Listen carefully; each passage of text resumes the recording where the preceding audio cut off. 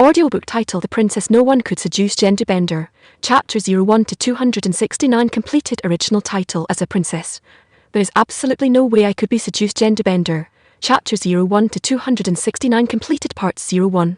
Section 1. Even as a princess, it is absolutely impossible for me to be conquered. Author: Trash No. 4 Middle school is doomed to fail. Book introduction. Karenina sitting at the desk, looking solemn. Needless to say, will you approve this round of R&D funding or not? Hedgel looking troubled. Allow me to consider it. Karenina, with a blushing little face. I'll wear a maid outfit tonight. Hedgel clapping his hands together. Deal. Karenina, with a face full of shame and anger. Pervert 1-on-1. Volume 1. 1. Carriage. Creak, creak. The continuous noise produced by the turning wooden wheels, carrying its unique rhythm, constantly poured into the ears of the blonde girl slumped on the seat inside the carriage. She was dressed in luxurious garments, her exquisite face filled with sorrow, tear traces lingering at the corners of her eyes, and her vacant, lifeless eyes gazed blankly at the scenery continuously moving backward outside the window. Time was passing gradually. The sun was slowly sloping westward, and the sunlight was also gradually turning dim and yellow. At this moment, the young girl's gaze slowly returned from outside the window to the interior of the carriage. She gazed at the empty seat opposite the small table, and the bitterness in her heart swelled more and more, until it completely occupied her heart in the end. Powerlessness, helplessness, sorrow, grief, despair. Various negative emotions climbed into her brain once again, occupying her sea of consciousness. Her tear glands were constantly pouring out this unspeakable sadness. Her body also began to tremble uncontrollably, as if trying to fight against the coldness named despair. Her throat began to spasm, as if wanting to pour out this grievance and unwillingness one by one. But in the end, these were nothing more than meaningless resistance. What was supposed to come would still come. She had no other choice. She could only plead and pray, hoping that the carriage travel could be a bit slower, even slower. Finally, completely unable to bear this surging sorrow, she could only helplessly collapse onto the table, sobbing again and again. She was originally the third princess of the Theroni Kingdom, Karenina, but due to some ominous actions by her own country, she had angered a powerful neighbor, the Keboj Empire. And now, under the instigation of the queen, she was about to be sent to the capital of the Keboj Empire along with these chests of gems as compensation. As for this princess's biological mother, she had died of dystocia as soon as she was born. And ever since she was a child, because of her mother's beautiful appearance, she had been cultivated as a fine chess piece. In short, a bird in a cage. And now was the time for the Theroni Kingdom to use this high-grade item. Until her trembling arm lightly touched that small wooden box on the table, her sobbing slowly stopped. At the same time, she began to curse herself, wondering why she hadn't used this back then to take away the queen's pathetic life. She raised her head, her face covered in tear stains. Although her hair was disheveled, it still could not block this stunning sense of beauty of hers. She extended her slender and smooth fingers, gently opening this thick small wooden box. And what appeared before her was unexpectedly a crude pistol. That's right, a pistol appearing in a magical medieval civilization. Clearly, this Princess Karenina was definitely not some ordinary, mediocre Princess Highness. Nor was she a cute farce meant purely to act cute. No matter what, her soul was still a senior researcher from a military enterprise in another world. She could wrong herself in any aspect, but she must never cut corners on this kind of life-saving gadget. This had been her creed ever since she came to this world. After all, when she was a man in her previous life, she had died in this type of incident. Thinking of this, her cheeks puffed up once again, and tears began to fall uncontrollably. After all, she hadn't committed any sins in her past life. Why in this life did she have to be sent out as compensation? She couldn't figure it out, nor did she want to figure it out. She could only sit here harboring muffled anger and shedding tears. Capital. 3 days later, the capital of the Keboj Empire, Arwa, welcomed a long string of luxurious motorcades. These carriages were all painted with distinct red symbols symbolizing the Theroni Kingdom, and beside the carriages was a large troop of knights riding war horses. The Keboj Empire's emblems on their heavy plate armor had neatly and cleanly informed the surrounding people of their affiliation and purpose. But an official of the Theroni Kingdom sitting in the lead carriage had a flattering smile, bowing at the waist, respectfully greeting the Keboj Empire officer before him, and whispering, as if informing the officer of something. And that officer's expression was slightly displeased, but in the end he still chose to agree after all. This matter ultimately had to be decided by His Majesty the Emperor. Subsequently, following a loud shout from the officer, the Theroni Kingdom's carriages all obediently followed the knight toward the largest warehouse within the imperial city. As for the last remaining carriage, it obediently followed the officer's horse, carefully proceeding toward the magnificent imperial palace. Passing through layers of guards, the carriage finally stopped in a flat plaza.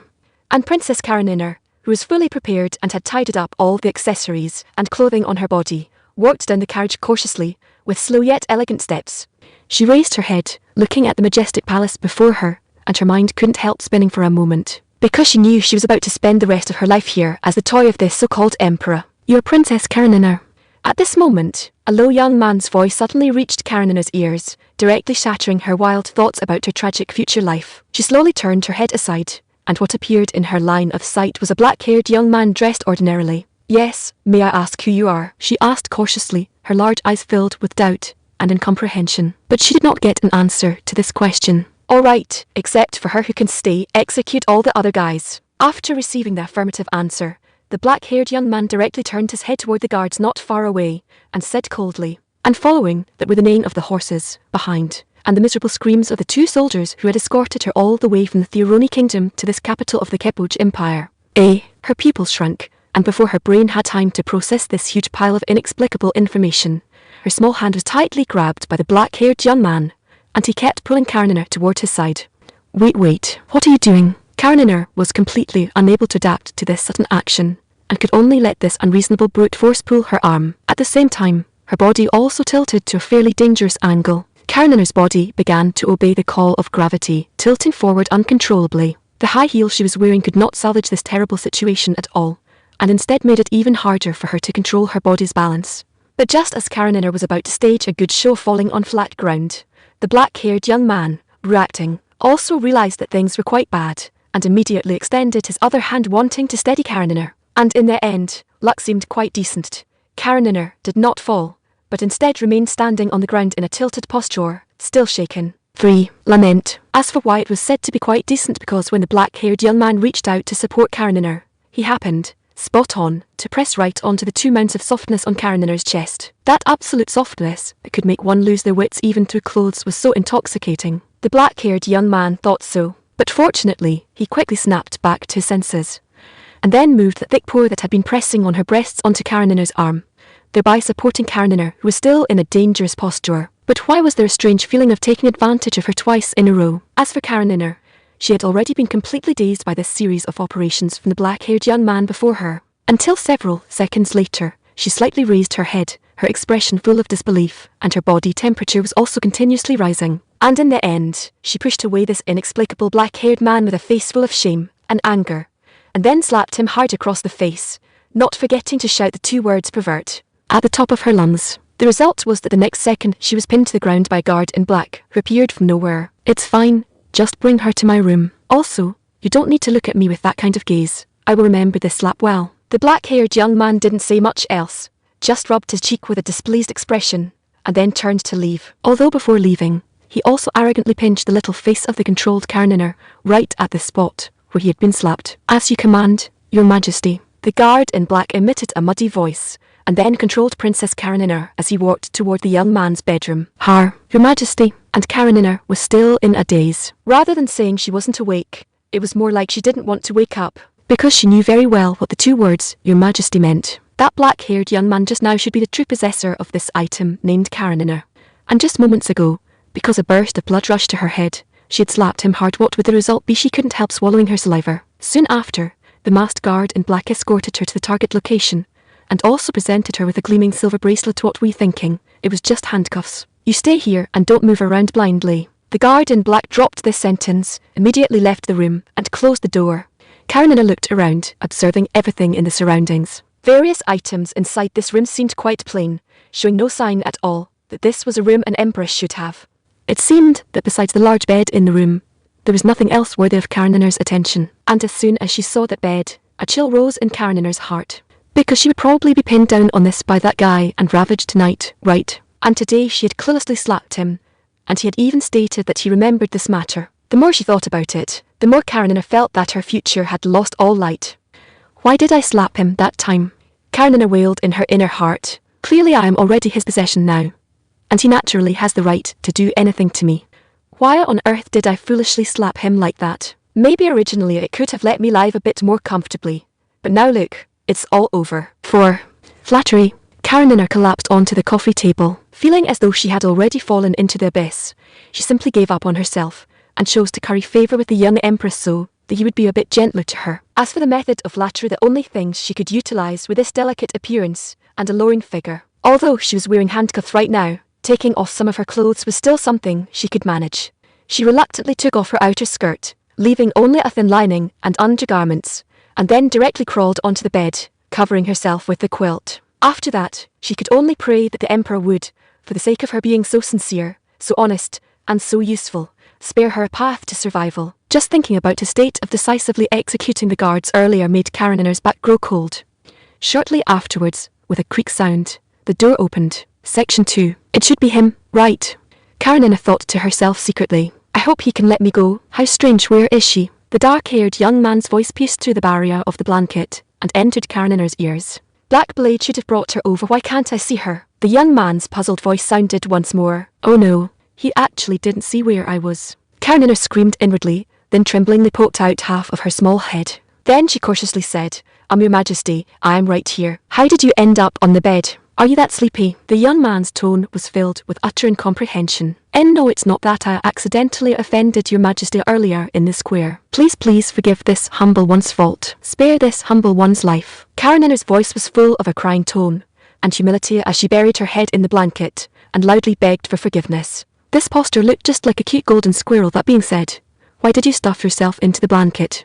Wait, no need to explain. I basically understand. As if suddenly grasping Kareninner's thought, the young man held his forehead and said helplessly, See, can you forgive this humble one's unintentional offense just now? Kareninner shrank her head back, revealing only her 2 eyes, and asked pitifully, Rather, I felt it didn't matter long ago. Besides, I didn't call you over for this kind of matter. The dark-haired young man reached his hand into the blanket, pinching Kareninner's small face, feeling that comfortable touch, and said with pleasure yet helplessness, Then may I ask, is there anything you need this humble one to do? Kareninner's voice still carried a strong sense of timidity. Let me introduce myself first. My name is Hedgel Chapiv.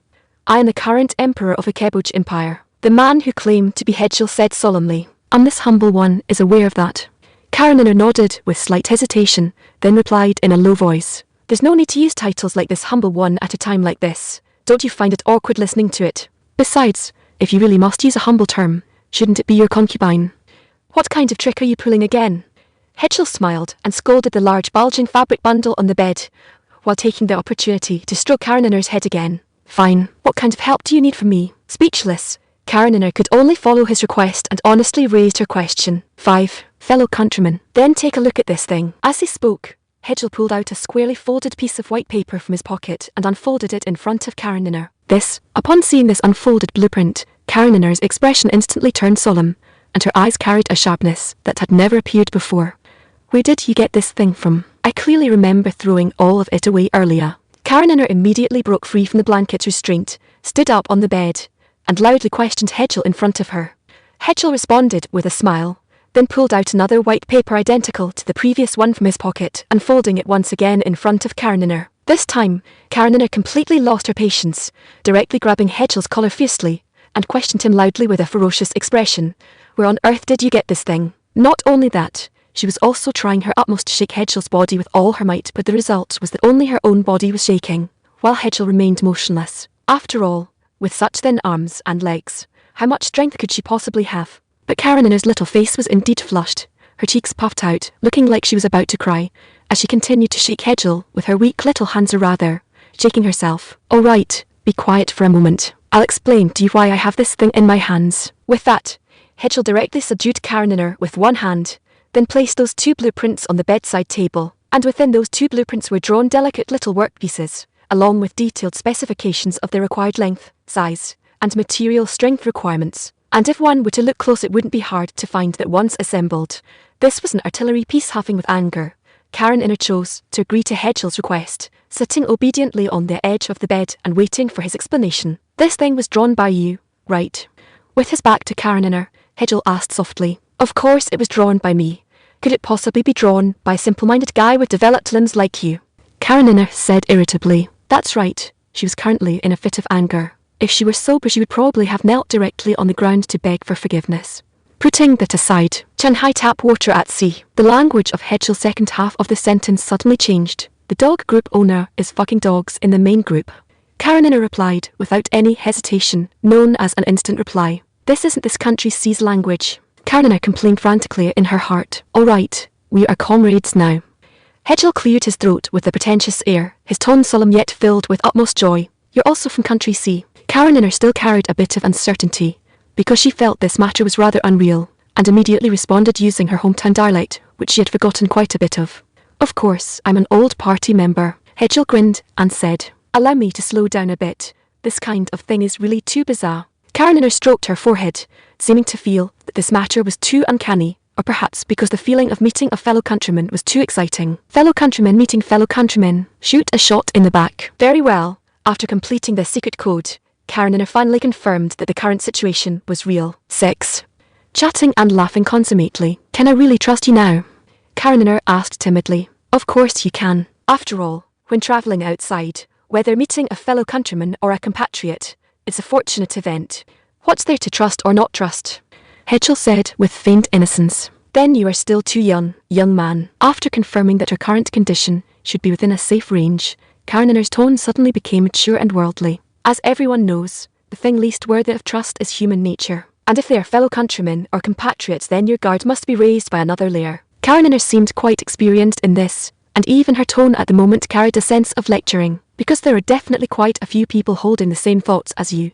And most people will lower their guard just because of reasons like we're fellow countrymen, and evil people are the ones who launch attacks taking advantage of this moment. Judging by that, you know a lot. The corners of Hedgel's mouth curled up slightly as he continued along with Karenina's words. Of course. My life experience back then was I don't know how much higher than you young people. There is a BBC in Country Y, and I chatted and laughed with it. So I'm telling you, you guys still need to learn more, and as an elder, I will naturally impart some life experience to you. Karenina talked endlessly about her past glory, while lecturing the rascal in front of her, afraid that she wouldn't manage to anger Hedgel. How come as we talked it felt like the flow of time accelerated? How strange, may I ask your esteemed age before you came here? Still with his back to Karenina, Hedgel asked with an awkward smile. 7. Guarantee. 26. And also a male trash who spent all day soaking in the research institute. That's it. Karenina said without minding at all, but the next second, her face was filled with displeasure again. Why have you been facing away from me all this time? Am I that ugly? Besides, talking with your back turned the whole time is very impolite, you know. No, rather than that, why don't you first take a look at what kind of situation you're in right now? Covering his mouth, Hedgel listened with utter delight to the screams emitted by Karenina behind him out of shyness and annoyance, and humming a tune comfortably. After a burst of blanket-rubbing sounds, Karenina's deeply bashful voice once again entered Hedgel's ears. You can turn your head back now. At this time, Hedgel also sensibly turned his body around to face Karenina directly. At this moment, Karenina was completely tightly wrapped by the blanket, revealing only a small head, and the expression on her face was exceptionally vivid, carrying a hint of annoyance amidst her shyness, making her look both charmingly alluring and extremely cute. Is this an angel? This thought suddenly flashed through Hedgel's mind. But his long-standing rationality still pulled his consciousness back. We should be able to talk about business now, right? Looking into Karenina's gem-like azure blue eyes, Hedgel asked softly, what do you want to ask? If I know, I will try to tell you, provided that you guarantee you won't execute me, although it's also fine if you break your promise and kill me after using me up. I won't complain either. I just want a verbal guarantee right now to feel a bit more at ease. Karenina averted her gaze, sighed, and said, 8. Researcher, rest assured, I won't kill you. Hedgel replied helplessly. After all, he was also quite puzzled as to why Karenina's suspicion was so heavy. I just want to ask about your past and whether you can work under me. If you want to employ me, that's fine too. My demands for salary and things are not high. As long as it can satisfy normal living, it's enough. After all, a person like me is a minimalist by nature. Of course, if you want to throw me into some jobs that I'm completely incompetent for, I definitely won't accept it. Karenina agreed flat out and stated her requirements. As for my past, it's just some rotten and disgusting nonsense that even rats in the sewer would find terrible. I think it's better not to mention it. You just need to know that I was a senior researcher at the 013 Research Institute of Country C's Northern Industry, which is a research institute specialising in artillery. Karenina still didn't want to meet Hedgel's gaze, as if she were afraid that he might see through some of her inner thoughts. As for the blueprints you saw just now, they can be considered a tiny part of the artillery design drawings, and at the time of my death the existence of this smooper gun was still top secret. It's just a pity that I didn't get to see its first test fire. Karenina's face was veiled with another layer of gloom. Smooper gun? Is this a tank gun? Hedgel asked in surprise. Of course, a 125mm smooper gun. It's the main gun equipped for the test vehicle codenamed Project 277. If things go smoothly, this should be the next generation mascot of the Motherland's army, right? Kareninner's voice carried a slight sense of age and a mature aura, forming a huge contrast with her current appearance. 6. Sorrow. But I didn't even get to see the first test fire. Clearly I participated in most of the design and experiments, and even the assembly of the experimental model. Doesn't this feel the exact same as suddenly dying before seeing your own son get married? As she spoke, Kareninner's eyes were already filled with tears, and her tone gradually changed, starting to carry a crying sob. This seemed to be a quite significant regret of her Section 3, and Kareninner was also submissively accepting it at this moment. Then why did you suddenly pass away earlier? Was it because of overwork? Hegel asked softly. If that were the case, it wouldn't be much. At least I wouldn't look like this lifeless corpse right now, nor could I blame heaven and earth, only hating myself for not taking good care of my body. Kareninner lowered her head, explaining in a tiny voice. A traitor like that is truly impossible to completely clean up, she said through gritted teeth. You can't imagine a colleague, who had always been quite familiar, would, when there was no one around, hold a camera and frantically film the labour results of the entire research institute. And after being discovered, would directly open fire to silence people. Was that person who was shot you? Hegel asked with a sentimental expression, while also wiping away the tears at the corners of her eyes. Yeah, I don't even know how many times I was shot, anyway. It hurt to death, as if my body was being torn apart after all. 6mm bullets. Just thinking about it is exciting. Kareninner seemed to have seen through it, continuing to respond with a faint voice. 10. Inquiry. And afterwards, it was him fleeing in panic, then the armed department personnel rushing over hearing the noise giving chase, and incidentally dragging me onto a stretcher. After that I lost consciousness. Mostly I died, right? Kareninner said self-deprecatingly. If there were cigarettes, she should have already lit one and smoked while talking at this moment, right? As for the blueprints you just got into your hands, they're just things I drew when I had nothing better to do here. Anyway, with the industrial level of this world, even if you give them all the blueprints, they still couldn't build it. Well, I'm too lazy to care how you got those blueprints that I had already thrown into the wastebasket. Then what about this? Is this also made by yourself? Hegel pointed at the small box by the door. You even brought that thing over. You should already be clear about what's inside. Kareninner said nonchalantly. It's just a simple pistol made by copying the Liberator, unable to reload automatically. After firing once, you need to take out the cartridge case yourself, and then reload with a new bullet. It's a rather troublesome thing, and the accuracy is damn ghost-like. You can only play with it at close range. Then I'm asking you now, if I give you sufficient materials and craftsmen, can you make some usable long guns? Hegel asked earnestly. 11. Truce. Well, guns and artillery belong to the same family. If you don't excessively pursue accuracy and effective range, it's not like we can't make an effort. But do you really think you can afford the costs of large-scale equipment deployment, various maintenance fees, and ammunition consumption? Kareninner asked with a face full of astonishment. This is not a problem. It just needs to be able to fire and effectively kill within 200 meters, and line infantry doesn't need much accuracy. As for gunpowder, I've already made quite a bit here myself. But in other aspects, I still have to rely on you. Note, line infantry is the so-called Q shooting, where both sides form up their formations, then advance while exchanging volleys, and when close enough, it remains a melee combat.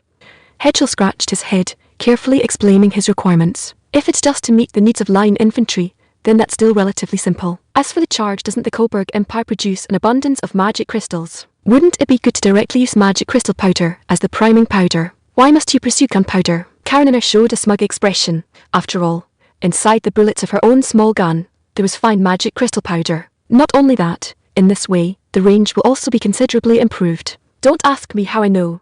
This is the result obtained using the body of an older brother in the Thironi royal family previously. You shot your brother directly, of course, before I was sent onto the carriage.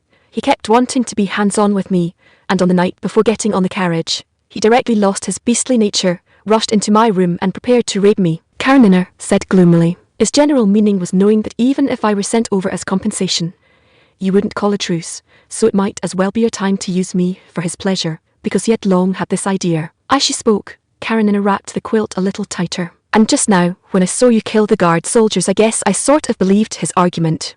12. Disgusting. Suddenly feeling that the guys of the Thironi royal family are truly disgusting, just as disgusting as the things they did before. Hegel walked to the edge of the big bed, bringing the neatly folded clothes one by one to Kareninner, who was curled up into a ball. Yeah, it's indeed quite disgusting. And the most disgusting thing is not that king, but that damned queen. Karenina started a new round of venting. After all, the previous backstabbing actions against you were all instigated by her making that fatuous and incompetent old fellow do them. Things like forcefully occupying a certain region or deliberately raising the prices of certain commodities were all good deeds she came up with. That's why I decided to completely wipe out the entire Thironi royal family. Although the maintenance cost might be a bit high, at least we won't be choked in certain aspects. Moreover, the successive years of deadlocked foreign wars have exhausted the people's confidence and courage, and we now urgently need a complete and sweeping victory to boost public morale. Hedgel's voice was sonorous and powerful, mixed with absolute confidence. Yo, looks like you've got quite some ideas. But well, taking advantage of their original suzerain state fighting external wars to launch a backstab, no matter how you think about it, is a fool's behaviour. Besides, you guys have now completely extricated yourselves from that terrible big war. Karenina didn't make any refutation this time, instead greatly agreeing with it. As for what the terrible big war actually was, that has to start from 4 years ago.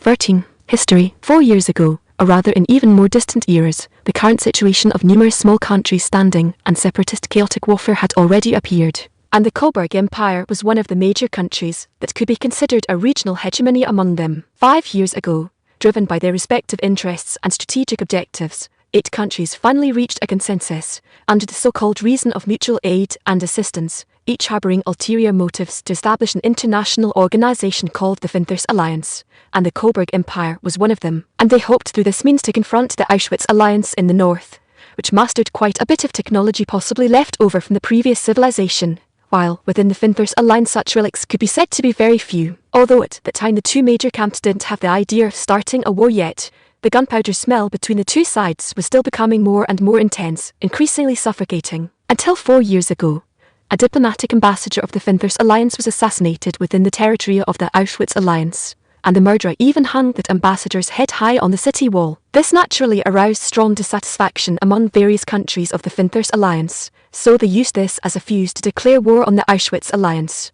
And 4 years after the declaration of war, both sides were still in a considerable state of deadlock. The Finthers Alliance in the south waged a war of attrition relying on its own superior climatic conditions and advantages, and the Auschwitz Alliance used the biological technology-like heritage left by the unknown civilization to produce a large number of bizarre creatures to fight against them. At this time, the Coburg Empire was already plagued by internal and external troubles, completely unable to sustain the losses brought by continuing the war, and had to sign a treaty with the Auschwitz Alliance, withdrawing gloomily. And the Thironi Kingdom, which repeatedly extended its black hands to the border areas of the Coburg Empire during the war, naturally became the best object for the Coburg Empire to shift its domestic contradictions. 14. Seed. So, after saying so much, can you take off this pair of silver bracelets on my hands? Wearing them is rather uncomfortable. As she spoke, Karenina pitifully stretched her hands out from under the quilt, displaying the handcuffs that still reflected a silver lustre in front of Hedgel. Do you know why you were put on this thing? Didn't you say you didn't want to pursue the matter of me slapping your face? Karenina shrank her head, her tone becoming increasingly weak. This wasn't put on you by me either. It should be that Black Blade specially added it to prevent you from continuing to make other dangerous actions, Hedgel said with a helpless shrug of his hands. Then how am I supposed to put on clothes like this? Karenina said with a pair of dead fish eyes, looking just like a salted fish that had lost its dreams. Wait, I'll go find that fellow Black Blade right now to get the key. Anyway, in this quilt, aren't you quite comfortable? As he spoke, Hedgel also patted this thick cloth bundle, and Karenina's body shook violently. Tusk, that guard of yours is really fierce, directly pinning me to the ground. I don't even know where he popped out from. Karenina's tone became increasingly sarcastic and harsh. Then didn't you take off these clothes yourself? And you even thought of using this means to carry out so-called temptation. You really can come up with anything. Hedgel bantered. Tusk told her I was sent over thinking I was going to do this kind of thing. Who would have thought you would directly treat me like a researcher to boss around? Karenina still didn't spare words with her mouth. But in fact, when she knew in her heart that she could return to her old trade, she could be said to be extremely happy. All right, since that's what you think, shall I just directly satisfy you? Hedgel removed Karenina's neatly folded clothes and skirts with a wicked smile. I was wrong. I shouldn't have been ungrateful, and shouldn't have deliberately picked a quarrel at this time. Forgive me, okay. Hearing this, Karenina immediately, with the speed of lightning leaving no time to cover ears, shrank her entire head into the quilt, while this big quilt bundle was shivering and muttering words that seemed to indicate submission. What are you afraid of? We're all men. At worst we can bayonet fight together. And Hedgel still didn't let up, gently lifting open a crack in the quilt, and inside was Karenina, whose eyes had long turned into mosquito-claw spirals. The problem is I don't have a bayonet at all right now. No matter what, it seems I can only be stabbed. she cried out in despair, and directly blocked the opened crack. Aunt Hedgel felt that continuing to tease Karenina seemed to be a bit over the top, so he smiled sheepishly, and left the room, probably going to find his close guard to get the key. Hearing the click sound of the door closing, Karenina slowly poked her head out from under the quilt, her face flushed and angry. Aunt Hedgel was humming a little tune at this moment, seemingly full of hope for the future national development. After all, a high-level talent like Karenina, let alone in this world, even in her original world, should be considered rare. What is the concept of a senior researcher under 30 years old? Hedgel's heart could be said to be very clear, and at the same time doubts also assaulted him.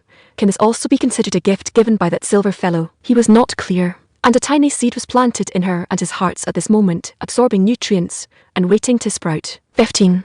Wondrous touch. Is this your excuse for running away? Karenina stared fixedly at Hedgel, who returned to the room after a considerable amount of time, her eyes filled with resentment. There's no help for it either. Who knows what that fellow Black Blade was doing again? Couldn't find him after looking for a long time. Hedgel shrugged helplessly, then flashed a shiny, sparkling key in his hand. Tusk Tilder isn't he your close guard? How come you still couldn't find him? Karenina seemed very unhappy about the matter of leaving her hanging for so long, pouting her small mouth, and had already written the 3 words unhappy on her small face. When did I ever say he was my close guard? Hedgel was somewhat unable to laugh or cry, then walked to the bedside, and feastily rubbed Karenina's small face that poked out. And don't always keep that expression as if everyone owes you 100,000 or 80,000. What a pity for such a good face. None of your business. And since that fellow is not your close guard, what is he for? And he suddenly rushed out and pinned me to the ground. I'm losing face a lot, okay, Karenina said ungraciously, her azure big eyes blinking. The meaning in between was also quite obvious. Quick.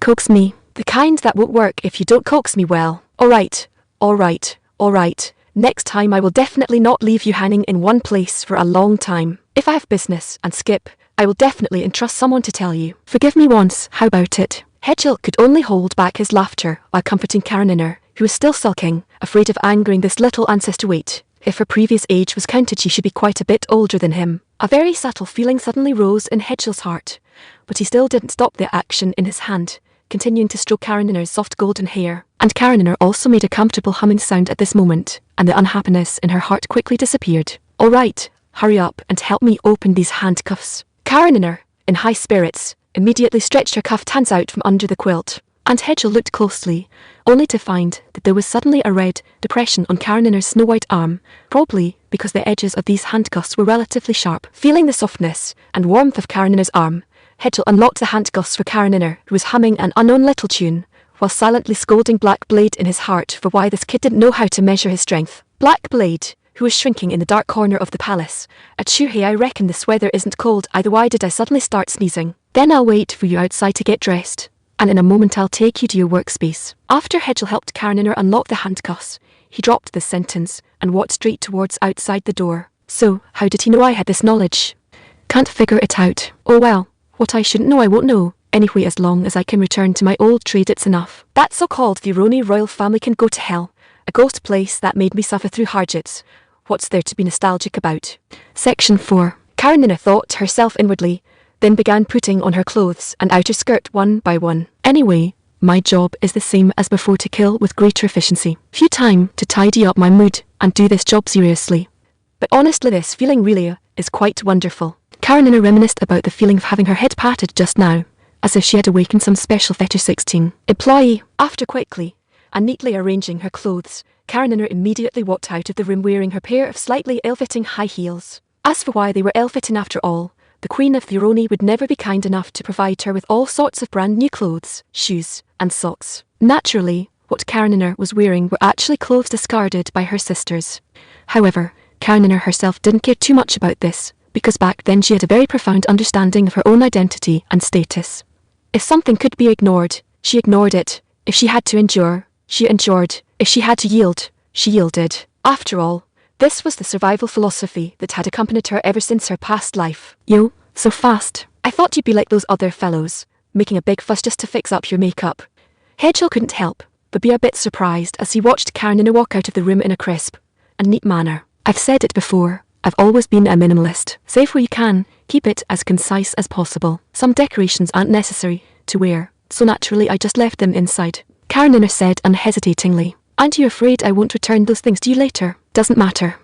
They were optional accessories anyway, and they aren't worth much. If you want them, I'll just give them to you. The two of them chatted casually in the corridor, advancing through the empty hallway while observing their surroundings. Your place here isn't there a bit too few people? I don't see many servants around.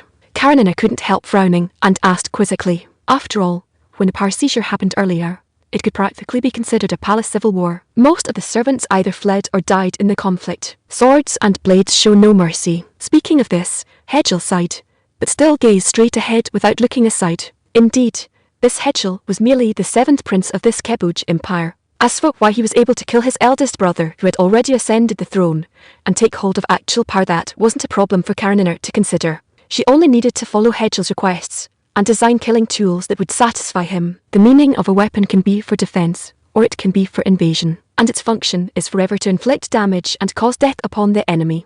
Karenina knew this point deeply. So, do you really have the confidence to achieve mass deployment? You should know how precious steel is in this era. Karenina still expressed skepticism about this.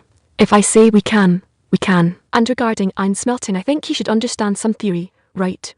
Hedgel tilted his head slightly and asked, looking at Karenina's beautiful profile. Can I ask for a raise? Of course you can. After all, I was just a fresh college graduate from a University of Political Science and Law earlier, and I can be said to know absolutely nothing about these things. So all of this will have to rely on you, of course. You don't need to worry about supplies either. The Empire's iron mines and magic crystal mines can be said to have the highest output among all nations. Hedgel responded full of confidence. Well, whatever. Since you're so confident, I don't want to say too much more. As for the gun you want, I've actually had the relevant concepts for a long time, and because the muzzle velocity is relatively low, the requirements for the barrel steel aren't high either. Short-term use shouldn't be much of a problem. Karenina looked at Hedgel with a weird expression, but in the end, she agreed. After all, since she was already an employee in this enterprise named the Imperial Court, wouldn't it be completely normal to spare no effort in completing the instructions given by her direct superior? Besides, there was overtime pay. 17. Color. Continuing forward along the winding corridors, after passing through numerous turns, they finally arrived in front of a heavy door.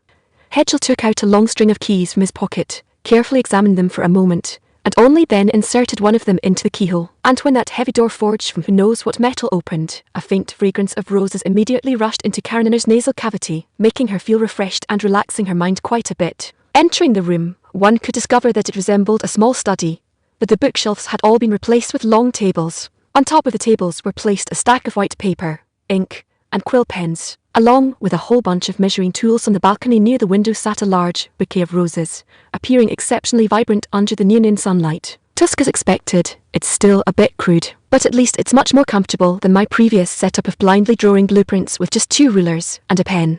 Karenina meticulously observed the surrounding environment, seeming quite satisfied with it. Wait, all those dense components on that previous drawing of yours were drawn by you relying on just 2 rulers. Hedgel found it increasingly hard to believe. What else could you expect? Weren't past engineers also using ruler and compass drafting? If you can't draw normal design blueprints once you leave behind those electronic devices, wouldn't that be the shame of an engineer? Karenina said exasperatedly. Compared to that, I'd rather ask, why did you put roses here? Think it's romantic? Karenina's expression immediately shifted from disdain to a mischievous, wicked smile. I just heard you really like the scent of roses, so I placed a pot here. This time, Hedgel shrugged and answered straightforwardly. Just how on earth is your intelligence network run? Why do I feel like my entire background has been dug up? After a brief silence, Karenina felt a slight chill down her spine, then asked in a low voice. You'll soon know why I'm so clear about it. Hedgel merely dropped such a sentence in response. Rest assured, these matters hold no malice toward you. But in the end, Hedgel still reassured her uneasily. Well, I suppose it's normal. I'll just treat it as a political background check. Besides, digging up my background won't cause any issues. Even if you knew what colour underwear I'm wearing today, it wouldn't change anything, nor would it cause any strange effects. Doesn't matter. Karenina ultimately chose an attitude of tacit acceptance, incidentally tossing out a dirty joke with a smile. Then Princess Karenina, might you tell me what colour your underwear is today? Hedgel smiled wickedly and posed this shameless question. As expected, politicians are creatures without skin. I'm truly experiencing it firsthand now. In the end, Karenina could only reply with an expression combining disdain and disgust, then resentfully sat down in her seat. All right, enough joking around. It's time to work. If it's just regular muskets used by line infantry 3 hours, no, within 2.5 hours. I can draw all the blueprints for every metal and wooden component, including bullet designs and propellant charge specifications. Karenina stretched her wrists full of confidence, her heart filled with excitement. Hedgel also smiled and nodded in agreement, then gently closed the door and returned to his office room to handle state affairs. 18. Advancement. Hedgel was walking alone in the corridor when a mass of black shadow darted to his side at an extremely fast speed and transformed into human form. Your Majesty, can this woman really be trusted? Black Blade, wearing a fox-like mask, still asked in his low and muffled voice. It has been confirmed that she can be trusted. And rather than just trusted, it's more like we've struck gold. Hedgel stood in the corridor, looking at the sun that had risen to the center of the sky outside the window, and said excitedly, "Understood." Meaning, rigorous monitoring of her is no longer necessary. Black Blade's voice remained androgynous as usual. "That's right. You can return to your post first. The covert matters outside the Imperial Palace are what you guys should be finding out and bringing back," Hedgel said to Black Blade without looking back. Black Blade simply bowed deeply to Hedgel and immediately turned back into a black shadow, disappearing into the corridor. Hedgel tidied up his clothing once more and walked toward his office. "Your Majesty, regarding the issue of marching directly toward the capital of the Theroni Kingdom." A silver-haired maiden dressed in cloth armor was currently holding a stack of documents in her hands, saying with a solemn expression to Hedgel, who was sitting at his desk reviewing documents, "Probably that the front line is too long and the food and forage supply issue is a bit big, right? No problem. When the time comes, once we break through a city, we'll directly plunder the local granaries and sustain the war through war," Hedgel said without raising his head. "But if all the food is taken away, the local residents will." The silver-haired maiden seemed unable to agree with this. "Then leave a small amount of food, and once our grain transport wagons arrive, refill the granaries. Anyway, give them 20 days to take the capital of the Theroni Kingdom." "No problem, right?" Hedgel still said without raising his head. "Understood. I will immediately use the communication magic stone to convey your will to the generals on the front line." She bowed deeply to Hedgel, then holding the documents in her hands, hurried off toward the communication room in a blazing rush. This reel is always so rash and careless. "Oh well, I might as well just deal with these things first."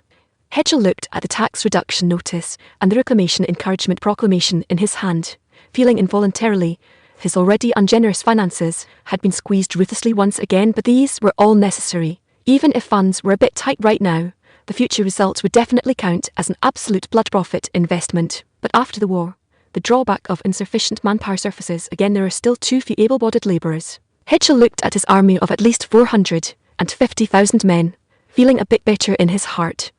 But this was necessary, because the territory of the Keboj Empire ranked among the top 3 among all nations.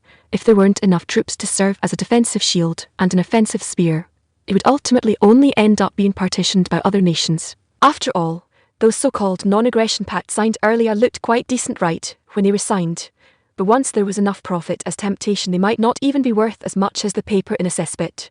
Hedgel was quite clear on this point, wanting to disarm to reduce financial burdens and liberate labour force, while also wanting to ensure national security remains unviolated. Then they could only rely on her. Hedgel couldn't help casting his gaze toward the direction of Karenina's workshop. 16. "I want them all." Voice crack. "2 options. See which one you want to use. Whichever you prefer." In the afternoon, led by a palace maid, Karenina came to Hedgel's current office room. After that, without a word of nonsense, more than a dozen blueprints were slammed directly onto the table for him to choose from himself. "Even if you give me this thing, I can't understand it. Just roughly explain the pros and cons of the 2 options to me." Hedgel stared at the dense data and lines on it, feeling involuntarily that his brain wasn't quite enough for it. "TCH tilde." Karenina pouted exasperatedly, uttered a TCH, then sorted out her thoughts and began a more detailed introduction. After all, she also understood no matter how exquisite your design or how great its function was, if you threw blueprints directly to the Congress without explaining their functions, you wouldn't get any funding either. "The first one is the musket for line infantry you mentioned before. I'm too lazy to explain too many professional terms to you. Simply put, it's a long gun using paper cartridge bullets plus an estimated effective range of at least around 400 meters. Except for parts with higher strength requirements using metal materials, everything else uses hardwood. The manufacturing cost is relatively low, but long-range accuracy is poor." Karenina explained her plan in detail. As for what a paper cartridge bullet was, it was a fixed ammunition loaded with hard paper shells, the predecessor of modern metal cartridge cases. The propellant charge part used hard paper shells, and the bullet head was still metal. It has completely exceeded the expected effect. Then what about the second option? Hedgel stared into Kareninner's ashy blue big eyes and asked softly. The second one is similar to a conventional rifle. All metal bullets plus spiral rifling. The stability of the bullets during flight is quite good. And if we add a bit more spice, using magic crystal powder as the propellant charge, hehe. Kareninner suddenly let out a perverted laugh. Be serious. We're talking about business. Hedgel stood up and gently tugged at Kareninner's smooth cheeks. Just thinking about how strong my conservative estimate of the propellant's effect is, I couldn't quite control my excitement. Kareninner immediately snapped back to her senses, then replied with an apologetic face, thinking to herself why she had acted so ungracefully. Besides, what was the deal with him coming over to pull her face for no reason? But she still didn't plan to pursue these details and immediately began answering again. Section 5. Hedgel nodded and fell into deep thought once more. After a brief silence, just as he was about to voice his choice, Kareninner suddenly started speaking again. And the bullets for this gun, generally speaking, can be fatal in a single shot. Are you saying its caliber is very large? Hedgel asked doubtfully. That is one aspect, and what I selected here is still dum-dum bullets. Generally, as long as it hits the torso, the fatality rate is extremely high. The range can also be at least 800 meters, she explained with full confidence. Fortunately, there's no such international law here, otherwise you would probably end up in an international court. It doesn't matter. Weapons are for killing. As long as effective lethality can be achieved, the methods and such are only secondary. Kareninner was not flustered at all by this. After all, even if such international law existed, she would still do it regardless. After all, her tenet was to use all means to reduce the enemy's numbers during war.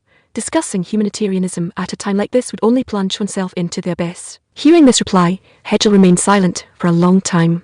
Finally, he raised his head and said to Kareninner with gleaming eyes, "Children make choices. I want them all." Kareninner, with a blank and cute expression, Har 20. Hidden attribute. Har what har? It means exactly what it says. Hedgel stared at Kareninner, who was still dazed and exuding an air of innocence around her, and couldn't help speaking up once again to interrupt her wild imagination. You mean you're going to use both plans? Coming back to her senses, Kareninner leaned forward slightly and asked Hedgel, full of anticipation. It seemed that stars were already beginning to appear in her eyes. That's right. After all, high accuracy, long range, and fatal in one shot. Isn't this kind of effect quite fantastic? Although the manufacturing cost is high, it can be used by some elite troops for decapitation strikes, Hedgel said in a pleasant mood. For instance, when an enemy general is lecturing at the front line, a direct bang shot solves the backbone of the enemy forces. The impact on their morale can be said to be quite huge. Well, whatever you say. Anyway, I feel that as long as you can recognize me, that's enough. Kareninner wore a satisfied smile on her face, looking even more innocent at this moment. She really is easily satisfied. Hedgel couldn't help saying in his heart, and the words she spoke really knowing that she actually just meant being able to recognize her design is enough. But listening to her brief explanation like this, why did it carry a tiny bit of ambiguous elements inside it? Oh well, as long as she feels happy, that's all that matters. And I truly believe these two things can play a quite significant role. Then I will have people send these blueprints to the palace's royal blacksmiths and carpenters in a moment, and I expect to get the finished products in a few days. So do you have any plans during these waiting times? Hedgel asked with a smile, looking at Kareninner, who was still in an excited state. Not really. Anyway, if you have any military equipment demands, just tell me directly. As long as it's not some high-tech sophisticated gadget, I can probably tinker it out for you. After all, the things I dabbled in back then were quite numerous. Kareninner tilted her small head, thought about it for a moment, and replied, "Was this guy really a man before? How can acting cute have such great lethality?" Hedgel now just wanted to find a place, cover his nose, and stop the gushing blood, although he understood that normal people wouldn't get a nosebleed because of this. But thoughts have no boundaries, so he still chose to project this practically non-existent image into his inner world. However, Kareninner seemed completely unaware of this attribute of hers. Hedgel couldn't help feeling a bit regretful. In that case, could I ask you to organize the theory of blast furnace eye making and the general blueprints? Although his heart was already high beyond measure, Hedgel, as a seasoned veteran who had stood the test of time in the palace, could not possibly display what was on his mind so easily on the outside.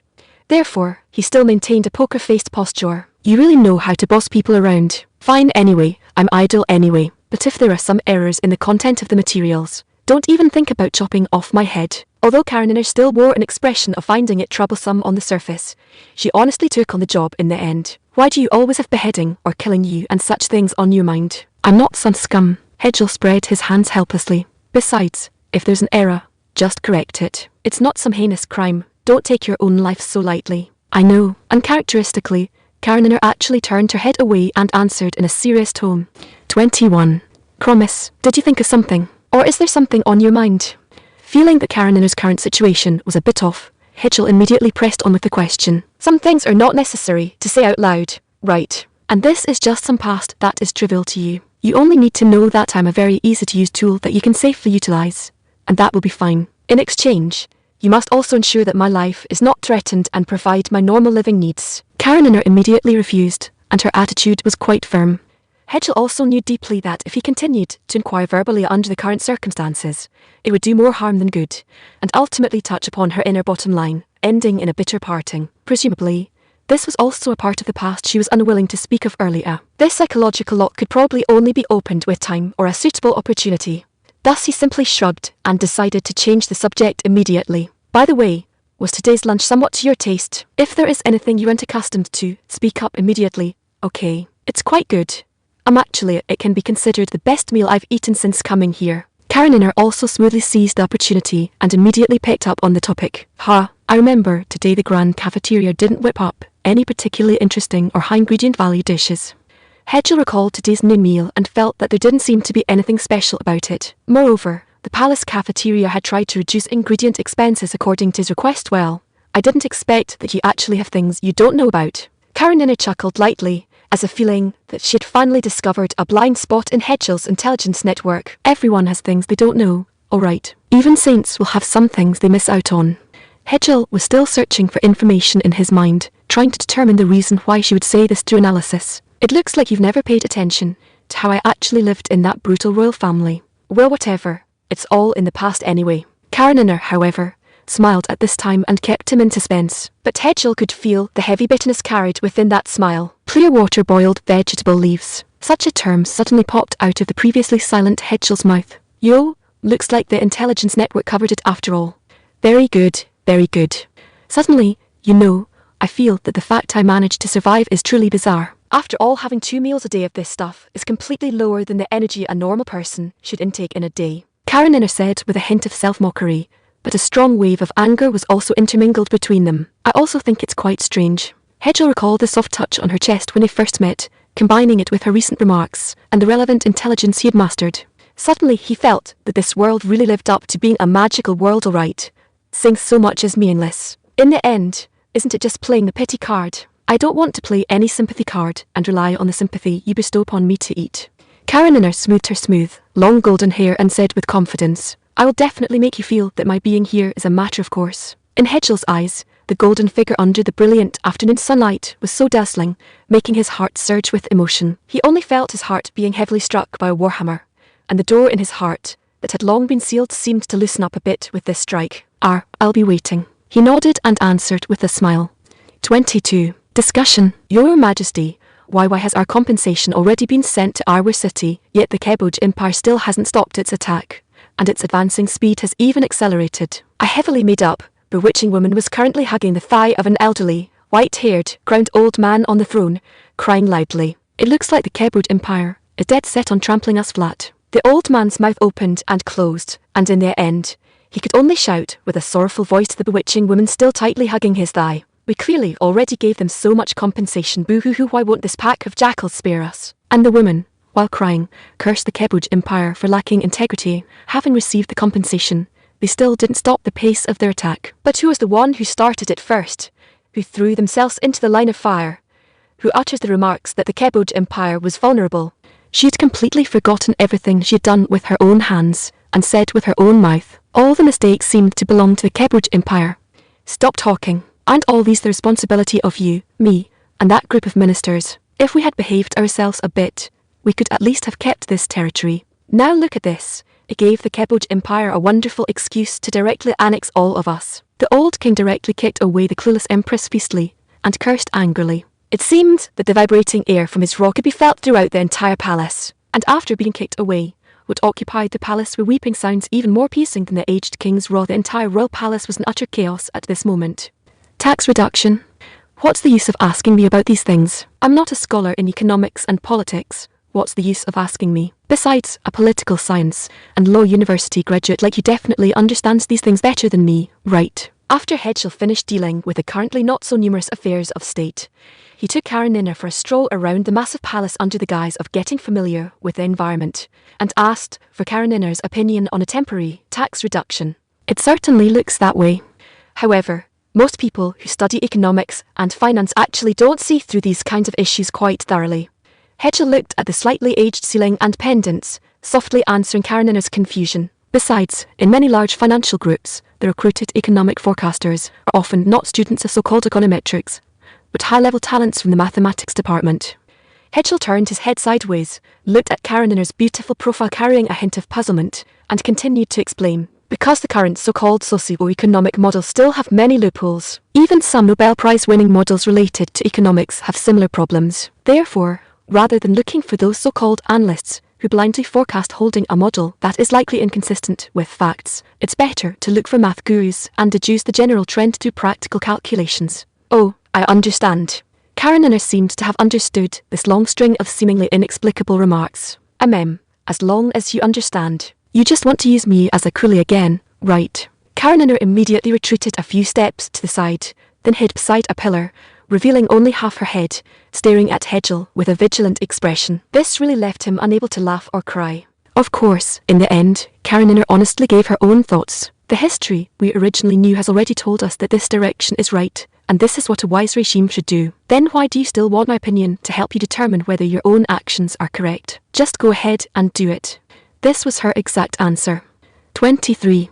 Gentle person. In the evening, Karenina was this time invited to dine together at the long table in the hall. This novelty fascinated her for quite a while. After all, previously, aside from training in so-called etiquette, she had no qualification to come to such occasions during meal times. After all, no matter what, previously in the Thironi royal family, she was merely treated as an outstanding marriage alliance prop, and none of them expected that this prop could actually possess the power called knowledge sufficient to change this world. Section 6. That person. Karenina, who had originally been in a state of excitement and looking around, suddenly focused her gaze on a middle-aged maid who was arranging the meals. You should know.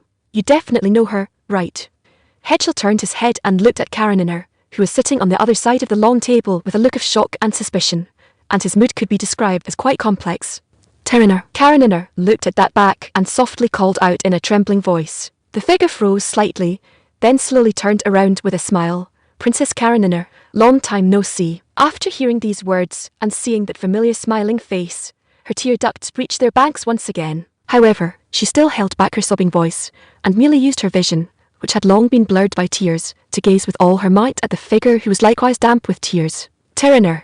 This name across the entire continent could probably be found by the handful. Yet in Karenina's heart, there had always been an extremely special Karenina. She was reliance, she was warmth, she was gentleness. She was also the head maid who had accompanied Karenina for over a decade, the haven where she could relax, let down all her guard, and feel pure love. Yet just 2 years ago, she left. The reason was unknown, the motive unclear. She simply vanished after a routine rotation of rest. No one knew where she went or where she was now. Until just now. Everyone else, please withdraw for now. Hedgel looked at Karenina, who kept shedding tears, and said to the other servants in a just right tone, if you have any questions, just ask them. We will give you an explanation. After making sure that everyone unrelated to the matter had left, Hedgel left his seat, patted Karenina's shoulder, and said softly, there is no need, I probably already understand. She wiped her tears and replied in a faint voice, it is probably that most of my information was obtained through Mother Karenina, right? In the past, she could be said to be the person who understood me best. Yes, she was originally a servant in this palace. As for why she went to serve as a maid in the Thironi royal family a dozen years ago, it was actually due to internal struggles within the royal family, and her daughter also perished in the hidden conflicts. Afterwards, she likely chose to make a living in another country because of these bad memories. Afterwards, she simply picked up her old trade in the Thironi kingdom. As a result, she happened to run into you. Hedgel explained it to her in detail. After all, this was indeed the true situation. And 3 years ago, when she returned here to attend to her deceased mother's final rites, she happened to run into me tinkering with gunpowder in the outskirts of the city. Afterwards, she remembered that I had also tinkered with similar objects before, so she simply told you about these. Karenina immediately pieced together the general process in her mind, wiped away her tears, turned her head, and asked, staring into Hedgel's eyes. And Hedgel could only nod. After all, it was indeed close enough to the truth. 24. His experiences. Let's just take it as that. After all, there's no benefit for you to lie to me now. Karenina finally accepted this explanation, because whether she believed it or not, this was the only explanation she could get in the end. As for why Terriner left 2 years ago, that was another matter entirely. Right now, she only thought about how to feel once again that rare warmth and gentleness within those dozen years of living in a cage. Until Karenina had enough of acting spoiled in Terriner's arms, she reluctantly left and began her meal, while Hedgel simply stood aside with a smile, quietly watching all of this. After all, what was happening now was not something he could meddle in, and interrupting Karenina's yearning for familial affection at this moment would also be detrimental to the future development of their cooperative relationship. And Terriner only slowly withdrew after helping the two arrange all the food, leaving only Karenina and Hedgel in the room. How does it feel? Hedgel looked at Karenina, who was still full of excitement and radiating a sense of happiness all over, and couldn't help feeling a sense of joy rise in his own heart. Pretty good. Meeting an old acquaintance puts me in a great mood. A brilliant smile remained on Karenina's face. There is one thing I want to ask. I wonder if you can answer it. Hedgel, feeling that there was no longer any need to keep hiding this matter, stared into Karenina's large eyes and said in a serious tone, "Still the same old saying, it depends on the situation. If you really want to ask me what colour my panties are, I'm in a very good mood right now, so it's not like I can't tell you." Karenina seemed to still be in that state of abnormal excitement. Well, to be honest, Hedgel was actually a bit tempted by her suggestion. However, it was better to talk about serious business after all. Don't derail the topic. The matter I want to ask is also very simple. When you first arrived here, what state were you in? An infant, or had you already reached youth? Hedgel asked with complete seriousness. It was as an infant. I only felt my vision go black when I died, and shortly after opening my eyes, the person appearing before me was Mother Terriner. Karenina also restrained her smile a little and answered sensibly. Then have you ever encountered a cluster of silver mist? And was there a petite figure inside talking to you? Hedgel continued to press, his tone growing increasingly solemn. To be honest, no. I haven't encountered a single one of the things you mentioned. Karenina completely denied the scene proposed by Hedgel and tilted her head, her large eyes filled with confusion. Was this fellow really acting cute unintentionally? Hedgel's inner monologue was complaining frantically. This is really well. The confirmed otherworldly visitors are currently just the two of us. Who is the exception is still unknown. Hedgel seemed to feel that Karenina being sent over without any warning counted as an exception, but in the end, he still felt it was more appropriate to be rigorous. What about you?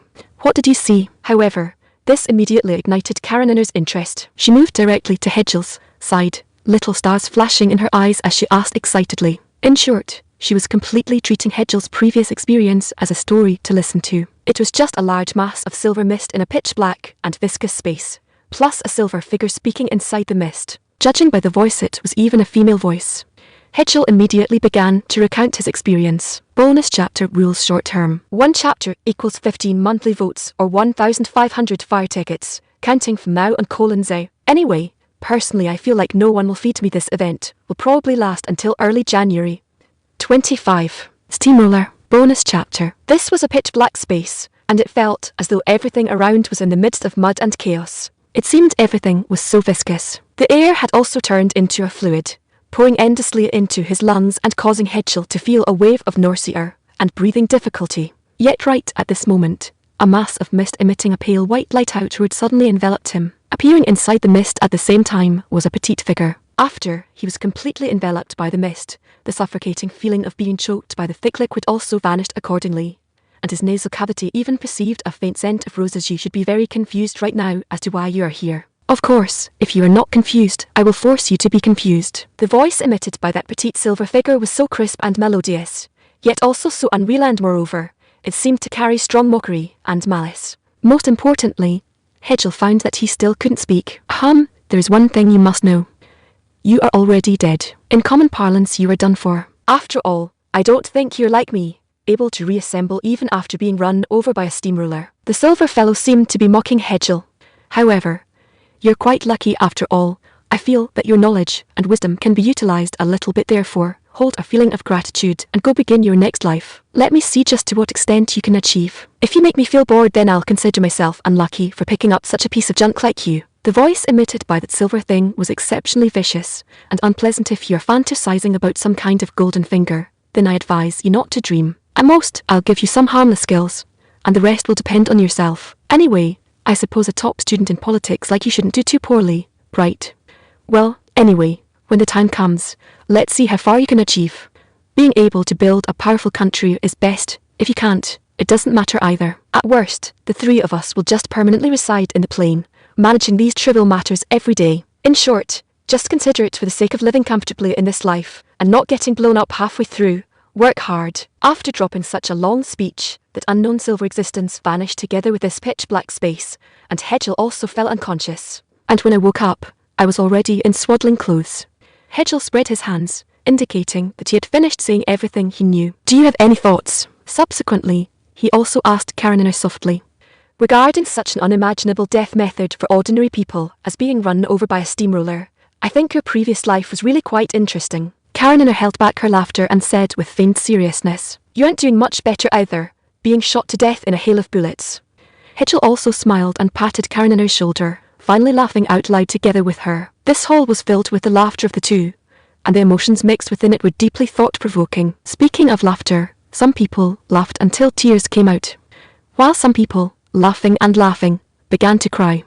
Just like the two here. Hedgel looked at Karenina in front of him, who was once again puffing out her cheeks and trying her best not to let herself cry out loud, and couldn't help wanting to wipe away the tears at the corners of her eyes. All right, everything is already in the past. The future is what matters most. Past wounds might dull ache, but do not forget to move forward towards tomorrow.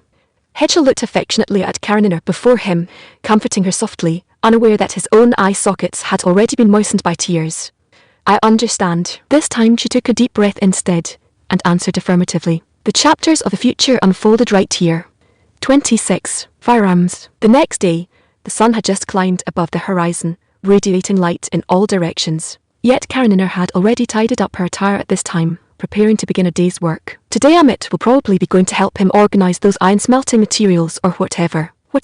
I'll just give as much as I know. It has no bad effects on me anyway. At worst it's just chopping me to death after making use of me. I have nothing left to fear. Karenina muttered softly while leaving the living quarters arranged for her by Hedgel within the palace, heading towards her own workshop. And Hedgel himself had also gotten up early, yawning while going off for morning exercise. After all, the body is the most essential capital. He certainly couldn't fall ill from a lack of attention to physical health during a period when the country was facing major reforms, could he? Furthermore, shortly, he would broadcast his new policies to people nationwide through magic stones with sound transmission functions and magic amplifiers spread across all major cities throughout the country. Taking advantage of the present moment, adjusting one's mood was also indispensable. This so-called communication magic stone was a type of magical prop capable of ignoring distance and requiring only a small amount of mana to achieve one-on-one or one-to-many calls. If a communication magic stone was smashed into two halves, the larger half was the caller, while the smaller piece was the receiver. But what if the two pieces happened to break into sizes that were completely identical? That meant both directions could call, and both could receive, yielding an effect similar to a telephone. Section 7. Which was equivalent to a jade voice broadcast. Such a sensation. As for the content, it actually wasn't much. Mostly that the taxes for farmers and handicraft artisans across the country would be reduced to 1/3 of their original amount for a period of 1 year. At the same time, land reclamation would be heavily rewarded. If one cleared an extra acre of land and continuously cultivated it for a season of crops, they could receive a reclamation fee of 6 silver coins. Furthermore, the land would belong to the reclaimer for 20 years, though it could not be sold externally. If the produced food crops faced poor sales channels, the state would purchase all of them uniformly. You must know that 6 silver coins could buy a cow in the current Kebuj Empire. Cultivating for a season, which was 3 months, could get one a cow and 20 years of usage rights to the newly cultivated land. This level of temptation was already enough for most of the farmers who had been struggling on the starvation line over the past few years to put in the effort for it. Hedgel thought to himself, so fast. I thought it would take at least 2 or 3 days. In the afternoon, Hedgel looked at the long, strip-like object brought up by Vreel, and couldn't help asking aloud, Your Majesty, this is a sample manufactured by the craftsman working through the night according to the blueprint. There might be flaws in some minute details. Vreel placed the long rifle in her hand on Hedgel's desk, and alongside it on the desk was also a small cloth bag. The bullets should be inside here, right? He pointed at the cloth bag and asked, but Vreel could only respond with silence. After all, she truly had no idea what this emperor was talking about. He carefully picked up the cloth bag and tied it, and found inside were precisely 12 paper shell ammunitions just manufactured from the craftsman's hands. Then he picked up the long rifle again and gestured with it in the room. It looked rather professional. Go right now and call Karenina to the training ground. I'll head over myself first. Upon receiving a understood from Vreel, He strode out the door with an excited expression, holding the long rifle and bullets. 27. Test firing and improvement. Really this fast? Karenina, who was brought to the training ground, wore a look of utter shock and doubt on her face. Really this fast, made overnight, by more than 20 craftsmen. With the bullets there are only 12. Hedgel toyed with this rare gadget that he had never touched in either his past life or this one, his sense of curiosity instantly reaching its peak. Let me try it first. As she spoke, Karenina took the long rifle from Hedgel's hands, weighed it, and then pulled the bolt to test the feel, seeing if it was smooth enough. Finally, she directly stuffed a bullet into the chamber, aimed with a standard posture, and fired. With a loud bang, a flash of fire instantly burst from the muzzle, and the bullet immediately hit a wooden dummy used for night's combat training over 100 meters directly opposite her. Its torso was pierced through with a huge hole, and finally, the projectile passed through the wood with terrifying energy, striking the thick stone wall, and stirring up a large amount of dust and debris. It seems the range is quite sufficient. If you want to save costs, you can appropriately reduce the amount of magic crystal powder mixed in and use more cheap black powder as a substitute. Karenina smelled the pungent scent of gunpowder, but felt as if she had returned home. This sound is completely different from what we heard on TV before. It's really a bit deafening. Hedgel rubbed his ears and even felt like sneezing. Probably because the smell of gunpowder was indeed a bit thick. Vril, who had brought Karenina over, was full of surprise, blinking her eyes from time to time and staring with great curiosity at the wooden and iron contraption in Karenina's hands. How is it? Do you think there is anywhere else that can be improved further? Hedgel looked at Karenina, who was still observing the rifle up and down, and couldn't help asking aloud. As expected, this steel still won't do. The degree of wear is a bit high. Karenina furrowed her brows with a troubled expression. That really is quite troublesome. Hedgel could only reply like this. If you really must use it, then I can reduce the charge a bit later, and for every rifle issued, 2 barrels will be issued alongside it. Finally, just teach them how to assemble it. I estimate after firing at most 20 rounds of this kind of bullet, this barrel will have to be remelted. After finishing her estimation, Karenina stated a despair-inducing number. All right then, if we reduce the charge, how much longer can its lifespan be extended? Hard to say, but I estimate, by my estimation, around 25 rounds. Any more, and the risk of a barrel explosion will be much higher. Specific data still needs to be obtained through testing. Karenina put down the rifle and said to Hedgel, as expected, the industrial foundation determines the development of weapons. I know, but the current situation is forcing us to strengthen our national defense. Hedgel stared into Karenina's large eyes and said helplessly, so, you still have to quit this thing for now. Indeed. He nodded, then turned his gaze to Vril. What is the manufacturing cost of a rifle? Only report the cost of raw materials. 1 silver coin, 4 copper coins, plus 2 black iron coins. Vril answered earnestly. It's still within an acceptable range. After that is the issue of gathering blacksmiths and carpenters. Hedgel took the valuation sheet for the compensation sent by the Theoroni Kingdom yesterday from Vril's hands, appearing to breathe a sigh of relief. How is it? Karenina stood not far away, blinking her eyes and asking. Feasible. Hedgel's lips curved slightly upward, uttering a reassuring word. 28. Preventing leakage. Extra chapter. But for mass production, is this production efficiency a bit too low? Hearing this young lady say it, this rifle had more than 20 craftsmen working through the night. Karenina stared at the firearm in front of her, which was still somewhat crude, and couldn't help speaking. Yes, but it's mainly the blacksmiths. They said those lines inside this tube are simply too difficult to make. Vril said with a troubled expression. Rifling is hard to pull well, it's pretty much expected. Karenina seemed to think this matter was within normal parameters. After all, no matter how one looked at it, the fine spiral rifling inside the barrel was not something that could be easily manufactured. So, you have a way. Hedgel seemed to see hope. Indeed, I've contacted some more primitive rifling pulling machinery before, most of which were hand-cranked. That is, using human power as the driving force. The barrel is threaded onto the machine. On the other side of the machine is a carving knife. Every time the handle is shaken, the barrel can rotate while the carving knife carves the rifling inside the barrel. Karenina seemed to have thought of a somewhat useful idea. Then can you replicate it? Hedgel seemed to have discovered hope for smoothly solving the production bottleneck. Shouldn't be a problem. However, I think technology blockade is very necessary. Indeed, currently these technologies must be exclusively mastered in our hands. Otherwise, once neighbouring countries can also replicate it, that would truly be terrible. Right, first firmly control the craftsmen currently participating in manufacture. If they have family members, control their families as well, strictly inspecting the letters and various items they send out. At the same time, use various means to win over their hearts. This is my specialty. At the same time, in future assembly line production, we will only let each participating manufacturing person know a tiny fraction of the technology, firmly controlling the entire product line. Hedgel agreed readily. Finally, the two of them happily high-fived, seemingly passing this proposal, looking remarkably like a pair of brother and sister, certain to hell with cabinet ministers and old nobles. Vril, on the other hand, was full of confusion. Listening continuously to this completely incomprehensible language made her head spin, and the strange actions of the two people in front of her made her feel that something was a bit inappropriate after all. This was the emperor, the supreme head of a nation. Why was this little girl, who had just come from the enemy country yesterday, so devoid of manners, but thinking that this was an action tacitly approved by her Emperor Majesty? She couldn't say much, and could only watch silently and listen quietly from the side. At the same time, she wondered how the national finances should be managed in the future. If they really equipped such weapons on a large scale, military expenditures would have to rise by another huge chunk. Even if they could obtain a large sum of property from the Theroni kingdom soon, it couldn't withstand this kind of consumption. Vril, give those craftsmen some reward money first, but they cannot leave the palace. Have them gather here again tomorrow. Remember, the existence of this weapon must be kept temporarily confidential. Hedgel turned his head, his face full of a pleasant smile, and issued an order to Vril in an undeniable tone. At this moment, Vril was slightly dazed. When was the last time His Majesty wore such a smile? She searched through her memories of him over the past 10 years, yet she couldn't seem to find an expression that completely matched this smile, because the intense hope and confidence within it were irreplaceable. Thinking of this, Vril answered with a resonant and forceful voice, "Understood." And she cast a look of gratitude toward Kareniner, who had made His Majesty wear the smile. Business is business. Lacking manners is one thing, but gratitude must be given where it's due. This was one of Vril's creeds.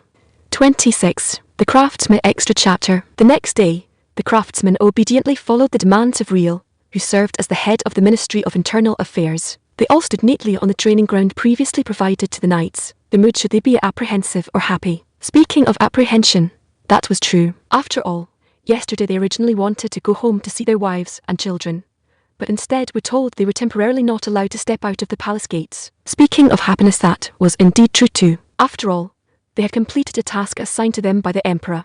In their eyes, this was their fortune, and they had also received a considerable reward, which could be considered a job very well done. However, since the task had already been completed, why weren't they allowed to go home yet? This made them feel a little uneasy in their hearts.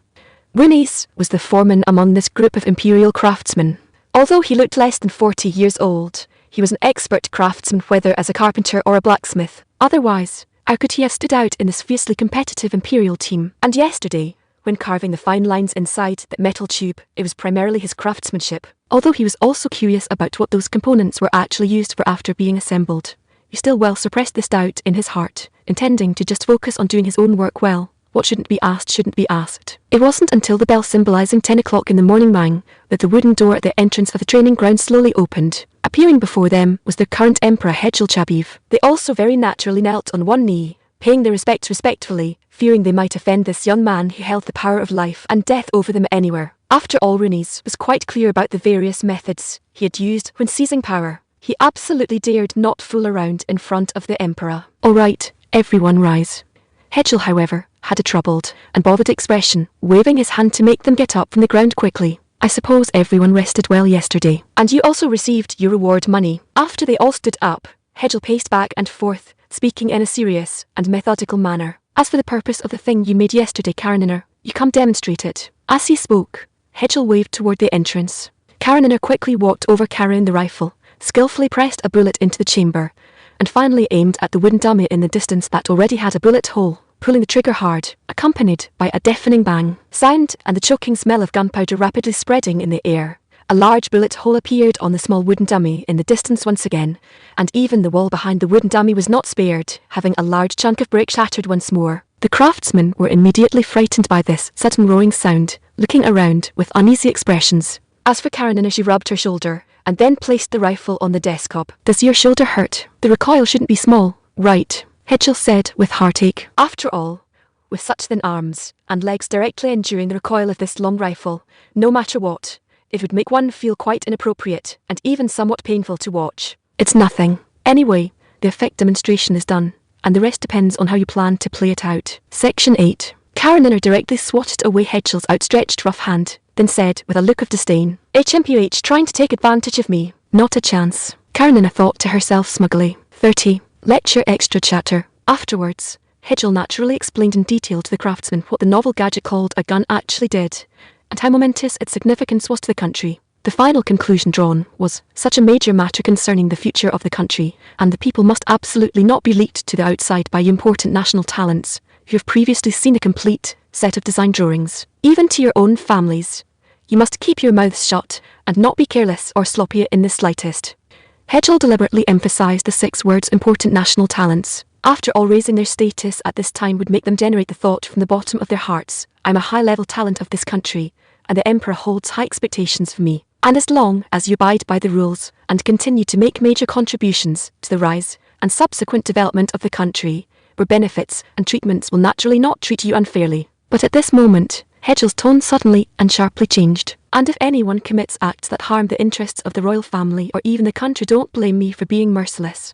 As craftsmen who have served the royal family for generations, I believe you're quite clear about my methods. But as long as you can abide by the rules and work conscientiously, the benefits will be plentiful, and I will never be stingy. The craftsmen present swallowed their saliva without exception. After all, they were quite clear about this emperor's temper. It was said that a couple of days ago, the fleet transporting the compensation funds from the Fioroni kingdom had their heads completely chopped off directly by the emperor's order as soon as they completed their mission. Therefore, they all nodded successively and immediately agreed to this condition that did not sound difficult. After all, their job was to serve the royal family, and now with improved treatment, it merely added a regulation that technologies are not allowed to be leaked externally. They felt that they had obviously profited.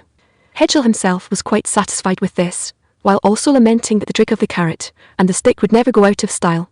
Whether in the original world or the present world, as long as the biological instinct of pursuing advantages and avoiding disadvantages still existed, this trick would always work well. Or rather, could one change this biological instinct by reorganizing genes and controlling or changing unconditioned reflexes? Watching Hedgel's behavior, Karenina couldn't help muttering inwardly, is this a science student's way of thinking? So, what is your decision? With a smile on his face, Hedgel asked them softly, seeming to give them the right to choose. But the craftsmen each understood very well that this multiple-choice question actually only had one option. Of course, we are willing, as long as it is your Majesty's instruction, no matter through water and fire. We will definitely fulfill it. Roomies immediately knelt on one knee and answered earnestly. Seeing that their foreman had so straightforwardly begun expressing loyalty, the rest of the craftsmen scrambled to bend their knees and lower their heads, responding in unison, fearing that if they were half a beat slower, they would be given a hard time in the future. Hedgel naturally wouldn't mind these things. Looking at the craftsman before him who had already obeyed his instructions, he directly pulled the dazed Karenina over. Ahem, from now on, you will take orders from her. Whenever she can draw a blueprint and instruct that something must be made, you must do your utmost to make it. Do you understand? Hedgel shouted loudly at the craftsman. Whoever dares to disobey orders, harbours malicious intentions toward her, or plots against her, go experience for yourselves how painful the punishment will be. Finally, looking at Karenina's delicate frame and submissive personality, Hedgel didn't forget to add this injunction 31. Cole, Vril, do you smell anything? Sitting in his office, Hedgel twitched his nose, seeming to smell a scent that was familiar yet felt unfamiliar, and also gave him a sense of disgust. There is indeed a bit. It seems to be Cole. Vril stood in a corner of the office, stating her conjecture. Today was the afternoon of the 3rd day after lecturing the craftsman. Hedgel was still processing this mountain of documents. As for why he didn't simply distribute these to the ministers, he would first have to let Hedgel trust them. After all, among these guys now, who was truly loyal to him, who wanted to kick him down so they could prop up a puppet to take power, or who wanted to seize the opportunity to seek personal gain. Right now, there was no absolute conclusion to any of this. Therefore, he could only take all these important events upon himself, and toss the remaining trivial matters to those cabinet ministers. Only time, and the progress of Black Blade, and his team's investigation could help him resolve this unstable factor. And now what on earth was this smell of coal drifting from goodness knows where making a fuss about? Perhaps Miss Karenina is at it again. Vril seemed to have thought of something, and immediately said to Hedgel, even if you didn't say it, I know. Besides her, nobody else would have the guts to fool around here blindly. Hedgel said, supporting his forehead. Never mind, anyway, this is something I allowed. Besides, sitting here processing these documents all the time is no solution. Might as well go see what she's actually made. Saying this, Hedgel put away his quill and documents, stretched his body, and walked towards Karenina's experimental grounds. Pay attention. Don't stand at the air outlet. Otherwise, if you get dizzy or faint later, don't blame me for not warning you. Now, increase the pumping speed of the bellows a bit more. At this moment, Karenina was wearing a white lab coat, but it was already covered with quite a few black handprints, and her originally fair and clean little face was now also covered with a layer of coal ashes for the other artisans, who were trying hard to follow her commands. They had at this moment literally turned into African refugees. Their entire bodies were covered in a layer of black stuff that seemed to be coal dust, yet the work in their hands still hadn't stagnated in the slightest. In the corner of this training ground, a large pile of coal was also stacked, as if it had been prepared long ago. What on earth are you guys messing around with again? At this time, holding his nose, Hedgel walked behind Karenina with a puzzled look and patted her shoulder. When she turned around unhappily due to this mood-ruining interruption, it amused Hedgel to no end. Her fair little face had now been smeared with streaks of black lines and wore a rather dissatisfied expression, creating a huge contrast with her originally rigorous yet frail and submissive personality. BFFT, haha, PFFT, did you just run out of a black coal mine? Unable to hold it in, Hedgel directly clutched his stomach and laughed uninhibitedly, causing Karenina a bout of embarrassment, but she had no choice either. Could she possibly go court death and smear 2 streaks on Hedgel's face as well? It seemed really feasible. Thinking of this, Karenina immediately took advantage of the displeasure from just being interrupted and directly stretched out her hand, smearing it towards Hedgel's face, who was still laughing wildly. 32. Busy affairs. How's that? Do you know my prowess now? Karenina looked triumphantly at Hedgel, who was continuously using a handkerchief to wipe away the black stains on his face, and the sense of gratification in her heart instantly reached its peak. Wasn't it you who kept pulling and tugging at my face a few days ago? Now you know you were wrong, right? Karenina thought to herself like this, and her mood improved quite a bit. Whatever, I won't bicker with you this time. What are you tinkering with again? After wiping away most of the coal ash from his face, Hedgel raised his head with an unhappy expression and asked Karenina. It's very obvious. Coal dry distillation to produce coke. Karenina shrugged and pointed at the 2 bulky furnaces in the middle. The first smaller furnace is blown with air, and inside are a bunch of charcoal fires at high temperatures. Most of the oxygen in the air reacts with the carbon to produce carbon monoxide. So what is led into the second furnace is carbon monoxide and nitrogen, blowing out various combustible gases produced when the coal in the second furnace is heated at high temperatures. What's left at the end is coke. Step by step, Karenina explained the use of this ugly iron contraption before her, seeming completely unable to suppress her excited emotions. And those workers did not dare to neglect the work Karenina assigned to them in the slightest. Coke-heated iron smelting after that.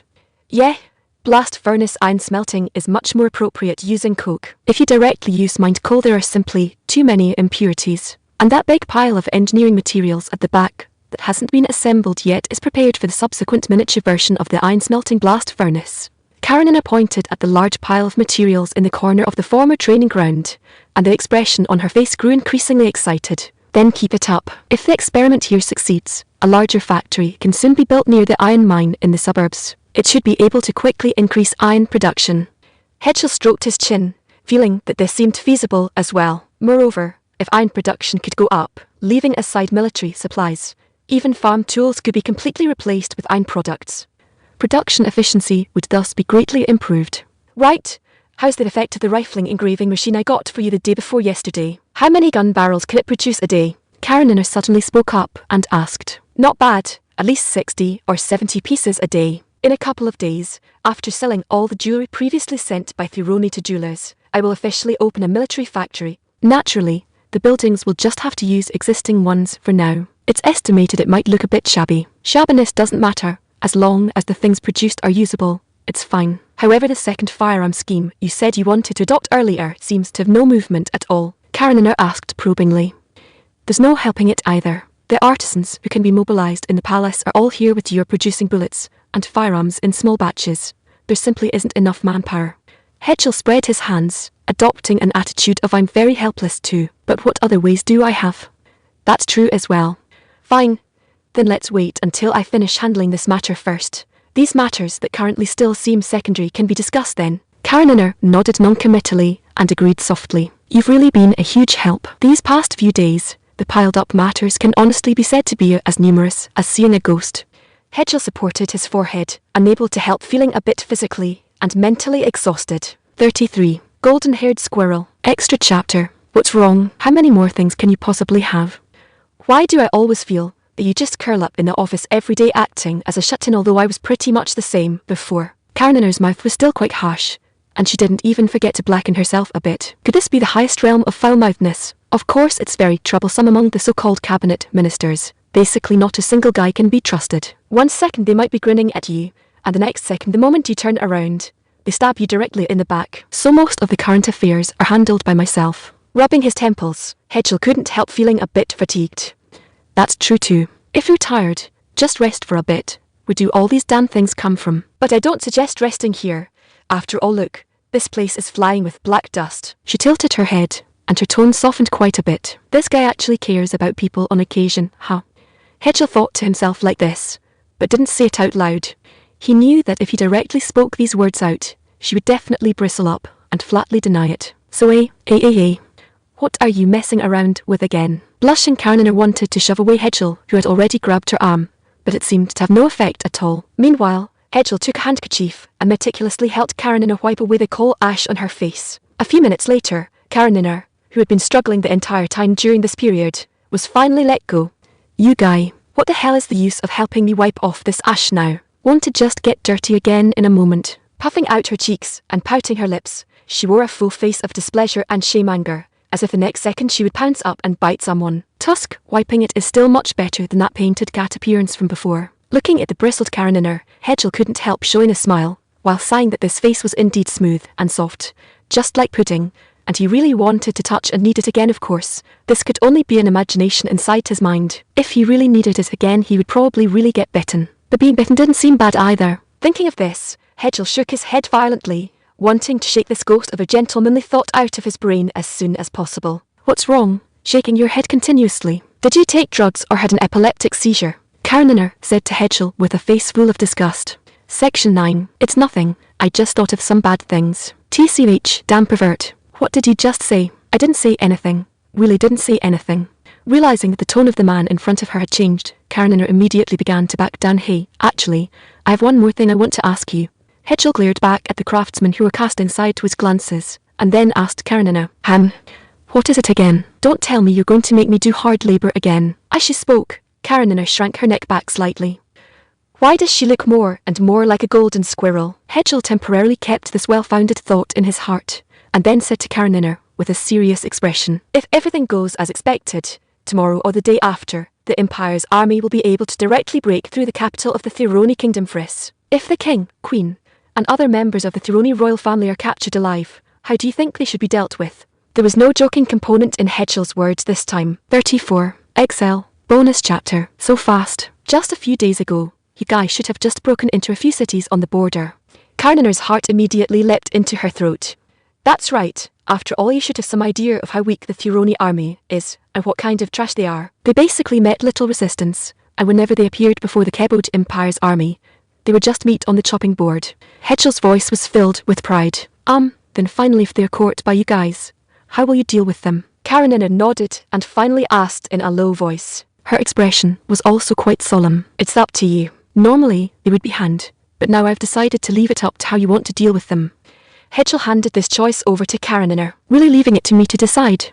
Karanar leaned forward slightly, and her voice was trembling unconsciously. A very obvious entangled emotion could be detected in her bright blue eyes. It's handed over to you. Whatever you think is best to do, then do it. The right to make this decision is in your hands.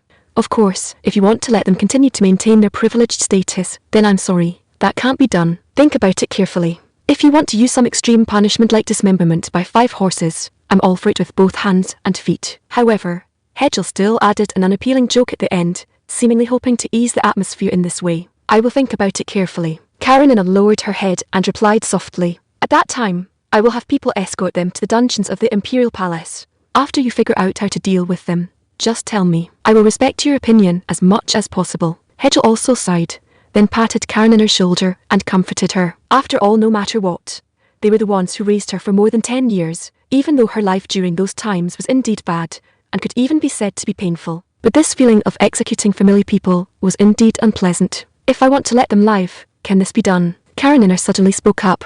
Of course it can be done, but they must also be thrown into some deep mountains and old forests within the Empire's territory, given basic living utensils and farming tools, and left to fend for themselves. Hedgel said, staring into Karanina's eyes. This can be considered protecting them to a certain extent. After all, if they are sent to densely populated areas, they will probably be beaten to death by angry crowds on the very first day they move there. After all, you should know what they did before. Previously, they carried out several massacres in the occupied areas of the Empire's border, and also looted property. I know.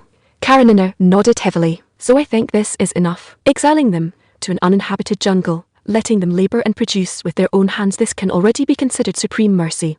Karenina wiped away the tears hanging at the corners of her eyes, and replied softly, "Yeah, but there is one thing. I think it's better to let that queen say it herself. I'm just afraid that when you hear her rhetoric at that time, you might change your current thoughts." Hedgel finally decided to give her a vaccination beforehand. After all, that queen was really not a good thing. Or rather, none of the current Tironi royal family was any good. 35. Relationship. Bonus chapter. What kind of thing she is, don't I know? It's probably just to this extent. Whatever. To be honest, I really want to see her unable to do anything at that time, just idling away and waiting to die in a dilapidated wooden cabin. It looked like Karenina didn't completely lack feelings called anger toward that queen after all right. Then you now just keep going at your current pace. Don't think too much, just say whatever supplies you need, and I will try my best to provide them. Mantower, I will arrange it for you. You can rest assured. Hedgel spoke directly, seemingly giving Karenina considerable authority.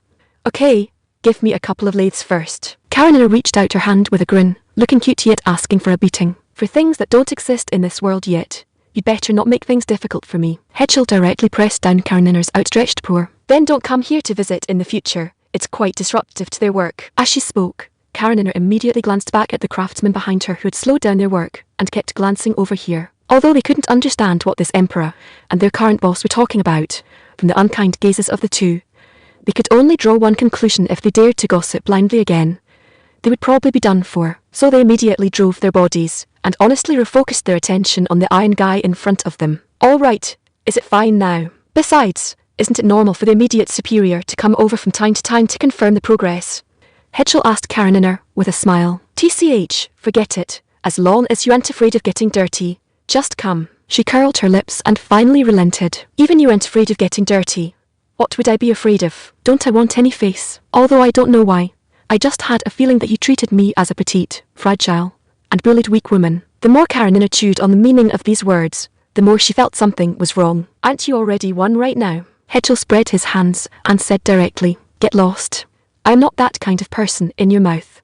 Karenina bristled with anger this time, grabbed the roll of paper on the table and started hitting. And Hedgel smiled and dodged, then ran out of this experimental ground at a fairly fast speed. Karenina, who couldn't catch up with Hedgel at all, could only stand by the door, puffing out her cheeks, pouting, with her face flushed red. "Boss, you say what on earth is the relationship between Miss Karenina and His Majesty?" To be honest, I never expected that His Majesty wouldn't get angry when being chased and beaten. A soot-stained craftsman asked Runes, the equally soot-stained foreman beside him, in a voice only the two of them could hear. Of course, he didn't dare to stop the work in his hands. "Work honestly, don't talk nonsense. Aren't you afraid you'll really lose your head then? You aren't Miss Karenina, able to make such out-of-line moves in our eyes."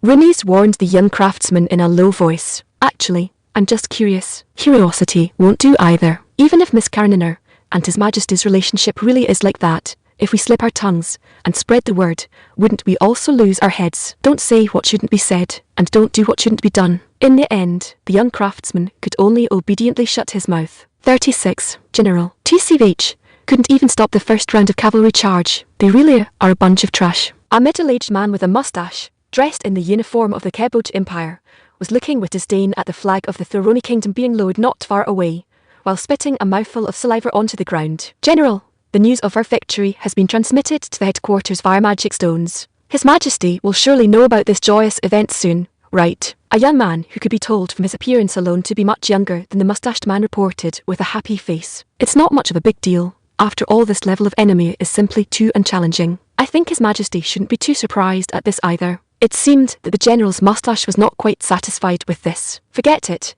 Behead all the important ministers in the country first, and as for the remaining members of the royal family, escort them to the imperial capital as His Majesty said before." "Understood, but that so-called king seems to still want to see you. I wonder." "He wants to see me. Doesn't matter. Bring him up." General Mustache was a bit interested in this, after all.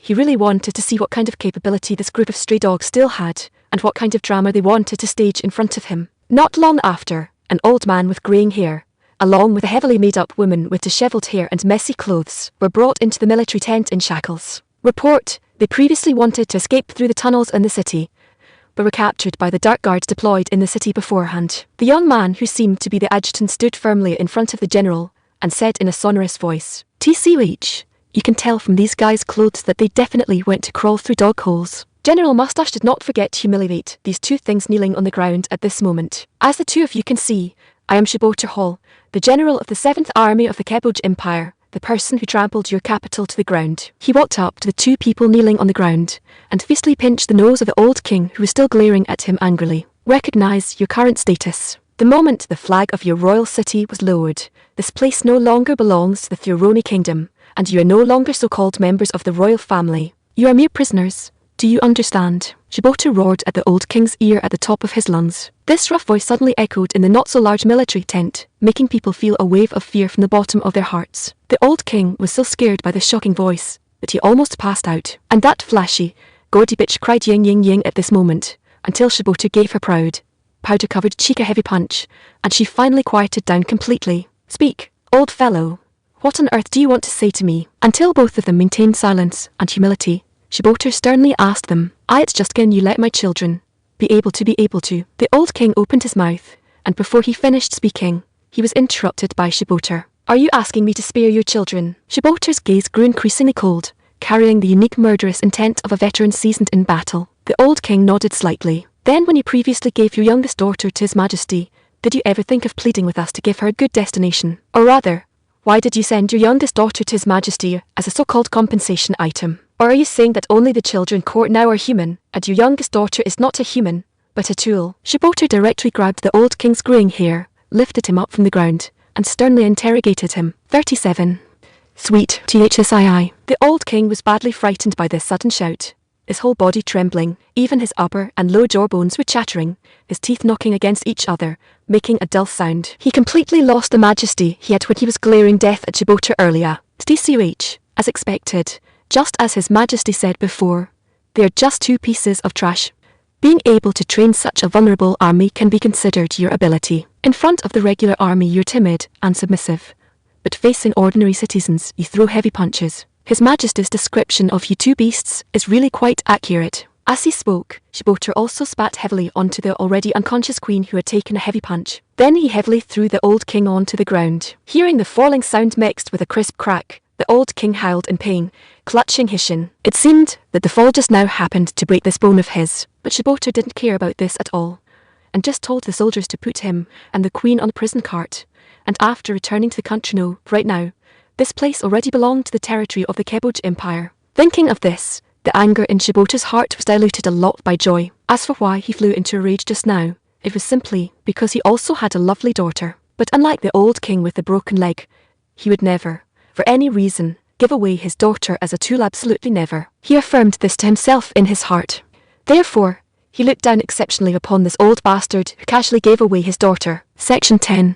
Such fellows do not deserve to be called parents. "So, what did you bring me here for?" Karenina held the wide-brimmed hat on her head, gazed at the vast fields around her and the people busy working in them, and asked Hedgel beside her. This was a large farmland in the suburbs of Iowa City, the capital of the empire. Many of the fresh vegetables in the city were supplied from here, which could be considered a major granary of the imperial capital. "I just wanted to let you take a look and relax along the way. Staying cooped up in the palace all day isn't right, is it? Besides, the miniature blast furnace inside is still being assembled, and the dry distillation coal machine is spewing black smoke outward. Isn't the air here much better than inside?" As he spoke, Hedgel took another deep breath, as if feeling nature's BFFT. Yet right at that moment, Hedgel, who had just finished inhaling, suddenly began to retch, and Karenina also frowned, covering her nose. As for the reason, just experience the scent of pure organic fertilizer, and one would probably understand why. Although the vegetables produced here should taste good, but the smell and efficiency are probably hard to say, right? Karenina pulled out a handkerchief, handed it to Hedgel, and while still covering her nose, said with a displeased expression, "It seems we still need to reevaluate whether coming here for fresh air was a mistake." Hedgel took the handkerchief and wiped his nose and mouth. The sweet scent unique to Karenina on it made him unable to resist taking a couple more breaths. However, Hedgel himself couldn't figure out why he didn't have this feeling before when using the handkerchief handed over by Vril. "Take this thing first. Just give it back to me after washing it clean." Watching Hedgel's thwarted look this time, Karenina couldn't help feeling much better. She held back her smile, pretended to be nonchalant, and spoke in a steady tone. 38. Gods. Extra chapter. This organic fertilizer is indeed good, but the smell and the sanitary conditions are truly too poor. Hedgel readjusted his attire, then spoke. But using too much chemical fertilizer easily leads to soil compaction. Karenina directly refuted. That's true, but I still think we can popularize chemical fertilizer a bit more in the near future. After all, if we want to further increase grain production, chemical fertilizer should be considered essential, right?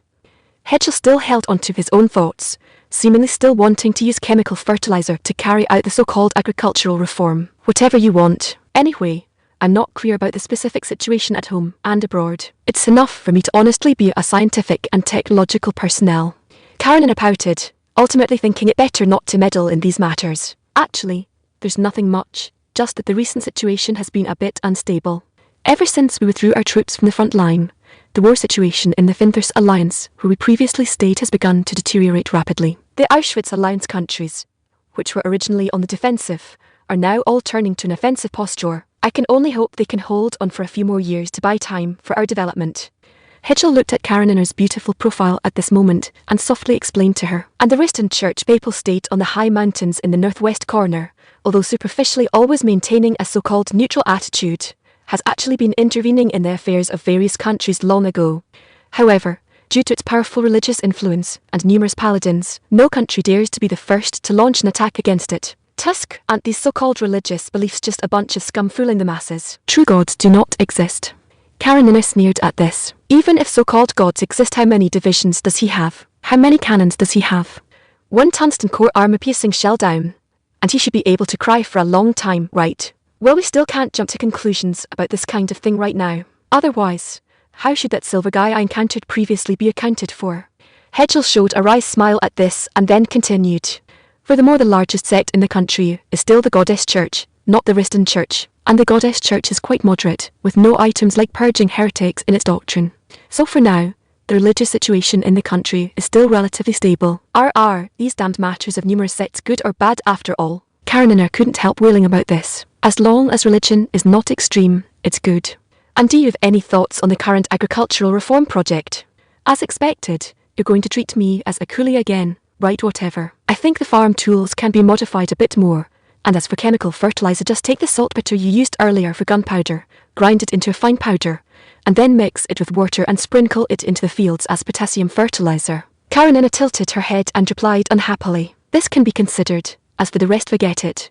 Let's leave this place first. This smell is really too pungent. In the end, Hedgel couldn't stand it anymore either, and directly pulled Karenina's arm, preparing to enter the city. Although Karenina only felt that this matter was a bit inappropriate at the time, her aversion to this kind of behaviour was not high, so she just didn't care. Anyway, she was essentially still that reclusive researcher obsessed with designing and manufacturing munitions. Yet at this moment, Hedgel suddenly felt that doing this was a bit inappropriate. Feeling Karenina's soft arm, his heartbeat couldn't help speeding up a little. That wave of confusion struck his heart once again.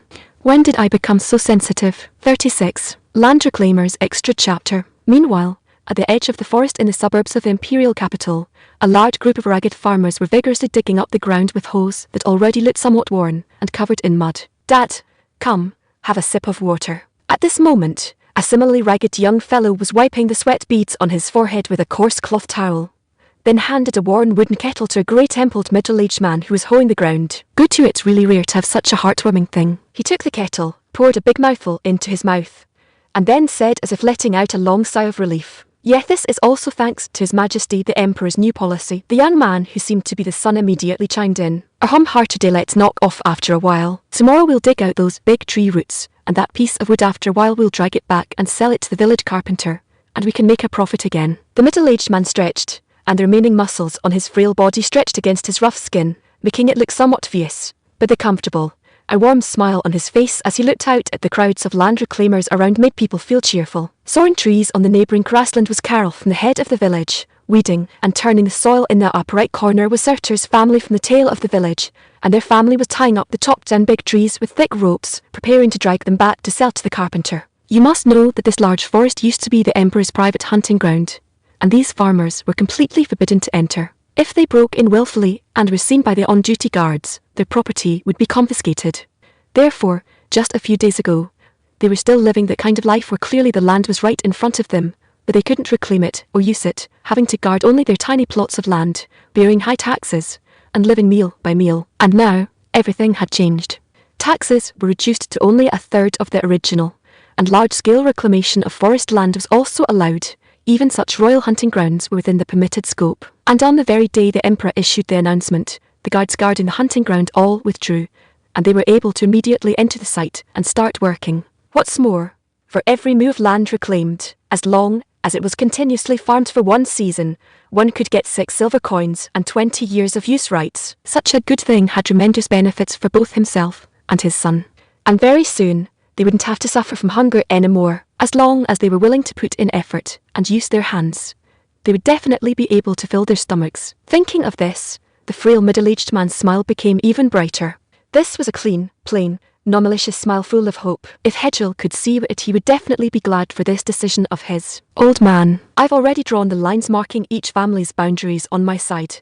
We can call it a day. At this moment, a middle-aged woman carrying a small basket also panted and shouted to the old man. The so-called drawing lines meant using powders with different colours distributed by the village, sprinkling these powders around after finishing the day's reclamation to indicate that this family had reclaimed up to here today, and the bounded territory was theirs. The old man responded in a rare, energetic tone, and then the family, under the twilight sunlight, dragged that expensive giant log and walked towards their own village. 40.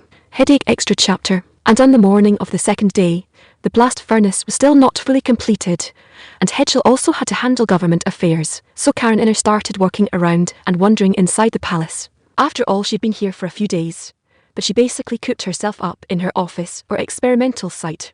She really wasn't familiar with this huge palace. Moreover, it was said that the Keboj Empire's attack on the Theoroni royal family's kingdom had achieved a decisive victory, and that bunch from the Theoroni royal family would be escorted to the imperial capital in these few days. This matter also made her slightly anxious. After all, although she didn't really like those so-called royal family members, meeting under such circumstances still made her feel a bit awkward. And compared to her so-called father king, what she hated even more was the queen and her 2 sisters and older brother. After all, although this father king didn't care much about her, nor did he care whether she lived or died, at least previously he hadn't insulted her verbally or abused her in actions. Thinking of this, she couldn't help having a terrible headache. Why do I suddenly still feel that mere exile is completely not enough? Carefully recalling various experiences of the past, Karen Inner's mindset changed slightly. But just as she was thinking about how to face that group of so-called relatives no different from scum, neat, and clangorous sounds carrying a strong murderous intent directly entered her ears and pierced to her brain. Training, she pondered slightly,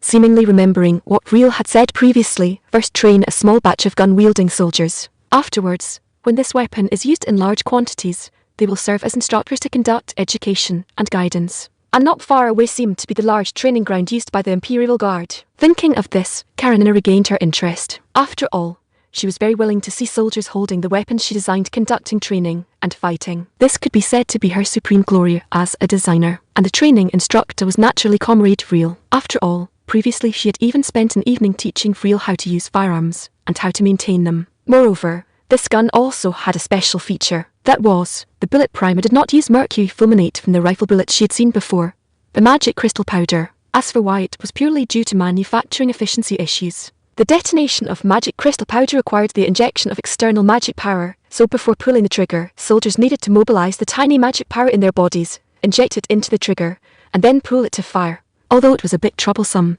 this also brought excellent sensitivity to the firing of its bullets, and it wouldn't produce studs due to dampness. At this moment, Vril was teaching the steps of shooting to the soldiers selected from the Imperial Guard. Amidst Vril's imposing commands, raising the gun, chambering, aiming, shooting done in one go, truly worthy of being among firearms. Wrong flavor. In short, the training process was still quite orderly. However, at this time, Karen Inner, observing the training from the side, felt that something was missing. What on earth was it? Karen Inner's heart suddenly started in surprise. Bayonet. No bayonet. She immediately thought of the missing soul, and said with an excited look, right, holding a rifle, roaring with all one's might while making a salted fish lunge. Isn't this a standard battlefield barbar? World War Ice soldier. And Vril was also attracted by this suddenly appearing and quite familiar voice, turned her head, and looked with a bewildered face at Karen Inner, who was in quite a state of excitement. 41. Classified. Extra chapter. Nothing much.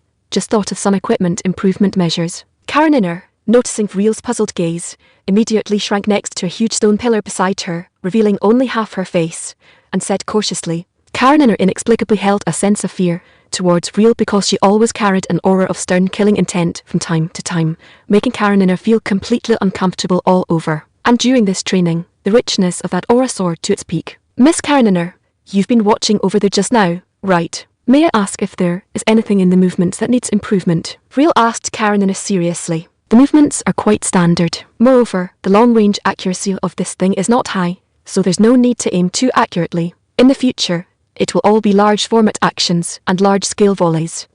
Rather than training accuracy, it's better to train the speed of reloading and shooting. Karenina still shrank by the stone pillar, replying in a soft voice. And after Vriel nodded in confirmation, she slowly moved her body completely away from the stone pillar and silently left the training ground. Just as she continued to stroll around the palace amidst the roaring sounds of the soldiers, she suddenly saw two people coincidentally talking in front of the main hall door not far away. And looking closely, she discovered that those people happened to be Hedgel and Karenina. Karenina was currently bending over, lowering her head, not knowing what she was saying to Hedgel in front of her. But Karenina herself was also clear that blindly running over to eavesdrop at a time like this would only bring bad results. So she sensibly turned around and left immediately. Section 11. However, before Karenina had taken 2 steps, she was abruptly frozen in place by a sudden Karenina. It directly stunned her. That. I really didn't hear anything. Truly, you have to believe me. Karenina slowly turned her head back, squeezing out a smile that was even uglier than crying, and desperately defended herself while her eyes once again turned into mosquito coil swirls. What a coincidence! Having just run into Vriel in a serious state, she now encountered Hedgel discussing secrets. After this round, I'm completely done for. Karenina thought to herself, instantly experiencing firsthand what it felt like to want to cry with no tears. What's wrong with you? Why did you suddenly start talking nonsense? Hedgel frowned slightly, then walked quickly to Karenina's side and asked with puzzlement. It's nothing. I really didn't hear anything. Truly. Don't chop me. We agreed before. You can't chop off my head. As she spoke, Karenina directly hugged her head and squatted down, adopting a standard head and hands defensive crouch, while still mumbling inexplicable words. I never said I wanted to chop off your head. Get up quickly. Hedgel's confusion deepened even further at this moment. After all, what he had just said really wasn't something that couldn't be heard, of course. This matter still had to be kept secret from Karenina for the time being. After all, she had been told about this matter before, that it had to be said in person by the Queen of the Thuroni Kingdom. You really won't chop off my head? Having calmed down slightly, Karenina was still hugging her small head, then raised it slightly, blinking her big azure eyes with a glittering flutter, as if she needed further assurance from Hedgel. Of course, rest assured. I won't chop off your head. Just rest easy, okay? Hedgel, however, found this both funny and exasperating, and quickly gave his assurance. 42. Heart's door. Having said that, Hedgel immediately grabbed Karenina's arm and pulled her directly up from the ground. Meanwhile, Karenina was also softly comforting her nearby, fearing that Karenina would do something foolish again. After all, she wasn't unaware of how ruthless and decisive this emperor's methods could be at times. But judging from the current situation, Princess Karenina, whom she cared about, seemed to have a pretty good relationship with this emperor. This also allowed Karenina's previously hanging heart to finally settle. However, as for the content of her report to Hedgel just now, it still could not be told to Karenina. This matter had to be said in person by that fellow who had committed such an unforgivable mistake. Karenina thought to herself like this, and once again cursed that so-called Queen fiercely in her heart. All right. Can you set your mind at ease now? Why did you blurt out all those inexplicable words just now? Seeing that Karenina's emotions had stabilized, Hedgel immediately spoke up to ask. I just felt that seeing you two talking about things so mysteriously, it must be some confidential matter. I wanted to run away immediately to avoid trouble, but ended up being directly called out by you. Karenina pouted, her face full of grievance and disappointment. It's fine. It's not any classified event either. You'll know what it is soon enough. Besides, even if you really heard something important, it doesn't matter. I believe that a researcher in a top-secret military industry research institute has a pretty tight-lipped mouth. Hedgel, while soothing Karenina's mood, was thinking to himself, why does this fellow become so cute at a time like this, completely different from the dark-tongued fellow usually, although he really wanted to continue studying the problem of this Schrödinger's Karenina. However, because the specialized knowledge he studied in college had nothing to do with this, his thinking in this direction ultimately had to be dropped. But this didn't prevent him from observing comrade Karenina's various living habits and personality preferences in reality. Why does it feel like observing a small animal? If combined further with his previous impression of Karenina as a golden-haired squirrel, an image of himself observing a golden-haired squirrel immediately popped up in Hedgel's mind. If Karenina knew what Hedgel was daydreaming about right now, she would definitely blush, scream, and finally bite down hard on Hedgel's palm. Unfortunately, she didn't know, and could only stare blankly with her big azure eyes into Hedgel's slightly absent-minded gaze for a long time until Karenina finally felt that this bizarre atmosphere could no longer continue, and intentionally coughed twice, freeing Hedgel and Karenina from the wondrous atmosphere just now. Thanks for your trust in me. Anyway, I won't let down this trust of yours either. That's it. Recovering her senses, Karenina said with a blushing face, "This fellow, is she still as bad as ever at showing emotions in front of others? Oh well, isn't she still quite cute looking like this?" Hedgel thought to himself like this. "However, I really hope she can open her heart to me sometimes after all. Being able to travel across worlds together and come here is already fate in itself. But what right do I, a fellow who can't even face his own heart, have to make her open her heart to me?" Hedgel's heart said with a wry smile, I believe you on this." But in front of her, he still wanted to maintain this tough shell. Therefore, when giving this reply, he still wore a smile on his face. 43. Cost. Until the next afternoon, it seemed as if nothing had happened except for the fact that the black smoke inside the palace had grown even denser. After all, with the help of various artisans and a portion of the Imperial Guards, this miniature blast furnace was finally built in the former actual training ground, namely, Karenina's current dedicated experimental area. And now, Hedgel truly experienced what was meant by pollution brought by the Industrial Revolution and the origin of foggy London. After all, the billowing black smoke outside the window was the symbol of early industry. Thinking of this, Hedgel's nose couldn't help twitching a few more times. And in the foreseeable future, tall chimneys spewing black smoke outward would be erected all around the imperial capital, making him think, shouldn't the inside of the palace get some air purifiers? Although he wanted them, well, such artificial creations didn't seem to exist in this world, so he had to let the idea drop. At that moment, a crisp clack sound generated by heels colliding with the wooden floor suddenly came from outside the door. A few seconds later, the wooden door of Hedgel's office was slammed open, seemingly carrying a girl's cheers and panting sounds in between. Hedgel didn't need to think at all to know directly who this fellow was. After all, she was the only fellow who could be this bold in front of him. "Karenina, why do you always have to run so fast?" Clearly, walking over step by step wouldn't cause any problems either. Hedgel sighed, slowly turning around, his tone filled with helplessness. "Well, I just wanted to quickly tell you a piece of bad news and good news." Karenina's face wore an inexplicable smile. "Let's hear it."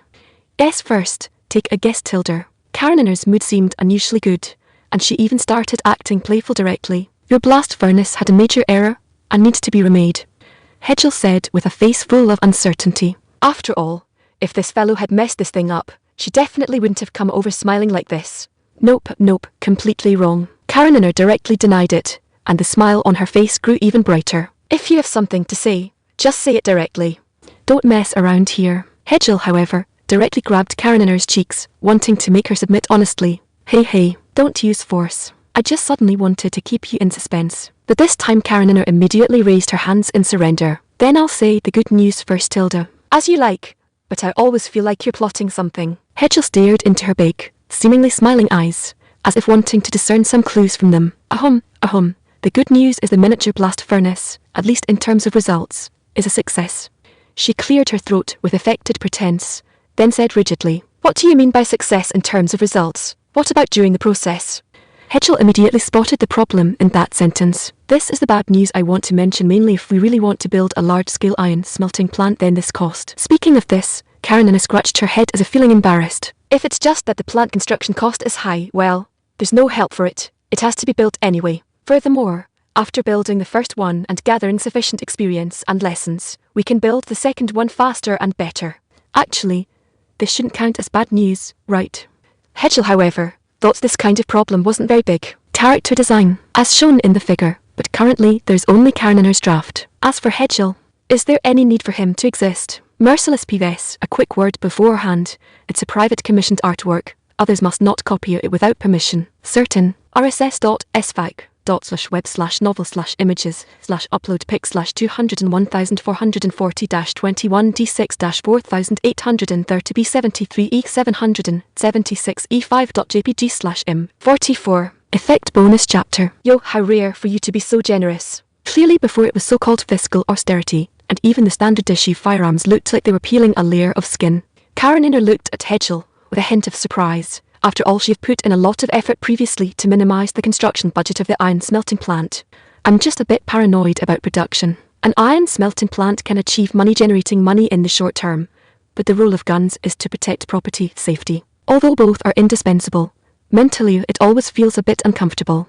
Hedgel shrugged, explaining in a way he considered reasonable. Oh well, think whatever you like anyway. How about we go check out the results now? Karenina didn't want to bother with these extraneous matters anyway. After all, the money wasn't in her hands, and the right to decide wasn't in her hands either. In short, she was just an experimental personnel responsible for design and verification, and as for the rest of the things, she didn't want to manage them, nor could she manage them. Then let's do that. Let's see to what extent that big pitch black chunk of a thing can actually perform. Your adjective has a huge problem. Karenina handed a mask to Hedgel with a look of disgust, and then the two of them chatted disjointedly along the corridor while walking toward the so-called blast furnace she mentioned. As soon as they arrived at the scene, Hedgel only felt that this pollution seemed a bit serious. After all, a carbonization retort and a blast furnace with a not too large cylindrical shape both had tar engines spitting black smoke outwards without exception. At this moment, a crowd of artisans surrounding the blast furnace were vigorously pulling on a valve-like contraption. As they pulled, a small door slowly opened on the cylinder, and inside was a dazzling bright yellow, while a bright orange viscous fluid flowed out from it, sliding down onto a chute. Even as a liberal arts student, Hedgel understood quite clearly that this thing was molten iron generally. Crushed iron ore, coke, and limestone are poured into those openings at the top of the furnace, followed by intense heating, and the high temperature inside the furnace causes their internal materials to undergo chemical reactions. I won't elaborate too much on this. Anyway, you just need to understand that this thing is quite useful for now. Karenina seemed too lazy to explain too much to Hedgel. After all, high school students should be quite clear about the general principles of this thing. Then how much can the daily production be? Hedgel asked with slight hesitation. At the very least 5 or 6 tons of pig iron. And this is still a scaled-down version of mine. If the volume is truly expanded, then it depends on how big you want to build it. After all, the finances are still pinched in your hands. Karenina answered with complete confidence. Then I'll go ask Friel in a moment to see if their original budget is enough after all. To be honest, Hedgel was quite satisfied with this big iron fellow. After all, even if all the artisans in the entire palace went to smelt iron using the so-called traditional methods, wanting to churn out 5 or 6 tons in a single day would be a pipe dream. And with just the single furnace of hers, only some people who had undergone basic training were needed to operate it normally, and the output was far higher than that of traditional artisans. Section 12. Naturally, he wanted to rely on this to boost the country's industrial strength. However, it seems this money still has to be taken from some small country that courted its own death. After all, weren't they jumping around quite happily earlier? And weren't they quite wealthy? Let's see just how much treasure can be shipped back from them when the time comes. 45. Shadow Extra Chapter. Let me put it this way. The most important and most troublesome problem right now is not whether we have enough money. Hedgel grabbed Karenina's arm, who was getting ready to continue working overtime, and then said in a low voice, "Instead, we don't have enough blacksmiths." Karenina quickly reacted and immediately replied. Hedgel just nodded silently. Indeed, after all, blacksmiths are needed everywhere right now. Even if the blast furnace is built, the amount of iron produced will increase significantly. However, after this molten iron solidifies, it is just a pig iron ingot. Someone must process it further. But right now it happens to be a major land reclamation period, and the people's demand for various iron farming tools is extremely high. This is equivalent to widening the shortage of blacksmiths. Hedgel now understood why the former country heavily subsidized vocational and technical colleges. After all, skilled workers are necessary in any era unless true workers no longer exist in the future. Priority should be given to assigning the recruited artisans to the arsenal currently under preparation. Next is the establishment of the large-scale ironworks, and finally, satisfying the residents' demands. After careful consideration, Hedgel could only operate this way in the end. No matter what, a country comes before a home. Without national defence, no matter how well the people's production and construction are done, and no matter how rich the country is, in the end, it will all be plundered by foreign robbers. Prioritising military use and then shifting to civilian use isn't the standard operating procedure. Then that's how it's done. Besides, if you intend to use these limited resources to prioritise the needs of the grassroots masses, that would truly be a problem. Karenina also nodded, seemingly unsurprised by this. Aside from troublesome matters at the leadership level, everything else makes way for the military. Isn't this quite a normal thing? Political power grows out of the barrel of a gun, This emperor who came to power via a coup definitely could not possibly not know this point. Meanwhile, in a dark alley in the imperial capital, a man wearing a black cloak was running at high speed. Behind him were clusters of rapidly moving shadows, sparing no effort in chasing him.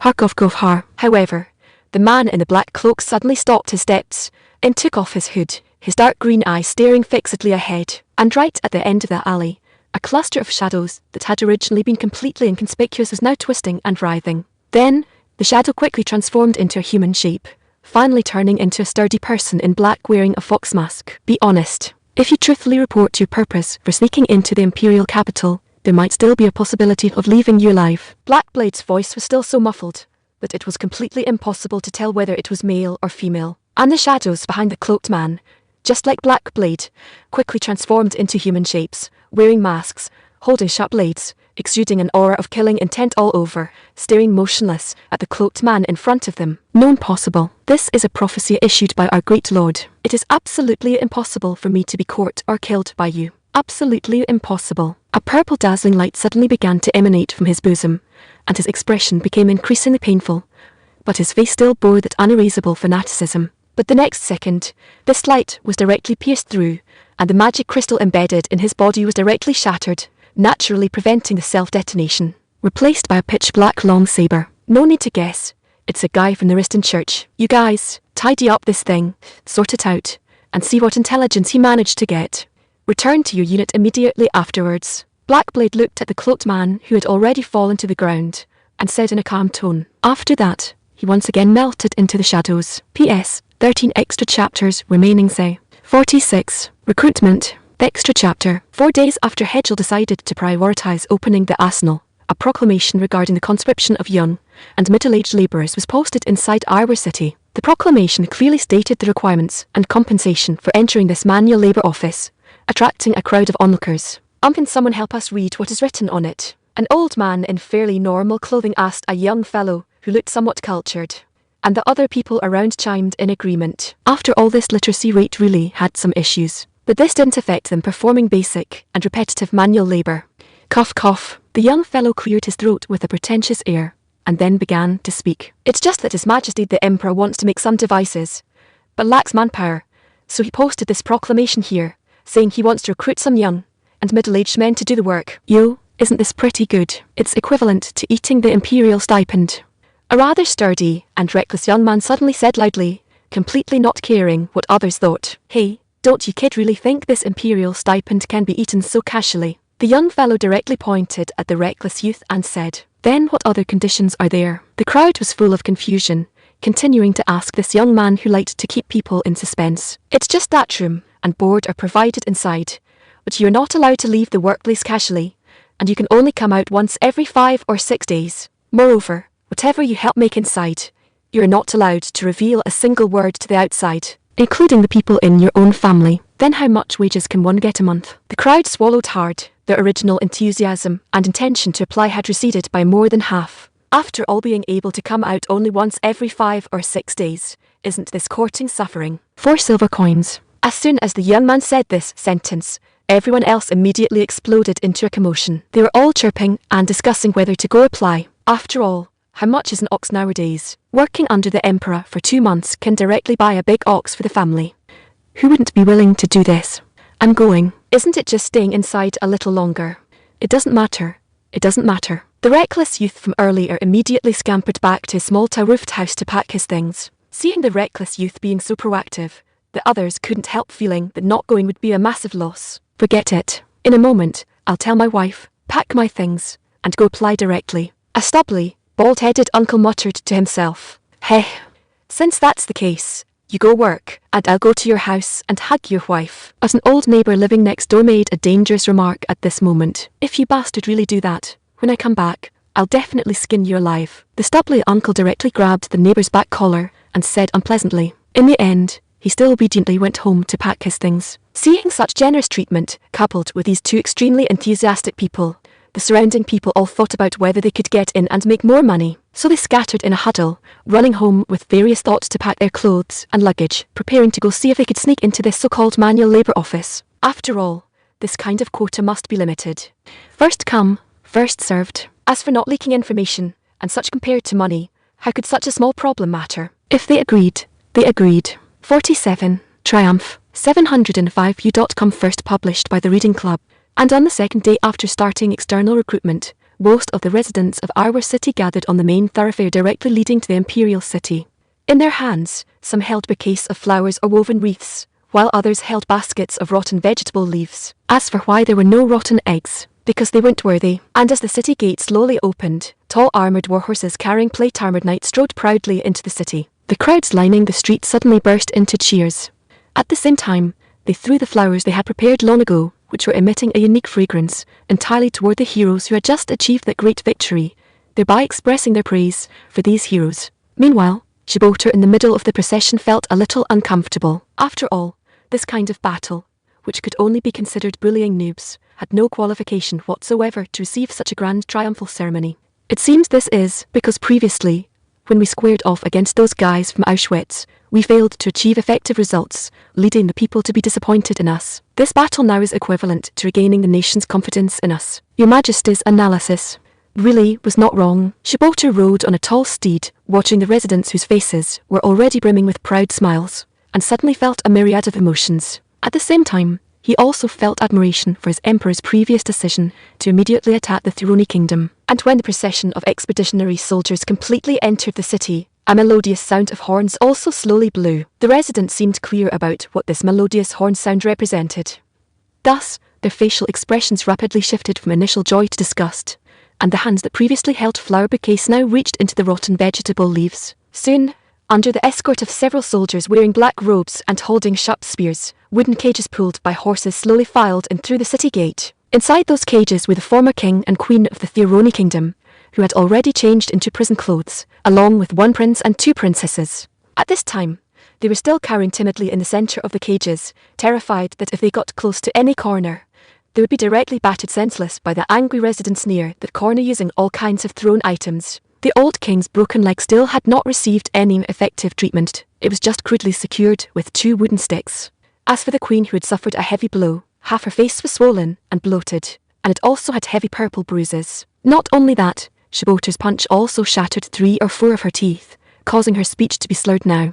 As for the two princesses, they could only honestly cower in the middle of the prison cart, shivering all over, hoping to use this to escape this terrifying scene. As for the prince, although he was still wearing prison clothes, there was an extremely obvious large bloodstain on his right chest, and he seemed to be running a fever right now, with pale lips and trembling all over. As for why it was like this, one would have to ask him why he had previously thought about making a move on Karenina, and then got shot by her. And when these prison carts completely entered the city, a wave of shouts of "Kill them" instantly erupted among the crowd. At this moment, the masses could no longer control their anger at all. Rotten vegetable leaves, gravel, tree branches, wooden sticks, everything that could be hurled was thrown at them without sparing any effort. These brainless waste only truly realized at this moment just how terrifying an angry populace could be. 48. Interrogation. And after the members of the Tyroni royal family were paraded through the streets, they were locked up separately in the dungeons beneath the imperial palace. Moreover, several thick iron chains were wrapped around their bodies, so that even moving a little took a great deal of effort. And at this time, the dungeon door that had been tightly locked was forcefully opened. The harsh screeching sound of the door hinges turning instantly gave these former royal family members goosebumps all over. Who on earth could be coming? What was his purpose in coming? Humiliation, ridicule, or perhaps torture? She did not know what she was about to face. Good day, Queen Percy. It seems you and I haven't seen each other for quite some time. Section 13. But what appeared before her was not a burly executioner, but a beaming middle-aged maid. Moreover, this was a maid they all recognized. Terraner, why are you here? Percy stammered. Just a coincidence. And Terraner seemed to want to provoke Queen Percy before her. Though she still wore a smile, her words carried considerable sarcasm. What do you think you're doing? Once you've been Tyroni's dog, you'll always be Tyroni's dog. What right do you have to speak to me, the Queen, like this? Queen Percy seemed to have completely forgotten her current situation, still raising her voice and barking wildly at Terraner with her toothless, ill-leaking mouth. Queen. Terraner's gaze grew colder. Then tell me, before you, who exactly was the Queen? It was just that unlucky wretch Eleni, who told her daughter to be so foolish and lowly. Otherwise, Eleni wouldn't have died giving birth to her. Percy replied arrogantly as ever. After all, she wanted to show off her authority in front of her former servant while she still could, since she might not get another chance. Are you really sure Lady Leodina died of a difficult birth? Taranor's voice trembled, seemingly suppressing her rage. Of course, the midwives back then can all testify that she indeed died from a difficult labour. Percy insisted firmly, as if this were the absolute truth. Taranor said nothing more, only picking up a branding iron that had been heated red-hot in the charcoal fire. Then she walked slowly toward Queen Percy, who was securely bound. What do you think you're doing?" Seeing this, Percy instantly shrieked, completely losing her previous bravado. After all, her strong front earlier was merely her final stubbornness. Faced with a tough opponent, she immediately panicked. "I suggest you tell the truth. Otherwise I can't guarantee whether this branding iron will end up pressed against this side of your face."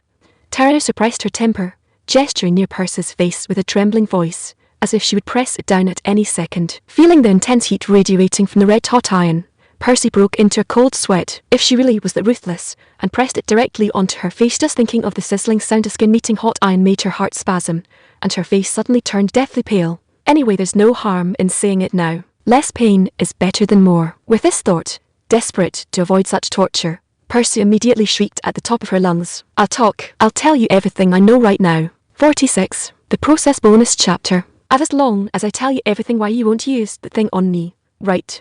Percy's voice trembled, her eyes wide as she questioned Taranor loudly. "Then speak quickly." Taranor sighed and slowly pulled the branding iron away. Only then did Percy feel a bit relieved. Staring at Taranor, she slowly began to speak. "I thought you already knew everything, so I was quite wary of you. But it turns out, get to the point."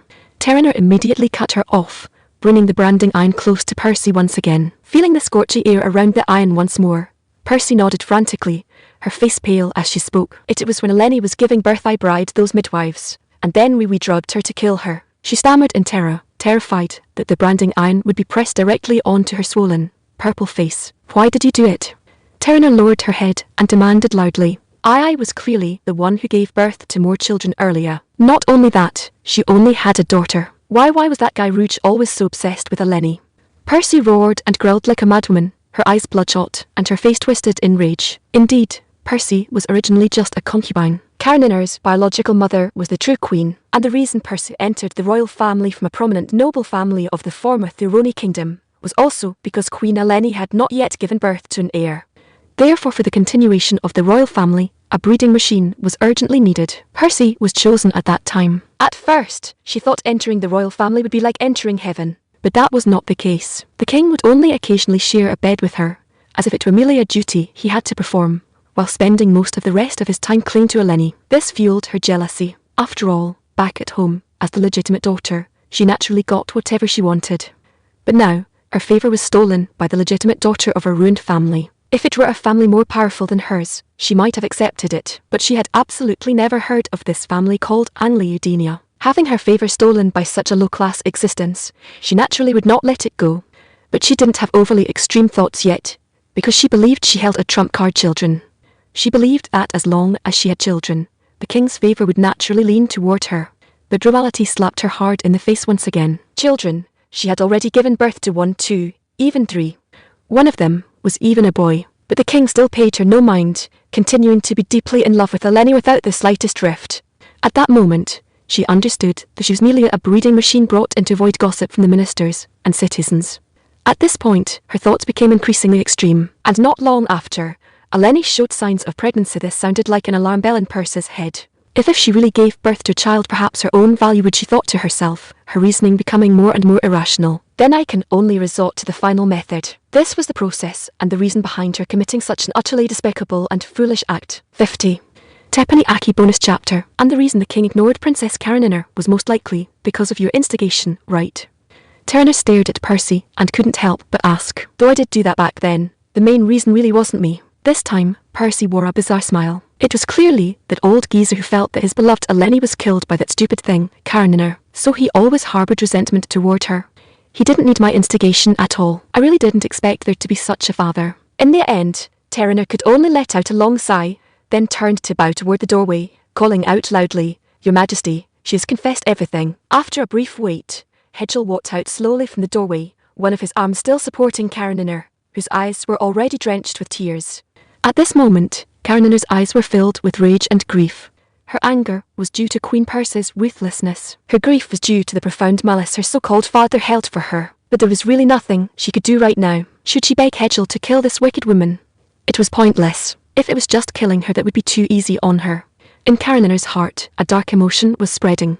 The environment I experienced before, let's return it to her now in an even more terrifying form. Karenina, what was said just now, did you hear it all? Percy's teeth chattered, and her voice was stammering. Yes. Karenina wiped her tears, then stared intently into Percy's eyes and said, That I really right. Everything regarding you was ordered by your father. I had no ill intent toward you. Percy still seemed to want to defend herself. No need to say more. Karenina, however, seemed to have absolutely no desire to hear her speak. That thing is not my father. Then she turned her head toward Hedgel. Can you grant me your request? Go ahead, I will grant it. Hedgel took the opportunity to stroke her golden hair, speaking softly. Change their place of exile to the western Gobi desert. Help them set up 1 or 2 thatched huts in the Gobi. Put a few days' worth of dry rations and water inside, and leave them to fend for themselves. And they must not be allowed to leave the desert Gobi. A dark aura emanated from behind Karenina as she spoke each word deliberately. You absolutely cannot do this. Absolutely not. Hearing this, Percy could no longer contain herself. She shrieked like a madwoman, her body writhing and struggling, her face utterly hideous. But other than making the iron chains rattle loudly, it was completely useless. Because just thinking about it made her realize that being in the desert, watching her food and water slowly run dry, and eventually dying a slow death would absolutely be excruciatingly painful. Sure, I agree.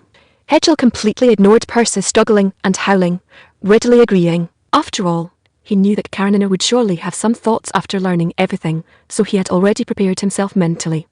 You beast, you clearly climbed into this dogshit emperor's bed with your own body to stand here. You dead bitch. In the end, Percy could only vent this kind of impotent rage. Hedgel, however, took a swift step to the side of the stove and picked up her red-hot branding iron. He pressed it directly and mercilessly onto Percy's already swollen cheek, amidst a chorus of ghostly wails and the sizzling of flesh under high heat. Karenina's dark emotions subsided quite a bit. 51. Smile bonus chapter. Afterward, in addition to the smell of rust, the entire dungeon was filled with a distinct burnt odour of charred flesh. Then Hedgel expressionlessly ripped away the branding iron, which had already cooled and stuck to the skin of Percy's face. The completely charred skin on that half of her face was torn away, along with the cooked and uncooked flesh beneath it. As for Percy herself, she had already fainted. After all, such intense pain was not something someone like her, who had never felt true despair and suffering, could endure. Even facing such a sickening and cruel scene, Hedgel remained expressionless. He then threw the branding iron, now clean with bits of flesh, back into the charcoal fire once more.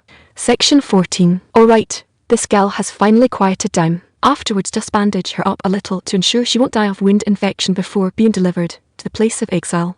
With a stern expression, he instructed Karenina, who had her head lowered. Only after receiving Karenina's response did Hedgel walk over to Karenina's side, a smile appearing on his face. The words she just spoke were broadcast directly to all the other cells through that small piece of communication manor stone attached to the chain behind her back. I reckon that old, stupid king probably understands what's going on by now. Stroking Karenina's little head, he explained softly. How terrifying. Karenina indeed shrank her neck back suddenly. Are you talking about how this person looks right now? It is indeed a bit disgusting.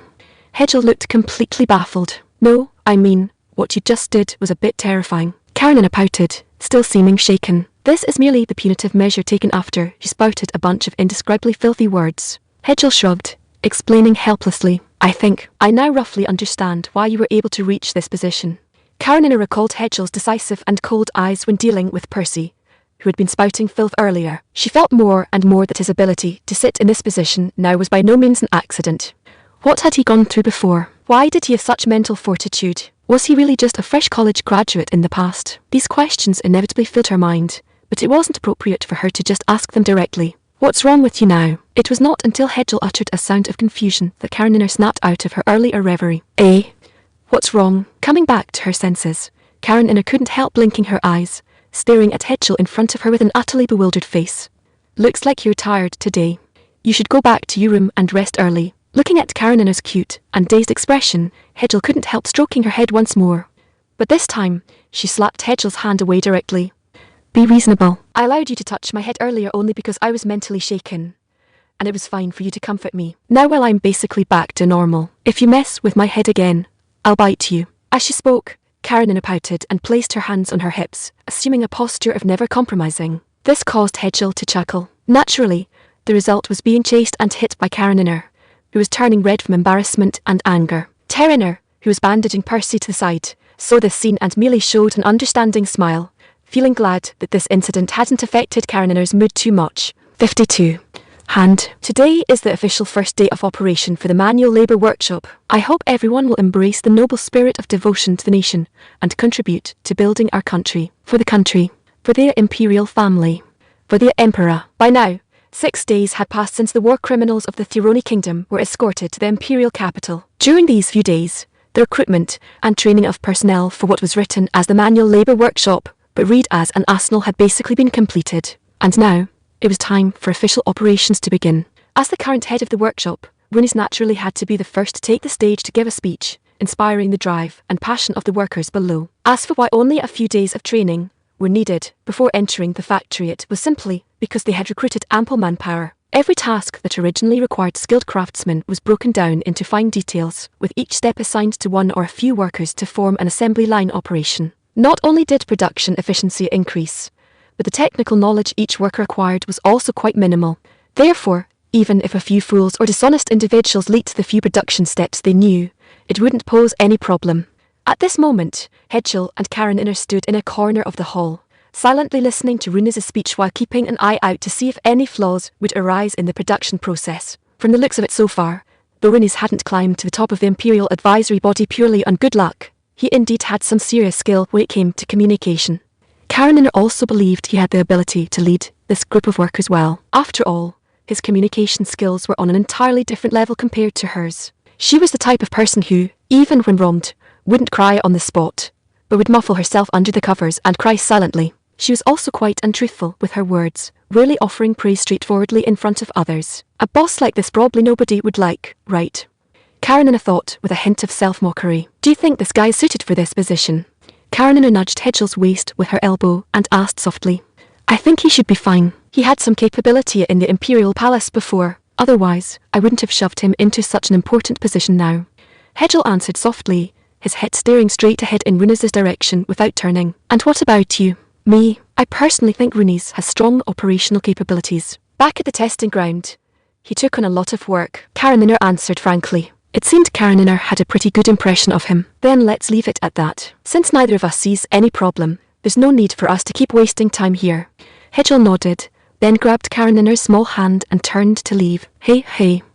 Why are we suddenly leaving? And what's with grabbing my hand all of a sudden? A blush coloured Carininer's face as she asked with a slight touch of annoyance. Didn't you say earlier that you wanted to make some explosives? Isn't now a good time? Besides, if I didn't grab your hand and grabbed your arm instead, you'd scold me again for hurting you. Holding Carininer's soft little hand, he answered without turning back. Then wouldn't everything be fine if you just didn't hold me at all? To this, Carininer could only look up to the sky and sigh heavily. 53. Jinda. As for why Hedgel had suddenly acted like this, to be honest, he didn't understand why either. It was just a sudden thought, and then his body moved on its own before his brain even issued the command. Could it be that my hand gained consciousness and took a liking to her hand? Such a peculiar thought suddenly popped into Hedgel's mind. After all, this was a magic world, so it seemed normal no matter what appeared. Even if a hand really gained consciousness, it wouldn't seem strange in the end. However, Hedgel decided not to dwell on these questions that had no answers at all. Either way, he was holding this soft little hand right now, so taking advantage of this great stroke of luck to enjoy feeling it a bit more was totally fine.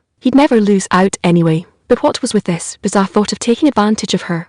She used to be a guy, me, flirting with a man, but she's a woman now. Hedgel seemed to fall into a vortex of thoughts, his face turning pale, white, and red in turns. Meanwhile, Carininer, staring strangely at the side of Hedgel's face, only wanted to ask him when he had learned face-changing from Emperor's son. It wasn't until they boarded the carriage parked by the roadside, tightly protected by hidden guards, that Hedgel released Carininer's little hand. Seeing as you held my hand just now without any valid reason, I want to make a request. What do you think? Sitting in her seat, Carininer smiled at Hedgel with half-lidded eyes as she spoke. As long as it's nothing too out of line, I'll agree to it. Hedgel chose to compromise. Then the explosives I make in a bit are going to be test detonated at the testing ground inside the Imperial Palace. Carininer put forward this condition directly. Isn't that a bit inappropriate? If it's inside the Imperial Palace, won't the noise be too loud? Hedgel seemed to feel that this request was somewhat troublesome. It's just a test detonation. Just a test. Just a few explosives. It's no big deal. Noticing Hedgel's hesitation, Karenina immediately shamelessly began to beg. After all, she didn't want to run all the way to the outskirts just for test detonation. How troublesome that would be. Before that, I want to ask you a question first. Seeming unable to let go of the fact that his previous thoughts had reached no conclusion, he raised his head and spoke while staring into Karenina's azure blue eyes. What do you want to ask? Go ahead. Do you ultimately consider yourself male or female? Hedgel spoke word by word. A real manly man, of course. Does that even need to be said? Karenina answered immediately, her tone brimming with confidence. But in Hedgel's eyes, wasn't this just a comical scene of a beautiful blonde girl declaring in front of him, I'm a real manly man? Since you're a real manly man, my holding your hand just now doesn't constitute a condition requiring compensation, right? After all, in your own mind, you identify as a real manly man. Holding back his laughter, Hedgel spoke to Karenina, who was completely stunned in front of him. He emphasized the words manly man especially hard, as if terrified he wouldn't provoke her enough to reach this. Karenina seemed to have crashed. The light in her eyes faded, and she kept repeating those words over and over. In short, can you or can you not approve my explosive test in the Imperial Palace? Finally, realizing she had fallen into a deep trap of her own making, Karenina could only shout at Hedgel in self-abandonment.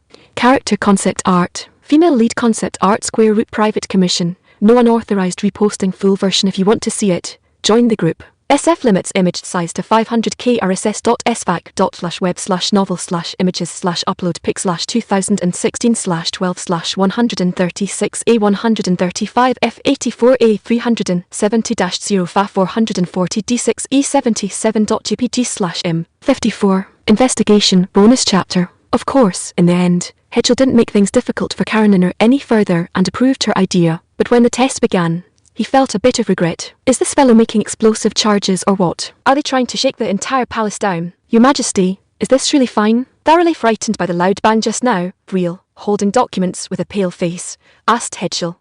Probably fine.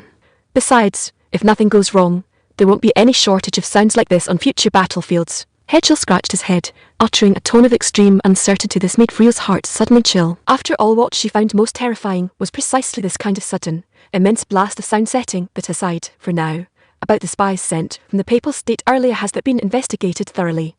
Hedgel took the documents and asked Friel. Yes, and it seems to be quite a major matter. She nodded, answering with extreme certainty. Meanwhile, Hedgel, who was reading the documents, saw his expression grow darker and darker. Only after he quickly finished reading everything in his hands did he suppress the anger in his heart, asking Friel with a trembling voice. Section 15. Is this true? It is highly likely to be true, because the intelligence carried by this Papal State spy aligns remarkably well with the report sent back by our informant in the northwestern garrison. Friel answered with words Hedgel did not wish to hear. Hedgel remained silent for a long time. He stared at the scene outside the window, lost in thought for a moment, his expression shifting from anger to regretful lamentation. Then he turned around and asked Friel, if they truly succumbed to the Papal State's temptation and launched a rebellion, what do you think would be the most appropriate course of action? Friel bowed her head, responding in silence. It was not that she didn't know how to handle such people, but rather this person was far too special. General Gran currently commands the Empire's Second Army located at the northwestern corner of the Imperial territory. This region directly borders the Papal State, making it a true front line. And this General Gran had even served as Hedgel's teacher in military strategy when Hedgel was young. Friel, who had been by Hedgel's side back then as a study companion and attendant, had also learned quite a bit of swordsmanship from him. 2 years ago, she had even received a valuable rapier from him as a birthday gift. Moreover, in their memories, General Gran, or rather, Uncle Gran or Teacher Gran, had always been amiable, honest, and reliable. That was precisely why Hedgel appointed him to guard the northwest, leading the Empire's Second Army to stand against the Riston Papal State. But now no one had expected such a thing to happen. In any case, set up defences in the towns around the Second Army's base first. Better safe than sorry. Having some preparation is good. Afterward I will inform Black Blade, and have him lead a team there for a proper investigation. I hope this is merely a miscalculation or an intelligence error. With that, Hedgel slumped back into his chair, fine drops of sweat beading on his forehead, looking thoroughly exhausted. After all, the mental shock of this incident was simply too great for him. One could only pray that General Gran had not rebelled, and that it was merely an error in intelligence or fake news deliberately leaked by the Riston Papal State. 55. Assassination. Bonus chapter. Hehehe, looks like the effect is even better than I previously anticipated. At the testing ground, Karenina was standing in front of a massive crater, a creepy, foolish grin plastering her face. Her laughter was exceptionally unsettling. What wrong medicine did you take this time to be laughing so creepily?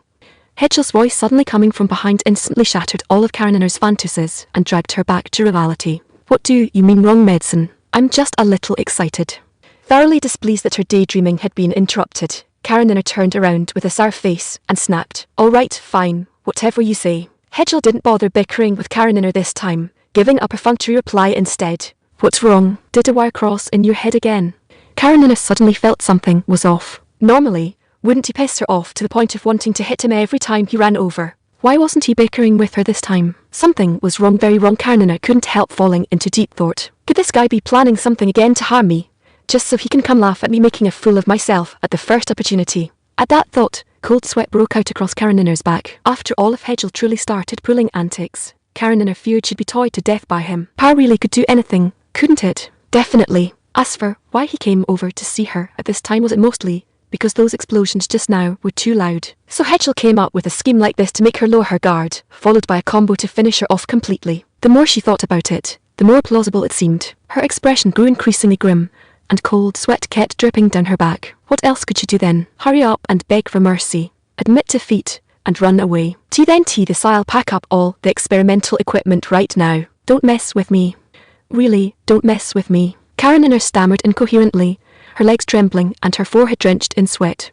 At the same time, she hurriedly tried to pack away the mortar-like device she had just gotten her hands on recently. What on earth are you blabbering about? Didn't I already give you permission to do these things before? Besides, I never had any plans to scheme against you. Hedgel held both of Kareninner's arms with one hand, looking utterly baffled as he spoke with a face full of confusion. "Eek, I know I was wrong. Let me off this time, all right? Pretty please." This time, Kareninner looked at Hedgel with tearful eyes, her body twisting and struggling continuously. "Here's the question. When did I ever say you did something wrong? Stop wilding out based on scenarios you made up in your head." Saying that, Hedgel gave Kareninner's little head a firm flick with his knuckle. It made quite a crisp sound. With that thought, Hedgel finally let go of Kareninner's hands. Afterwards, she could only squat on the ground holding her head with an aggrieved face, her big eyes filled with confusion and hurt. What kind of wire short-circuited in this guy's brain? "I don't recall doing anything out of line." Hedgel looked at her like this, and couldn't help muttering inwardly. "And why does she look so cute like this? Was this person really a guy in the past?"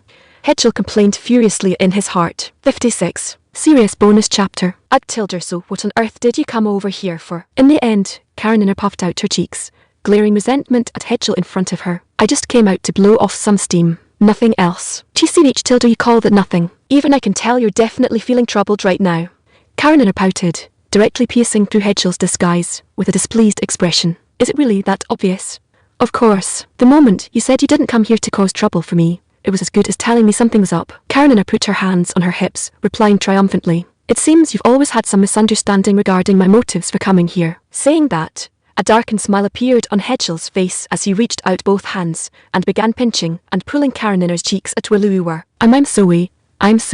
Only when Kareninner thoroughly agreed to change her previous incorrect stereotype did Hedgel pull his hands back.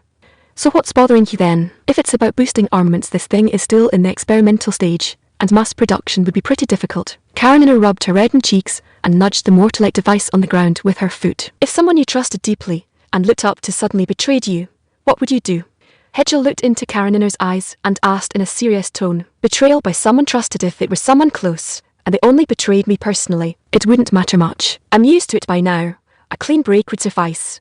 Not worth fighting or contending over. But if it escalates to the national level, it is absolutely unforgivable." Kareninner surprisingly regained her seriousness, putting on a mature air as she answered earnestly. Although Hedgel really wanted to figure out what Kareninner meant by used to it by now, he ultimately couldn't bring himself to ask, because he knew that asking rashly now would only incur her resentment. Better to drop it for now and talk about it when an opportunity arose in the future. Furthermore, he was also deeply concerned about why Kareninner had previously described her past as being disgusting enough to make even rats in the gutter feel revulsion. Her experiences were likely far more tragic and tumultuous than he realized. "Although there is no definitive conclusion to this matter yet, I think there is no harm in telling you." Hedgel cleared his throat, preparing to inform the girl beside him about the intelligence he had just received. "All right, as long as you don't use it as an excuse to chop my head off after telling me." It was hard to tell if Kareninner was being paranoid or joking, but hearing it at this moment made Hedgel feel strangely heartbroken. "It's just that General Granhoffman of the Second Army,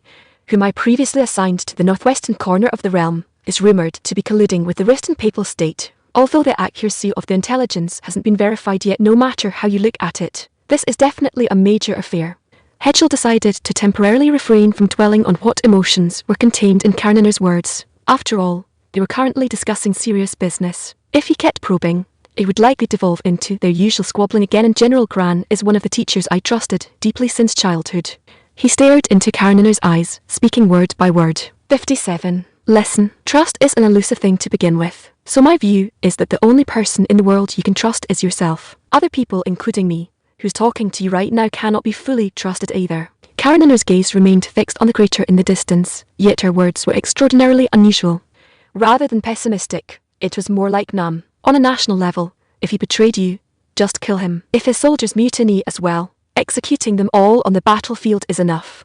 No other words are needed. If I ever do something like that one day, you can twist my head off while I'm still alive and hang it on the wall. And as the ruler of a nation, you should already know how to deal with traitors, right? I understand, and I intend to do so, but I just feel like something isn't right inside, as if a piece of my heart is hollowed out.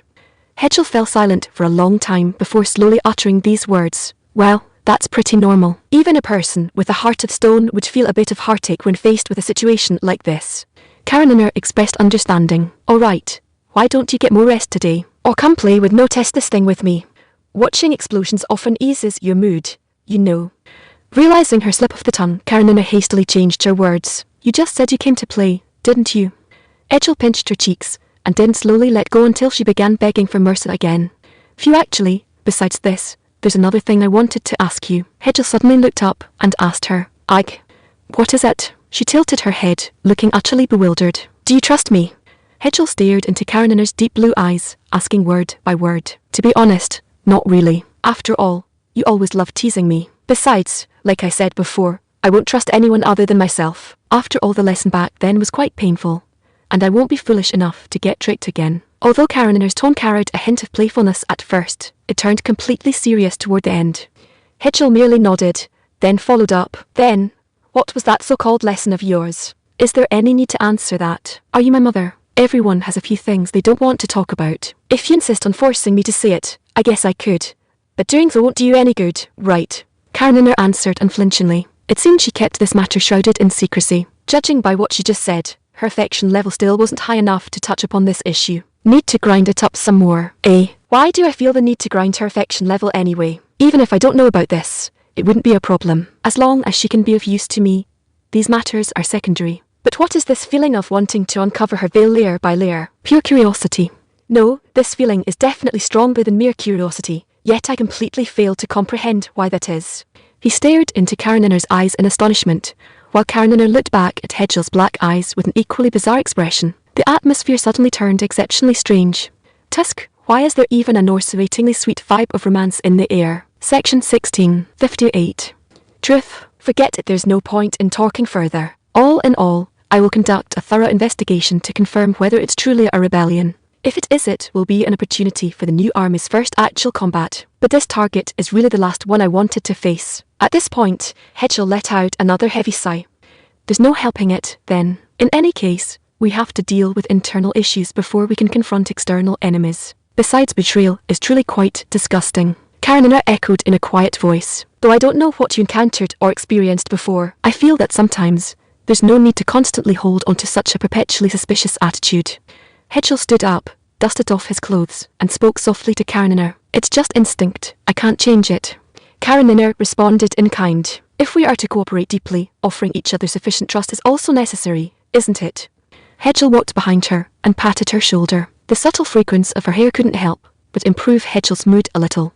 That's true. But she suddenly turned her head and spoke loudly. If I offer you proper trust, will you give me the corresponding trust in return? Haven't I been offering it all along? Shouldn't you also show corresponding sincerity? Hedgel's mouth twitched, an expression of utter helplessness on his face. Seems so. Well, let's consider it an upgrade to our previous employment contract then, Tilda. Kareninner had a playful smile on her face, her tone full of delight. Which face was the real her? Was it the worldly, numb one from earlier, or the playful and cute one now? Hedgel didn't know, but at this moment, he felt a sudden desire to embrace both versions of her. As for the reason, call it a whim. Let me handle the rebellion regarding Gran. You just need to focus on the work at hand. No need to worry about anything else. With that, Hedgel turned around and walked toward the exit of the testing ground. Karenina made a grimace at him and said grumpily, "Who would ask for trouble for no reason? Especially when suffering this trouble doesn't even pay a salary." In reality, though, she didn't actually hold a strict demand to get paid. Rather, it was just an anchor for her to keep pushing herself to work hard. Black Blade, slow down other investigations for now. Take a team immediately to Gulag province in the northwest to investigate. If it's verified that General Gran has truly betrayed the country, report to me at once. Inside Hedgel's office, Black Blade, who had been secretly summoned, knelt on one knee, obediently listening to Hedgel's instructions. Not until Hedgel gave the command to set off did he rise, salute Hedgel, and quickly open the office window, quietly slipping out of the palace under the cover of night. Meanwhile, in the office, Hedgel studied the map, running tactical simulations. He was pondering what kind of deployment General Gran would make if he truly launched a rebellion, as well as his most likely attack route. He absolutely could not afford any wishful thinking right now. After all, if this battle went poorly, the damage to the nation could prove fatal. 56. Preparations bonus chapter. Real, over the next 2 days, use the firearms already manufactured in the arsenal to arm a unit. Drawing troops from the Imperial Guard is the ideal scenario. At the same time, speed up and expand the production of ammunition. Hedgel stared at the documents in his hand, issuing commands to Vreel in a stern tone. Also, based on the experience from training the first batch of gunmen, how many days do you think it will take at minimum to form basic combat capabilities? Reporting, if they are Imperial Guard soldiers who are already strictly trained, no more than 5 days. Vreel answered immediately. Then I give you 5 days. In 5 days, lead the unit and advance immediately toward Clintown on the border of Gulag province and wait for orders there. Understood. Hedgel stood up, pointing at the map as he stared into Vreel's silver eyes, issuing an unquestionable order. "You're well." With that, she immediately offered a military salute to Hedgel, then trotted out of Hedgel's office. After Vreel left, Hedgel held his forehead and stared at Gran's stationing location in Gulag province, his expression grave, no one knowing what was on his mind. "So, why did you drag me out to this place again?" Karenina covered her nose, looking with utter surprise at the endless fields before her as she asked Hedgel. "No need to cover your nose. We are gradually reducing the use of organic fertilizer. While it's not a complete reform, the smell is much better than before." Hedgel directly pulled down the small hand Karenina was using to cover her nose. "TCH, if you're using basic chemical fertilizer like this, keep an eye on soil compaction. It's best to rotate crops." Karenina squatted down, inspected the soil, and offered a reminder. "It's only been used for a few days, so it shouldn't be much of an issue yet. Besides, according to feedback from local farmers, the new plows distributed earlier are working pretty well. But speaking of which, why do you seem to know everything? You even know agriculture." Hedgel couldn't help but comment. "It's just coincidence. I used to tend to plants and work the fields in passing, so naturally I know a thing or two." Her gaze drifted into the distance again, seemingly gathering on the farmers who were working hard. "Looks like a shut-in like me, who stays in the city all day, is truly embarrassing in comparison." "You can't put it that way. At least when it comes to governing a country, I have zero talent." She shifted her eyes back to Hedgel. "You didn't call me here just to show me farmland cultivation, right?" "Indeed, not just for that." Hedgel placed his hand on the squatted Karenina's little head, but this time she didn't seem to care, though her eyes turned slightly vicious. "In that mountain visible from here, a fluctuating magic reaction can often be felt, but whenever survey teams go over, they can never find the cores. It was inferred to be a super large magic crystal mine, but because the mountain rock is extremely hard, it's impossible to mine." Hedgel pointed at the rocky mountain far off in the distance. "So you want me to whip up some explosives to blow up the mountain? Or do you have other ideas?" Karenina's expression grew increasingly strange. Character profiles full version. "Okay, after heavily compressing the image quality, it can finally be uploaded shameless fake update square. rss.svac.web/novel/images/upload pics/20158d1f7d3bc0 7d0a3c7.jpg/im 60. Blow up the mountain. I do have that thought. As you know, if we use magic crystal explosives to blast open mine shafts near a magic crystal vein, it would likely detonate all the crystals inside the mountain, which would be a huge mess." Hedgel pulled Karenina up from the ground and replied softly, "And then, just use black powder explosive packs. Why make it so complicated?" Karenina said grumpily, having originally thought she was dragged into some major trouble. "Well, can this be left to you? Besides, whether there are magic crystals inside is still unclear. The magic fluctuations emanating from it are fluctuating and completely unstable. Normal magic crystal veins don't emit noticeable magic fluctuations at all." "So what? Just blow it up and see." If there's really something inside, maybe it's one of the ruins of the previous civilization. Wouldn't that be a massive win? Karenina suddenly grew interested in the Rocky Mountain, speaking with great enthusiasm. Then after returning, I'll prepare some black pow. Karenina puffed out her cheeks directly, making strange sounds from her throat that seemed to signify discontent. Plenty of supply to satisfy you. All right. Hetchel could only respond with his mouth twitching. Deal. Upon hearing this, Karenina immediately beamed with smiles, her previous pouting demeanor vanishing instantly. Why did it feel like she changed faces faster than a child? Hetchel couldn't help thinking to himself. Well, this was good, too much better than her showing the expression from yesterday afternoon. But the question returned to the starting point. Which one was the real her? By the way, didn't you build a mortar-like mount yesterday? How did it perform? Knowing there was no point dwelling on that topic, Hetchel decided to start a new subject. So, if the barrel length is extended a bit, it can reach around 700 meters. Of course, the cost of each shell is exorbitant. If you equip them on a large scale, you'll probably go bankrupt. Karenina tilted her head and reported truthfully to Hetchel. I just don't know if it's necessary to set up more explosives at this stage. Mainly, the Papal State's paladins wear manor armor. If the Papal State is truly willing to spend big, whether firearms can directly penetrate manor armor is a huge question. Hetchel honestly voiced his doubt. Manor armor was created by rare mages in the world enchanting knight's plate armor. Its defense was extremely high. Even a direct hit from a heavy crossbow would only leave a tiny dent, causing no serious harm to the knight inside. Of course, its downside was equally obvious. It was far too heavy. Although ordinary cloth armor and chainmail could also be enchanted, the effect was far inferior to plate armor. Otherwise, the Papal State would have long since conquered the world and spread its faith to every corner of the continent. Using landmines probably won't work either, because we don't know their attack location yet. Laying mines recklessly is just gambling. If you guess wrong, what will you do when clearing the mines? Karenina thought carefully for a moment, then stared into Hetchel's dark eyes and said word by word, this depends on whether you're willing to pay a heavy price. 61. Occupation bonus chapter. Why do I feel like my wallet is getting mercilessly squeezed when I hear you say that? Hetchel felt more and more that his budget proposal would need another major revision. That depends on what you think. Put it this way, the cost of a single shell, the raw materials alone, are said to be over 1 silver coin. Karenina's smile became increasingly terrifying, while Hetchel's heart felt like it was bleeding. And how were your previous test results? Hetchel wiped away the sweat that had just oozed from his forehead, asking in a slightly trembling voice. Pretty good, just a bit pricey. Everything else is fine. Even against heavy armoured manor cavalry, even if shrapnel can't penetrate the armour, the shockwave alone can shock the horses and soldiers to death on the spot. At this moment, Karenina suddenly became immensely confident. In short, better safe than sorry. Fire a few test shots in front of me later so I can see the effect. If feasible, we'll produce a small batch first. After all, this period definitely won't be peaceful. Hetchel replied helplessly with deadfish eyes. Got it. Come to the testing ground tomorrow then. Once I get back, I'll tinker with the explosive packs you wanted first. Indeed, art is explosion. Art is a metal jet. Karenina suddenly entered an extremely excited state, her words sounding stranger and stranger. Be normal, why did you suddenly enter such a weird state? Hetchel rapped his knuckles hard against Karenina's little head.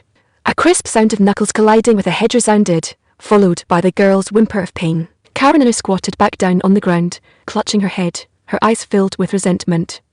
Feels unexpectedly nice to hit. I'm starting to like this feeling a little. Section 17. Hetchel muttered to himself, bewildered, as if still savouring the sensation of the strike just now. Are you devil? Holding her head, Karenina barked at Hetchel like a cat with its fur standing on end. Meanwhile, in Zisdorf, the capital of Gilag province, General Gran was leading his soldiers directly into the Lord's mansion. What do you think you're doing? As the city lord, Mr. Simonov bellowed at Gran standing downstairs, watching the endless stream of soldiers pouring in. It's nothing. I just want you and your subordinates to take a temporary rest. General Gran replied without turning a hair, a strange look of determination showing on his sharp, resolute face. This is treason. You will be Just as Simonov came to his senses and was about to verbally condemn him, several soldiers forced open his locked door, pinned him to the ground, and gagged his mouth. After confirming that the so-called supreme leader of the local area was controlled, Gran turned around and spoke to the soldiers behind him in a deep, powerful voice. We have now completed the first step in restoring the royal family. Next, we shall march toward the imperial capital and bring that usurper, Hetchel, to justice. Brave warriors of the empire is proud of you. Gran held his longsword high, rallying the soldiers. And these veterans who had followed Gran through countless battles, large and small, responded to the general's call with all their might and joyful hearts. The entire Lord's mansion was submerged in waves of shouts crying, "Restore the royal family." 62. The demolition begins. Since Hedgel had previously said there will be plenty for everyone, Karenina certainly wasn't going to be polite. Sure enough, she demanded a huge amount, and a cartload of explosive packs crafted overnight by the imperial capital's artisans was prepared right away. Though it was merely compacting a large quantity of gunpowder and inserting a long fuse that wasn't refined, but got the job done. A simple explosive pack was thus completed. Although the actual effectiveness of this thing remained to be field-tested, judging by the quantity, it was definitely a big eye. Without needing to say more, Karenina called Hedgel and headed straight for the stone mountain they had seen earlier in the farmland. There really is nothing but stones here. Ha! Even moss is rare. Supported by Hedgel, Karenina slowly climbed the stone mountain, which wasn't towering but was quite steep, while observing the surrounding environment. Yeah, precisely because this place was so unusual before, I wanted to investigate it thoroughly. Hedgel glanced back at the soldiers carrying the explosive packs, and only answered Karenina after confirming no accidents had occurred. Well, a stone mountain, where you can't even see moss, is indeed quite rare. Besides, those waves of minor fluctuations inside feel just like breathing. Karenina seemed to have thought of something unpleasant again. Do you think could there be a giant monster produced by a prehistoric civilization hidden inside? Can't rule it out. But regardless, it's better to see what's actually inside first. Suit yourself then. Anyway, I'm just the demolition personnel. Seeing that Hedgel was fearless, Karenina could only shrug and answer like that. Just then, the exploration team member working at the very front suddenly stopped. "Your Majesty, this is where we excavated last time, but we found nothing." He pointed to a modest pit on the rock wall and spoke respectfully to Hedgel. "Leave it to me." Karenina blinked and reached out to grab an explosive pack. "It's enough to let them do it. With your skinny arms. Why are you handling that thing?" Hedgel immediately refused, then promptly ordered a soldier carrying explosive packs to shove a large pack directly into the depression, leaving only the long fuse exposed. After that, the remaining people walked directly toward a gentler area that could serve as cover. After Karenina gave the signal to detonate, the soldier immediately ignited the fuse with a flint and ran relentlessly toward the cover area. Less than half a minute after the soldier hid behind the huge protruding rock serving as cover, a thunderous explosion and the sound of flying debris hitting the boulder blasted straight into their ears, stimulating their nerves. The ground beneath their feet also trembled slightly, but quickly returned to calm. After confirming that all the flying stones had obeyed gravity's call and returned to the ground, they cautiously poked their heads out to observe the blast site. Near the blast site, the originally fierce protruding rocks had long been shattered by the immense shockwave, losing their former sharp appearance, and the small pit at the centre of the blast site had disappeared, replaced by a breach 4 people wide. 63. A barrier. At this moment, the soldier couldn't help but feel relieved that he had run into cover. Otherwise, he would probably have been turned into a sieve by the flying stones. Thinking of this, he once again cast an admiring glance at Karenina, because this powerful weapon was created under her guidance, even though it was currently being used for blasting open a mine. Looks like it's still not enough. No Oz in sight. Keep blasting. Karenina and the exploration team members checked near the blast site together, but still came up empty.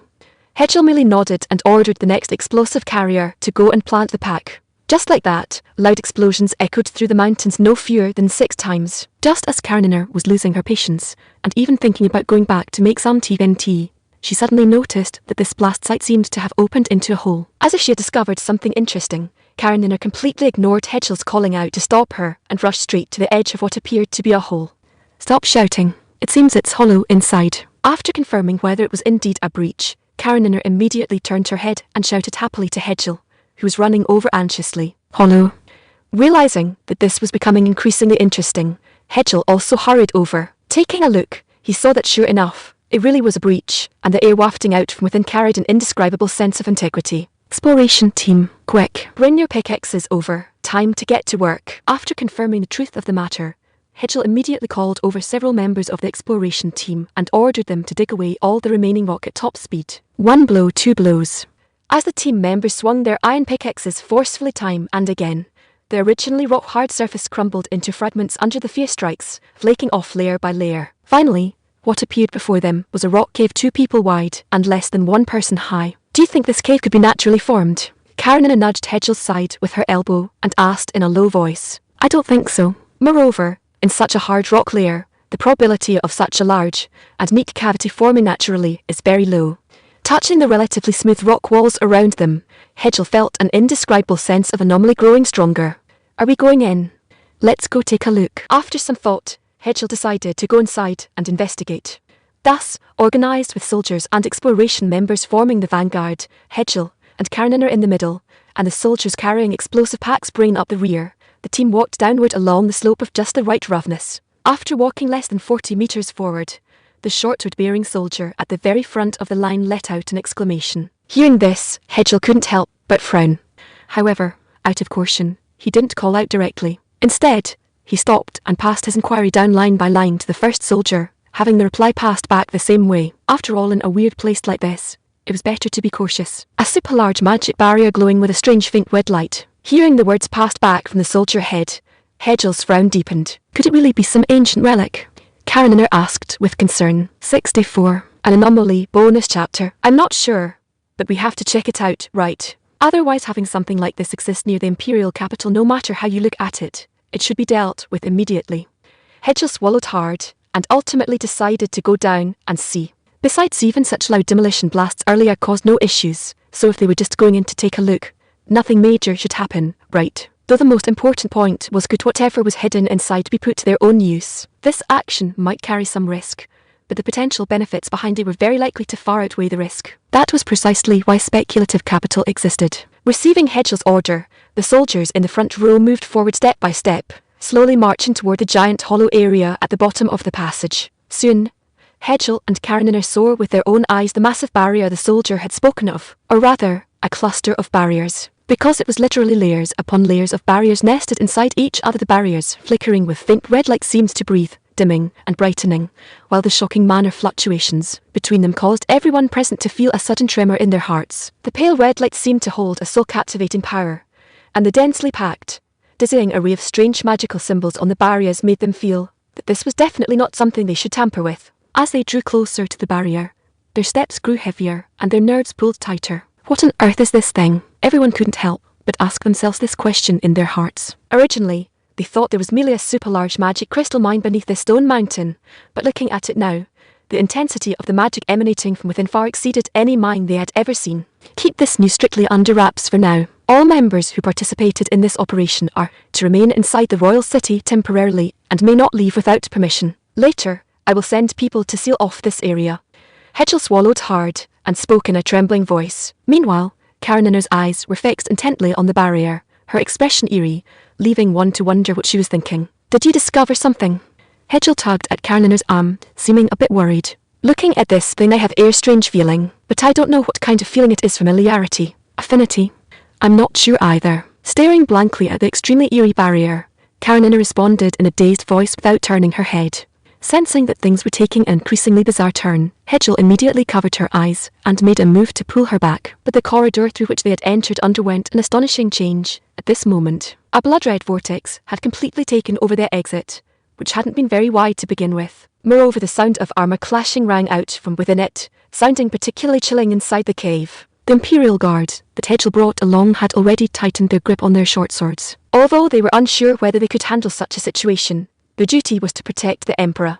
Therefore, no matter what, they had to give it their all. As the sound of armor grew clearer, and crisp black-helmeted knights, each wielding an unknown ornate longsword, abruptly appeared before everyone.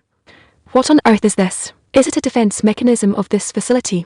Hedgel barely kept his mind clear enough to think of this possibility. 65. Slain bonus chapter. At that moment, the group of black-helmeted knights raised their longswords, and the killing intent emanating from their entire bodies sent a shock, followed by chill, through everyone present. These things shouldn't be they were definitely not human. Section 18. Smelling the faint scent of blood in the air coming from who knows where, Hedgel couldn't help but think of those words. Karenina, on the other hand, looked as if her soul had been drained away.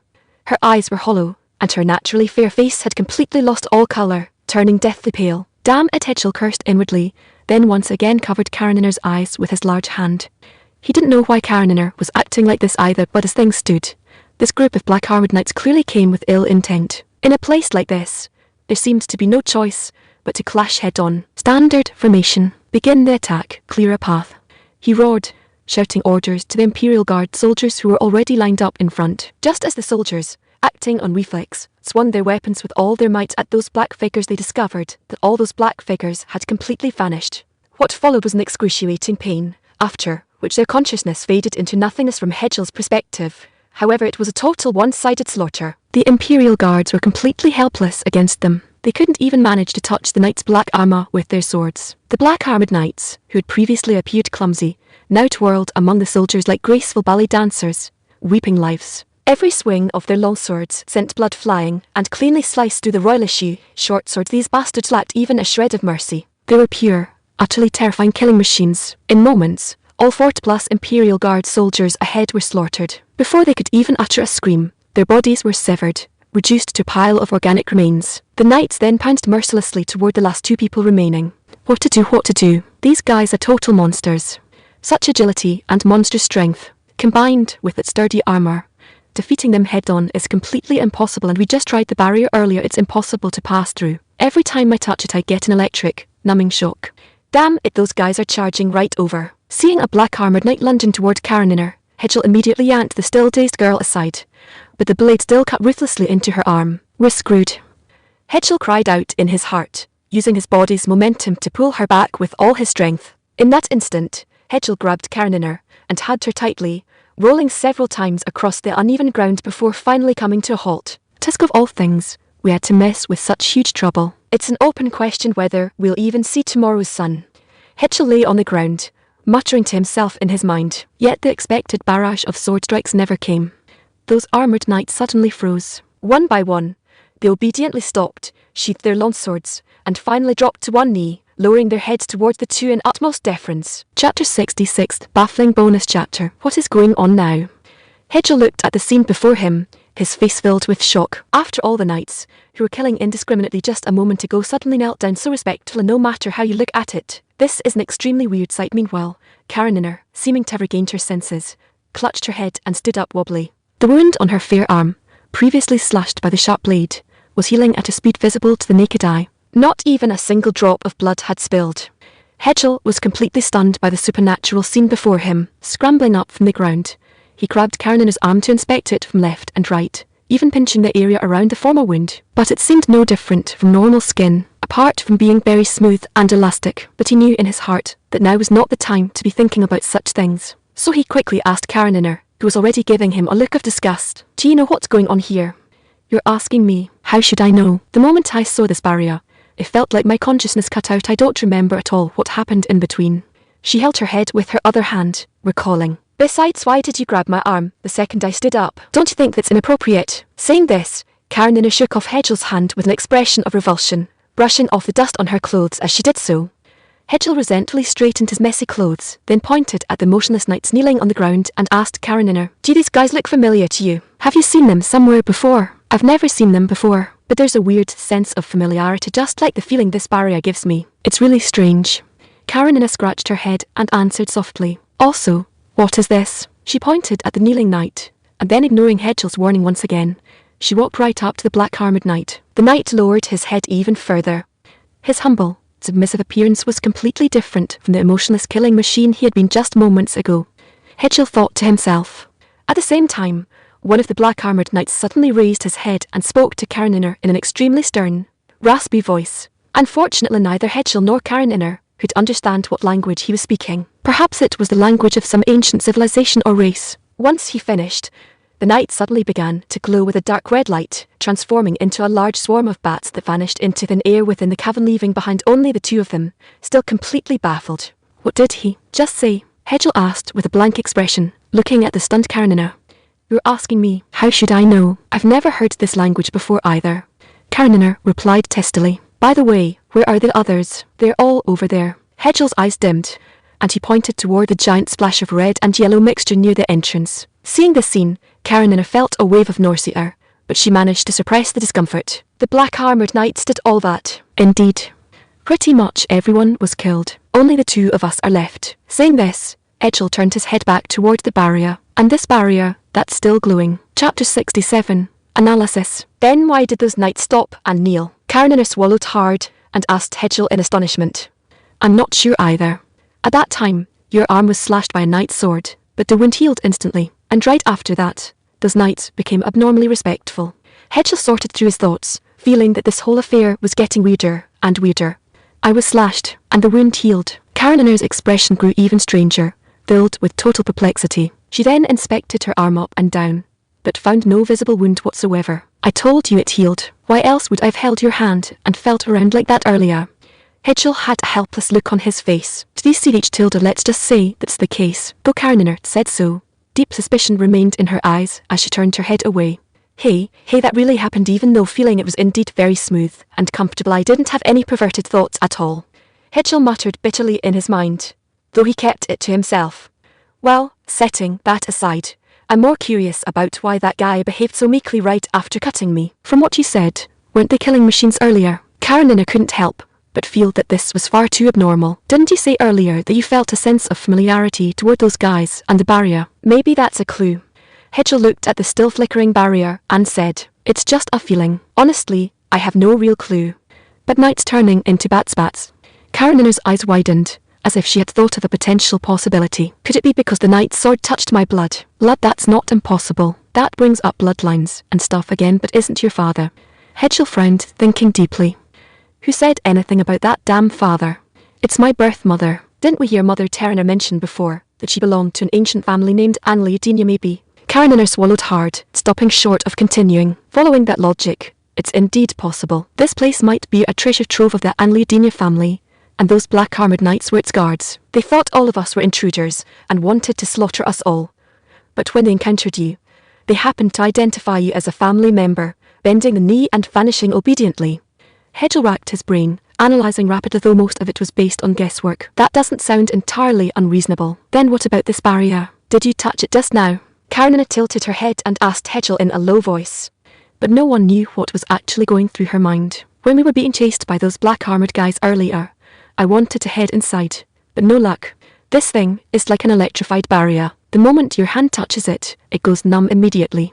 Hedgel shrugged, looking at the barrier with an increasingly grim expression. Then let me try. Maybe it'll work. As she spoke, Karenina took slow, deliberate steps toward the barrier and pressed her palm against it. Chapter 68, a breathtaking sight. Hedgel didn't speak up to stop her this time, because even if it didn't work, nothing too bad would happen. At most her arm would be numb for a bit, and as Karenina reached out her small hand, gently touching the barrier flickering with a faint red light, her hand didn't pass through as Hedgel had previously hoped. Instead, it was stopped directly, just as where Hedgel had touched it. Just as Hedgel felt a wave of disappointment, thinking about using explosives later if he got the chance, a sharp crack suddenly echoed through the cavernous cave.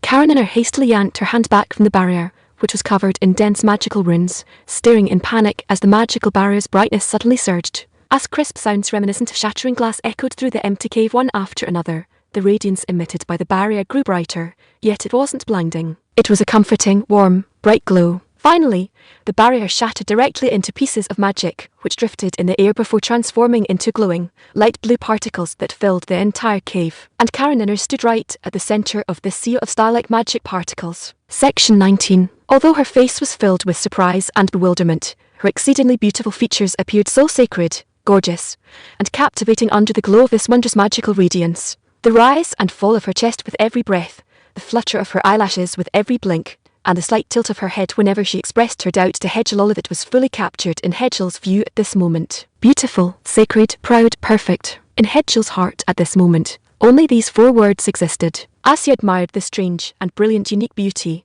the impression in his heart grew deeper and more pronounced. In the end, he could only use a single phrase to describe it. Breathtakingly magnificent. It wasn't until Karenina, finding that her calls to Hedgel went unanswered, stomped angrily over to the still dazed Hedgel and tugged on his ear that he suddenly snapped back from that wondrous sensation.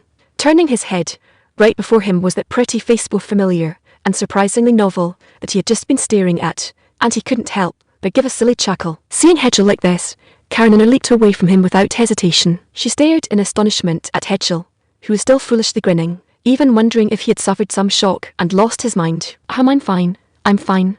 Just thought of something. Isn't the barrier gone now? Let's hurry in and take a look. Realizing how unbecoming his behavior had been, Hedgel quickly changed the subject to ease the embarrassment, pretending to take 2 steps forward. Meanwhile, Karenina peered at Hedgel with a look full of suspicion.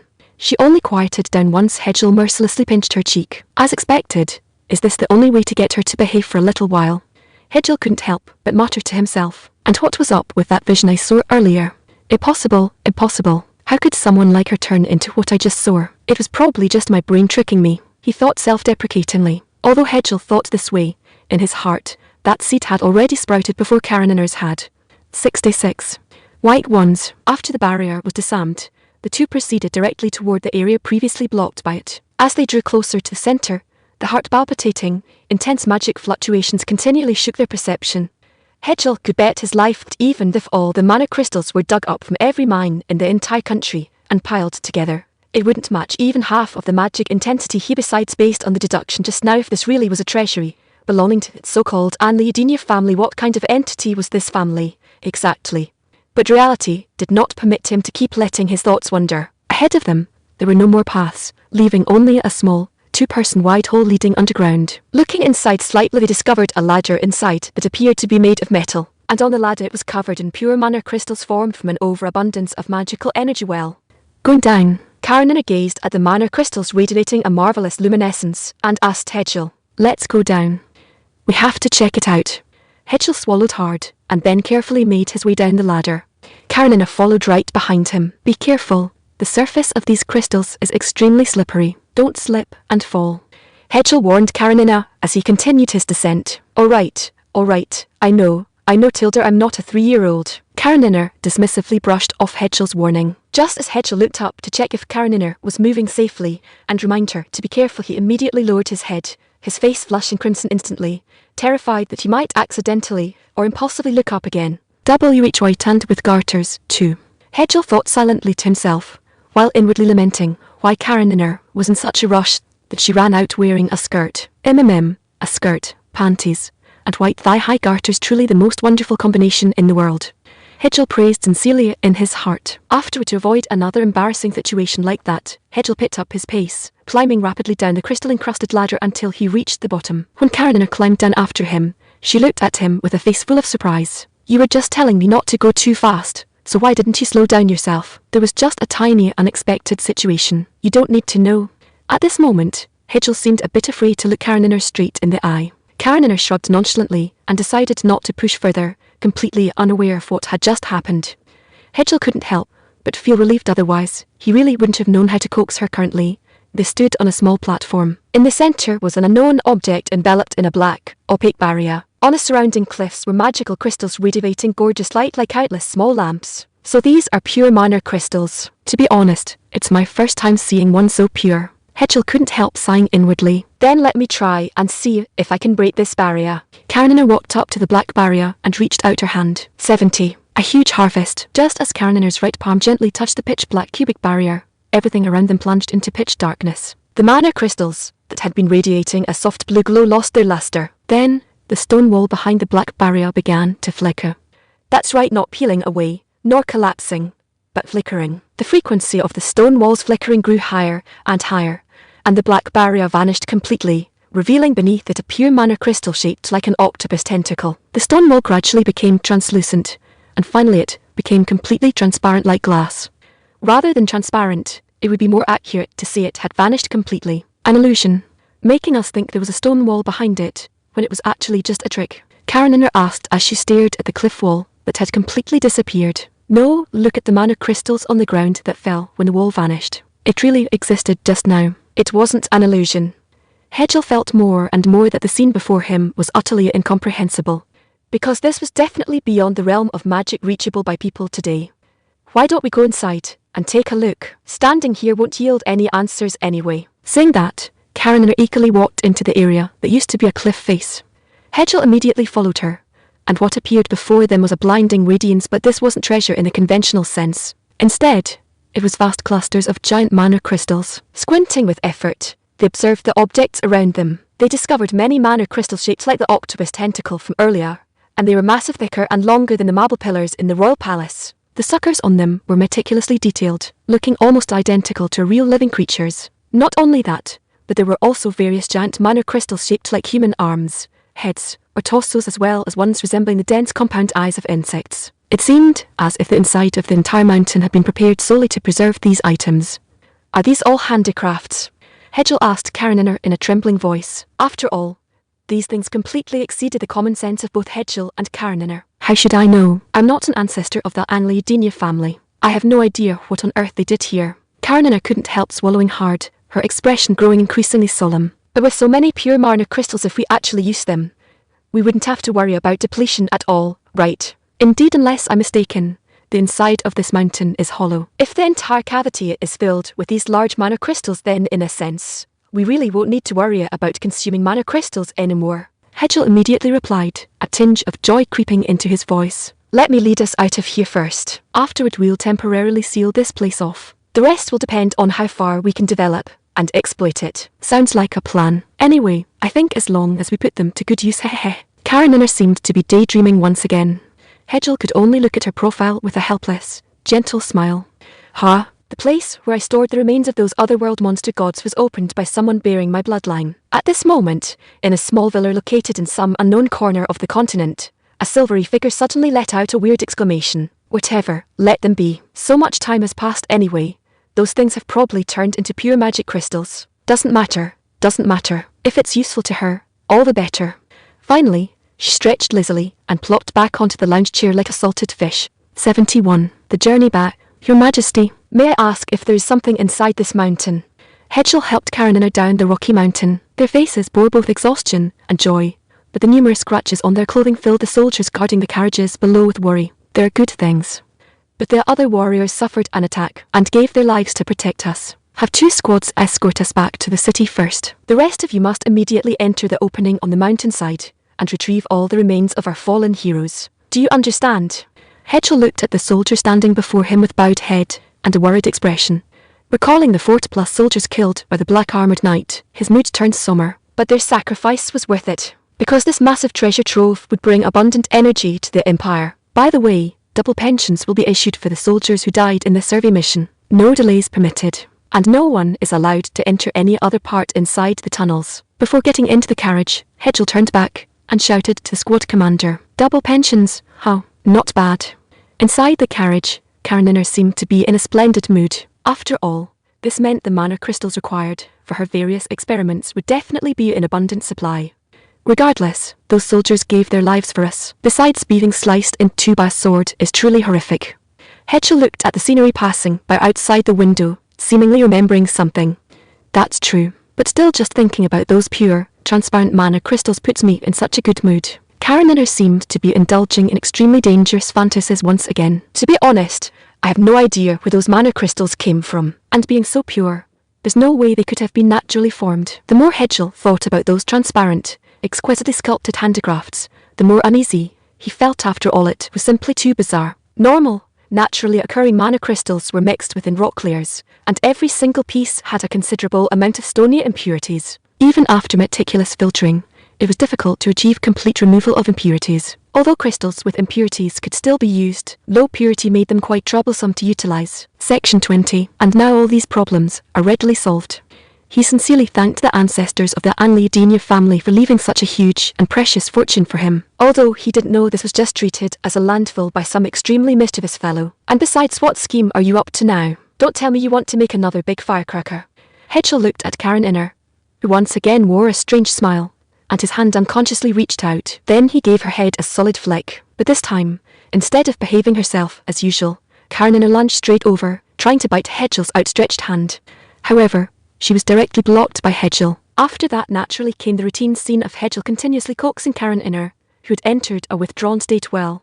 He only remembered how satisfying it was to knock her head, always forgetting how troublesome it was to coax her afterward. A fellow like this is absolute scum. Certain. 72. On the other side, night fell. Inside the city of Sisajufu in the Gilad province, some distance away from the imperial capital, General Gran was sitting quietly in the former lord's office, closing his eyes and pondering about something unknown. The light emitted by the magical chandelier in the room was so pale and dazzling at this moment that he completely didn't want to open his heavy eyes. He knew the imperial court far away in the imperial capital would soon substantiate his identity as a rebel party, or rather, it was already confirmed, but he didn't care at all, seemingly having no regrets about it, because he knew this was definitely a matter that could change the domestic pattern, an absolute good thing that benefits the country and the people. If it only saddled him with the notoriety of a traitor, he felt this was a profit, absolutely a profit. Thinking of this, the corners of his mouth couldn't help but slightly raise, and then he picked up a short sword placed on the edge of the table. With a sudden wave of that short sword, a unique noise of metal clashing suddenly sounded in the room, making one feel a jolt in their heart. But the sound of this metal intersecting kept ringing like a storm in this narrow space, and the ding-dong sound filled the entire room. I do not know how long had passed. The noise calmed down, but the two still failed to decide the winner.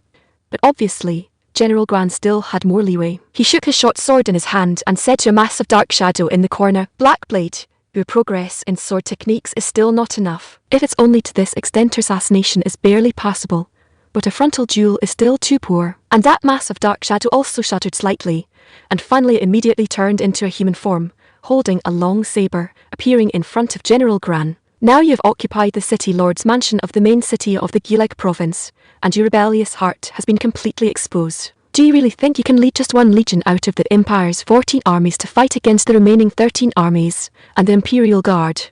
Black Blade rarely uttered such a long passage. "It's not that I think I can do it, but that I have to do it. How can you understand my hidden suffering now?" Gran was silent for a moment, then stroked the short sword in his hand, but the words he spoke carried full bitterness, and a sense of tragic heroism.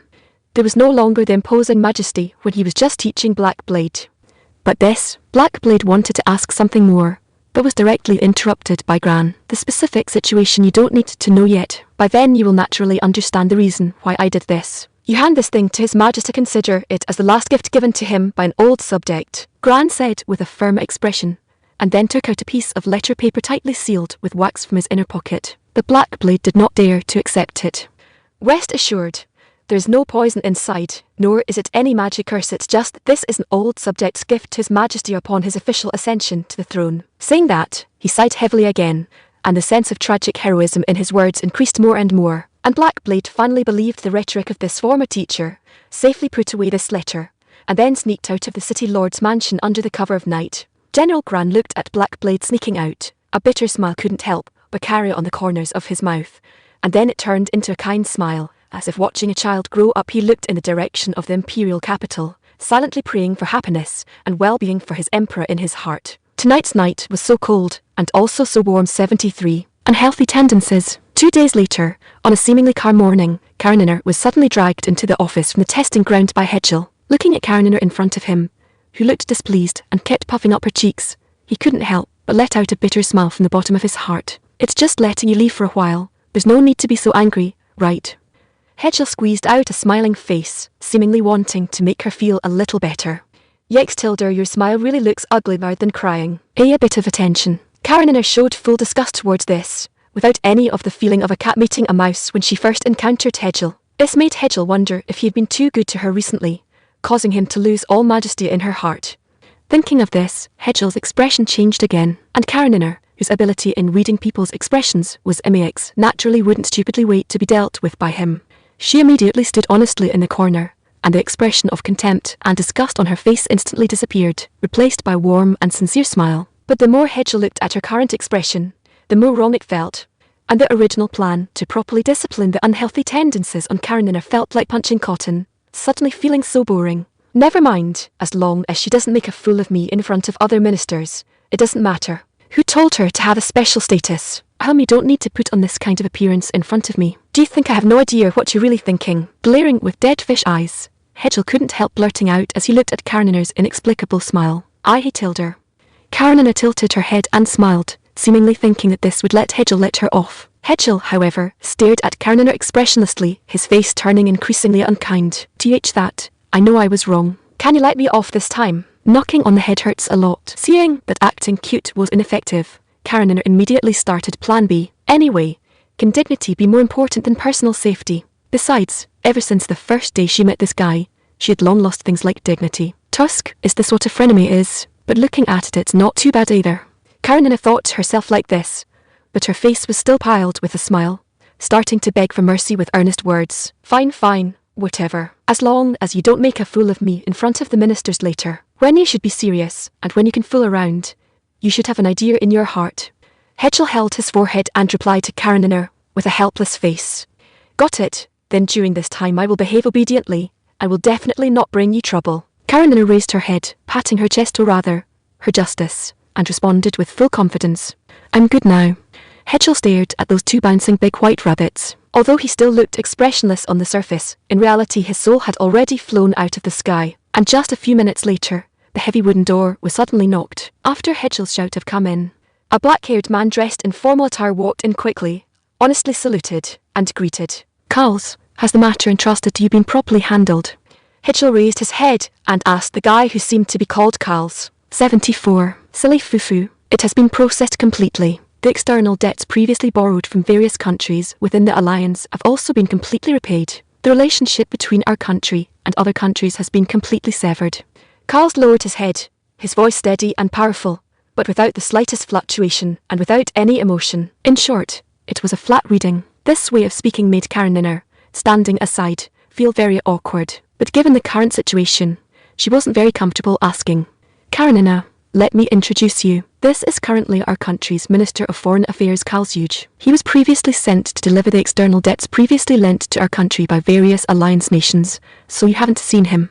Hedgel introduced the guy in front of him, who carried a gloomy feeling to Karenina standing in the corner. Karenina walked out of the corner with slight embarrassment, then saluted and greeted. But this inexplicable gloomy plus ascetic temperament made her feel a subtle sense of discomfort, because this gave people the feeling of a big ice cube. Letting him be the Minister of Foreign Affairs, are they sure this Hedgel isn't really crazy? You don't need to wear that expression either. Although Carl's looks indeed are a bit cold, as long as it's not about national interests, he is still quite easy to talk to. Hedgel looked at Karenina's slightly embarrassed expression and couldn't help mentioning it again. "Besides the two of you are also a few of the people I can trust at present.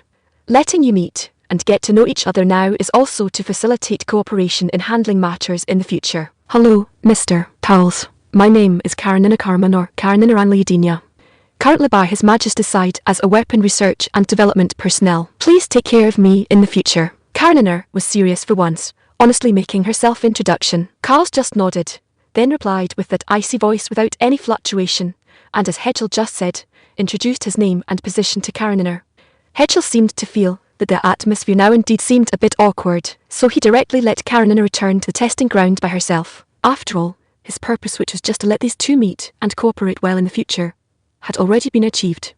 Continuing to let her stay here when she was completely unaccustomed to Carl's personality and aura would also be a kind of torture for her. Hearing Hedgel say she could leave, Karenina saluted Hedgel as if granted amnesty, then strode out of his office, disappearing into the corridor in a flash. "What do you think about this, Carls?" Hedgel raised his head and asked, staring into Carl's eyes. "This subordinate believes Miss Karenina seems quite unaccustomed to the current environment, and she's also a bit silly." Carls reported truthfully. Silly it seems he didn't see through her at a glance either. Hedgel sighed, suddenly feeling that this was not a problem with Carl's ability after all. He also failed to see through what Karenina was thinking in her heart at first glance. Never mind. Anyway, whether she is silly or not, you will naturally understand in the future, although she is not used to this atmosphere. But if you have to say she is silly, she really can't be considered so. At least when it comes to saving her own life, she is first class. Hedgel said to Carls with a hint of helplessness. "This subordinate understands." Carls lowered his head and replied respectfully, although his expression was still like a paralyzed face. 75. Loyalty. Come in. Night fell, along with a sudden rush of ying-yang sounds resembling a fox's cry into Hedgel's ears. He glanced at the window, confirmed that there was indeed a dark shadow there, and then spoke. Then came the familiar sound of the window being gently opened and closed, but this time it made Hedgel feel unusually anxious and uneasy in his heart, because Blackblade was back, and Blackblade was about to tell him the result of this investigation. Although he already knew the news that the main city of the Gulag province had been completely controlled by Gran, facing the rebellion of one of his most trusted people directly. No matter what, this was quite unpleasant and heartbreaking. "Just tell me the result. Don't say too much nonsense." Hedgel looked at Blackblade standing still in front of him, his words revealing a thick sorrow. After all, if he really wanted to wipe out the rebels, it could be said not to be too difficult. But the betrayal of someone who watched him grow up since childhood made his heart feel exceptionally unstable. General Gran has indeed occupied the Gulag province, and is collecting food and weapons, preparing to march towards the direction of the imperial capital shortly. Blackblade's voice was turbid, but this time it rarely carried a trace of grief and regret. "I understand." Section 21. Hedgel responded in a low voice while waving his hand, motioning for Blackblade that he could leave, as he needed some peace and quiet. "But General Gran hopes this humble subject can deliver this letter to you. He said this is his final gift to you." With that, Blackblade took out from his bosom a letter tightly sealed with wax. "Are you sure it's not something like a magical curse?" Hedgel's words rarely carried a hint of anger. "Please allow this humble subject to help you open this letter." "No, I'll do it myself." But Hedgel ultimately decided to give his longtime teacher one last shred of trust. With trembling hands, he took the envelope from Black Blade's grasp, then pulled a small knife from the drawer and sliced open the sealing wax. Inside the envelope, there was no magical glue, nor any unknown poisonous powder. It was simply an ordinary letter. Hedgel pulled the letter out and began reading it rapidly. Black Blade looked at the Emperor before him, his eyes growing redder and redder as he gritted his teeth tightly, and couldn't help thinking to himself, could it be that Gran wrote quite a few words in the letter that would anger your majesty? But that single tear flowing from the corner of Hedgel's eye completely shattered this thought in his heart. After finishing reading, Hedgel placed the tear-stained letter paper on the table and pushed it toward Black Blade, who was standing right across the table. Read it.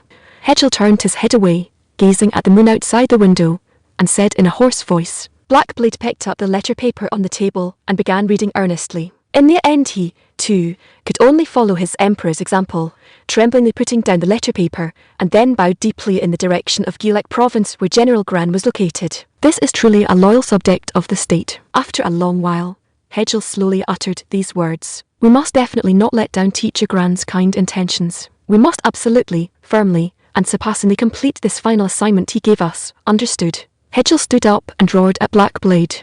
This humble subject understands. I will definitely fulfill Teacher's entrustment. Black Blade knelt on one knee, his voice trembling yet firm as he replied. 76. New guy, General Gran, according to our previous agreement, we will provide your side with a portion of the provisions you urgently need as well as a small amount of cavalry equipment.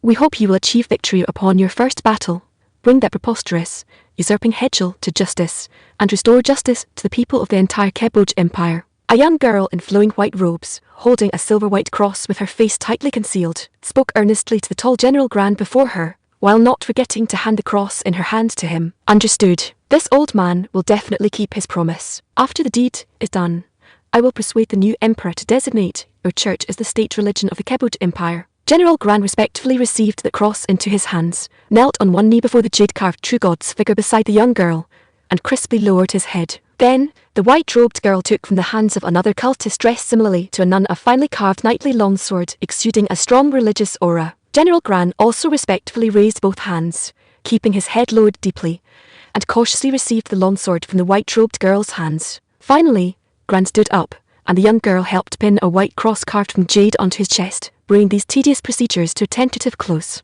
Chief Bishop of the Keboj Empire Gran Huffman hereby accepts the command of Her Holiness the Saint. Gran responded in a robust and powerful voice, and the remaining believers inside the church also let out heartfelt cheers, celebrating the appearance of the first chief bishop within the territory of the Keboj Empire.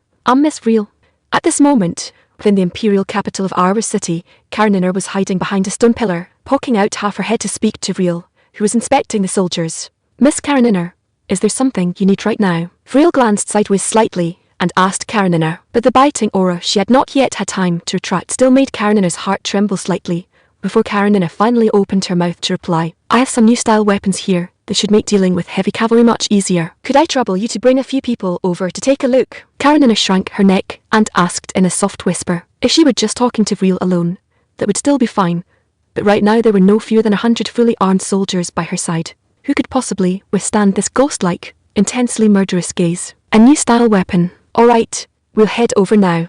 First row, step out. With that, Real gave instructions to the soldiers behind her. Then she followed behind Karenina, who was walking in front. Before long, the group arrived at the so-called testing ground, but it was no longer possible to tell that this had originally been a night training ground, because the surroundings were filled with bumpy craters, making it quite troublesome to walk. Only the place where equipment was stored looked somewhat decent. This is the thing. Karenina pointed at a strange object on the ground that looked like a base attached to a tube, and said, May I ask how this weapon should be used? Although Real still carried a bit of doubt, the practical rifles in the soldiers' hands made her believe that this thing definitely had great uses. Therefore, she still held a considerable amount of interest in this weird iron contraption. 77. Real. The method of use is actually very simple. It's like this, taking out such an iron lamp from this wooden box. As she spoke, Karenina began her demonstration again. Real, meanwhile, listened intently from the side, afraid of missing a single word. Then, do you see this flat area? Karenina pointed at the bottom of the projectile body and said to Real, I see it clearly. And then directly put the shell into the muzzle in this direction, and then cover your ears. With that, Karenina immediately covered her ears tightly with both hands. But Real, who completely failed to understand the meaning behind it, simply watched as the shell was fired and catapulted out of the muzzle. She thought to herself, this is probably just a big bullet, right? Moreover, being so big, if it hit the enemy cavalry from the top, it should be able to cause very substantial damage, right?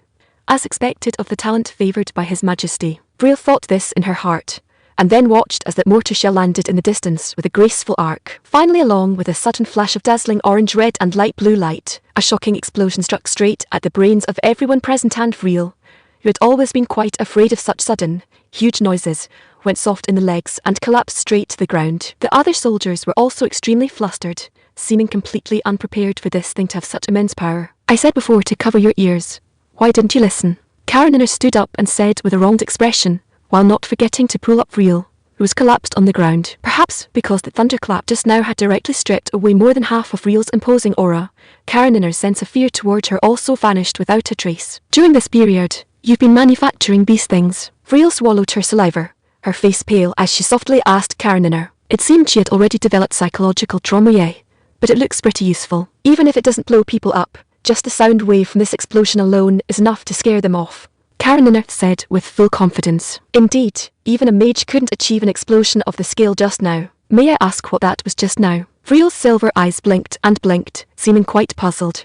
At this time, Karenina actually just wanted to say, "Awesome."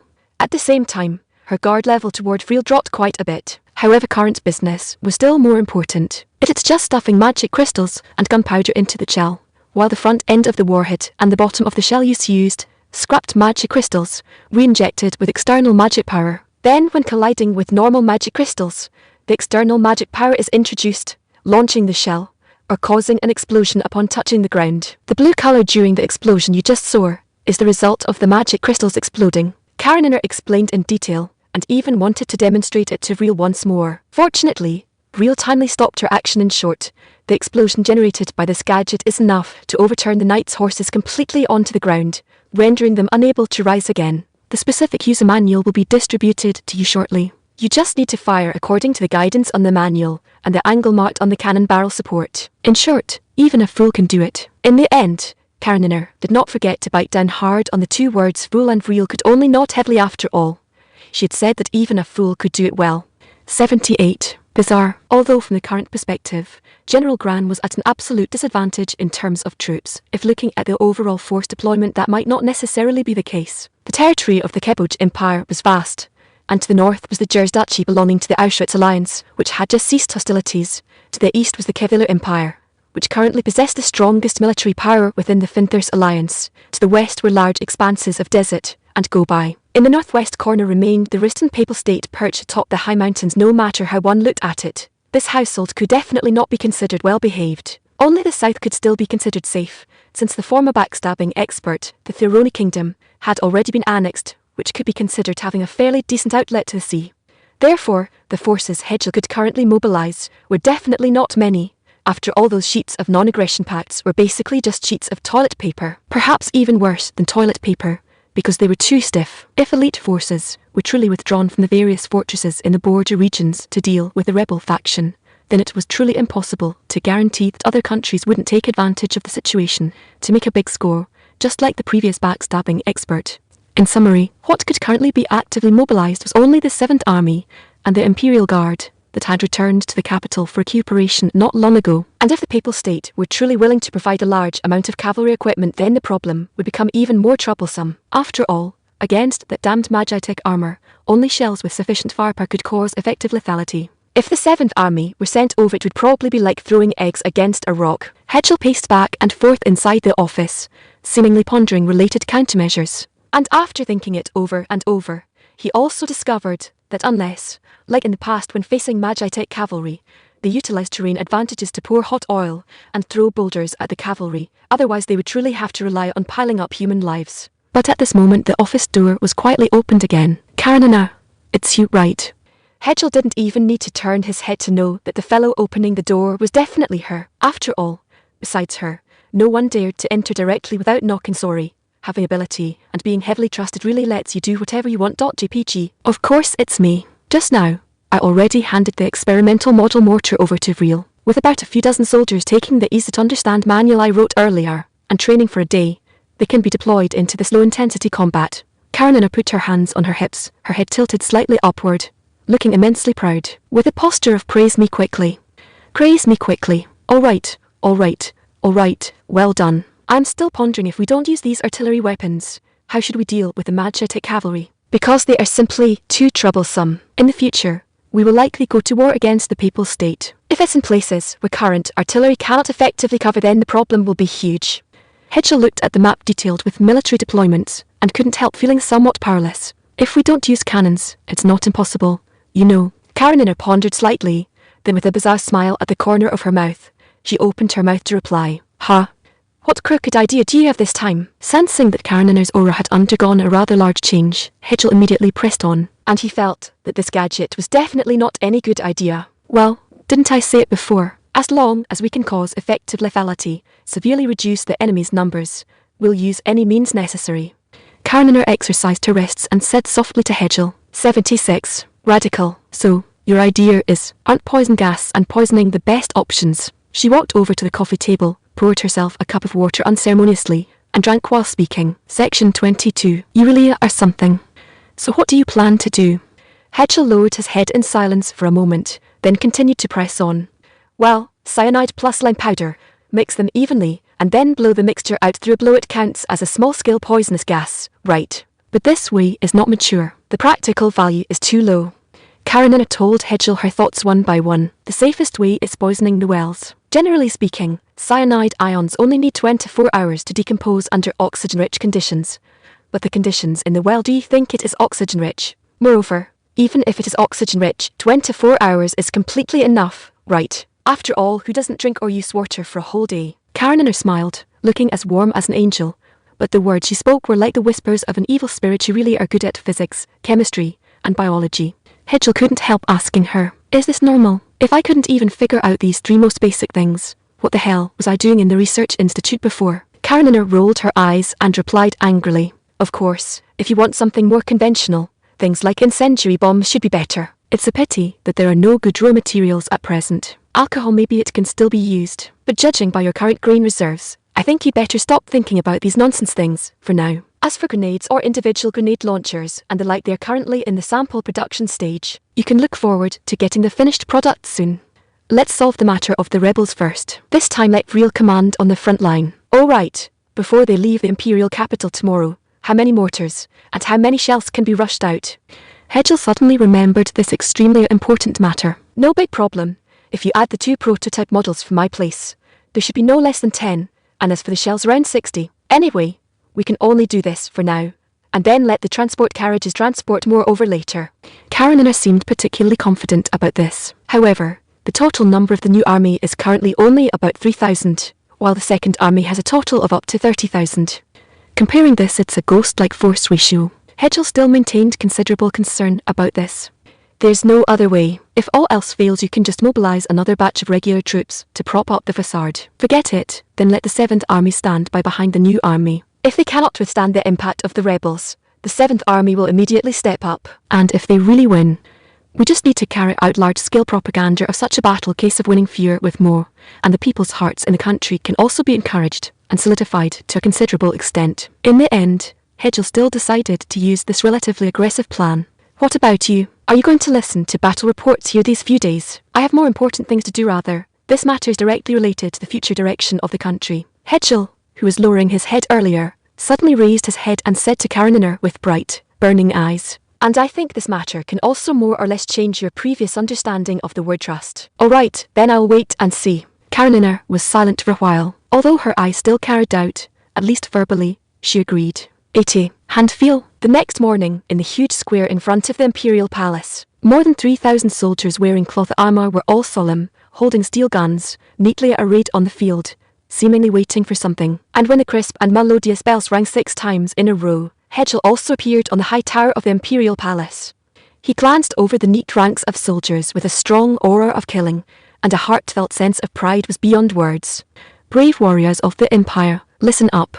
Hedgel held the sound-amplifying device and roared at the soldiers with his most rugged and vigorous voice, and the next instant, the voice was amplified dozens of times by the megaphone, clearly entering the ears of all the soldiers on the field. At present, The empire is at a moment of life and death. Outside there are 3 powerful enemies eyeing covetously, and inside there are treacherous villains stirring up trouble. And this Gran Hovman is the outstanding one among them. He failed the high hopes I placed in him, accepted the temptation of another country, and led the Empire's original elite army to raise the banner of rebellion. Hedgel's voice was powerful and vigorous, and the megaphone transmitted this heroic and overbearing voice without reservation to the ears of everyone present. And once such treacherous villains succeed, a bloody storm will inevitably rise within the Empire, which will only lead to separatist civil wars and the people living in misery. Can you tolerate such things that will plunge the Empire into an abyss of misery? Cannot. Swear to defend the Emperor to the death. And the soldiers in the field answered hoarsely with their maximum volume. Very good. Now all warriors are about to set out to trample the rebels. Remember, what you are fighting for is not just me, but for the Empire, for the people, and for your own family. You only need to advance, advance, and advance. Pierce their heads and their chests with the steel guns in your hands. Clear out the rebels. Defend the country. The nearly fanatical roar of the soldiers in the field made the pride and sense of security in Hedgel's heart rise more and more. Finally, he stepped down from the tower with satisfaction, a joyful smile on the corners of his mouth. Although he also knew this is not the end, it's just the beginning. But this blood-boiling start is also quite necessary. Besides, the essence of this war is not a civil war fought for seizing power at all, and the ending was doomed long ago. Thinking of this, Hedgel couldn't help sighing again, and the smile on his face gradually disappeared. Is this his decision? Hedgel couldn't help feeling a sense of pity once again. But this kind of thing is also necessary to a certain extent. This is an indispensable cornerstone for the country to get on the right track. It looks like you are still quite good at lip service. Karenina popped out from nowhere again, patted Hedgel's shoulder, and said with a chuckle, "Why aren't you going to do your experiments, and run here to do what? Every time I looked for you during this time period before, didn't you always put on a stinking face?" Hedgel looked at Karenina with a strange expression. "Do a hammer's worth of experiment your battle array outside is so big, even if I set off firecrackers inside, I probably couldn't cover that sound wave. It's better to come over and see what on earth you're messing with again." She put her hands on her hips, looking quite proud. Why is there an urge to knock on her head again? Hedgel's eyelids twitched slightly, and this strange thought popped up in his mind. But it was rejected by him in the end. After all, coaxing her afterwards is really too troublesome. And I'll definitely be forced to agree to a bunch of experimental permits again. But that hand feel is really wonderful, 81. Wealth and prestige. Come, come, come. This is newly brewed wine in my manner. Drink 7 bottles first, then brew 7 bottles.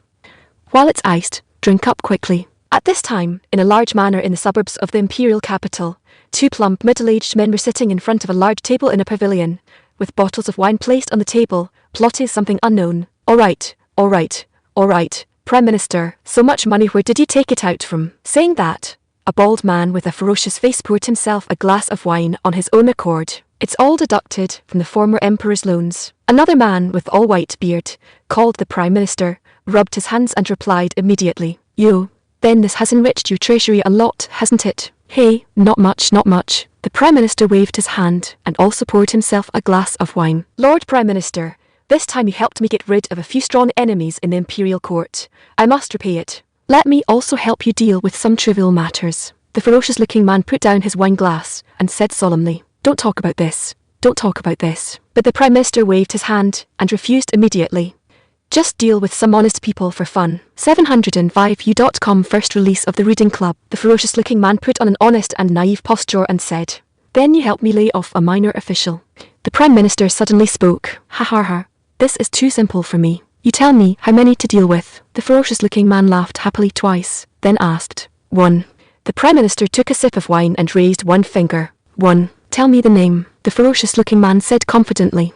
Both of them smiled and looked at each other for several seconds. Then, the white-bearded Prime Minister suddenly spoke. "Hedgel Chabiev." "Hehehe, why are you dealing with him? Isn't he Our Majesty?" "Change to another one." After a brief silence, the ferocious-looking man replied with an awkward smile, "My brother, do you really expect Hedgel to let you rise to prominence?" The Prime Minister put down his wine glass and asked seriously, "No matter what, Hedgel is still our Emperor.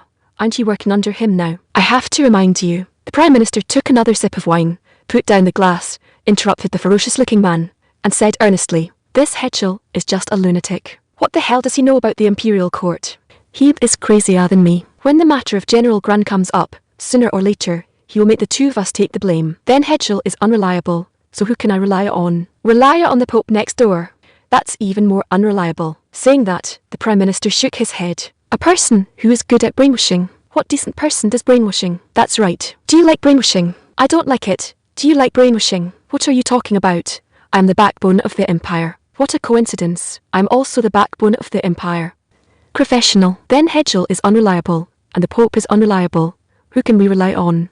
Rely on me. Us. The Prime Minister said, pressing his thumb against his heart. Now, we have started contacting that General Gran, for example, Cruz from the Military Supplies Department, and Francis from the Financial Department. As long as Gran officially goes to war with Hedgel, we will snap and send all the supplies over to him. After General Gran drives Hedgel off the throne, there will definitely be no shortage of benefits for us. The ferocious-looking man said with an excited face, echoing him.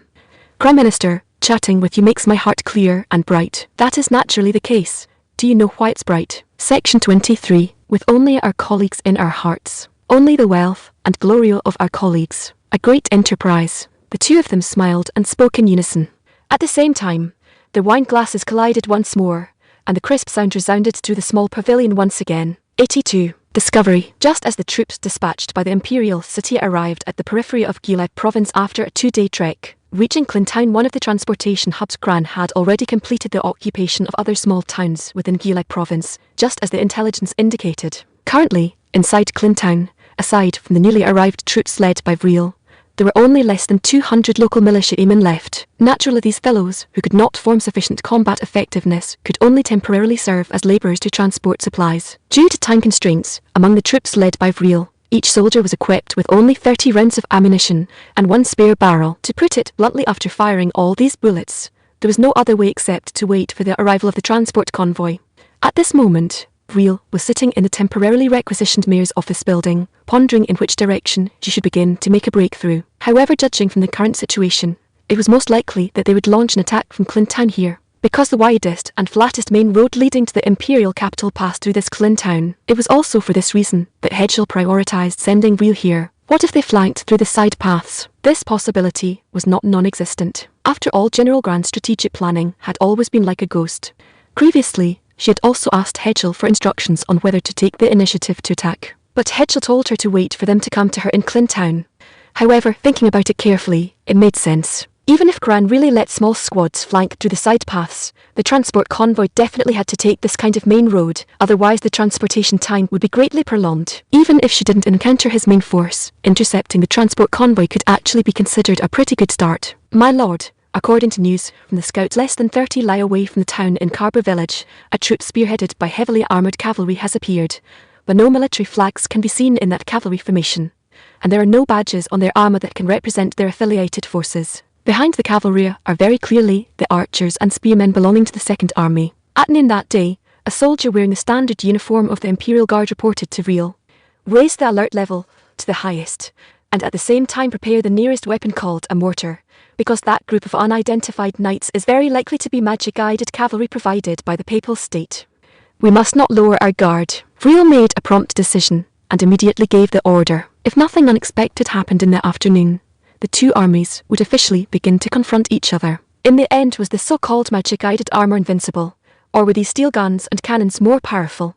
Vril still felt uneasy. General, the magic-guided cavalry formation has arrived at Carber village. It is expected that after a brief rest, they can launch an assault on Clintown this afternoon. At this time, a young fellow wearing the standard military uniform of the Imperial Army was respectfully reporting to Gran, who was sitting on an office chair. Then, according to the original plan, push forward. Besides, didn't they say that a unit personally formed by that kid Hedgel came to Clintown, and it's also equipped with new style weapons? Then let them experience what the power of magic-guided armour is. Gran waved his hand, and decisively issued the attack order. He seemed to hold a winning confidence in this attack. 83. Disdain.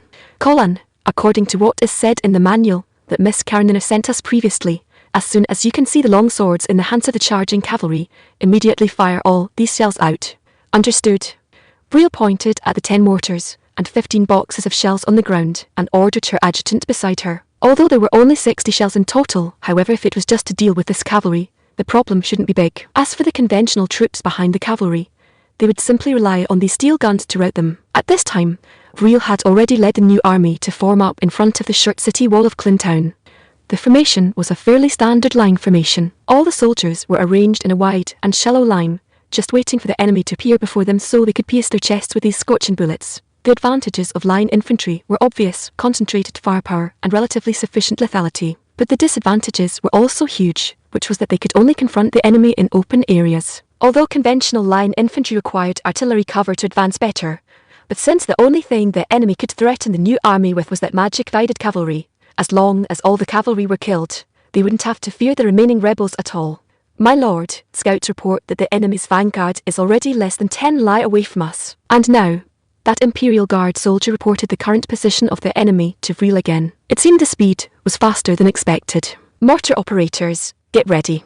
Everyone, load ammunition. With an order from Vril, the field instantly resounded with the sound of bullets being stuffed into the chambers and bolts being pulled. But at this time, it was not yet necessary to raise the guns and prepare to shoot. After all, they still had to follow the original plan and let the mortar operators fire all those shells out first. Although most of them didn't know what on earth this mortar was, well, the soldiers who had previously seen Karina's demonstration all said, "This is a weapon that surpasses all current mages." But whether this was true, they could only wait and see how much effect it could play during the actual combat in a moment. And after nervously waiting for less than 30 minutes, the enemy's cavalry formation appeared one by one in front of Vril, and all the soldiers present like little dots of light shining with silver-white light under the sunlight.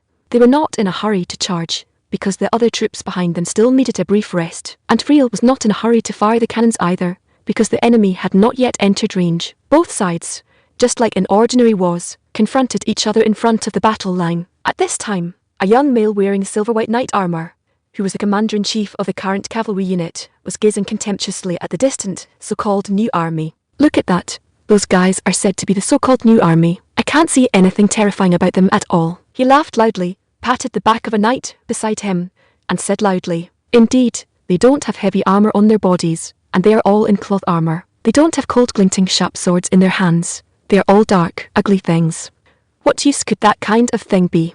A new army, bar." And that knight also expressed considerable disdain for this, and even spat a mouthful of saliva directly onto the ground. Looking at their posture, it seemed that as long as a single round of charge was made, those so-called new armies in front of them could be made to throw away their helmets and armor and flee in defeat. 84. Firepower coverage. After those good-for-nothings behind us finish their rest, we will lead the charge and take down Clintown in a single round. By then, whether it's the Saintess or the Pope, they will definitely give us generous rewards. And this blonde youth seemed to have already begun to daydream about a bright future. After all, the guys in front of them were no different from the armies they usually encountered. Basically, after a single round of their charge, they would be defeated, and then they would shrink back into the city to defend. After all, fighting a decisive battle against cavalry on the plain, wasn't this an act just like a fool? At least for now, these two still thought so, because this was a conclusion drawn from their previous multiple battles of experience. Basically every time, as long as the enemy met them on such a wide plain,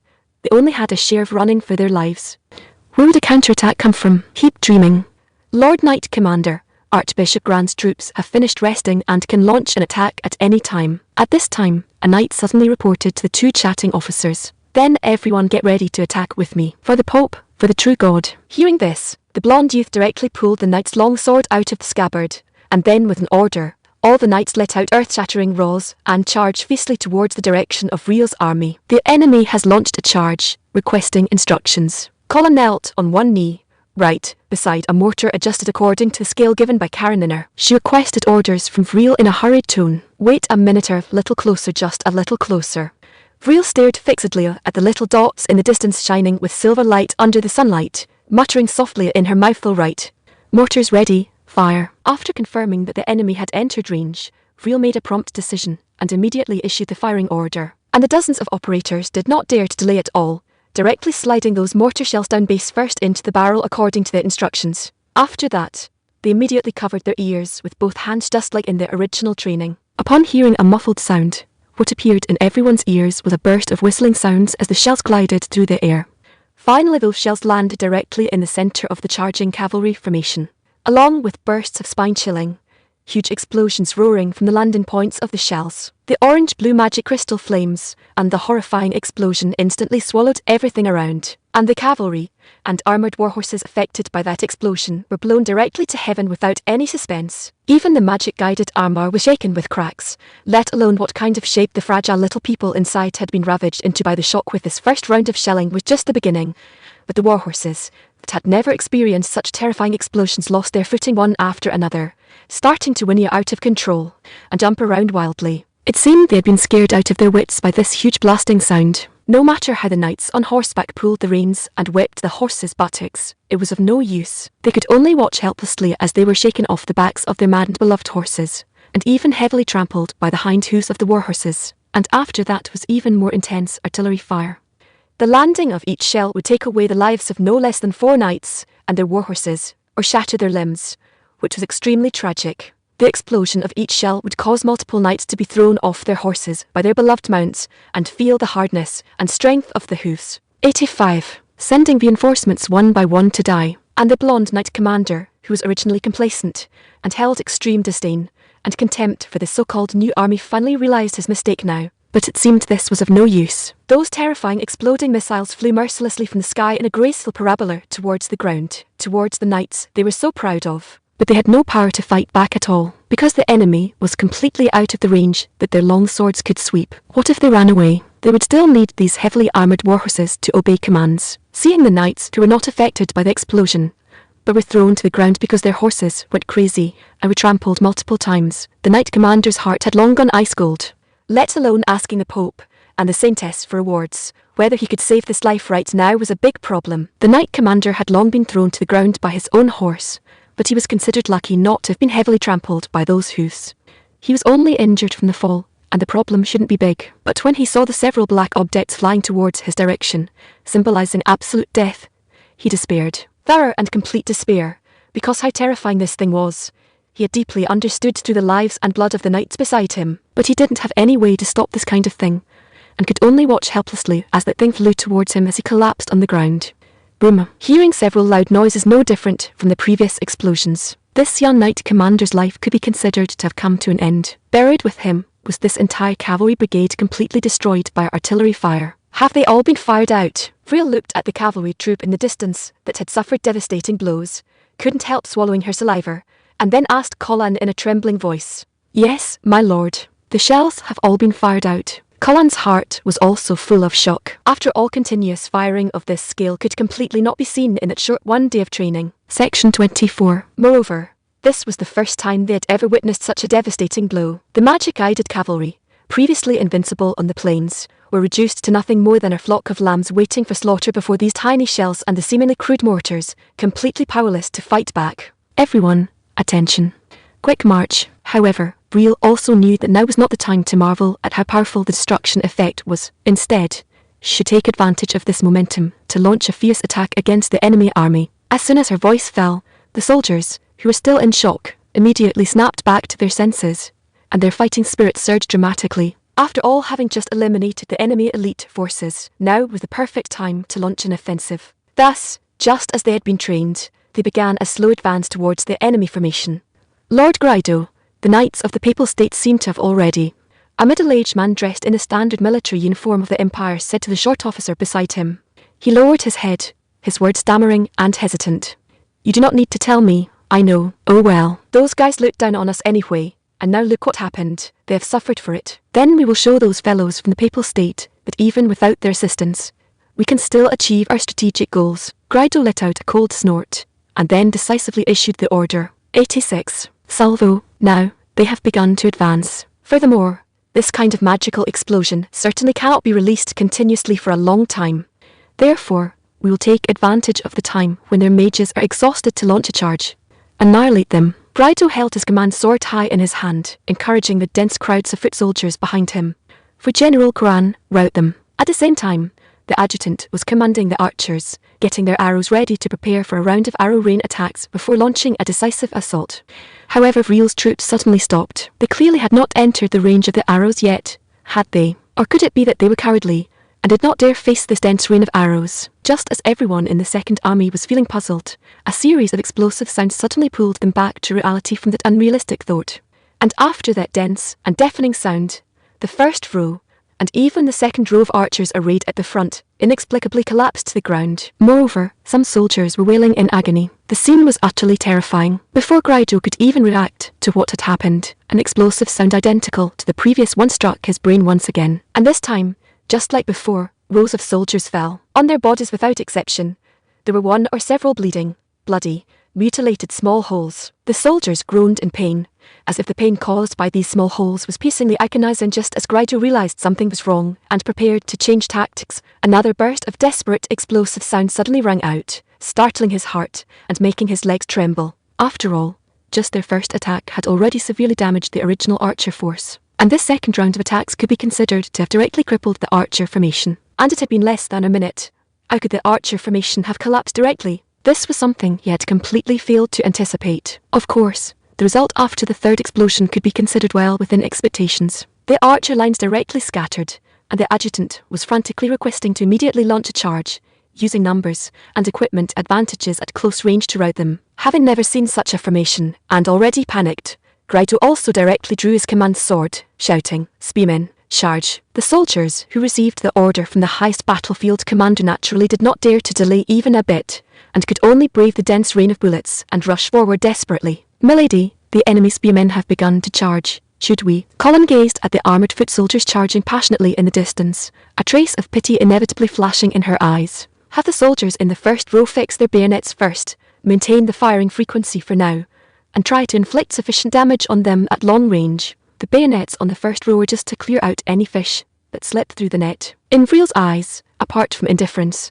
there was not a shred of emotional colour. This subordinate understands. Colin only nodded, quickly accepting Vriel's order, and communicated it via the amplification device to the soldiers who were shooting or reloading ammunition. Mercy towards them was a responsibility towards one's own soldiers. Both Vriel and Colin understood this point extremely well in their hearts.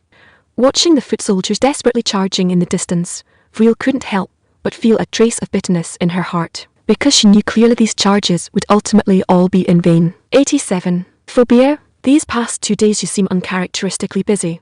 I basically cannot even catch sight of you. Karenina, who did not know what petty scheme she was plotting, suddenly appeared in Hedgel's office at this moment, and even hypocritically asked such tangential words. If you have something to say, just say it directly. If you keep beating around the bush, I will not agree either, you. At this time, however, Hedgel lowered his head, reviewing official documents, seemingly having completely no intention of paying attention to her. TCH tilde all right, then I will not stir up trouble either. Ahem, that is to say, I want to ask if there are any thoughts on using grenades in large quantities. Karenina braced her hands on the desk, bent her waist downward, and asked full of anticipation. Let us wait for the battle report from Vriel's side to come in first. After all, the current finances are truly like hell. The consumption of supplies during this period can be said to have hit a record high. Hedgel wore a wry expression, supporting his forehead with a look of helplessness. Where my insufficient firepower phobia has flared up, what should I do?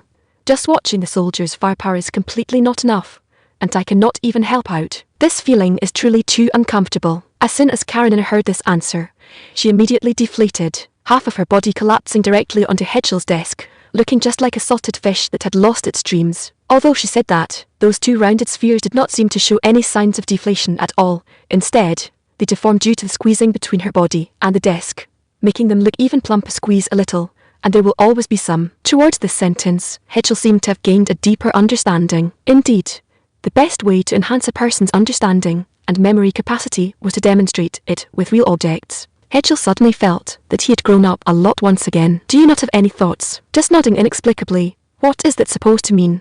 Karenina said with slight dissatisfaction, her cheeks puffed out. This once again stirred up Hedgel's impulse to flatten those puffed-up cheeks. When rich, carpet the area with firepower. When poor, use tactical infiltration, no problem at all. In the end, Hedgel could only squeeze out this sentence as a reply. When will you ever become rich? Is the Van Fleet ammunition consumption load not appealing at all?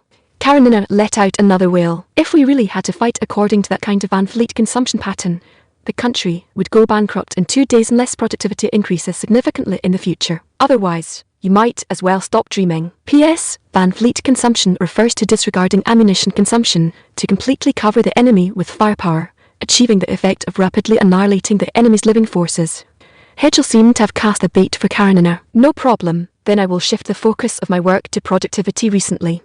When the time comes, do not tell me things like, no money, no money. The finances do not allow it. Karenina's eyes narrowed slightly, her large azure eyes flashing with a light of suspicion. You can rest assured about this. I will definitely give you a satisfactory reply. Moreover, a large sum of funds is very likely to be credited recently. Hedgel suddenly put on an inscrutable and mysterious smiling face. All right then, anyway, Experimental models of things like landmines and grenades have already been made. Come over and take a look when you have time. If you do not have time, I will start testing them myself, Karenina said half-believingly, then turned around on her own, wanting to leave Hedgel's office. Thank you for your hard work. Hedgel responded with a sound, and then continued with his noble asset confiscation plan. 88. Clean up the battlefield. Any enemy soldiers who are merely wounded are to be bayoneted to death. Vriel's silver eyes gazed coldly at the ruined battlefield, and she issued an even more cruel command, although she had not originally planned to be this ruthless. However, this was an order personally issued by Hedgel. She had to obey, and practice it one by one. After all, the Civil War was actually equivalent to making a statement, showing absolute zero tolerance for traitors. Therefore, the death of these people was necessary. At this time, the battlefield was already littered with the corpses of enemy soldiers, and the blood seeping from the bullet holes on their bodies dyed red the land that had already been blasted into potwax by shells. Among them, there was also no lack of severed limbs and arms clad in heavy armor. Naturally, these were all those senseless magic-guided cavalry. And these cavalry armors that already had cracks should still have a certain amount of value. They can be sent back to the imperial capital for Miss Karenina to study. Vriel thought to herself like this, and the soldiers around her were sparing no effort to use the bayonets on their rifles to slit open the throats of the enemy soldiers groaning on the ground, time and time again. The scene suddenly became exceptionally bloody and terrifying, yet Vriel seemed to have grown accustomed to this, because if the two armies really started fighting at close range, the scene on the battlefield would definitely become even more tragic. At this moment she suddenly began to inexplicably admire Karenina again. After all, it was she who allowed their own soldiers to suffer zero casualties while tearing the magic-guided cavalry of the Papal State, which all countries dreaded, to pieces. In another sense, wasn't this also considered saving tens of thousands of ordinary people? Although she knew that her thought was very bizarre, she could not help pondering just at this moment. A soldier who was carrying out the clean-up mission suddenly dragged a red-haired old man over and saluted. "This guy is Grido." Without waiting for the soldier to finish speaking, Vriel immediately recognized who this blood-soaked fellow was. Yes, this guy claims to be Grido Finn, and he is the highest commander of this force. The soldier reported everything in detail. "It looks like he took 2 bullets. Being able to live until now can be considered alright. Now you go make a fire. Heat up the short knife issued to you until it is red hot, and help him pick the bullets out of his body." Just like what Miss Karenina taught before. As for whether he can survive, it depends on him. Even if he survives, subsequent trials will definitely be indispensable. Vriel stared at Grido's pale and weak face, involuntarily giving rise to a sense of compassion, but the word responsibility forcefully suppressed this emotion of hers. Afterward, having already walked far away, she only heard Grido's heart-rending roars. The mixed phalanx led by Grido and Loris was routed at Clintown. Meanwhile, in the city of Sistov, Gran, who had just received this report, felt a sudden jolt in his heart. Yes, Lord Loris's magic-guided cavalry battalion was completely wiped out, and Lord Grido's archer formation also suffered heavy losses, with only a small number of fleeing spearmen escaping back. The adjutant reported the information he had just obtained to Gran with a solemn face. Incomprehensible. How could mere 3,000 people achieve this level in less than an afternoon? Clearly both in personnel and equipment, we definitely exceeded them. Gran increasingly felt that this matter was bizarre. 86. Increase the intensity. According to the soldiers who fled back, the rout was entirely due to the enemy's new weapons and mages. The adjutant lowered his head, a hint of panic in his words. Mages? Where on earth could that brat Hedgel get a mage force capable of directly crushing a battalion of magic-guided cavalry? Section 25. Gran frowned, believing that this matter had completely exceeded his expectations. They are indeed mages. Every single soldier who fled back said they were attacked by mages. Every explosion was caused by magic. They could all feel the intense shockwave of magic sweeping over them. The adjutant seemed a bit emotional. As he spoke, his body kept trembling, and his entire face flushed red. "I see, you may leave first." Gran leaned his body backward and directly rested against the back of the chair. Feeling extremely exhausted, he covered his eyes and replied in a disappointed yet helpless tone. "0 casualties. A complete victory. And by the way, they dealt with a batch of Theocracy Knights equipped with magic-guided armor." The result of the afternoon's battle in Clintown, just obtained by the communications department, completely dumbfounded Hedgel. Several consecutive questions roughly showed just how shocked Hedgel was at this moment. However, this was also considered normal. After all, previously, no unit had ever been able to face the charge of magic-guided cavalry head-on. Not to mention annihilation without casualties, that was simply an impossible thing. But now the times have changed. Sure enough, firearms and cold weapons had simply no comparability in these aspects. Whether it was the simplicity of operation, the lethality, or the range, they far exceeded cold weapons. However, this was only the beginning. As long as industrial production was further enhanced, weapons could be produced in larger batches, arming even more armies. This also meant that within a certain period, the Keboj Empire would remain undefeated on the continent. Of course, if those fellows in the north deciphered more relics of the previous generation's civilization, it would become a bit troublesome. Although he was quite curious why most of the remnant technology existed in the north, but it was better to put aside such matters that currently had no clues at all for now. The matters right in front of them hadn't even been resolved yet.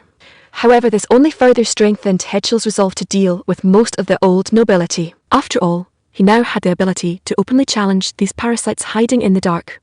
All that was needed was a suitable wedge, and now, the timing was just right. Order the labour camp to work overtime and quickly rush out more ammunition and firearms. The wages during overtime hours will be paid at twice the normal rate, and there must be no delays. At the same time, order the transport convoy on the way to speed up and ensure timely replenishment of ammunition and other supplies to the garrison in Clintown.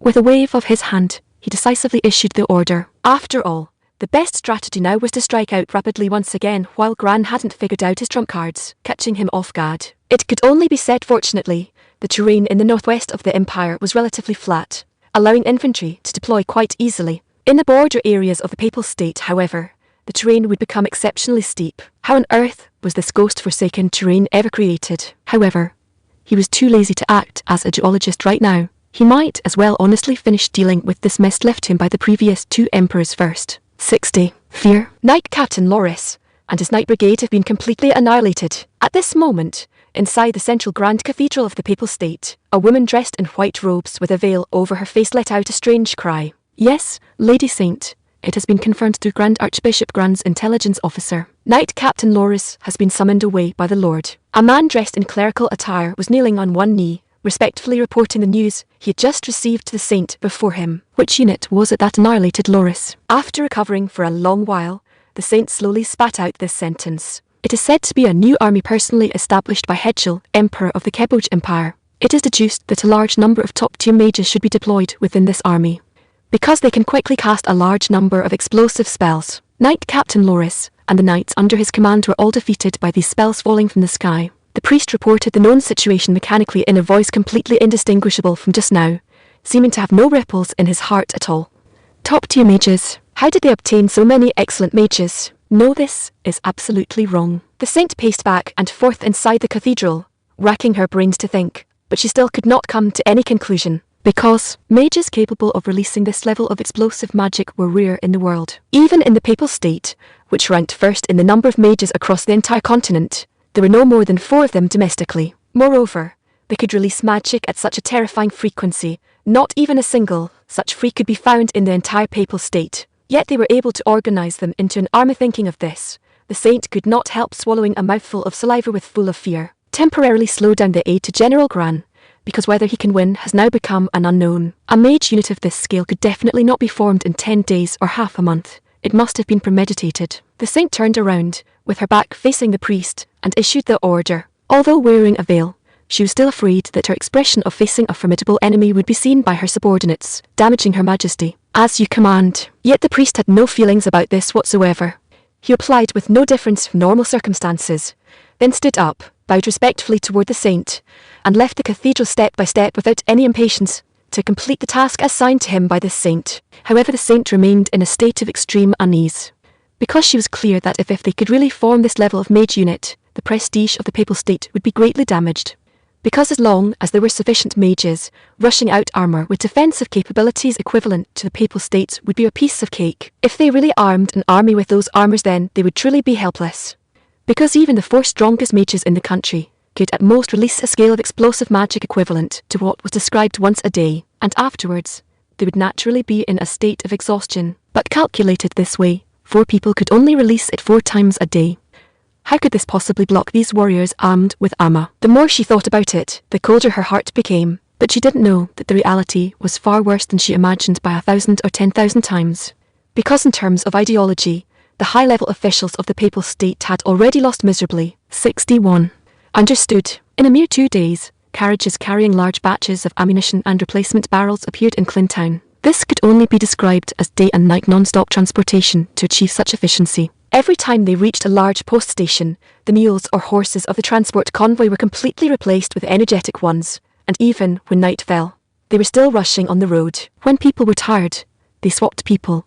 When horses were tired, they swapped horses, being as fast as possible as long as they could speed up a bit. After all, for the soldiers stationed in Clintown, these ammunitions were what was truly urgently needed. And in this replenishment, the mortar shells were naturally filled up nicely as well. These shells would later serve as a battering ram to tear apart Skander City, which was in front of Clintown, and served as the bridgehead of Gilag province. Said to be a city, it was actually a military fortress built back then to prevent the Papal States cavalry from driving straight in. Its city walls were made of thick masonry, and it was also equipped with quite a few powerful bows. It could be described as an impregnable fortress, easy to defend and difficult to attack. Therefore, this city-breaking battle would have the 7th Army as the main force, with the new army led by Vril acting as a coordinating unit. After all, the offensive and defensive battles inside the city still had to rely on cold weapons. That was the most pragmatic approach. As for breaking the city, it naturally had to be handed over to the mortars, which had been expanded to 20, and these 140 shells. As long as a large breach was blown into this city wall, basically this city would be considered broken in front of the 7th Army. Although in terms of elite strength, it could not compare to the 2nd Army heavily cultivated by the late Emperor. In terms of numbers and off-field support, the 7th Army could be said to be completely unafraid of this so-called rebel army. Right inside the mayor's official residence in Clintown, Vril was currently meeting with General Shiboter, the Commander-in-Chief of the 7th Army. To be honest, I completely don't understand how you routed those fellows the other day. According to the numbers you tallied, that last battle directly annihilated 4,000 enemy soldiers, and even included no less than 300 magic-guided cavalry. And you suffered 0 casualties. How on earth did you pull that off? Shiboter scratched his head, and all his belly full of questions burst out completely when he saw Vril. This, please forgive me for being temporarily unable to explain it to you. If I must say, it's all thanks to the new equipment. Vril replied with a wry smile, then took one out from the corner of the office and handed it to Shiboter. These new pieces of equipment were they all put together by His Majesty. Looking at them, I feel like the ant. Shiboter fiddled with this dark weapon combined of wood and steel, completely unable to see any lethality in it. And also, how are you supposed to use this thing? This thing indeed wasn't manufactured by His Majesty, but by Ms. Karenina. As for how to use it, I think on the battlefield, you should be able to understand very soon. If you used to hear the sound is too loud. Vril replied with a smile. Then I shall witness the might of this weapon on the battlefield. And that Miss Karenina, isn't she that Tironi whom His Majesty mentioned before? Please do not bring up this matter again. That lord has long had nothing to do with that bunch of scum. Vril immediately interrupted Shiboter's words. Ah, so that's how it is. I understand. After a brief silence, Shiboter nodded, as if suddenly enlightened. As for Vril, she was directly dumbfounded, completely clueless about what this Shiboter had actually understood. 62. Strange relationship. What is it that you understand, General Shiboter? Vril asked tentatively. Hey, isn't this obvious? Wasn't it that little girl who was sent into His Majesty's hands by those beasts of Tironi before? And now she is both talented, and her appearance can be said to be absolute top tier or above. And His Majesty has always been single. Speaking up to here, Shiboter blinked his eyes, stroked his beard, and stopped, continuing. As for the rest, even if Shiboter didn't say it, Vril could guess what it was. From the current perspective, it does seem to lean that way a bit, but it still cannot be confirmed. Vril recalled the scenes she had seen earlier. After careful analysis, she felt that the two of them were indeed somewhat intimate at times, but this sense of intimacy was different from so-called romance. It gave people a very complicated feeling. If she had to describe it, friends, brothers, it's better for us to discuss this kind of matter less. After all, what His Majesty's standards for a spouse actually are remains unknown. In the end, finding this matter increasingly elusive, Vril could only make such a reply. That's true. One's head is still more important. Shiboter nodded in deep agreement. After all, the current Emperor of his did things far too cleanly. Talking less about this kind of thing that might make him feel uncomfortable inside was also quite good. Let's first discuss the recent strategic deployment, which is tomorrow. We have to go take down Skander City. Making more plans can't be wrong. Alright then, anyway, the task of opening the pathway and clearing the peripheral enemies is handed over to you. Shiboter spoke directly, looking at the map hanging on the wall, and Vril merely shrugged, continuing to explain her scheduled deployment plan to him. Meanwhile, Karenina in the Imperial Palace was completely unable to stay quiet. Explosive tests every other day had already scared people almost to death on the spot, and from time to time, she would rig up some weird iron lumps that constantly spat out black smoke. And this time she directly had the people of the Internal Affairs Department pull over a few cows, and even rigged up a few things similar to millstones. And they weren't used for grinding flour, but for grinding slag and lime. Section 26. Afterwards, she even threw the gypsum into a pot to stir-fry it, and once that was done, she mixed it with the finely ground stone powder from earlier. This whole sequence of operations left the craftsman completely dumbfounded. Every single thing she had made before basically looked like something proper. But what on earth was this inexplicable operation of grinding stones and mixing stone fragments together? Furthermore, she did it back and forth several times. Each time she finished, she would mix water into that pile of powder, muttering to herself things like too thin or too thick. If they hadn't known they shouldn't be nosy, they would have gone up long ago to ask what on earth this young lady was trying to do. Until just now, when she seemed to think it was ready, she ordered them to use shovels to scoop out this thick grey stuff and spread it evenly across the ground. She said this stuff could be used in the future to pave roads and build houses. They didn't dare to think, nor did they dare to ask too many questions. They could only honestly follow her instructions and pave all these things across the ground. How could this wet, soggy stuff possibly be used to pave roads? Could it be that she rattled her brain silly earlier when she was making those explosive things? That would really be a bit of a pity, one craftsman thought to himself secretly while paving the ground. 63. Frown bashing time. Oh, you finally deigned to come and take a look here. Aren't you going to go be your micromanagement master? The moment Hedgel walked into the test site that had once again been riddled with holes by Kareniner, he heard a familiar, sarcastic voice. It's only been a single day, and your skin is itching for a beating again. As he spoke, Hedgel reached out his hand, intending to pinch Kareniner's face. But Kareniner dodged sideways as if she had anticipated it long ago. After doing so, she didn't forget to turn her head and mock Hedgel. Naturally, right after that, she was severely taught a lesson. After all, if it really came down to a chase, there was no way Kareniner could possibly win no matter what. Are you planning to make cement? But it feels a bit different from what I remember. Hedgel picked up a stick and poked the remaining bit of paste, feeling like it was right, but also feeling like something was off. Then he turned around and asked Kareniner, who was squatting on the ground with her head covered, staring at him with a resentful expression. It was just a homemade contraption to begin with. What more do you expect? We can't build a cement rotary kiln, so we can only use crude methods. She curled her lips in displeasure, her words full of annoyance. Turns out there are things you don't know how to do either. Live and learn.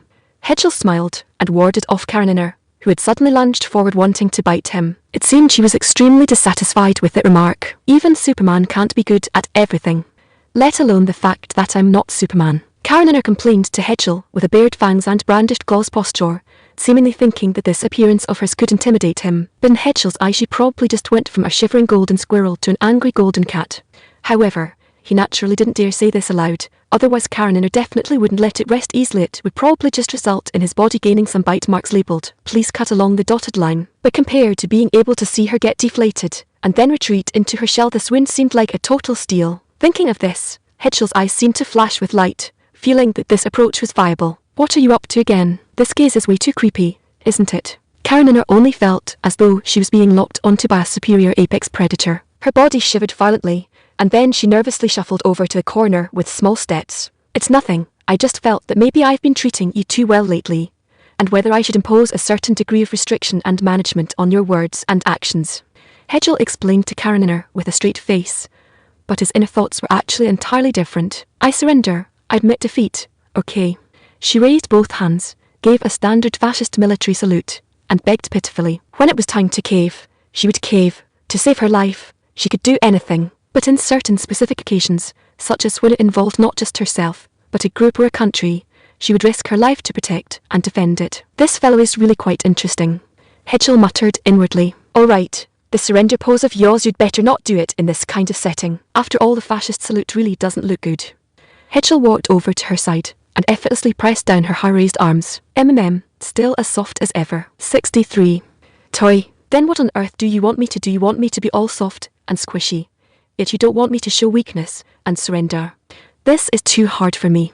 Kareniner's face was filled with displeasure and puzzlement. It's nothing, I just feel that seeing you look all shut in is very cute, and I want to see more of it. With one hand, Hedgel controlled Kareniner's two small hands, and with the other, he pinched her little face, his expression extremely pleased. Are you a devil? Don't just casually treat me like a toy. She wriggled her body, attempting to struggle, but it seemed to be of no avail. Wasn't this guy's original positioning supposed to be an emotionless provider of supplies and personnel? Why did it turn into this situation? She couldn't help shouting inwardly, but when she thought carefully about the reason she was sent to this place, it seemed she was originally sent over here treated as a pretty, and yet useful toy to begin with. It was just a coincidence that her talent was valued by him. Otherwise she probably really would have been tossed into some corner to fend for herself after he got tired of playing with her. Thinking of this, a chill involuntarily rose in her heart. That dark and damp corner. No, given the current sanitary environment, it would definitely be even worse than that. This memory caused her heart to turn abruptly cold. She didn't want to experience that sense of despair ever again, absolutely not. Then now it was also time for her to recognize her own status. She was just a tool person. For someone like her there was never any need to hold this level of tolerance, right? The fact that she'd been able to live until now maintaining such a rude posture was probably all thanks to his kindness. For some reason she suddenly began to give up on herself. It was as if her scars had been forcibly uncovered. When did I ever say I wasn't a devil? Completely unaware of Karen and her psychological changes, Hedgel wanted to continue teasing her to relieve his recent massive pressure and fatigue. After all, the intertwined and complex relations among those nobles were no ordinary trouble to eradicate in one step. Yet this time she remained silent, only lowering her head while her whole body trembled uncontrollably. What's wrong? Sensing that the situation was not right, Hedgel immediately asked, did he go too far? It looked like he would have to properly apologize later. Otherwise she definitely wouldn't talk to him for days. Wow, just thinking about that kind of cold violence made Hedgel feel quite uncomfortable inside.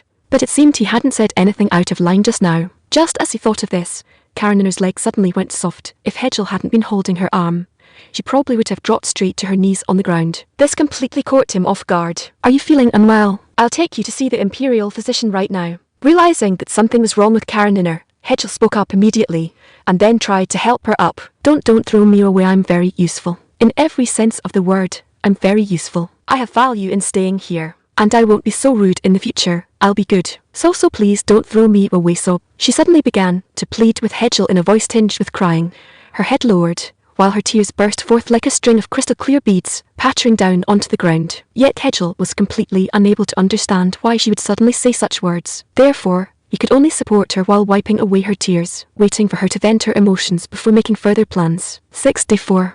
Qualification. Rest assured, I won't throw you away. Absolutely not. Don't worry. Hedgel could only comfort Karenina, whose emotions had fallen into a highly unstable state. In this manner, she remained silent, with only whimpering sounds still coming from her throat, appearing quite terrified. Her body was shivering continuously, as if she had thought of something exceptionally terrifying. Did he accidentally dredge up some dark side memories just now? Hedgel pondered silently while trying his best to comfort her, but the information she had revealed to him could be said to be minimal. Making a big move rashly would likely backfire, however it seemed that was the only thing he could do. Moreover, thinking of this, he directly wrapped his free arm around her slender waist, suddenly releasing the arm that had been holding her earlier to keep her from falling. Her upper body lost its point of support at this moment, but after just a split second of obeying the call of gravity, her face crashed directly into Hedgel's solid chest. Although a bit hard, it was very warm and comfortable. This was Karenina's only thought at the moment. He also hugged her tightly, while gently stroking her smooth, long golden hair with his hand. Although his heart still carried full astonishment and incomprehension, at least this level of comfort had to be done properly. Is this the so-called hug and kill embrace? Hedgel's heart skipped a beat, suddenly feeling as though he had done something extraordinary, but thinking carefully, how could that be? Clearly the person in his arms was just a venomous turkey male female, he thought halfway. But no matter what, his brain refused to accept the second half of the sentence, rejecting this so-called reality in his eyes. She was clearly just a soft, easily teased little girl right now. The vast majority of her words, all her actions, and her current weakness and helplessness, weren't they all those of a little girl? Why did he have to treat her like a greasy, bald uncle? Just because of that mature vibe that occasionally popped up out of nowhere, and the memories from her previous life. 705u.com first release by Reading Club. She is not now, and in the future, she never could be. Wanting to understand her past, wanting to soothe her pain, wanting to embrace her future. This strange and arrogant thought suddenly blossomed in his mind. But did he truly have this capability? Did he truly have this qualification? He began questioning himself again, wondering whether he was qualified to do such a thing. This ideological struggle lasted for quite a long time. In the end, he still gently fingered those golden threads and wiped away the teardrop at the corner of her eye. Although the past bore anxiety and suffering, but if one were to stop advancing because of that, then they truly wouldn't have grown up. Section 27. As long as one can take steps forward with a smile, wouldn't that be enough? Although I'm also quite curious what you've experienced before, what you've seen, and what you felt, but these things have nothing to do with the present. Moreover, I promise that I will never abandon you. Unless it is you who wants to leave. He gazed into Karenina's pure, azure blue eyes and made a sincere promise. And she too savoured these words, then bit her lip and nodded heavily. 65. Impossible to know, however, as a condition. Hedgel suddenly spoke up.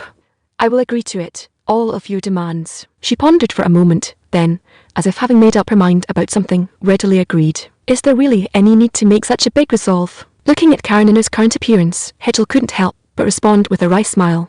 That's only natural. Since you've put it that way, I definitely have to show some sincerity. Anyway, whatever you want me to do, just bring it up directly. Behave better in the future. Don't set off explosives in the palace, or make any big gadgets, or maybe make me behave strictly like a good girl or else serving you at night isn't something I won't do home. That's it. When she reached the last item, she suddenly stopped halfway, a clear blush staining her face. I didn't catch the last one clearly. Say it again. Can I refuse? She swallowed hard and asked in a small voice. All right, I won't tease you anymore. To be honest, I'm quite curious about what you actually encountered before. But since you're so resistant to talking about it, I won't press you. I just hope that you won't project those bad past scenarios onto the present. Aside from this request, there's one more thing. Hedgel started to speak, but closed his mouth at the end. What on earth is that final point? Even if you keep me in suspense, I won't show the impatient look you want to see. You just said you were going to be a good girl. Why are you suddenly starting to talk like this now? I'm very sorry, I was wrong. Upon hearing these words, she immediately chose to obediently listen. Actually, the final request isn't difficult either. One could even say it's very simple for you. He cleared his throat with a show of affectation, then spoke up. That is just to keep maintaining the original way and attitude you treat me afterwards. There's no need to be too reserved. As for why I deliberately said that just now I just wanted to tease you, there's no other meaning. Well, I really must thank you.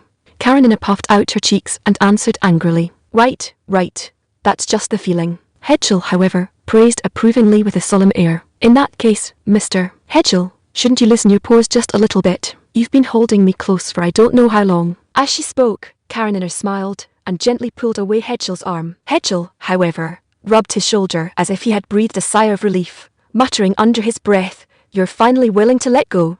This kind of weight, who can bear it? You. Hearing these words, who could bear it? Moreover, Karenina considered herself quite light. All right. Naturally, next was another chase scene, where Karenina could see no hope of victory whatsoever. It seemed that this hurdle was also quietly crossed along with this bout of playful bickering. Nightfall. Karenina lay on the soft bed, chewing over the words Hedgel had said to her during the day. This guy's actually pretty good at caring for people occasionally. But thinking of today's out-of-control behaviour, there was an urge to hammer herself into the ground. It was simply too humiliating. Thinking of this, Karenina buried her entire head deeply into the pillow, and the seed that had long been buried in her heart finally sprouted from the soil, becoming a young seedling. Indeed, that fellow is really very good to me. Not only does he yield to me in everything, but he also tolerates some of my rather rude actions. Even for today's inexplicable loss of composure, he kept comforting me. Is this considered care, or something else? I don't know. But can I really lower my guard against him? I don't know either. Experience tells me that complete trust, such a thing will bring disaster. Yet reason holds another attitude, thinking that one should find someone to confide in, someone who can accept oneself. The two sides that had previously maintained a balance were broken today by this tiny disturbance, and currently, reason has the upper hand. Then afterwards, will it be positive feedback regulation or negative feedback regulation? I have no way of knowing. 66. Their respective thoughts. Dawn broke. As usual, Hedgel got up early, and then began his routine morning exercise. Although there were indeed many things, and he was very busy, but the necessary exercise still had to be done well. A good body makes everything else good. And sometimes, he would think should he drag that fellow Karenina over to join him. However, she seemed to always like a 2-point, one-line routine. Apart from occasionally running to the office to chat with him and asking for some supplies, she basically just walked back and forth between her bedroom and the test grounds. At least in his impression, she had always been rather reclusive. Is this also one of the reasons for yesterday's incident? Although she still looked quite lively, and even a bit mischievous, but in reality, she would inexplicably start feeling down, wanting to delve deeper, yet having no way to start. This feeling really wasn't good. Hedgel clicked his tongue, feeling that this matter was indeed quite troublesome. Although, if viewed purely from the perspective of interests, whether she was depressed or not didn't matter, but from the perspective of someone like me, who considers himself relatively close to her, this matter must be handled. However, how to manage it, and how to solve it still required a detailed plan. First he needed to find out the reason why she kept holding on to this dark emotion. However, even so, he couldn't just swagger over and interrogate her. That wouldn't be any different from an idiot, but well, sometimes special methods could indeed be used. For example, a thing called alcohol. Well, although it's unknown whether it will be effective, one has to try. Having made up his mind, next should be implementation. As for why he would treat her to a meal along with drinking, wouldn't celebrating an achievement be a very good reason?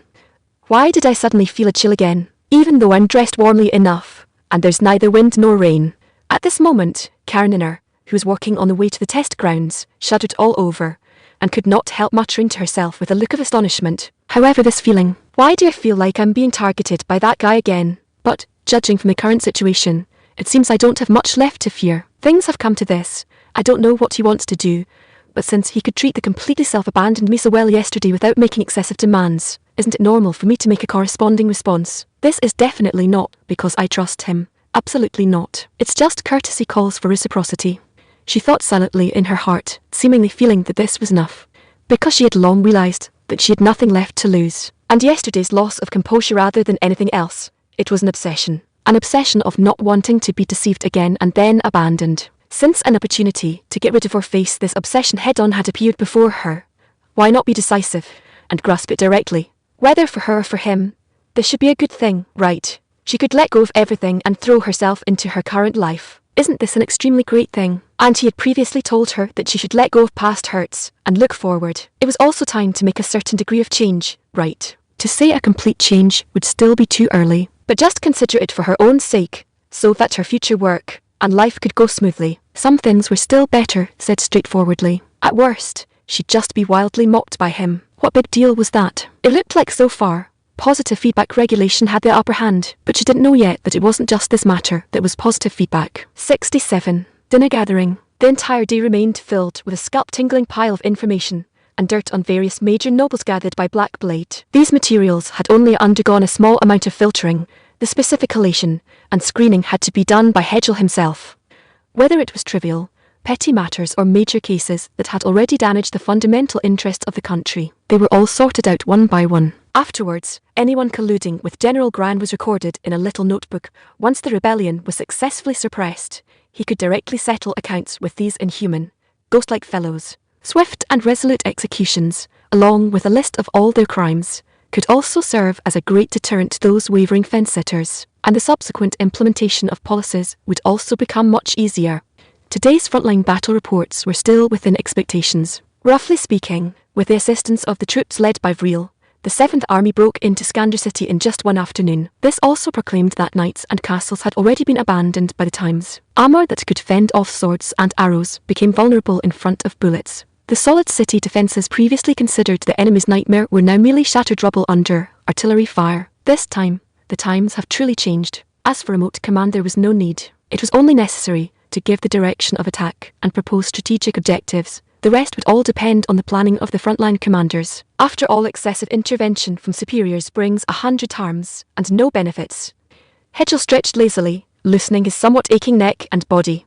Section 28. He looked at the setting sun outside the window, its rays slanting westward, feeling that it was time as well. Terraner, just like I told you at noon, get things ready. He stood up and said to the middle-aged maid who was already standing by at the door, "As you wish." She bowed, then respectfully backed out, presumably to look for Karenina. Then I should also get ready and think about what to say later. Helping people resolve their worries and things like that, I'm really not good at it. He scratched his head, then muttered to himself as he walked towards the small parlour. "So, you called me over just for this kind of thing?" Karenina looked at Hedgel with a face full of disgust, followed by her customary sharp tongue. "I actually think it's quite normal. Isn't it rather nice to be like this once in a while?" As if long accustomed to this gaze, Hedgel sat in his chair and replied softly, "It's just a minor victory to this extent. What's there to celebrate?" Precisely because it's just a minor victory, this dinner only has 2 people. Hedgel immediately replied, not giving her the chance to continue. "Suit yourself. Anyway, I also have something I'm preparing to discuss with you, so this occasion is just right." Karenina let out a sigh, then sat down on the chair opposite him. Although she was also well aware that this guy inviting her to dinner was definitely not that simple, but she also wanted to see what kind of tricks Hedgel was trying to pull, and the beginning of this so-called dinner was just ordinary eating, except that the taste of the red wine was a bit pungent. It seemed there was nothing else. What on earth is this thing? It tastes like red wine, but the alcohol content is obviously much too high. It probably feels like red wine mixed with beijiu. So this guy likes these strange kinds of things. Karenina couldn't help thinking this in her heart. However, she didn't care either, maintaining her dining etiquette and eating her food in silence. Whether intentional or not, tonight's main courses all had relatively heavy flavors and were quite dry. What on earth is this guy trying to do? Or is he planning to make advances on me after I get drunk? There's completely no need for that, right? If he wanted to, he could have treated me like a pet and played with me however he pleased yesterday. Then what on earth is this guy trying to do holding her wine glass with her eyes narrowed slightly? Karenina slowly took another small sip of the red wine. 66. Dazed, just as Hedgel had calculated. By the time the wine in her glass had hit rock bottom, her originally fair and tender little face was already flushed crimson. Her breathing had also become much heavier, and her originally clear blue eyes now carried a hint of a daze. Hey, that's too foul. Hedgel thought silently to himself, then took another sip of wine, and just as Karenina had guessed earlier, the wine was indeed mixed with a small amount of white spirit. As for how Karenina's alcohol tolerance actually was, Darina remembered it quite well. Even with low alcohol wine, a few glasses, and she would be done for. A constitution that can't hold alcohol, that's probably how it is. And for him, this was an exquisite opportunity. Just as he wanted to speak up and slowly steer the topic toward her wounds, Karenina opened the floodgates first. If you have anything you want to ask, just ask directly. I will answer them one by one. Or rather, I was thinking the same thing, but don't expect me to answer in much detail. Her slightly dazed eyes gazed at Hedgel, who still looked completely unfazed inside, and the corners of her lips curved into an inexplicable smile. You weren't drunk after all. Although Hedgel still maintained his poker face on the surface, his heart was in turmoil. Cannot quite say at either. Under normal circumstances I should already be slumped over the table, babbling incoherently. Right. But this time I don't want to escape through this kind of method. She raised the crystal-carved wine glass, facing the light of the magic chandelier, watching the light refract within the crystal cup, and replied softly. Hedgel looked at Karenina before him, feeling that she at this moment was so unfamiliar, but it carried an indescribable sense of rivalry. So, why did you experience that kind of intense anxiety yesterday? Hedgel swallowed his saliva, then opened his mouth to ask. It's just some casual associations happened to hit a sore spot. After all, before coming here, I was used and thrown away by two relatives several times. Now whenever I think of similar things, my emotions completely spiral out of control. Supporting her chin with one hand, she looked at Hedgel with her pitch-black, bright eyes, replying softly. I gave them my trust multiple times, yet every single time they failed to cherish it. Although that also includes my weakness and sentimentality, always trying to give them chances. I really feel now how foolish I was back then. Why I gave scum like that so many chances, she said with self-derision, seeming quite dissatisfied with her past self. Is this also why you've always refused to give others your trust? You could say that, or you could say not. Anyway, this is also the reason why I lost my composure so badly yesterday. She sighed slightly, and when she raised her head again, her gaze carried a strange sense of determination. So, why are you willing to tell me this kind of thing? Do you think I'm someone who can be partially trusted? To a certain extent, yes. And besides this, what I care more about is why you care so much about these matters of mine. Clearly, if you just wanted to use me, there would be completely no need to pay attention to these things of mine, right? Karenina narrowed her eyes slightly, seeming to feel that she had grasped the keynote. 100. Affection. Although it's a bit presumptuous, I still consider myself someone relatively close to you, right? Therefore I want to care about this matter. After a brief thought, Hedgel felt that telling the truth was the best option.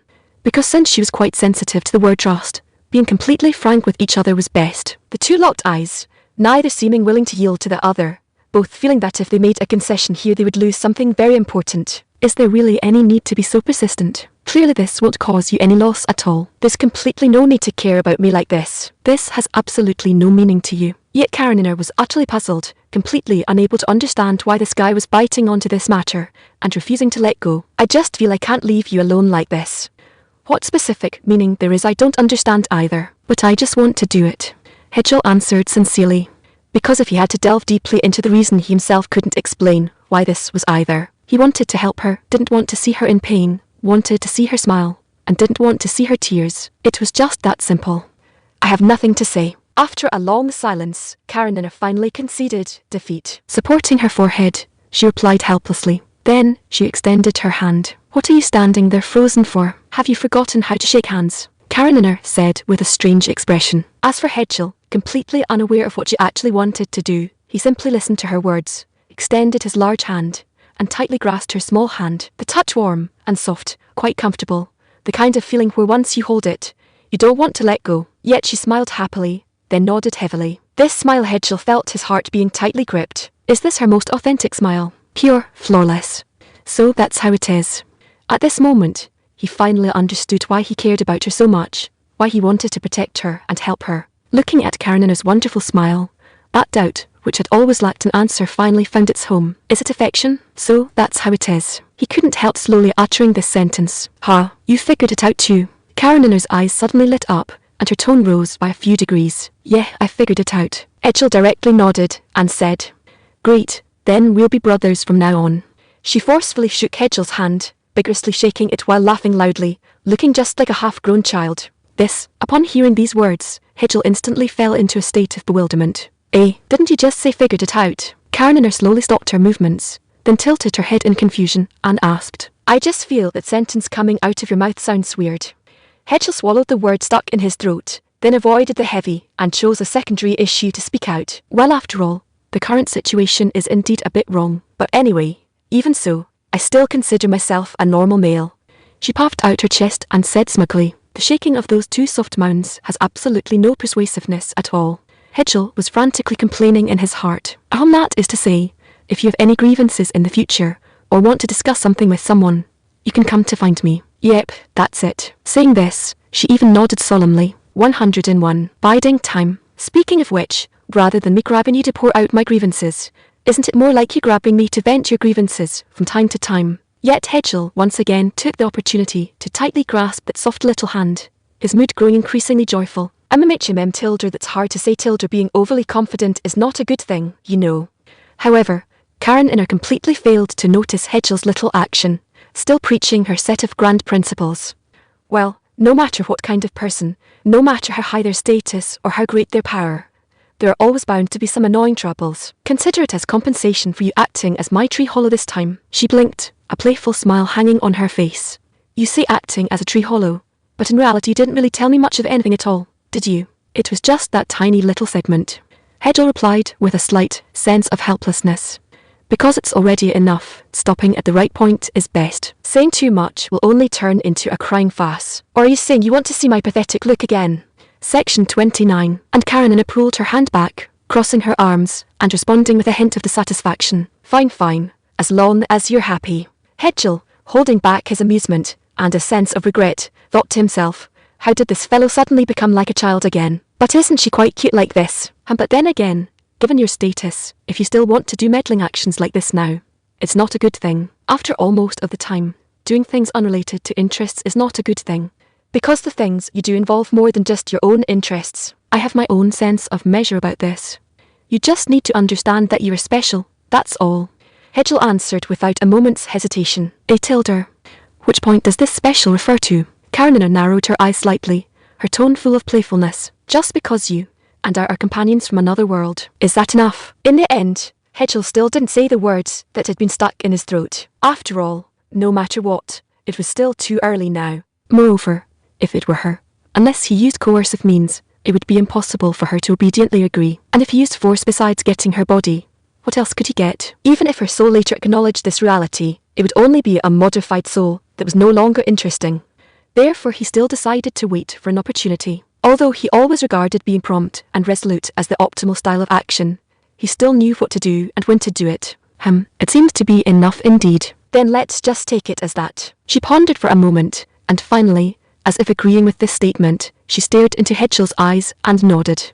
Hedgel quietly breathed a sigh of relief in his heart. At the same time, he secretly thought, how foolish was he originally to only realize this emotion now. Clearly, back in that mysterious cave, he already had this palpitating feeling. Although he still couldn't fully categorize it as like, after eliminating all other possible emotions it seemed only this one was left. Then since it's like this, won't you have another cup? Karenina looked at the empty wine glass and couldn't help speaking out.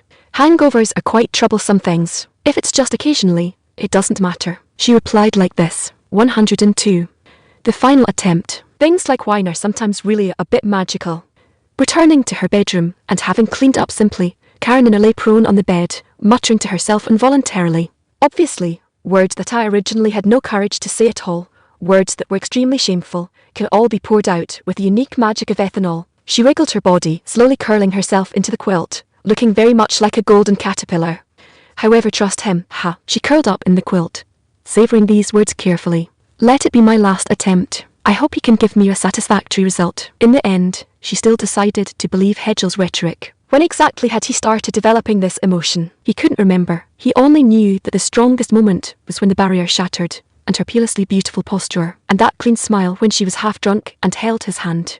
Hedgel lay flat on his back on the bed, recalling his memories of her during this short period of time, seemingly wanting to find the reason why this emotion began from them. Things like emotions are truly unreasonable. Failing to find a conclusion in the end, he could only carry these self-deprecating words and, under the influence of the alcohol, fall into a deep sleep. And the next morning, Karenina had just finished washing up and was preparing to start a new day of work. But she was dragged away by Hedgel under the pretext of morning exercise. I actually feel that there is completely no need for me to do these things. Karenina looked at Hedgel running in the morning, lowering her head and muttering softly, "If you paying a little attention to your health now is at least much better than getting a headache later when your body has problems, right?" Hedgel wiped the sweat beads from his forehead and replied softly, "Woo, there won't be any trouble. I am a hopeless shut-in to begin with. Telling me to come out and run is practically taking my life, right?" But she flatly and directly rejected this proposal. A hopeless shut-in shouldn't be a complimentary term, right? It's indeed not a complimentary term, but it suits me just right, she said with her hands on her hips and chest puffed out. Why could you say such impertinent words so triumphantly? Could looking good really allow one to do whatever they wanted?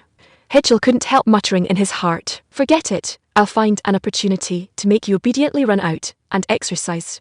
Hedgel's gaze suddenly turned somewhat unkind, but not yet to the degree of arousing Karenina's vigilance. And compared to this, I want to ask now, to what extent has the matter about cement these past 2 days progressed? Can we not talk about this? It's a bit of a failure. Upon hearing this matter, her face immediately turned as bitter as a melon. How is it a failure? The strength is not quite enough, and mass production is a bit troublesome. I estimate we need to get some stronger productivity tools first. Otherwise, relying solely on animal power and human labor is completely not enough. She stared into Hedgel's eyes and said earnestly, "You can directly ask the Internal Affairs Department for the materials of the prototype models.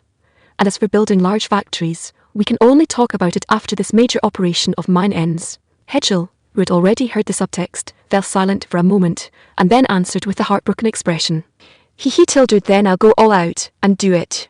Of course, I'll try my best to reduce costs." And Karenina, having been satisfied, naturally beamed with joy, and Hedgel felt relieved about her having returned to normal. 103. Stalemate. The battle situation seems to be a bit deadlocked. Clearly, breaking the city took less than an afternoon, but the annihilation operations inside the city seemed to have hit a bottleneck. Vril looked at the casualty report of the 7th Army and felt that this intercity battle was not easier than usual at all. After all, in a relatively narrow space, broadswords and short blades were still much more practical. And inside the fortress, which was originally designed to continue resisting even after enemy forces breached the city, it was naturally built quite complexly. This was also a necessary plan made to ensure that the enemy's cavalry and various large-scale weapons could not be deployed inside the city. It just wasn't expected to play an excellent role at a time like this. After all, inside the city, ordinary soldiers whose individual strength was definitely not weak could build layers of defense lines with shields and weapons, easily blocking most of the enemy forces. Coupled with this maze-like internal layout, it truly made the attacking side feel exceptionally headache-inducing. Although she had also thought about carrying out a round of bombardment inside the city first, looking at the remaining amount of shells and the accuracy of projection, Vril still gave up on this completely unreliable idea. But facing that bunch of organized fellows holding heavy shields and sharp blades, conventional attacks truthfully could not play a very big role. But for now, they could only bite through it slowly. However, if every city in the future had to be captured by this method, it would fall back into the original war of attrition. This would be different from Hedgel's original quick defeat conception. However, perhaps we can ask His Majesty. Maybe there are some weapons with good effects in this regard. After all, if Gran learns about this matter and continues to make a big fuss in this aspect on future city defences, it will be troublesome. Vril thought secretly in her heart, and then silently clenched the communication magic stone in her hand, able to easily deal with shielded enemies in narrow spaces. And it must be economical, affordable, and easy to use. The moment Karenina heard this request, she immediately felt whether Hedgel's brain had short-circuited. There's no other way. If the budget were still sufficient now, I wouldn't make such harsh demands. Moreover, the front line now needs items capable of defeating enemies holding their ground in narrow spaces. Hedgel spread his hands with a helpless expression. After all, as soon as he received Riel's communication, he immediately ran over to ask Karenina if she had any good ideas. After all, a long-term war of attrition was definitely unacceptable. Not to mention the national financial problems, just the various actions of these domestic nobles were enough to give Hedgel a headache. The war had to be ended as soon as possible, and then the restless old nobles had to be uprooted. A method isn't completely non-existent. How to do it specifically still depends on you. Karenina stared into Hedgel's eyes, the corners of her mouth rising with an imperceptible smile.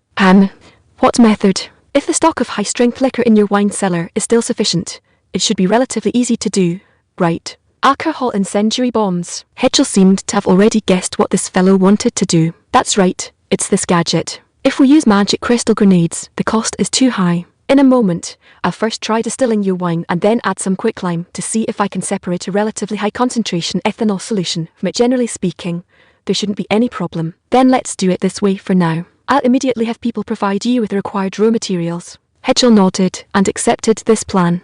104. Ruins. The city is broken, but it was blocked. Inside the office, facing the window and gazing into the distance, Gran suddenly turned his head and asked the adjutant reporting to him. Yes, it should be because the enemy's mage unit dares not easily enter the city. The defense line inside the city is still quite stable. The adjutant answered seriously. First notify the garrison commanders of all the cities already under control, inform them of the advanced experience of the Skander city defense battle, and then have them carry out similar deployments inside the cities based on Skander city's experience. Understood. Are there any other commands that need to be conveyed? The adjutant wrote down Gran's words with a quill, and then looked up to ask. Ascertain the movements of the enemy mage unit, and then find an opportunity to launch a surprise attack on them. It must be fast, accurate, and ruthless to rout them. Only in this way can we quickly re-enter the offensive posture. Gran fell silent for a moment, and then issued the order to rout the mages upon finding an opportunity. Although things like a mage battalion actually didn't exist. Your Holiness the Pope, regarding continuing to give Gran more supplies, I feel that it needs much consideration. At this moment, inside the Grand Cathedral of Defer, the holy city of the Papal State, the saintess with a veil over her face was kneeling on one knee, respectfully saying to the Pope on the high platform, who was gorgeously dressed and holding a scepter. Has something happened? The Pope's facial expression did not change at all, still putting on that deadpan face, except for the slight changes in the wrinkles on his face and his long, completely white beard due to the opening and closing of his mouth. I think you should already know. The Divine Punishment Knight Brigade led by Knight Captain Loris, who was sent to support Gran, has been completely routed by the enemy. Just for this reason, the Pope's expression still did not change at all. Section 30. Not only that, but we also believe that there are a large number of mages within their army, and quite a few of them are capable of using large-scale magic similar to burst magic. She kept her head down, truthfully reporting all the truth she knew. And now, the enemy army has already begun their attack, and Gran can only defend passively for the time being. If the battle situation continues to deteriorate to the point where Gran is completely defeated, all these investments will yield no returns at all. Furthermore, it is very likely to provoke the retaliation of that tyrannical emperor. There's no need to panic about this. Just continue to maintain regular aid. Even if they retaliate, to what extent can they possibly do so? For now, they still dare not declare war on us. However, the Pope remained unhurried and immediately dismissed her thoughts. But even if they don't dare declare war now, in the future, the saints seem to want to say something more. By that time, they will no longer have the capital to wage war against us. The Pope replied decisively. Currently the excavation of the ruins at the bottom of the church has reached its concluding stage. Soon, we will be able to find that bizarre and powerful source of magical power buried deep within. Speaking of this, a rare trace of emotion called excitement appeared in the Pope's tone. Does this mean we will soon receive the blessing of our ancestors? The saint was also stirred by these words, and the previous sense of gloom quickly vanished. That's right, soon we will master even more powerful technology and strength, and tear all those heretics who do not believe in our great true God into pieces. The Pope said in a fanatical tone, a strange light flashing in his eyes. 105. Molotov cocktail. The finished product doesn't look very appealing. Karenina looked at the several ugly clay jars before her, and said with a hint of embarrassment, indeed, these clay jars looked a bit ugly, and a black, tattered cloth strip exuding a strong aroma of alcohol protruded from the opening. There's no help for it even if it's ugly. Anyway, they'll have to be thrown out and smashed to pieces when the time comes. In short, as long as they can be useful, that's enough. Hedgel looked at these trial products and seemed to think they were passable. If you say it works, then it doesn't matter.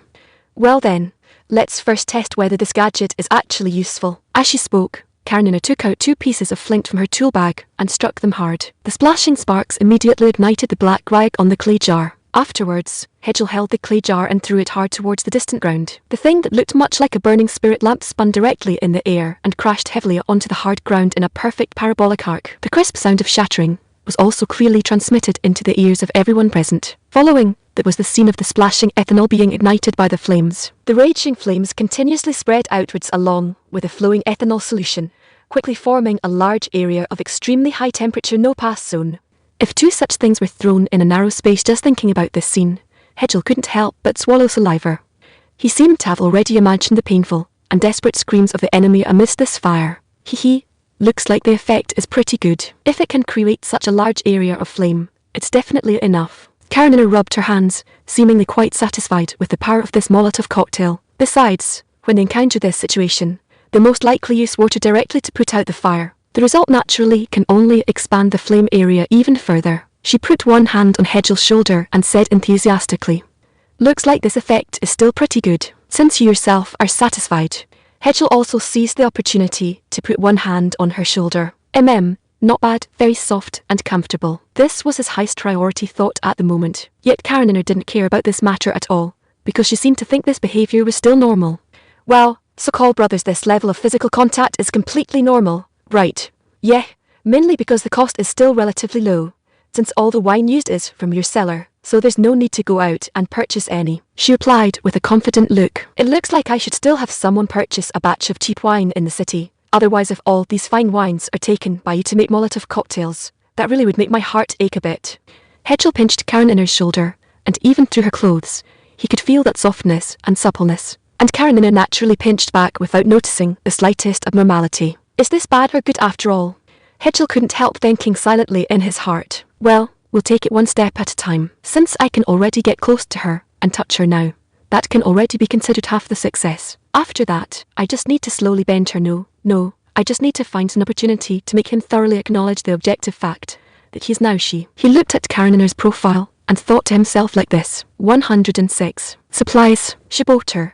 His Majesty has already replied, saying that a batch of weapons capable of gaining a considerable advantage during urban warfare can be shipped over in the near future. For the time being, postpone the mopping up operations inside Skander City and prioritize opening up the main thoroughfare running through the entire city to let the main force advance further. And when the next batch of supply materials arrives, the remaining enemies in the city can be cleared out. Vril informed Shiboter, who was looking at the map with a pro expression, of all the news she had just received, seemingly thinking this was good news. Prioritize opening the passages. Oh well, although it might be a bit troublesome, it's not impossible to do. Shiboter thought for a moment and deemed it seemingly feasible. And another point is, if we encounter surrendering enemy forces, how should we handle them? Shiboter asked with some difficulty. If this were a conventional operation, he would naturally agree to surrender first and then find an opportunity to execute them. As for why he would agree first, it was simply to keep them from knowing. Even surrendering means death, so it's better to fight to the death. That would instead increase casualties. But what he was facing this time was his own former brother unit, so he still had some misgivings about this. Treating them normally just like regular enemy forces will do. There's no need to have excessive mercy.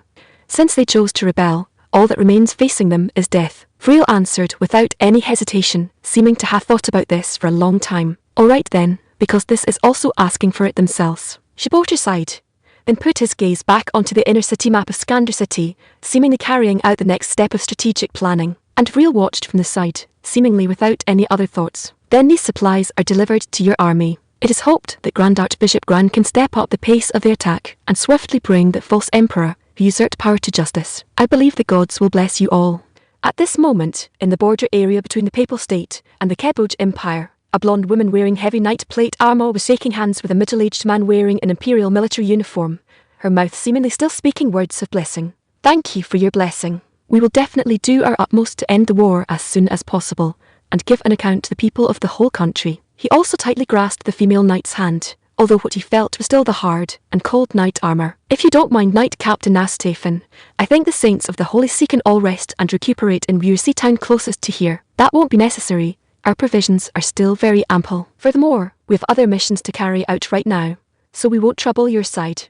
If there is an opportunity in the future, we will definitely visit. Knight Captain Nasatafan politely declined. In that case, I won't force it, and can only wish you a smooth mission. The middle-aged man also slowly released his previously tightly clenched hand, responding with a fawning smile. Thank you, see you again if there's a chance. Knight Captain Nasatafan turned around and returned to the other side of the border. The middle-aged man shrugged, and then ordered other soldiers to organize and check the supplies that had just been shipped over. Knight Captain, do we now have any other missions? Within the knight troop, a relatively young knight suddenly asked Knight Captain Nasatafan. No more.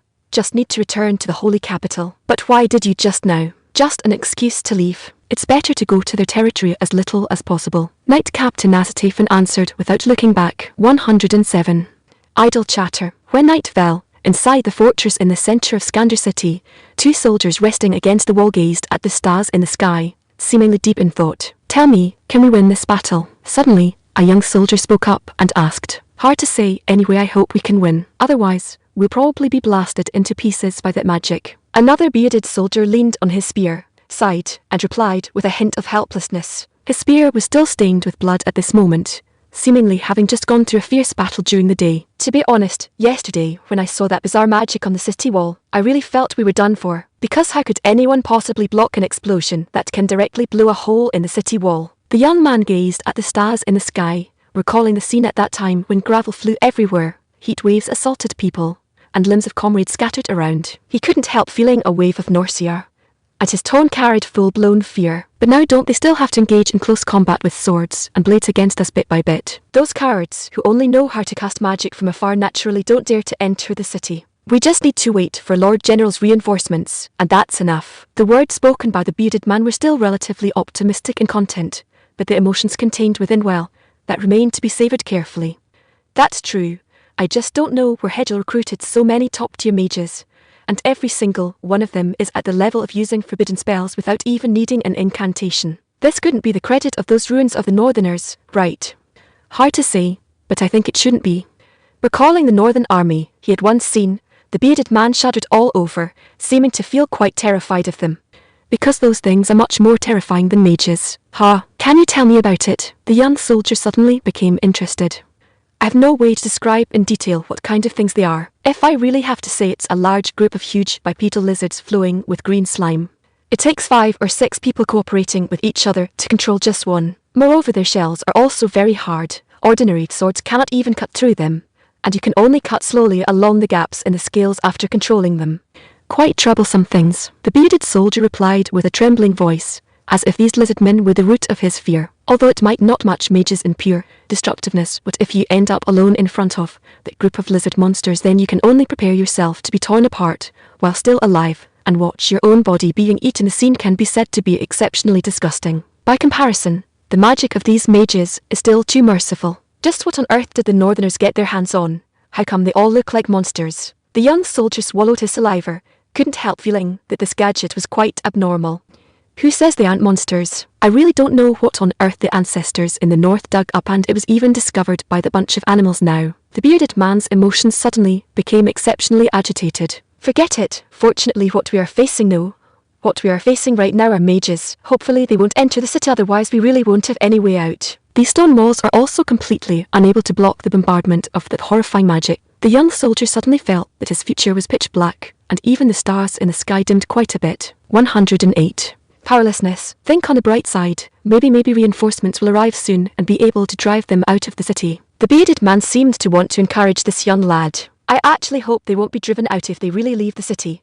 I guess it will be another major round of magical bombardment. Just thinking about the scene at that time where gravel mixed with flesh and blood, and the scorching temperature of the magic flames rushed towards my face, I'm almost going to urge. As he spoke, the young soldier experienced dry heaving resembling nausea, seemingly feeling exceptionally disgusted and terrified by this scene. Section 31. The bearded soldier replied anxiously. How on earth did Hedgel manage to do this? And where did they find these ghost-damned mages? Why in the previous attacks against the Northerners, we did not see such a ferocious mage troop at all? Pulling a tattered rag from somewhere and wiping his mouth, the young soldier couldn't help but start complaining. Who knows? Anyway, right now we must absolutely not run into those mages. Otherwise we probably won't even know how we died.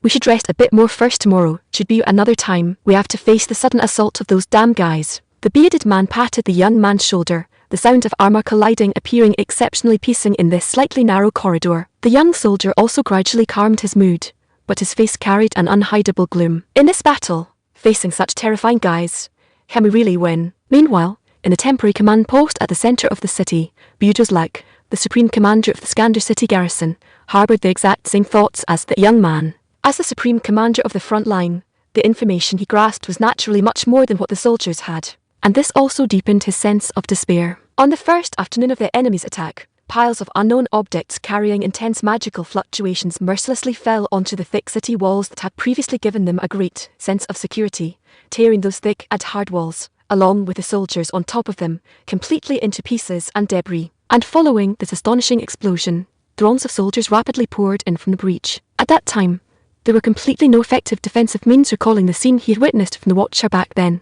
Budos couldn't help feeling a wave of palpitation. Splattering gravel, scorching magical flames, the soldiers thrown into the sky by the terrifying explosion along with their severed limbs, and finally crashing heavily onto the ground, turning into a puddle of red and yellow mixture. Outside the city were the heaven-shaking horns of enemy charges, and enemy soldiers continuously pouring in from the breach in the city wall. The sense of despair goes without saying. All that can be said is, fortunately, detailed and thorough defensive deployments had already been made inside, successfully delaying their advance. But defeat was only a matter of time. He was very clear on this point. Although the supplies within the city were still quite abundant at present, after all, they had made similar preparations beforehand, but if the reinforcements were completely routed by those mages once again, then they would only be able to face the enemy's sharp blades head-on. Thinking of this, Budos clenched his teeth so hard that even the quill pen he was using to write documents in his hand was snapped in two by sheer force. But coming right after that was another wave of intense powerlessness. 106. New things. And just 3 days later, the central avenue running through the entire Skander city was completely controlled by the 7th Army led by Shiboter. After all, for the original garrison inside the city, just defending had already exhausted all their efforts. If they were asked to retake all these streets that had already been captured, it would naturally be a pipe dream. Things having reached this point, unless the enemy had sufficiently formidable reinforcements, it was either surrender or wait to be completely annihilated. At this time, Vril led her troops through the main thoroughfare to arrive at the rear city gate first, waiting for the arrival of the enemy reinforcements to deliver a head-on blow. Naturally, achieving good battle results in both campaigns, and the record of suffering 0 casualties of their own were indeed things for them to be proud of. They no longer had to charge to the front lines like before, holding long spears or sharp swords to engage in face-to-face combat with the enemy. They only needed to stand in the distance with their companions, aim, and shoot. Upon hearing a loud bang sound, the enemy would fall. There was completely no need to fear that the enemy's sharp blade would slash and wound them, nor even any need to worry about their attire being contaminated by the enemy's blood. Is this the benefit brought by new-style weapons? With steel rifles strapped to their backs, protected along the flanked path by the heavy shields of the 7th Army, amidst the envious and puzzled gazes of their friendly troops, they walked along the main thoroughfare, passing through Skander city, which appeared dilapidated due to days of combat. They prepared to use the shrill whistle of scorching and hard bullets, along with the roaring din of steaming cannonballs, to play a duet leading to hell for the enemy reinforcements. I reckon, in these couple of days, the reinforcements should be able to arrive. Within the marching queue, a soldier carrying a long gun suddenly opened up the conversation. Isn't this considered quite slow? After all, don't we get a round of supplies transported from the imperial capital every 2 days? How far is the imperial capital from here?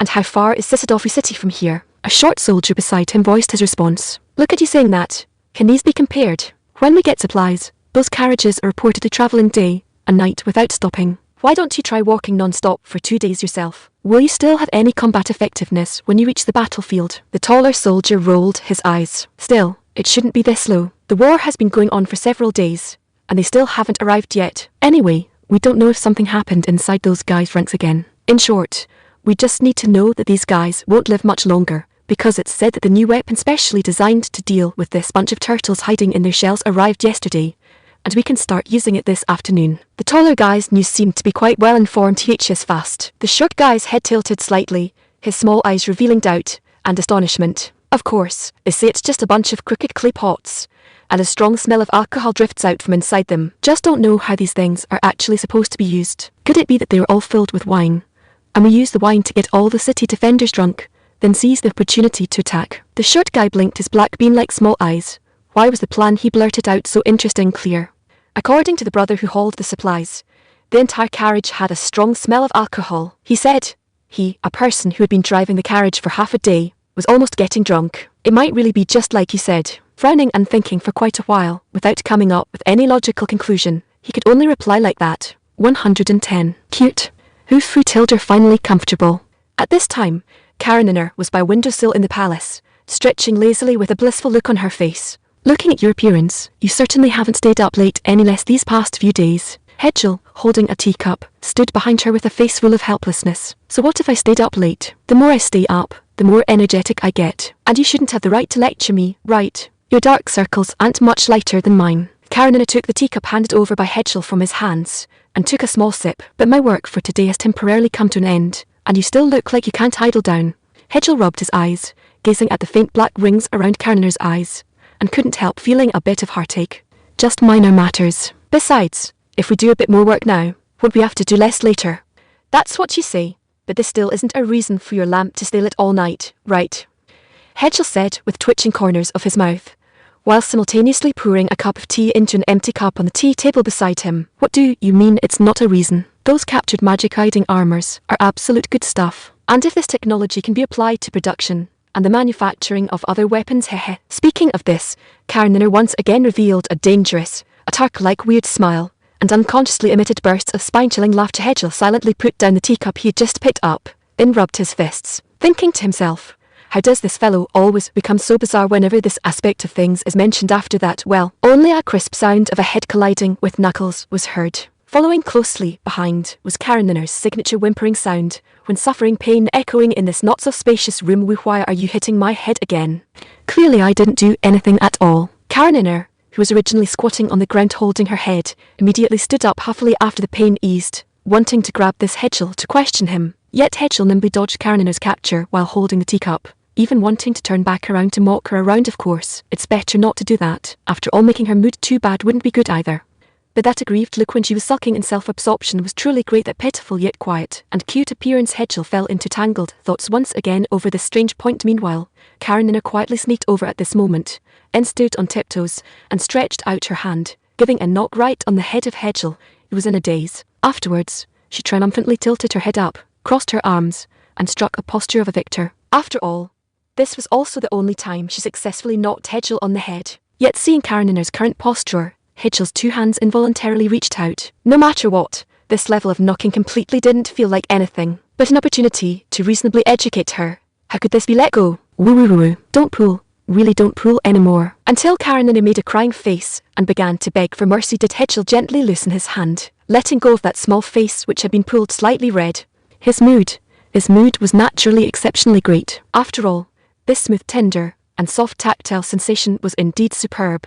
Woo, wasn't it just knocking you once? Is there any need to pull me for so long? She rubbed her own cheeks, her face full of lingering resentment. 111. Enhancement. It was just a whim. Moreover, the tactile feel of this cheek is truly not bad. Hedgel replied with a face full of conviction. But this still isn't the reason for you to pull me for so long, right?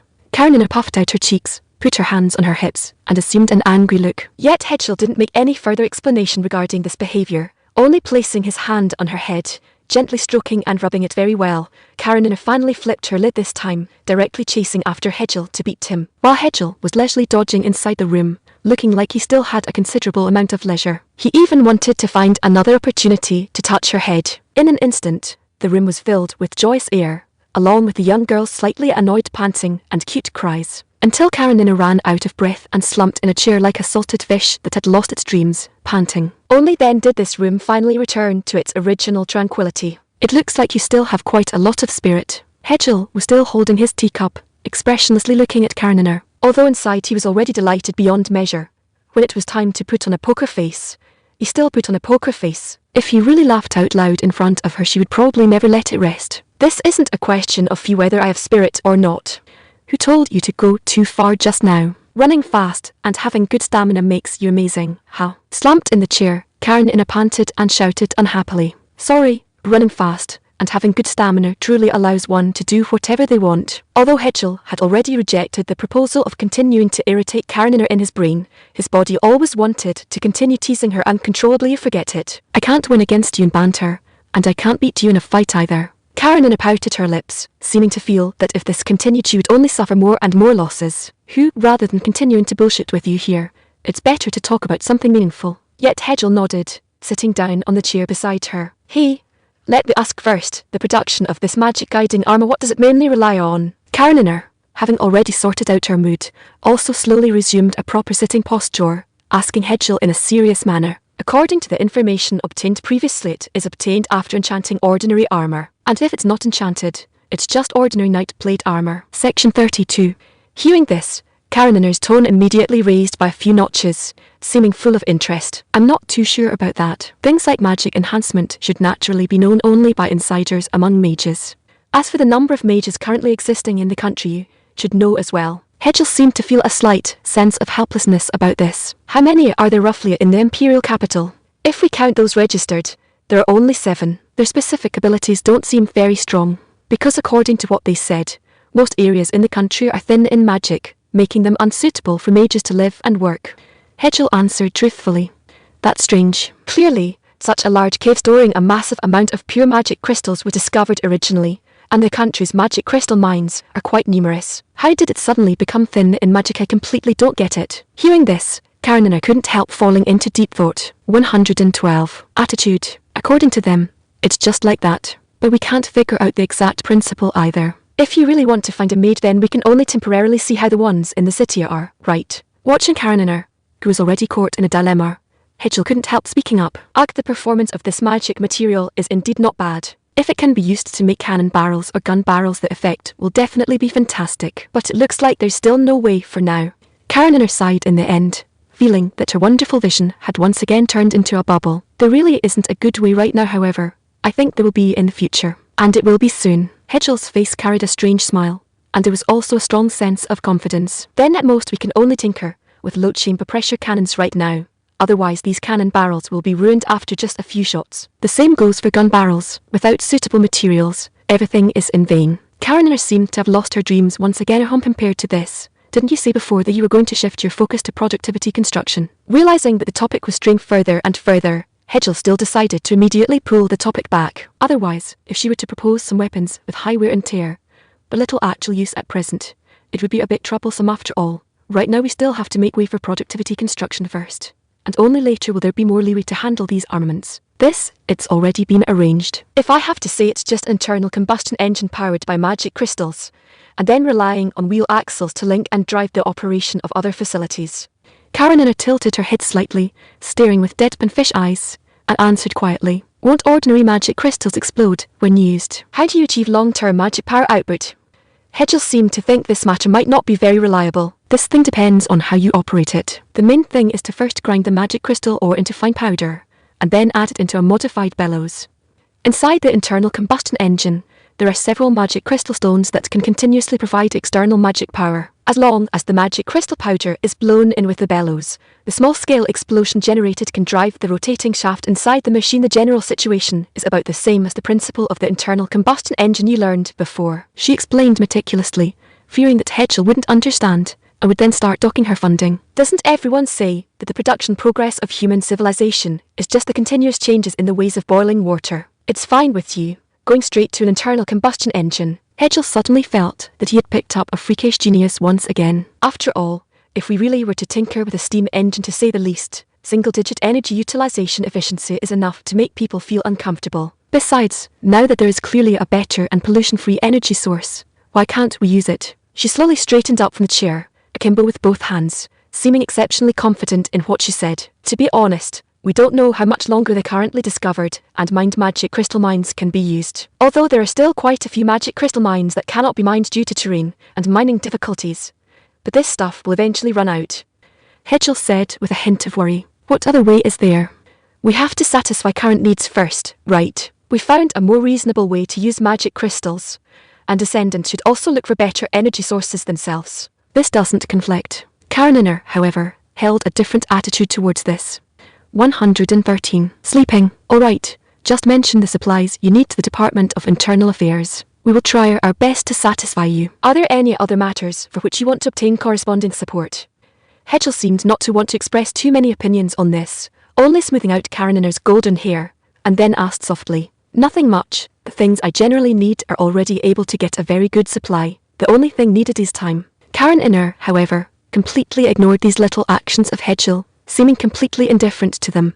She just ordinarily answered his question. Then let's leave it at that for now. You should go back to your room and rest for a bit first. Otherwise it won't be good if you really exhaust yourself. Artilder, I actually feel this is just right. After occasionally pulling an all-nighter, my head is exceptionally clear, suddenly having a feeling of returning to the research institute. She seemed to open up some past memories because of this feeling that was quite familiar in her perception. Did you also like pulling all-nighters back then? How many hairs are left on the top of your head?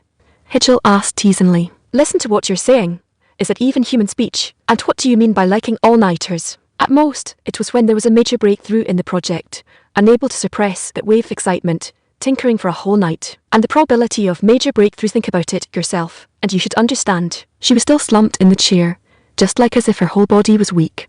Go and sleep for a bit. The current you is not comparable to back then. No matter what, your body is much more delicate than before. Paying a little attention wouldn't hurt, right? Hedgel advised with a hint of helplessness. Should there be no need? Still no need. I won't say anything else. See how wide you can open your eyes right now. And try your arm here to see if there is still any strength. Saying that, Hedgel reached out and pinched Karenina's arm. Soft and bouncy. Just like having no bones. But right now I completely, Halfway through her words, she suddenly covered her mouth. And looking at this action, it really seemed like she was yawning. Meanwhile, Hedgel was silently watching from the side, but the corners of his mouth were already frantically rising yet being suppressed. This appearance when putting up a front was simply fantastic. This was Hedgel's only thought in his heart at this moment. Probably after that wave of excitement just now subsided, the brain finally felt tired, right? After a brief silence, Karenina said somewhat troubledly, then just to be honest and go back to rest. Saying that, Hedgel directly extended one arm behind her back, and suddenly extended the other arm behind the crook of her knees. Then, amidst Karenina's exclamation, he picked her up from the chair. What on earth are you trying to do again? You guy are. Both annoyed and shy, Karenina's little face turned bright red in an instant, and she also randomly pulled at Hedgel's face and nose, seeming to want him to stop. Didn't you look weak all over just now? Then I'll carry you back to your room. Hedgel, however, completely ignored Karenina's struggle, held her steadily, and walked straight towards her bedroom. But why do you have to use this, Princess Carrie? Idiot. She was still unrelenting, her body still trying to move around, but she was firmly controlled by Hedgel's strong arms.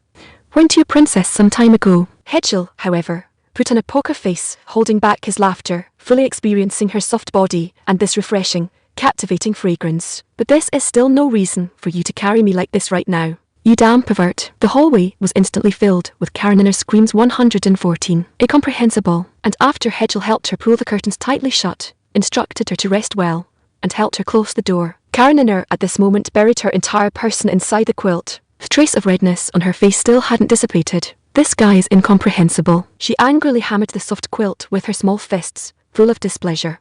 Probably he's taking advantage of this opportunity to tease me again, knowing full well that I don't have any physical strength right now, and looking like a weak and easily bullied appearance woo-woo. So this is what a bad friend is.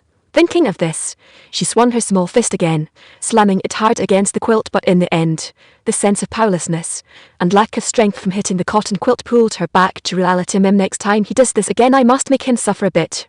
Let him know that I, this big brother, am not someone to be messed with either. That's right. In the end, she seemed to have figured something out, and even made a decision that, from an objective perspective, was completely impossible. Is it really you punching him, instead of him educating you? However, Karenina didn't want to think too much at this moment. After setting this obviously unachievable goal, she hugged a spare pillow on the bed and fell into a sweet sleep. And inside Skander City, far away from the imperial capital, the fierce battle of contention was still proceeding every single second, without stopping. But this original war of attrition seemed like it was about to undergo a significant change. This thing, how on earth do you use it? No matter how you look at it, this is just a wine jar with a rag stuffed into the top. A heavily armoured soldier holding an incendiary bomb inspected the ugly clay jar in his hand with a face full of suspicion, seemingly quite skeptical of its effect. I'm telling you, stop yelling blindly here.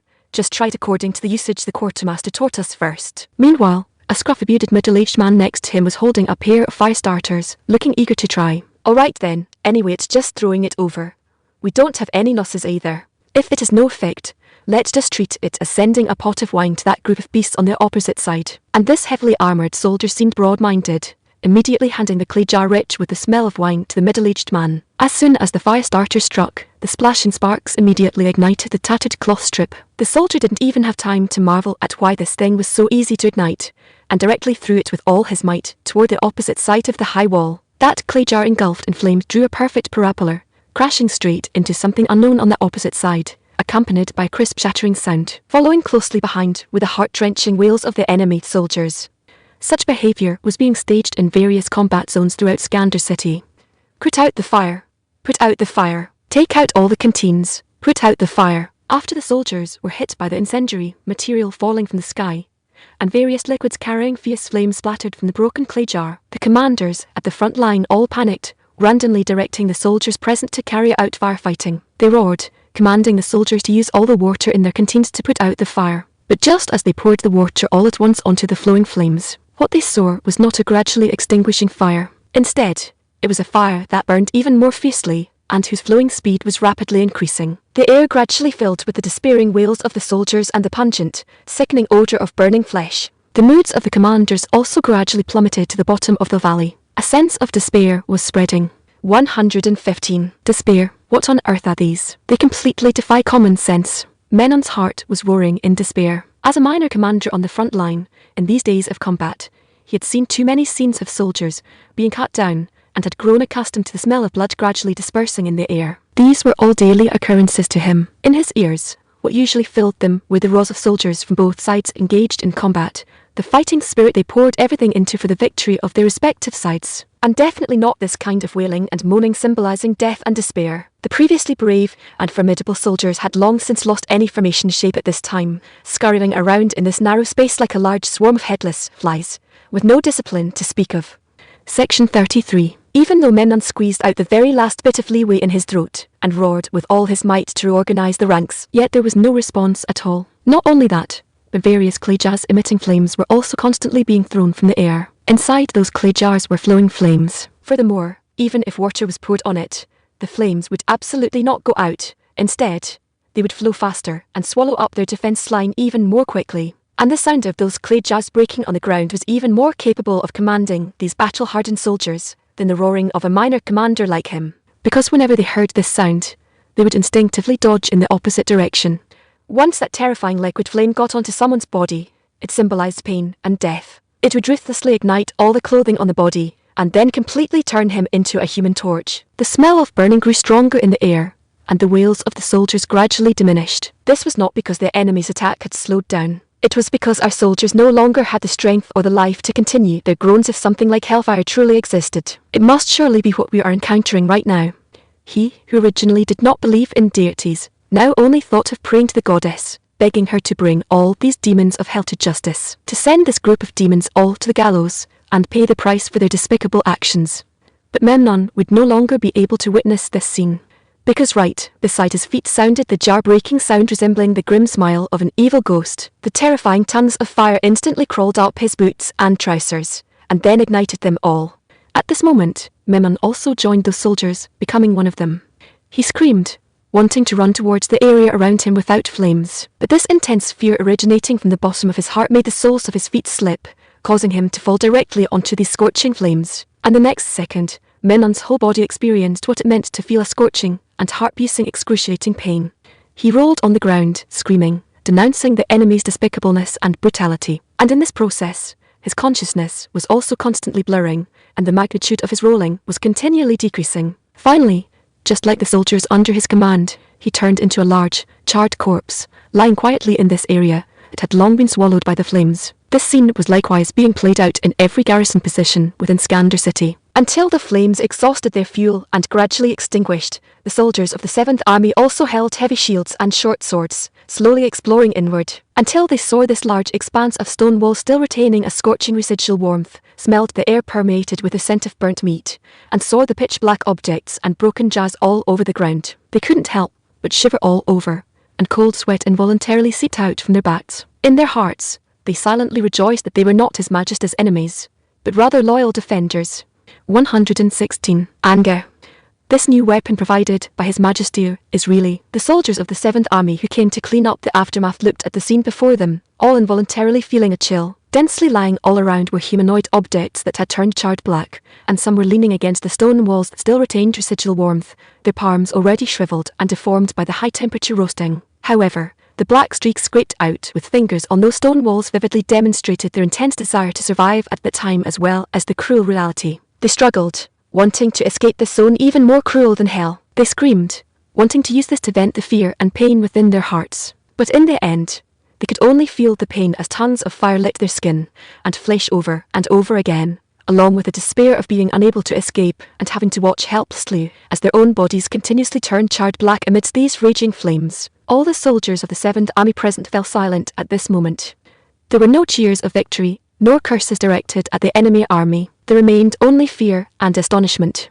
At the same time, it also made the resolve to defend the royal family even firmer. After all, no one wanted to experience the despair and fear they had just felt. What is the situation? How did they suddenly advance so fast? Surprisingly, there are only 2 streets left to this temporary command post. As the commander-in-chief inside the city, Seduce, upon receiving this quite ominous news, immediately questioned the communicator loudly. Furthermore, his words carried full disbelief and anger. Did someone flee before the battle, or does Sam and surrender? Even if they do so, they will definitely not have a good outcome. Just how cruel that fellow Shiboter is, don't I know? How he will dispose of surrendered soldiers, I can say I see it as clear as day. Without waiting for the communicator to explain this, Seduce, who had already been swept away by this sudden change, immediately started cursing loudly based on the imagery in his own head. My lord, the soldiers on the front line have fought to the very last moment. Not a single one of them fled before the battle or defected to the enemy. When Seduce finished venting and paused for a brief rest, the communicator, who had remained silent all along, spoke softly. Then why has it turned into this kind of situation? Originally, we estimated that we could hold out for at least another 4 or 5 days. If according to the current advancing speed lasting until tomorrow morning, I think it would even be difficult. Upon hearing these words, Seduce's emotions were once again stirred up. After all, the difficult defense of these past few days had already exhausted him physically and mentally, and to suddenly hit him with such a huge blow, having his emotions somewhat out of control, was also quite normal. It's the enemy's new weapon, an earthenware jar filled with flowing fire. They throw such jar toward our positions, and as long as our soldiers get touched by the flowing fire, the clothing will be directly ignited by it. Putting out the fire with water is even more impossible. The more water poured, the more the fire flows, and the more fiercely it burns. We are completely helpless against this. The communicator lowered his head and answered with a sob. Because the wails and screams of the soldiers heard earlier from the other end of the magic stone were so piercing and horrifying, he definitely did not want to face that kind of terrifying thing. You go out first. I want to have some quiet time first. Seduce was silent for a long time. Finally, he pointed to the main door, signaling the communicator to go out immediately. Afterwards, he slumped into the chair, not knowing what he was thinking, but his face was ashen, as if he had already lost all hope. 117. Information? Have you found out any news? Inside Seduce City, Gran was sitting on an office chair, organizing the information properly collected recently, while asking the intelligence officer who had just walked in without raising his head. Found out. The detailed information is here. Saying this, the intelligence officer neatly placed a compiled document on Gran's desk. Give me a verbal report first on what the situation actually is. I don't have much spare time on hand right now. Understood. Through the major nobles, and a small number of spies within the imperial city, the news obtained is what we encountered before was likely not a magical attack, because the magicians and related societies within the city did not receive any relevant news at all. Or, then speaking of which, their explosions and inexplicable ability to instantly leave several holes on our soldiers' bodies are not because of magic. Gran's interest was immediately stirred up. Yes, it is said they have many new types of weapons and equipment in their hands, and those weapons and equipment are the reason why we suffered a crushing defeat in front of the battle line last time. Then can you get your hands on the manufacturing methods for the weapons?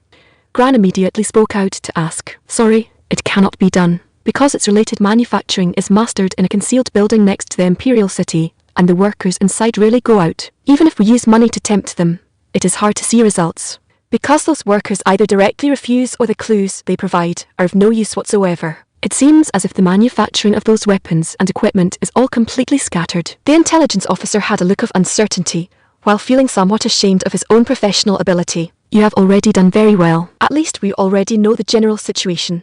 Gran, however, stood up, walked to the intelligence officer's side, patted his shoulder, and gave him considerable affirmation. Afterwards you just make a record of all the nobles who have provided me with relevant intelligence, and I will definitely reward them well in the future. Go ahead. Having said that, Gran turned around and looked towards the windowsill. The intelligence officer also immediately acknowledged with a sound, then turned right away and began to handle the order his superior had just given him. It seemed indeed there was nothing wrong with it. Gran, however, paced back and forth in the room over and over again, thinking, where on earth did that kid Hedgel pull such strange weapons out from?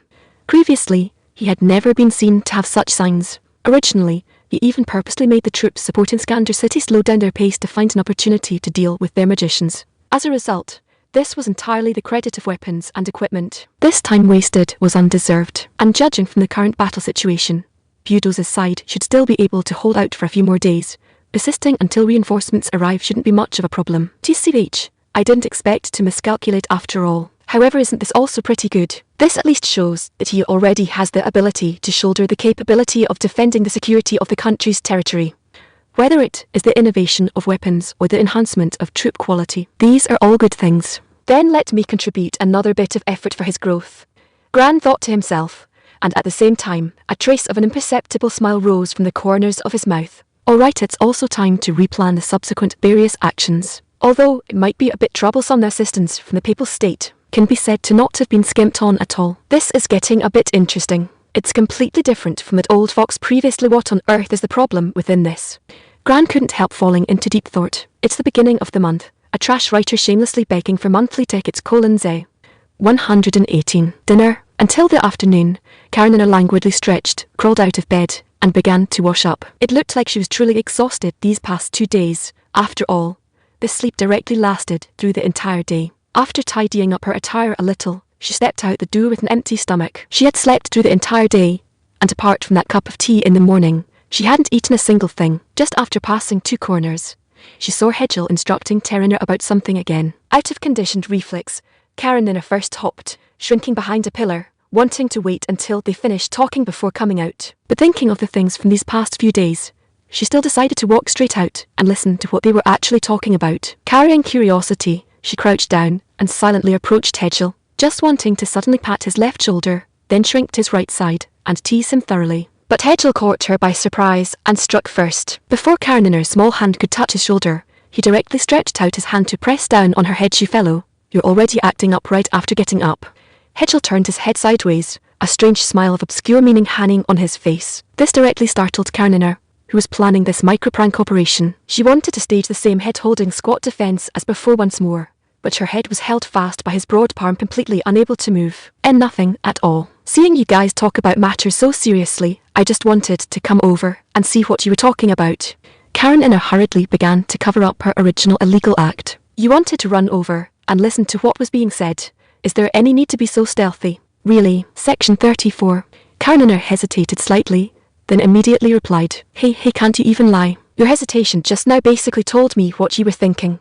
Hedgel's lips began an imperceptible upward curl. "I surrender." Seeing that her cover was blown, Karenina naturally raised her hands pitifully. Fine, let's leave it at that. Besides, didn't you want to hear what we were talking about?" In the end, Hedgel gently released Karenina's head, then looked at her with a helpless expression as she cautiously shrank behind a stone pillar. "We were just talking about what to have for dinner. How do you feel about hot pot? You know how to make the soup base. If it's just plain water, forget it." Hey, can you not underestimate my dozen or so years here? Although I'm mediocre at other things, I've never mistreated my own tongue. Well, why don't you try it in a bit? How about that? Hedgel decisively dragged her out from behind the stone pillar, though her appearance just now was quite cute too. Meanwhile, Turner looked at the two of them with a smiling expression. What was she thinking in her heart? Who knows? Laughs. Fine.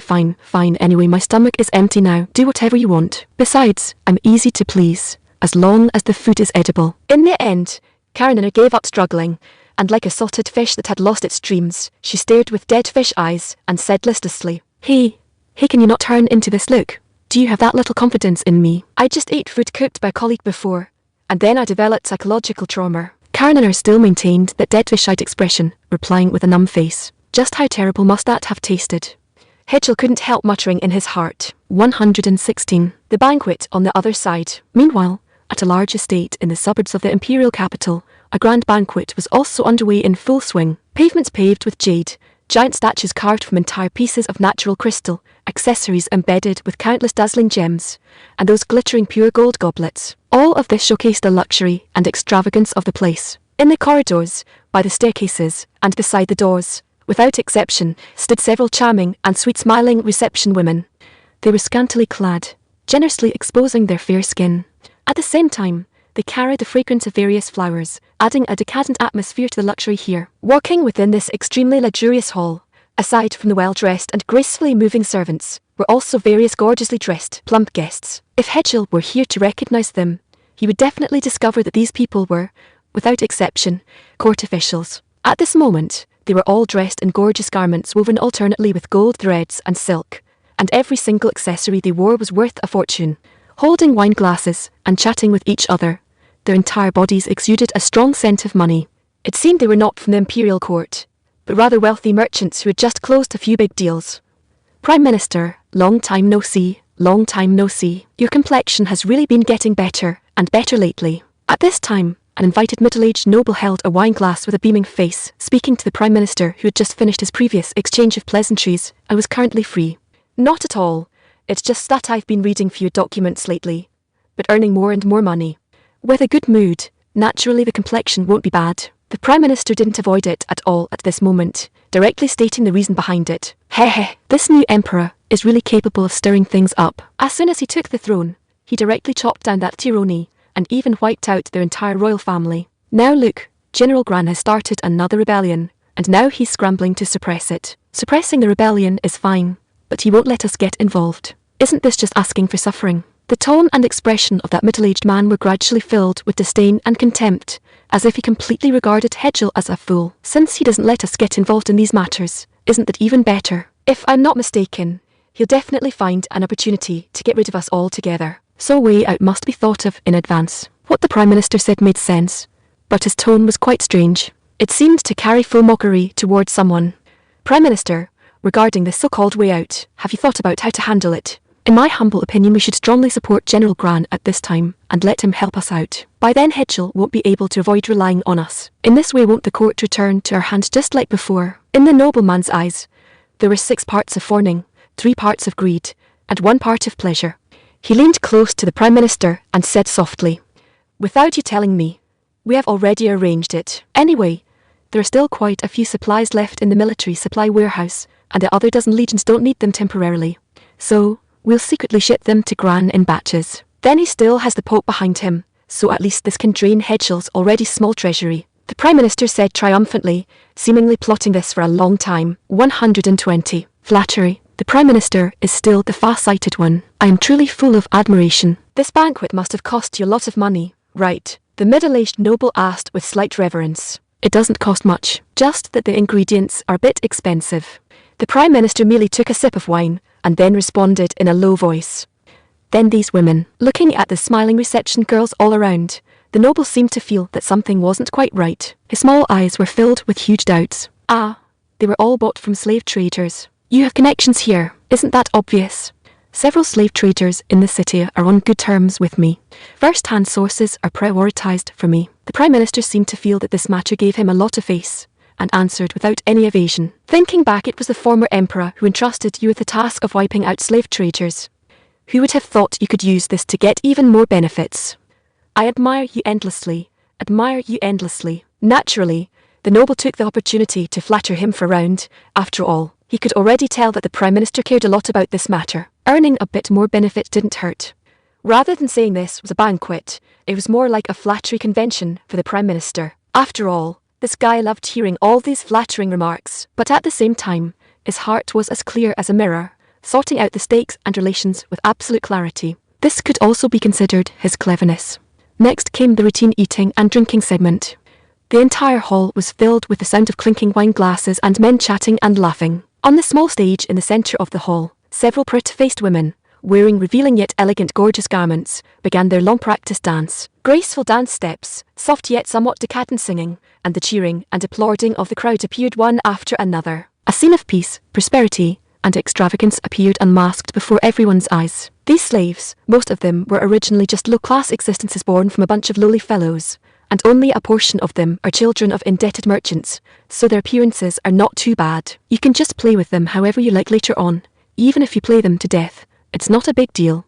Consider it my treat. As the banquet reached half-time, the Prime Minister suddenly said loudly to those around him.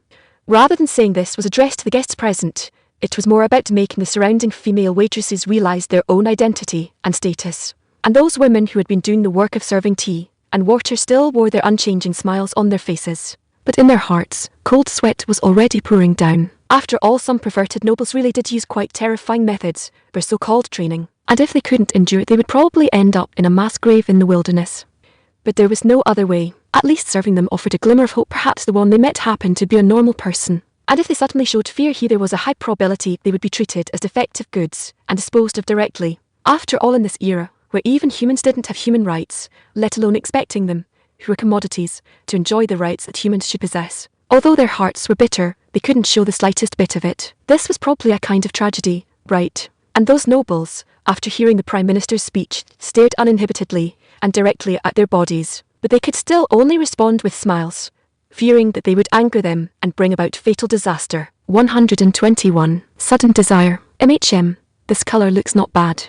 Karenina looked at the red broth in the iron pot in front of her, stirred it a few times with a large spoon, and seemed to have a greatly improved impression of Hedgel. That's for sure. Otherwise, how could I have stayed here for so long without making anything at all? Hedgel, holding a pair of wooden chopsticks in his hand, poked Karenina's little face with a thicker end. Come to think of it, all you've been focusing on all these years is just food. Karenina's face was full of disdain, and she slapped away the chopsticks Hedgel poked over with her hand. After all, at most I only understand some basic principles of those things, and if you really want me to build some equipment, that's totally out of the question. So I simply threw everything into seizing power, and during my free time, making things that let me live more comfortably while consuming less. Isn't that wonderful? Hedgel didn't care about Karenina's resistance at all, and continued to poke her bouncy little face with those chopsticks. TCH, suddenly I'm a bit envious of your good starting hand. Unlike me, who was raised every day as a political marriage prop. Karenina pouted, her face full of displeasure. But your standard of etiquette doesn't look much like a political marriage template. Hedgel looked at Karenina with a strange expression. Special people get special treatment. Since you don't care, why should I put on that ghost-like appearance all day? I'm not a masochist to do ungrateful things all day long. Saying this, she also rolled her eyes at Hedgel. All right then, the meat and vegetables have been set out. Just pick whatever you want to eat. Hedgel shrugged and pushed the 2 plates filled with meat and green vegetables in front of Karenina. A strange feeling. Karenina stared at the plate of red beef in front of her, smelling that scent of blood. She swallowed her saliva. For some reason, she suddenly felt that this fresh meat seemed to be tastier than cooked meat that had been boiled. She wanted to directly lick the bloodstains remaining on it. She wanted to taste this faint scent of blood. She wanted to, but rationality stopped the strong desire originating from the bottom of her heart. She couldn't understand why she would have such a thought. This faint scent of blood seemed to be seducing and tempting her, wanting her to swallow up all these fresh slices of meat cut from the cow not long ago. That desire was instigating her to taste the sweetness and deliciousness of this blood, until she felt a cold, hard object suddenly poke her cheek. She shuddered and snapped back to her senses. What happened to you again? Hedgel, holding chopsticks in his hand, continued to poke Karenina's cheek. He frowned, seeming to feel that something was a bit off. Nothing, just zoning out for a bit, Karenina answered in a flustered manner. But looking at how you were just now, it doesn't look like mere zoning out. Hedgel's face once again carried a hint of worry. Section 35. Hey, tell me, can this beef be eaten raw? Karenina asked him in a low voice, her eyes constantly darting away. You can, but it's best not to, because no one knows if there are parasite eggs or things like that inside this meat. Hedgel still maintained a negative attitude toward this. All right then. Karenina nodded obediently, picked up a slice of beef honestly, and started swishing it in the hot pot. Hedgel looked sideways at Karenina, his eyes full of absolute doubt. 122. Hitting the streets. It seemed that apart from that tiny bit of abnormality, Karenina had seemingly never shown any abnormal conditions again. This also made Hedgel feel slightly more at ease. They leisurely finished their dinner, and shortly after, they received good news from the front line. The remaining enemies in Skander City had already been completely annihilated by the 7th Army with the assistance of high-performance new weapons. Hearing this news, Hedgel couldn't help but feel his spirits perk up. After all, breaching Skander was equivalent to opening a breakthrough point, which could be used as a base to launch attacks like a bamboo split wide open against the plains and small hills in its rear. However, according to intelligence reports, The reinforcements would arrive in the suburbs of Skander City tomorrow, or the day after at the latest. Should they follow their original plan and let Vril wait for the hare by the tree, or decisively launch a round of attacks against them? It seemed that at this time, they just had to use the fastest speed to deal the maximum blow to them. Having finalized his idea, Hedgel immediately issued an order to Vril to advance forward, while dispatching more scouts to investigate the specific positions of the enemy reinforcements, ready to take the initiative and inflict heavy damage on the enemy at any time. Early the next morning, Hedgel directly dragged Karaniner out onto the street. "Hey, what act are you putting on again? What are you bringing me to the street for when you have nothing better to do? And in casual clothes at that?" Karaniner walked cautiously with her legs, her eyes staring straight ahead the whole time. But her consciousness was not placed on the things existing in front of her eyes at all. Instead, she was nervously and stammeringly talking to Hedgel beside her. "Travelling incognito is quite normal, right? I just saw that you've been cooped up inside for so long, so I brought you out for a stroll by the way." Hedgel, however, shrugged and answered seemingly indifferently. "You ran out here. Do you have any specific purpose again? Or are you going to find an opportunity to use me as manual labour again?" Karaniner completely disbelieved Hedgel's rhetoric. She only felt that Hedgel must be looking for an opportunity to make her contribute effort to design something again. "I really don't have that kind of thought this time. I just simply let you come out to walk around and take a look. Besides, you've been here for some time, right? But you've never seriously taken a stroll around here. Taking advantage of some leisure time these 2 days, I simply called you out to familiarize yourself with the environment. After these few days, there will be plenty of things to be busy with again." While saying words that made no sense, Hedgel looked left and right on this main street. "What's up? Do you have another big project recently?" "It certainly counts as big, but you don't have to worry about me looking for trouble with you. These matters you should be very happy to see the results. After all, once this matter is done, the National Treasury can be greatly relaxed, and many of your original ideas can come true by then." At this time, Hedgel started keeping her in suspense again. "What's wrong? Did you discover a gold mine within the territory again?" So confident. Feeling that this matter was extraordinary, Karaniner blinked and asked in a low voice, "Perhaps this round could provide the administration with more wealth than the gold stored in a small gold mine. As for what exactly the matter is, you can just wait and see when the time comes." The corners of Hedgel's mouth slightly curled up, as if he remembered something quite pleasant to him. "All right then, I'll wait for your news." Karaniner was also too lazy to care that much. Anyway, administration and big moves on some policies weren't managed by her, so she couldn't be bothered to meddle in these damn matters. 123. Dark under the lamp. Hurry up, don't dawdle around for me. In a small market in the corner of the city, a burly man holding a whip in his hand was roaring at a line of thinly and raggedly dressed girls behind him. He forcefully whipped the ground, and the snap sound made the young girls' brains tremble slightly. They couldn't help but quicken their pace, crawling one by one into the large iron cages that had already been set up. These young girls were dishevelled and unkempt, without even a pair of shoes, and the iron cages were filled with dirty hair and excrement, which was nauseating. But they didn't dare to resist, because as long as there was the slightest disobedience, that whip would mercilessly lash across their bodies, letting them know what the price of resistance was. And that burly man was smug, while also praising in his heart that Prime Minister far away in the imperial court. Just a few days ago, that Lord promised to become his protective umbrella, and in the future, all cases involving him would be completely suppressed. Naturally, protection money was indispensable, but compared to the revenue, this bit of protection money could truly be considered quite small. This Lord's youth is back again. Looking at the familiar streets around him, the burly man couldn't help but want to roar like this, and the surrounding vendors looked with strange gazes at him and the large iron cage beside him. Indeed, the Empire had long explicitly forbidden the buying and selling of slaves. Daring to openly display them at this time, wasn't that courting death? And some people recognized that this burly, rugged man was Urs, who had been conducting slave trading dealings right here 3 years ago. At that time, it was the period of severe crackdowns, and big slave traffickers like him had long hidden far away, and now he was back. Could it be the new emperor lifted the ban on the trafficking of slaves? This was by no means a good thing, but seeing this fellow openly setting up a stall here like this, veterans like them naturally didn't dare to say anything. If the ban was lifted, then he was legal, and it was none of our business. If the ban was not lifted, even though he was illegal, but since he dared to have such great courage to mess around here, then the backer behind him must be quite strong. We didn't dare to manage it, nor could we manage it. This was the inner thought of the surrounding vendors. After all, for such a major slave trafficker to reappear in society, it was impossible without a big supporter behind him. Whoever dared to go head-to-head with him wouldn't be much different from a full-and set up a chair, sat by the cage, and waited for business to deliver itself to his door.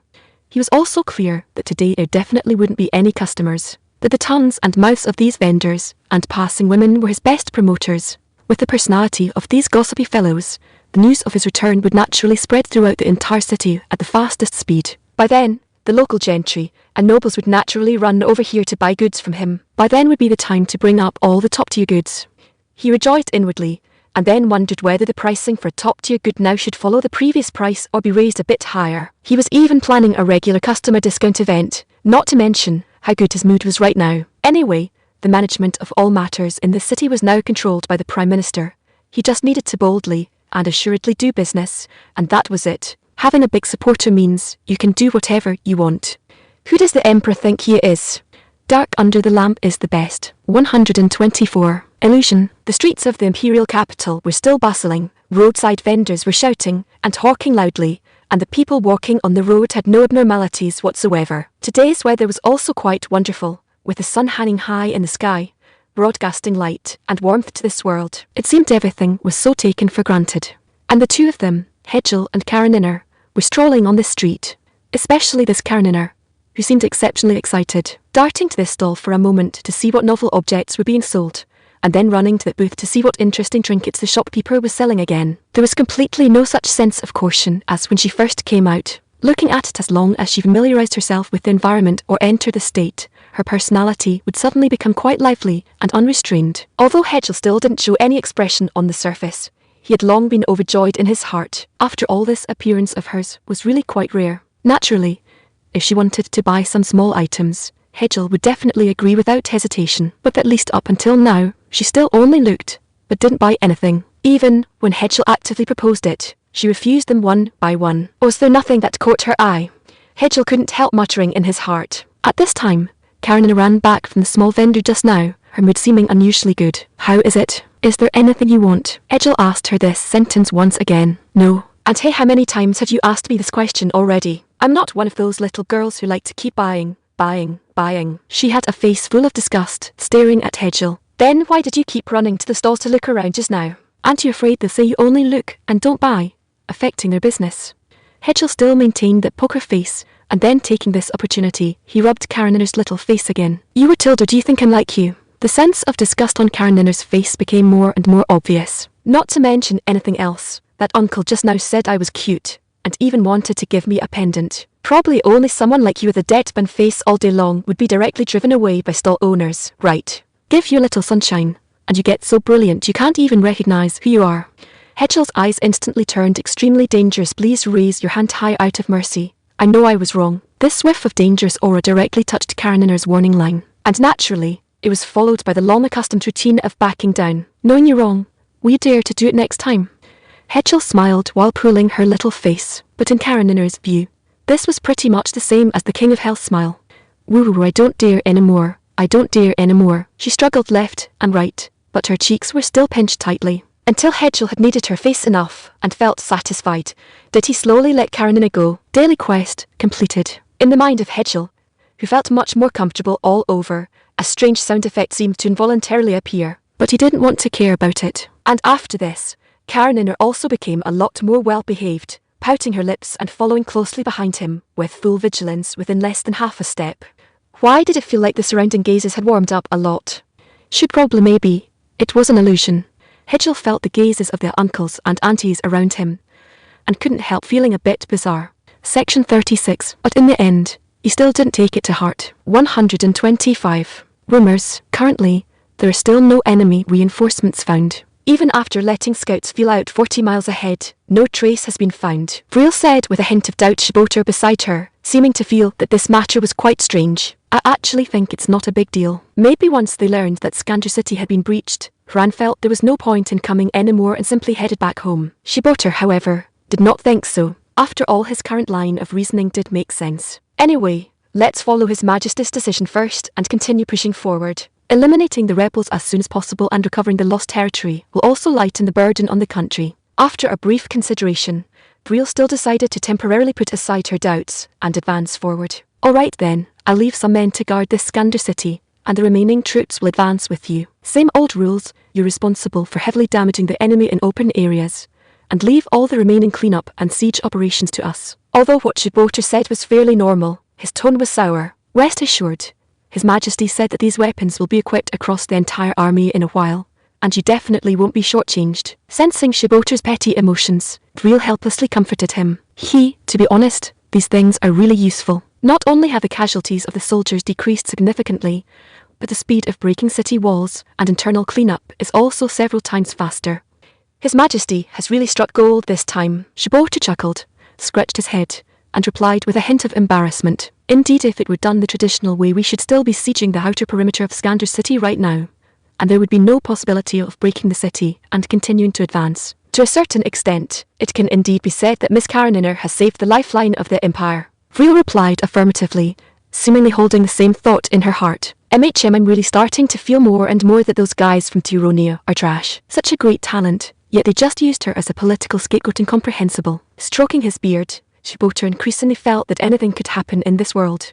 There is no most stupid, no worst, only those who are both stupid and malicious. Meanwhile, in the imperial capital, inside our city, Hedgel and Karenina were still wandering around the city. Naturally, it was impossible for there to be only two of them. Exactly how many hidden guards were lurking in the dark corners around the streets remained a true unknown. But after a morning of strolling, less than half of this huge imperial capital had been explored. With Karenina's original shut-in personality coupled with her frail physique, how could she withstand such tossing? Her initial freshness had long been consumed by physical fatigue and mental maladjustment, and she had begun to wail from time to time, crying for Hedgel to take her back. Hedgel, who originally wanted to bring her out for some activity, naturally didn't want to drag her back so early, but he couldn't withstand her repeated tossing and weak wailing, so he could only make a small concession, having lunch outside before going back. And in this tavern, it was definitely mixed with a motley crew, naturally becoming a good source for plenty of rumours. Although he hadn't expected to get any useful information here in the first place, a coincidence in the conversation of the two people at the next table caught Hedgel's attention. As for what that coincidental word was, it was none other than the two words slaves.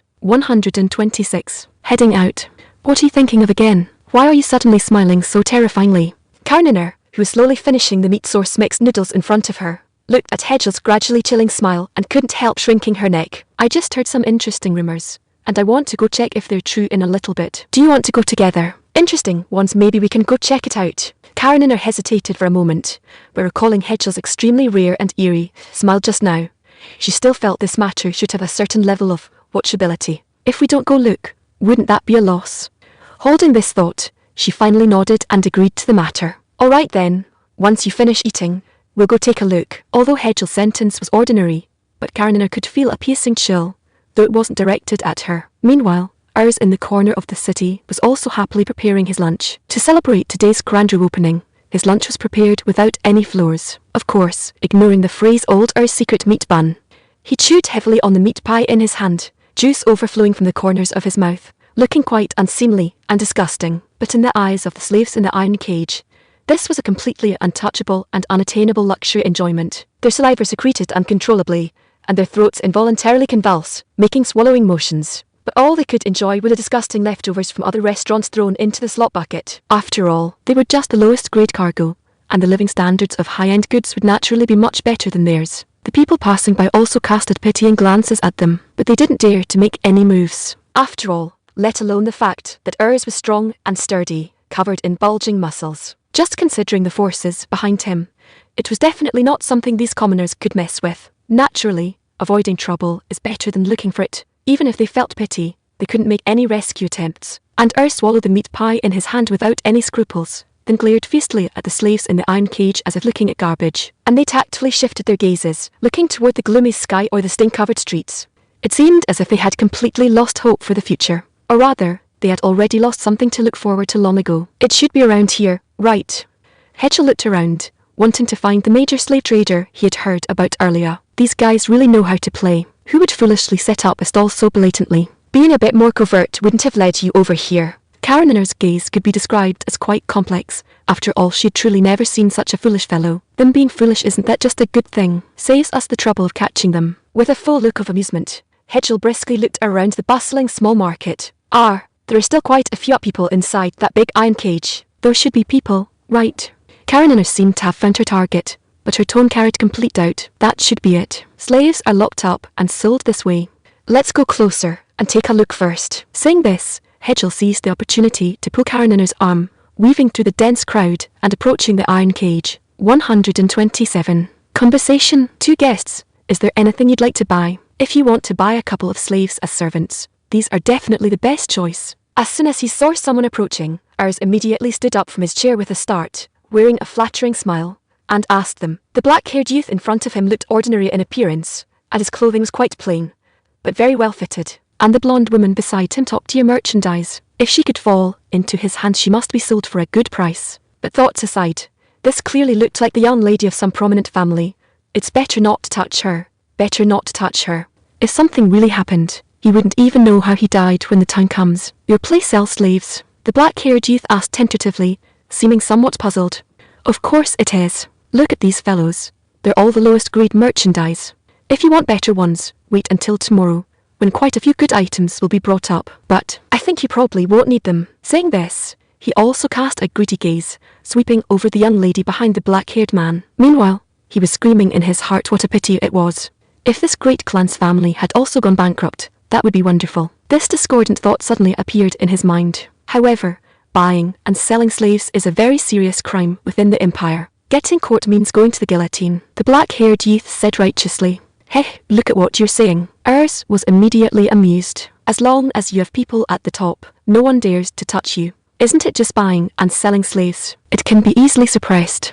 You're still too young. Experience the perils of the world more before talking. Saying this, Urs even made a gesture to pat the black-haired youth's shoulder with his dirty hands.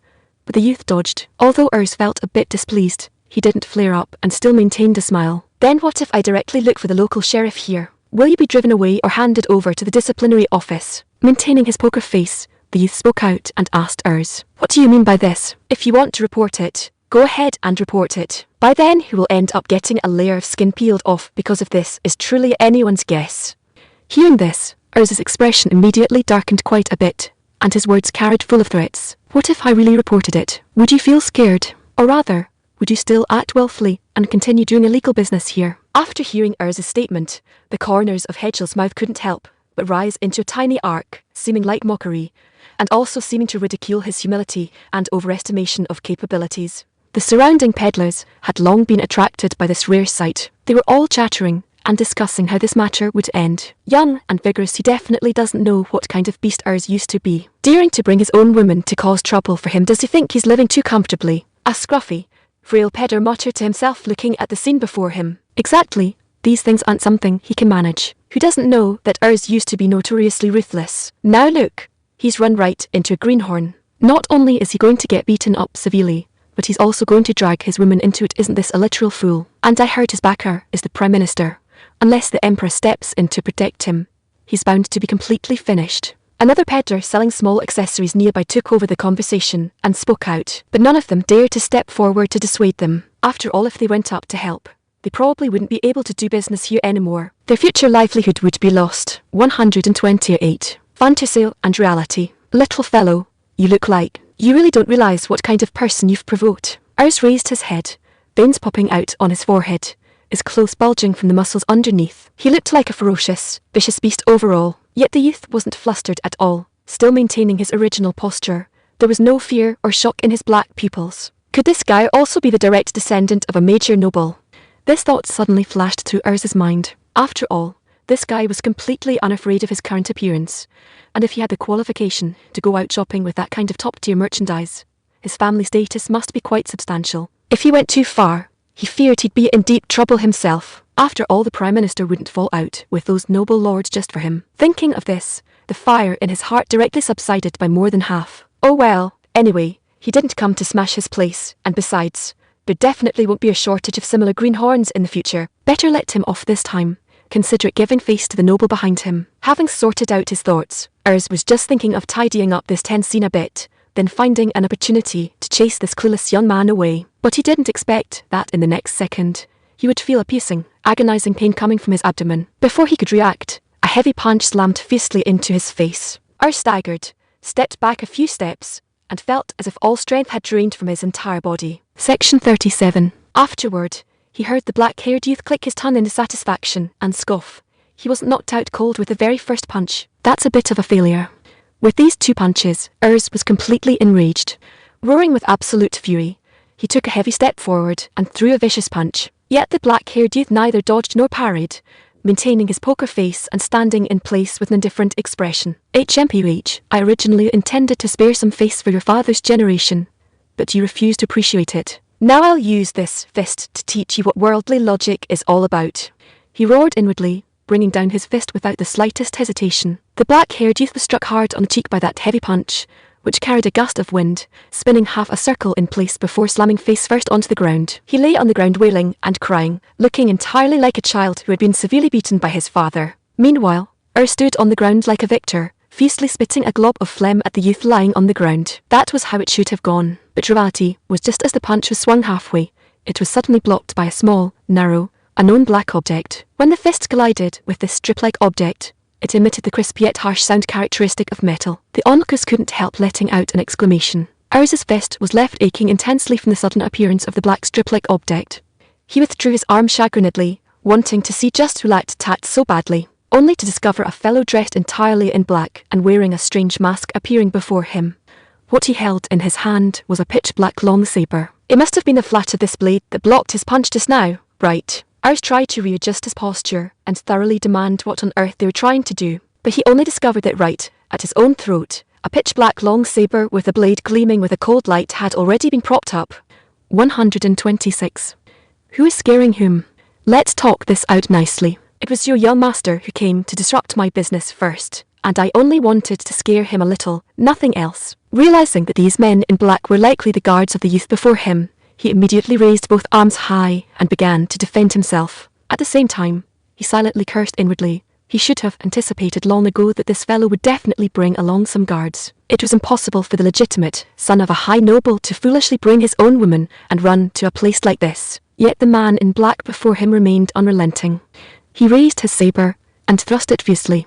With a single heavy slash, he directly chopped into the back of Urz's knee, causing him to cry out in agony as his body involuntarily pitched forward. In the end, he knelt straight down onto the ground, while low whimpers of pain escaped his throat. Do you know who stands behind me? How dare you treat me like this? Enduring the pain, his eyes wide with fury, he gritted his teeth and said to the youth before him, I don't know, but I dare. The youth half squatted on the ground, still wearing that unchanging poker face. HMPH, don't get so scared later that you scramble to pay me compensation. Urz let out a cold snort, beads of sweat dripping down from his forehead. He seemed to be forcibly enduring the pain in his knee, as well as his rage toward the ungrateful brat before him. It was just that, hindered by the saber still resting against his neck, he had no way to strike back. Meanwhile, the crowd watching the scene around him continued chatting incessantly without a moment's pause. Some said the black-haired youth had quite a large influence, while others said no matter how big this fellow's influence was, it couldn't surpass the Prime Minister. Indeed, if he were merely a high noble, trying to shake the current Prime Minister would indeed be quite difficult. After all, the power of the nobility had long been severely reduced, and their influence over the imperial court wasn't that great. Naturally, the youth's actions at the moment were not looked upon favourably by the masses. Instead, they believed he was just bringing trouble upon himself. Speak, just who gave you such immense nerve to directly and blatantly pull these shady dealings right here? The youth pulled out a pair of gloves from somewhere, but instead of putting them on, he just stroked them incomprehensibly, unsure of what he wanted to do. HMPH, don't let your courage shatter from fright once you hear it. Urz let out a cold snort, the fleshy mass on his face turning exceptionally ferocious and smug. It is none other than the current Prime Minister Roland Verlusser. Do you still think you can touch me? He proudly raised his head, seeming quite proud of this. The Prime Minister, is it? The youth stopped toying with his gloves. Urz thought he had been frightened by him, suddenly feeling that dropping this name was indeed effective. He even thought that in the next second, the youth would command his guards to release him from confinement and offer compensation. But what he received instead were slaps, one after another. The Prime Minister, is it? Roland, is it?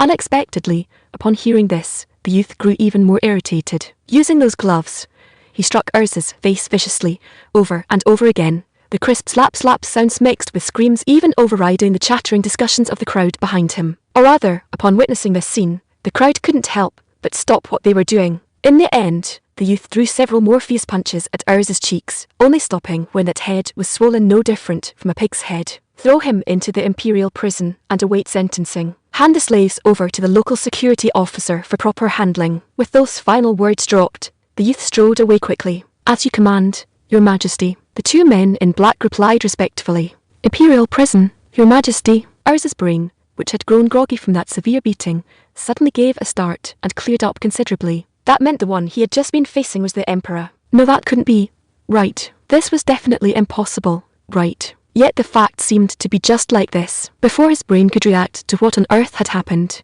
his body took action first. Your Majesty, I plead guilty. I plead guilty. It was my fault. Please spare my life. This humble commoner begs you. He wept and howled, emitting wails uglier than a butchering pig's, begging Hedgel for forgiveness. But in the end, he was still knocked unconscious with the blunt side of a blade by the guards in black, plunging into deep slumber. 130. A scheme, Your Majesty. Wait, that young man, a small vendor, who heard clearly what Urs said, suddenly let out an exclamation. Several people around them immediately cast their gazes toward Hedgel, who was pulling Kareniner and walking out of the crowd, as if wanting to thoroughly imprint his face into the depths of their eyes and minds. In the future, they could even boast, we are people who have laid eyes on the Emperor. Meanwhile, some of the onlookers who had previously blocked Hedgel's path hurriedly stepped aside, fearing that a single careless move would cost them their heads. Hey, doing it this way, aren't you afraid of alerting the enemy? Karenina said softly to Hedgel. It's not a big problem. I've already organised that fellow Roland's crimes item by item. As for this slave trafficking business, I actually grasped it long ago. I just didn't expect this fellow to be so blatant.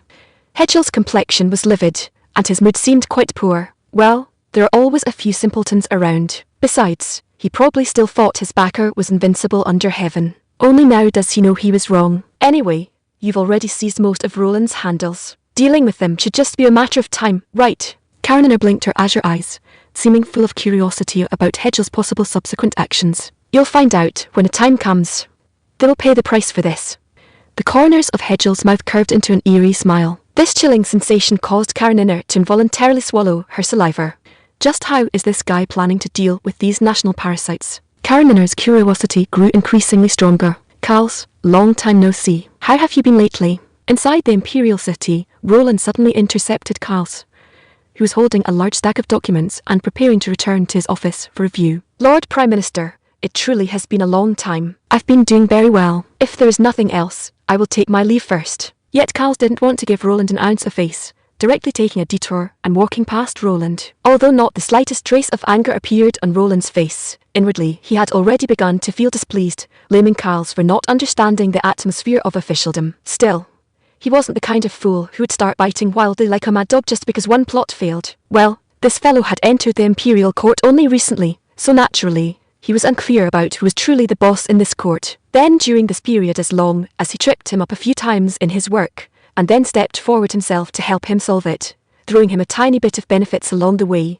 this Kals would naturally become his obedient chess piece. After all, he had long used this trick to perfection. Otherwise, how could he have monopolized such immense power and possessed such vast connections within this imperial court? Roland had already arranged all of this clearly, and then, wearing a smile of what he believed to be victory, he nonchalantly left the imperial city. Meanwhile, Kals still maintained that unchanging deadpan face, and Roland's inner thoughts were already crystal clear to him. Did he really think the Emperor currently had no way to touch him? It was simply not yet time to uproot him entirely. Looking at this massive stack of documents that completely mismatched his identity as Minister of Foreign Affairs, Kals couldn't help but feel that His Majesty's plan was so meticulous and detailed.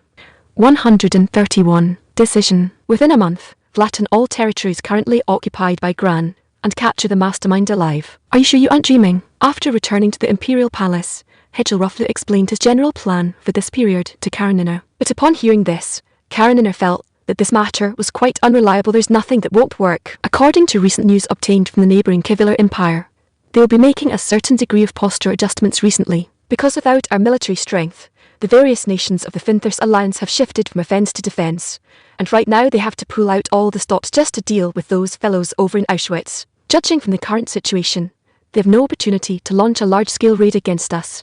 Hedgel analysed the current situation step by step for Karenina. As for the 4 elite legions deployed at the border with the Kevlar Empire, we can withdraw 2 of them and replace them with 3 newly formed armies that suffered huge losses in the previous war and were only recently reorganised. As long as we maintain our numbers so they aren't lower than the Kevlar Empire, they won't dare to take advantage of the situation and try it. And these 2 withdrawn elite groups will be directly thrown into the battle against the rebels. Karenina completely understood Hedgel's idea. That's right. If things progress smoothly, Under the joint encirclement and suppression of the three main armies, and the new army with excellent city-breaching effects, it is very likely that we won't even need a month, only half a month, to capture Seduce city as the provincial capital. Then the remaining rebels will naturally surrender without a fight. When all is said and done, it's still because money is tight, right? The longer it drags on, the greater the losses. Better to just trigger a wave of unit production and directly drown the enemy. The losses calculated this way will be much lower than the slow advancement currently going on. Karen Inner, however, propped her chin with both hands and expressionlessly exposed the reason why Hedgel made such a plan. Hedgel's body stiffened, and the heroic words that were already ready to slip past his lips stuck in his throat. It really is for this reason. He remained silent for a long time, but in the end, it seemed he couldn't find any suitable excuse to refute Karen Inner at all. Section 38. He could only honestly admit it. Artilter as expected. I've heard quite a bit from those artisans over the past few days about how terrible the country's current finances are. Anyway, it's better to resolve this rebellion sooner rather than later, because it's already a major threat. To resist foreign aggression, one must first stabilize the interior. No matter the reason, as long as it's an action that can quickly deal with the rebels, I support it. That's all. Karen Inner stretched and slumped limply into her chair, but the words she spoke were still quite reliable. This also made Hedgel feel a lot more at ease. Then it's decided. Let's see, in the face of our advantage in equipment and numbers, how many days they can hold out with their no longer obvious terrain and city defense advantages. He finally made up his mind as well. After all, every extra day this kind of thing dragged on, the losses incurred would be immeasurable. This was not just economically, but also included the imperial court's credibility among the populace, as well as the country's image among other nations. If it takes this much time to suppress even a domestic rebellion like this, when the time comes and someone wants to pick on a soft target, wouldn't they target you directly? But if the imperial court completely wiped out such a large-scale rebellion in less than a month, such a firm and fierce approach would be enough to deter the surrounding nations. 132. Exploration. Is this the place where the ancestors' secret treasure is hidden? At this moment, in the basement of the Papal State Central Grand Cathedral, several heavily armed knights stared at the small pit in front of them, which was continuously emitting intense magical energy. One of the knights couldn't help but ask the captain beside him, but his eyes remained glued to the strange pit, which flickered with a magical glow, not wanting to look away for even a second. It should be, right. All the guys who participated in the excavation have been executed. Only the dead don't leak secrets, so when we go down in a bit, don't be surprised if you see corpses. The captain nodded in response, and immediately decided to go down right away to investigate. The remaining knights also followed their captain, eagerly descending the somewhat worn wooden ladder to the bottom of the bright tunnel, which flickered with a strange magical glow. Inside the tunnel, a large amount of magic crystal fragments lay scattered, and the glow emitted by these fragments illuminated everything around them. But this caused the knights to cry out, "What a waste!" After all, once these magic crystals were broken, their value would be greatly reduced, and those shattered into dust at most could only be thrown into magic chandeliers as a light source. Mages couldn't use them at all. But this only stimulated their curiosity even more. After all, if they could find so many interesting things just upon entering what exactly was that massive source of magical energy at the very end, it was truly something to look forward to. They explored deeper and deeper. The task assigned to them by the Pope was to explore every corner of this place. The deeper the knights went into the passage, the more they could feel that terrifying, heart-like throb of intense magical fluctuations, constantly shaking their brains and minds. They could say the intensity of the magical energy they felt today far exceeded the sum of all the magical energy they had ever encountered in all their years. The magic crystals on the surrounding walls of the passage were no longer scattered and broken like before. Instead, they clung tightly to the walls like clusters of ice crystals. Moreover, these magic crystals were exceptionally hard, and combined with their sharp shapes, even a slight lapse in caution could result in having one's skin sliced open. This was also proof of a high and pure concentration of magical energy. The captain's excitement grew, because he felt that he might very well be the first person to lay eyes on this ancestral treasure in the thousands of years since this place was built. But when he entered a relatively spacious cavern that was still covered in clusters of huge magic crystals, a mangled corpse pinned like a hedgehog by these thick, sharp magic crystals brought him back to reality. This person probably accidentally impaled themselves on the magic crystals while trying to escape the Purge Squad's pursuit, right? A knight speculated, looking at the posture of the corpse. Indeed, no matter how one looked at it, this guy's facial expression and movement suggested he had been running, and then dove headfirst into them. Probably. Leave him be, let's keep exploring forward. In the end, the captain decided to temporarily ignore the corpse of what was clearly a hired ruins excavator, leading the squad to continue searching forward. The other knights had no objections either. After all, no matter how they looked at it, it seemed quite normal. Plus, the captain had already told them about it beforehand, so they didn't take it to heart. But they all overlooked one thing. On the ground around the corpse, and on the magic crystals, not a single drop of blood had been left behind. Not even a tiny bit.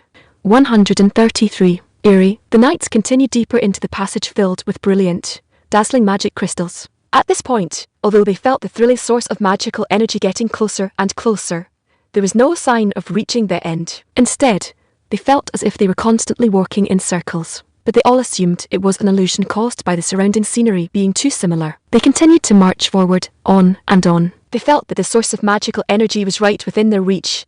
Yet no matter what, they couldn't see or touch it. They couldn't help but feel a bit annoyed and impatient. But there was nothing they could do except continue exploring and walking forward. Until one night, whether because he was a bit tired or a bit careless, tripped over a magic crystal on the ground. At first, the captain and the other knights didn't pay it any mind. After all, they were wearing armor carefully enchanted by mages. A bump of this level wouldn't even leave a scratch. Naturally, they didn't need to worry about the safety of the fallen knight. But to their surprise, instead of getting up from the ground, that knight kept letting out heart-wrenching, agonizing screams.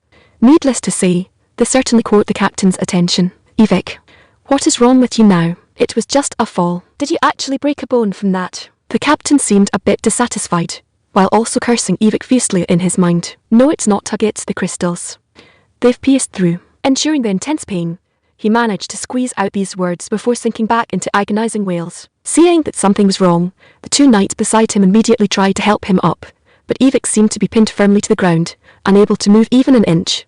"Pierced through? These magic crystals can break through knight armor." The captain was still incredulous. Meanwhile, Evik's voice grew lower and fainter. The knights around him used all their strength, but they still couldn't lift Evik off the ground. It wasn't until he had completely drawn his last breath that the knights managed to pull him up from the ground. What appeared before the knights were the expected sharp magic crystals. But what was unexpected was that the magic crystals now looked as if they had drunk their fill of blood, becoming extremely enchanting and dazzling, emitting a bizarre red glow under the scattering of their original unique magical light. And this red glow was slowly fading. But corresponding to the gradually fading glow, the magic crystals were continuously growing and thickening. By the time the blood was completely converted, the translucent magic crystals were already several times larger than before. As for Evik's corpse, his eye sockets were sunken, his skin shriveled, looking exactly like a dried-up mummy that had been sucked dry. The captain was deeply shocked. Then, he carefully pulled out the thick magic crystal that had pierced through the hard knight armor and into Evik's corpse. Carefully observing the cross-section of the armor, he found that the cut was incredibly clean and smooth. It was exactly like cutting through an extremely soft object. They couldn't help but fall silent, feeling a deep sense of anxiety and unease, because they now knew that the armor they wore was as useless as paper. It wasn't until the captain ordered their departure that they moved, attempting to return the way they came. 134. Mutation. Cough har har captain, we seem to be constantly walking in circles in here.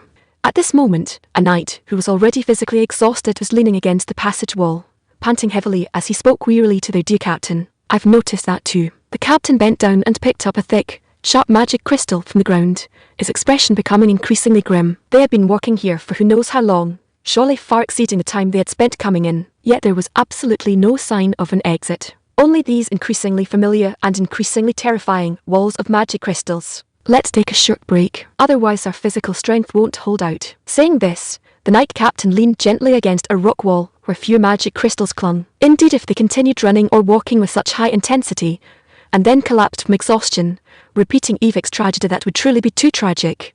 Just as they were resting and rethinking how to escape from this place, the captain suddenly sprang up from the stone wall he had been leaning against.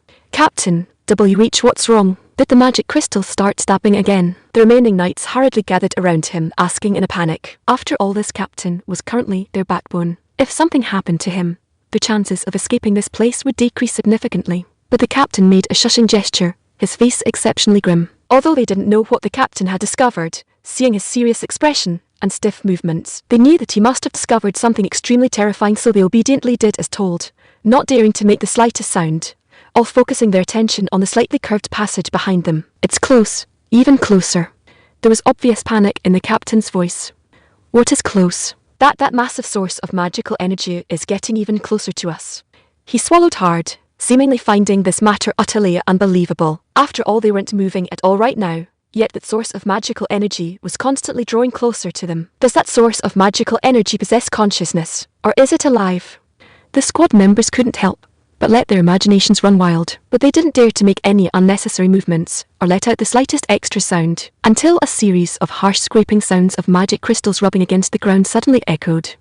Go back, no, run. A strong sense of crisis prompted the captain to issue such an order, but just as they wanted to run toward the passage behind them, the magic crystals, which suddenly began to surge wildly, tore their escape plan to shreds once again. Those clusters of magic crystals grew frantically, as if they had received an order. Section 39. Did it take only 2 seconds, or 3? They completely sealed off the corridor behind them. The 2 knights who had already run into that corridor were impaled directly. Before they could even let out a scream, they were turned into ragged sacks literally riddled with holes. In the next instant, a serpentine monster covered in sharp magic crystals appeared in the corridor. The captain was about to draw his sword, but it was already too late. The sharp magic crystals on the giant crystal snake shot out instantly, mercilessly impaling the captain and the knights around him. It was only in the moment before death that they finally understood why the ruin excavator had died looking so much like a hedgehog. 135. Spreading fear. In the city of Mensaik, less than 70 li away from Zisijufu City, the capital of Gilek province, fear was spreading. At this point, it was already the 6th day since Hedgel gave the order for a full-scale offensive. Over these 6 days, his army had been continuously advancing. One could even say it was a mad dog sprint. A city ahead, no matter.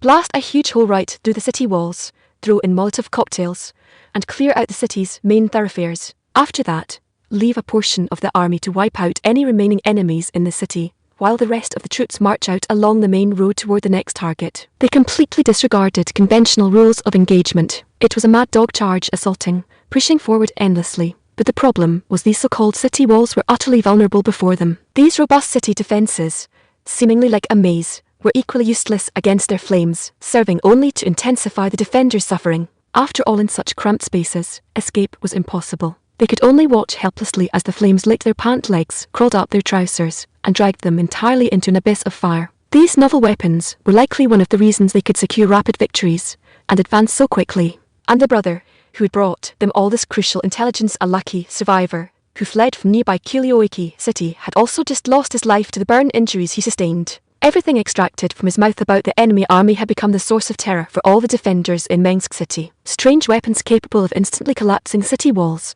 mysterious black tubes firing iron projectiles far beyond bow range, and terrifying flames that engulfed defenders and turned them to charcoal. Can we really win? Such a question suddenly arose in the hearts of the defenders. But in the end the question turned into a firm negative. We can't win. The numerous battles ahead had already proven it. Resistance before them was utterly futile. Such so-called resistance would only bring more pain and despair. The injuries on that soldier who escaped from Kilioiki City proved this all too well. Nearly half of his skin was charred black, and his clothes and armor bore the scorch marks of fire. Nobody knew how he had managed to escape and make it here with such severe injuries. Even so, that terror was deeply etched into the minds of the defenders, keeping them awake at night. They could only pray that these damned bastards would come a little later, just a little later. Helplessness, fear, anger. These 3 emotions inevitably crept into their hearts, and this feeling was probably what one would call impotent rage. Right. This was the first time in their lives they had ever felt this way. And at dawn a series of strange, piercing screeches suddenly resounded. The appearance of this sound caused the guards on the city walls to plunge into utter despair, their bodies instantly draining of strength. After all, this was the shriek of demons. In the next instant, violent explosions and thunderous roars drowned out all surrounding noise. Walls crumbled and the ground cracked. Red-eyed soldiers holding long black tubes poured through the breaches in the wall like a tidal wave, their battle cries shaking the heavens. This fiend-like image was deeply burned into the eyes and hearts of every defending soldier. 136. Shaken, the defending soldiers, who had largely lost the will to resist, trembled in fear upon seeing such ferocious posture, compounded by the rumors they had heard about these monster-like enemies. Their legs shook uncontrollably, and they could barely hold the swords in their hands, which trembled endlessly. And when they saw those burning firepots, their terror reached its peak. The horrific injuries on the escaped soldier flashed through their minds again and again like a slideshow. Charred skin, hardened muscle, agonizing groans, as well as his movements and expression as he dragged his body step by step toward Mensk City, dripping with viscous bodily fluids. All of this mercilessly assaulted their brains and nerves. Their physical reflexes now overruled their conscious minds. A soldier, whether due to slick hands or sheer terror, dropped or threw his sword, his very lifeline, on the battlefield, onto the ground. The consequence of this action was disastrous. Like dominoes, once a single soldier lost his spirit and chose to surrender, it prompted those around him with similar thoughts to follow suit. They looked at the daggers and spears that had been their closest companions on the battlefield, tossed them away like hot potatoes, and swiftly raised their hands. The invading enemy soldiers cooperated, holding back their blades and merely herding them toward a more open area. Meanwhile, the frontline commanders shouted at the top of their lungs, attempting to rally the soldiers' courage and force them to keep fighting. But in the end, even they came to believe that this battle was pointless from the start, because the moment the enemy entered the city, their own troops had already lost the will to fight. Even stubborn resistance wouldn't yield any meaningful results. At best, it would only delay their advance for a short while. But would that accomplish anything? Even if they delayed them for another half day, what difference would it make? It was merely pointless resistance. Besides, was General Grand's talk of usurping power truly completely accurate? Did he really have no ambitions of his own, acting solely out of a desire to restore the imperial family? He suddenly began to deeply doubt his own actions. Intentionally letting that guy escape earlier looks like it worked pretty well. The number of people surrendering suddenly surged. Vril coldly watched the surrendering enemy soldiers, feeling a touch of grim satisfaction. The effect is indeed good. Seeing those burns on him made me sick just looking at them. I originally wanted to give him a swift death, but you insisted I let him go. I didn't expect it was for this. Gibraltar stole a glance at Vril's profile, unconsciously swallowing hard. He thought to himself, how did this young girl suddenly become so ruthless? This wasn't my idea. His Majesty told me to do it beforehand. Vril sighed and answered truthfully. His Majesty said it. Never mind then. That makes total sense. Gibraltar's confusion instantly vanished into thin air. Indeed, when Hedgel murdered his brother to usurp the throne, he used any means necessary, seeking only the greatest gain at the lowest cost. Now, it was not surprising at all that he would do such a thing. After all, the burns on that soldier were incurable anyway. It was better to have him make one final contribution to their cause. For instance, shaking the enemy army's morale, and the result turned out to be remarkably effective. 137.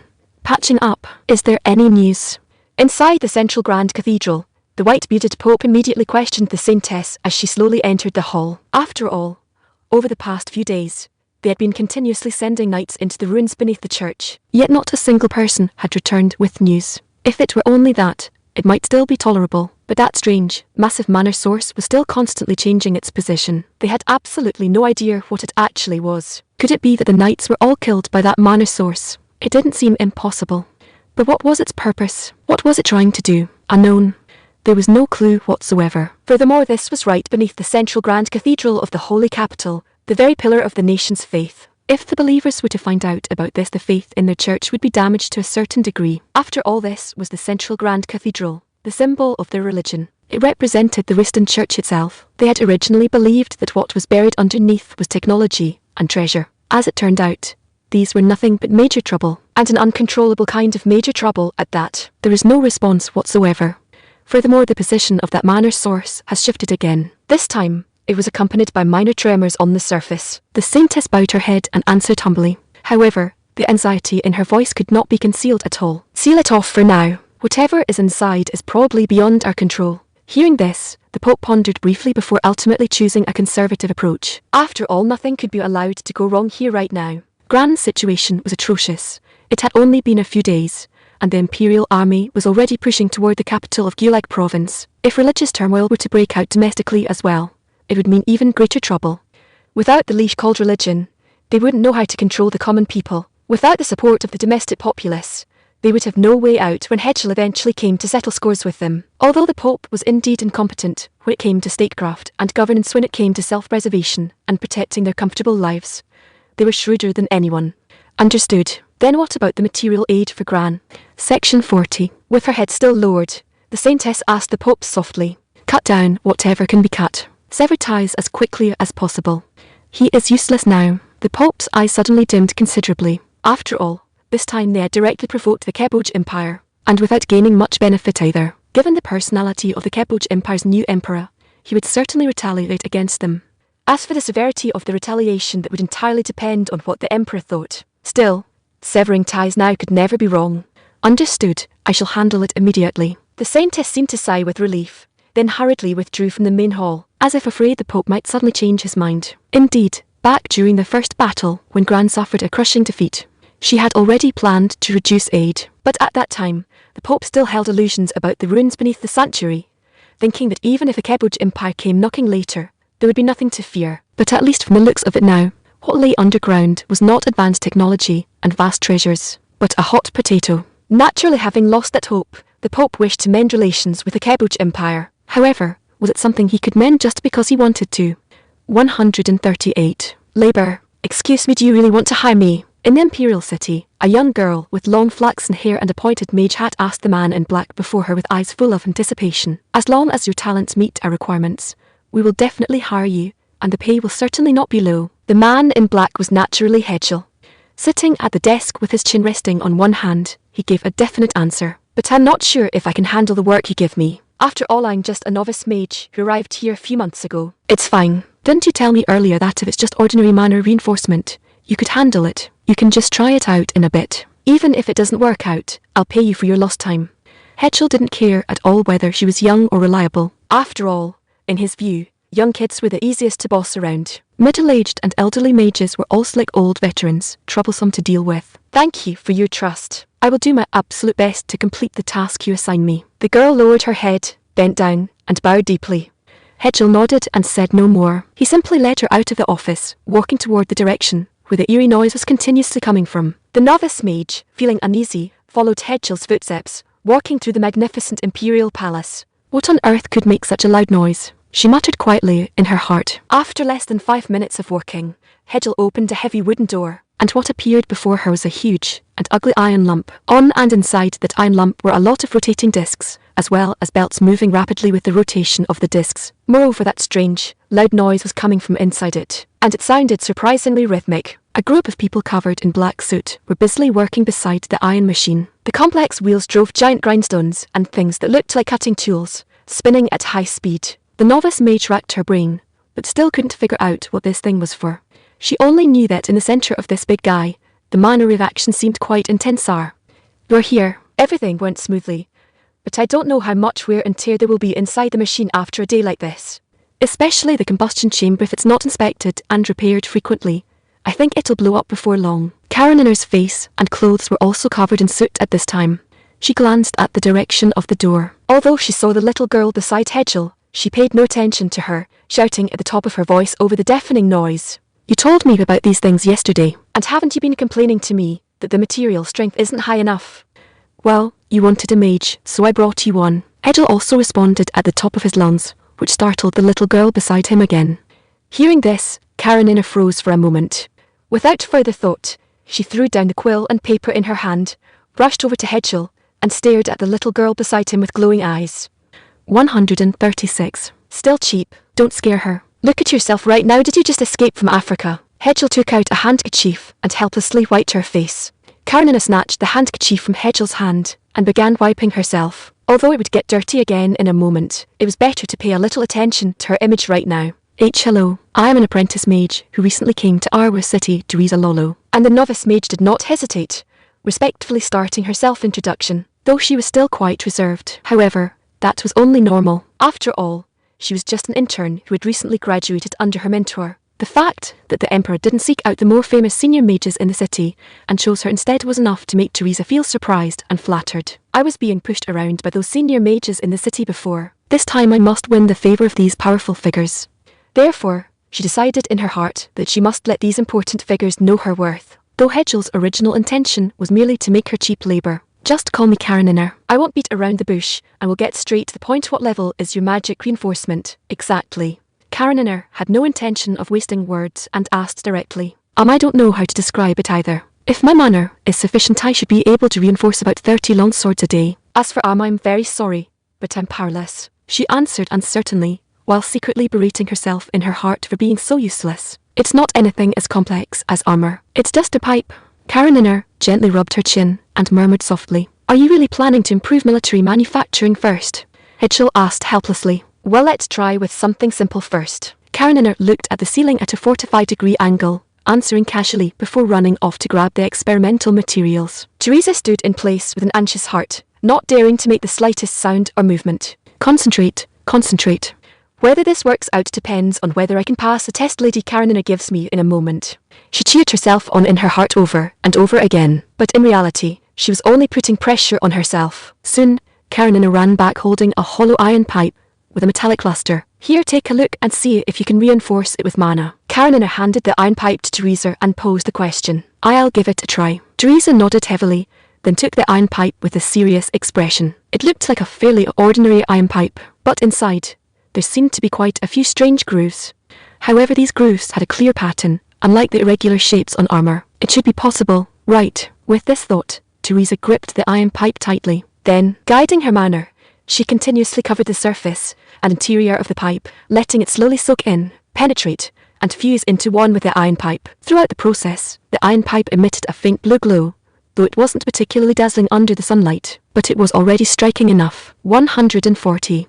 Useful. Meanwhile, Karenina didn't stay idle either. She pulled out a stack of parts from who knows where and set up several targets in the corner, seeming long prepared for this. And those parts, one glance revealed, they were components of the rifles currently fielded on a small scale. Although the workers knew the Emperor was watching nearby, they didn't dare stop their work to salute or greet him. After all, this Emperor seemed to dislike such formalities, so these etiquette rules passed down through generations would likely end here. But from a production perspective, this seemed much better. More than half an hour quickly passed. As the faint blue glow gradually faded from the metal tube, Teresa breathed a long sigh of relief. Then, with eyes full of joy, she handed the finished iron tube to Hedgel. Hedgel examined the thing left and right, even tapping it lightly a few times, but couldn't spot any difference between it and a normal iron pipe. In the end, he handed the pipe, which still looked completely ordinary, over to Karenina. As soon as Karenina took it, she immediately began assembling it together with the remaining parts. The components, which didn't look like they could fit together no matter how one looked at them, were assembled in her hands in under a minute. Next, she took out several bullets from a tightly sealed wooden box and began test firing. Teresa's heart was full of anxiety and unease, mixed with a hint of confusion. What is this thing again? Moreover, she didn't know if the thing she had made could pass this lady's inspection. She loaded one of those strange items into the assembled device and pressed her index finger firmly against something. In the next instant, a dazzling flash accompanied by an explosive sound echoed across the fairly open space. On the wall not far away, grit and stone splattered everywhere. But she wasn't done yet. Time and again, she raised that black tubular object and pressed the trigger. Only when she felt it was enough did she drop the object straight into a large basin of water beside her. Listening to the sizzling sound of high-temperature object meeting cold water, Teresa, who knew a little bit about relevant topics, was terrified that the iron product would crack from such a huge temperature difference. But this was probably part of the test too, right? Section 41. So she thought to herself. Meanwhile, Hedgel simply watched from the side. After all, he couldn't offer much help with these matters. Determining whether these things were reliable ultimately depended on her judgment. After fishing the rifle, which had undergone intense firing out of the water, she merely wiped it lightly with a tattered cloth before beginning to disassemble it. Getting straight to the point, she detached the barrel and examined its wear and tear closely. How is it? Can it be used? Hedgel walked up to her side and asked softly. Not bad. We just test-fired 11 rounds, and the level of wear is only equivalent to 2 rounds previously. Given our current industrial standard, it's a remarkably good material. Karenina continued to inspect the barrel, seemingly feeling that this thing was quite durable. Teresa, if we hire you, how many of these iron tubes can you produce in a day? Upon receiving Karenina's affirmation, Hedgel immediately turned around and asked Teresa. 141. A treasure, about 10 or so, she answered, feeling both pleasantly surprised and somewhat embarrassed. She was happy because she felt there was a real chance this time, but embarrassed because the output was indeed low. If the two nobles before her felt it wasn't worth the cost, the deal would likely fall through. If all else failed, maybe she could lower her fee from the original 2 gold coins a month to 1 gold coin and 5 silver coins. After all, what limited her enhancement ability wasn't a technical issue, but her mana capacity. How could a novice like her have a large reserve of mana? Such things had to be accumulated over time. That's a bit low. Karenina couldn't help but remark. Then if this tube were longer and thicker, could you still enhance it effectively? But in the next second, she raised another question. I think so. As long as the object isn't too complex in structure, it can generally be done. She nodded with a confident expression. But if I have to enhance larger objects, the daily output will drop even further. Twisting the corner of her hem, she responded in a faint voice. So what exactly is limiting your daily production? Going by your speed just now, even with an 8-hour workday, it should be more than 10 tubes, shouldn't it? Karenina posed a new question. Because my mana capacity is limited, my daily mana is only enough to process 10 of those iron tubes. Any more and I can't manage. Teresa honestly told her the truth. Then can you use mana crystals to supply mana? Hedgel, who had been standing silently to the side all this time, suddenly spoke up. It's possible, but the requirements for the mana crystals are very high. Not only must they be large, but they also have to be exceptionally pure. Otherwise, they can't be used. Tilder, how about this one? The corners of Karenina's mouth curled up wildly. She pulled a large piece of mana crystal from a wooden crate in the corner and handed it over to Teresa. The moment Teresa saw it, her eyes went wide, and an involuntary gasp escaped her lips. She took the mana crystal and examined it closely for a moment, her small hands trembling slightly as she swallowed hard repeatedly. She seemed utterly overwhelmed with excitement. So can you use this thing? Karenina narrowed her eyes, already knowing the answer in her heart. Still, she felt it was better to hear it from her directly. Yes, of course I can. Just this single piece will last quite a long time, and the value of this mana crystal alone is worth over 10 gold coins. Her eyes were fixed on the crystal clear mana crystal, her voice full of excitement. After all, her mana crystal of this caliber was something she had only seen once in her mentor's hands. And even then, it was kept as a collector's item, strictly protected by multiple layers of magical barriers. After all, such things were priceless and impossible to buy on the market. One could only rely on luck. She had never dreamed that she would actually get to use such a treasure. Seeing her like this, Karenina couldn't help muttering in her head, if she knew that the large furnace behind her is constantly burning powder ground from these very mana crystals, I wonder what she'd think. However, she ultimately decided to be kind and didn't tell this little girl, who was still foolishly giggling. 142. A madman. Having confirmed the employment, the little mage happily ran back to pack her belongings, ready to serve the imperial royal family. She even took the initiative to lower her fee from 2 gold coins a month to 1 gold coin a month. Supposedly, this was due to the shock those high-quality mana crystals had given her, though it didn't make much difference to Hedgel. After all, the treasury wasn't so tight that they needed to save 1 gold coin a month. Thus, this matter was temporarily settled. I'm actually quite curious. When you mentioned increasing the caliber, were you planning to make cannons, or do you have other ideas? Hedgel stared at Karenina's profile and asked softly. Cannons, you could say that, but as things stand, we can't make anything large caliber. Small caliber stuff is doable, though. She tilted her head, seemingly in quite a wonderful mood. Actually, I'm more interested in whether this technology can be applied to industrial equipment. If it's feasible, I think the production efficiency would be even better. Hedgel, however, believed that industrial production was more important at this stage. That depends on whether she has enough energy. But now that you mention it, it's true. Supposedly, many artisans' gravers are magically enhanced. Otherwise, they wouldn't be able to engrave hard metal surfaces at all. If possible, she could help process these tools too. Karenina responded calmly, looking at the busy workers nearby and the machinery running non-stop. There's something I've actually been wanting to ask you. Hedgel suddenly asked at this moment. What is it? Karenina smoothed back her hair blown messy by the wind, tilted her head slightly, and asked softly. What do you think is the best way to stop war? Get rid of all the people and countries that stand in your way or disagree with your political views, and there won't be any war. Her answer was exceptionally crisp and decisive. Should I comment that that's a bit extreme? Hedgel narrowed his eyes and responded quietly. I've never considered myself a neutral party. Stopping war with war is what I believe to be the best approach. She shrugged, her tone filled with complete conviction. Only when you beat those restless fools until they're terrified, cowed, or completely wiped out. When you handled the officials who disagreed with you before, didn't you send them all to the guillotine too? And I reckon the number of people you send to the guillotine in the future won't be small either. That's true enough. Looks like on this matter, our attitudes are completely aligned. Upon hearing this answer, Hedgel's mood brightened quite a bit. After all, he actually held the same mindset. To a certain extent, her meeting of 2 madmen. Probably not, so Hedgel thought to himself. Besides, if one had to talk about madness, one should look at those guys in the north instead. They were the real madmen after all. Human experimentation and modification, they knew all the tricks. Hedgel shivered as he recalled the intelligence received earlier regarding the war with the Northern Jurisduchy before the truce. Hopefully, in the short term, those guys won't think about launching another attack against us. Hedgel looked at Karenina's profile and prayed silently. 143. Terrible. The folks from Auschwitz have begun a large-scale counteroffensive. The front line is currently quite unstable. If possible, we hope to the capital of the Kaviller Empire for Salins. Inside a grand, towering castle within this capital city, an elderly man in official robes knelt humbly on the floor, reporting to his beloved emperor. Forget it. Coburg's stance is firm. They certainly won't offer us assistance in the short term. Right now, they won't even sell us manor ore. Reclining listlessly on the magnificent throne, a young woman responded. Your Majesty, what should we do then?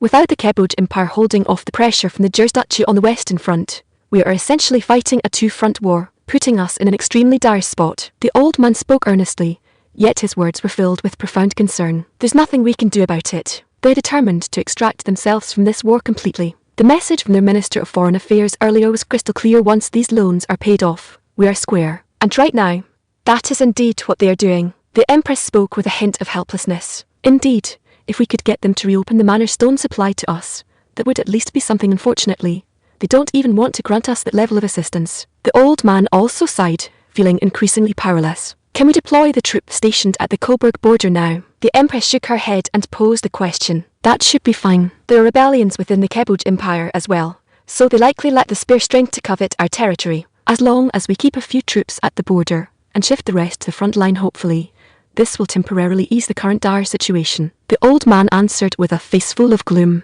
Then do as you say. Reassign 4 of the corps originally deployed at the Coburg border, leaving only 2 as a defence force. Push all the rest to the western front against the Jurisduchy. She remained silent for a long moment before agreeing to the plan. After all, they were indeed out of available troops now. The guys in the north were pressing hard step by step, giving them no room for peace talks at all. And Coburg had pulled out directly, leaving the Empire's flank completely exposed to the spearhead of the Jurisduchy. This truly was far too difficult, not to mention the other small nations in the alliance. Although they had long harboured thoughts of withdrawing, the Northerners wouldn't give them the chance, because they lacked the political and military capital that the Keboj Empire possessed. Naturally, any so-called peace talks would be completely unequal.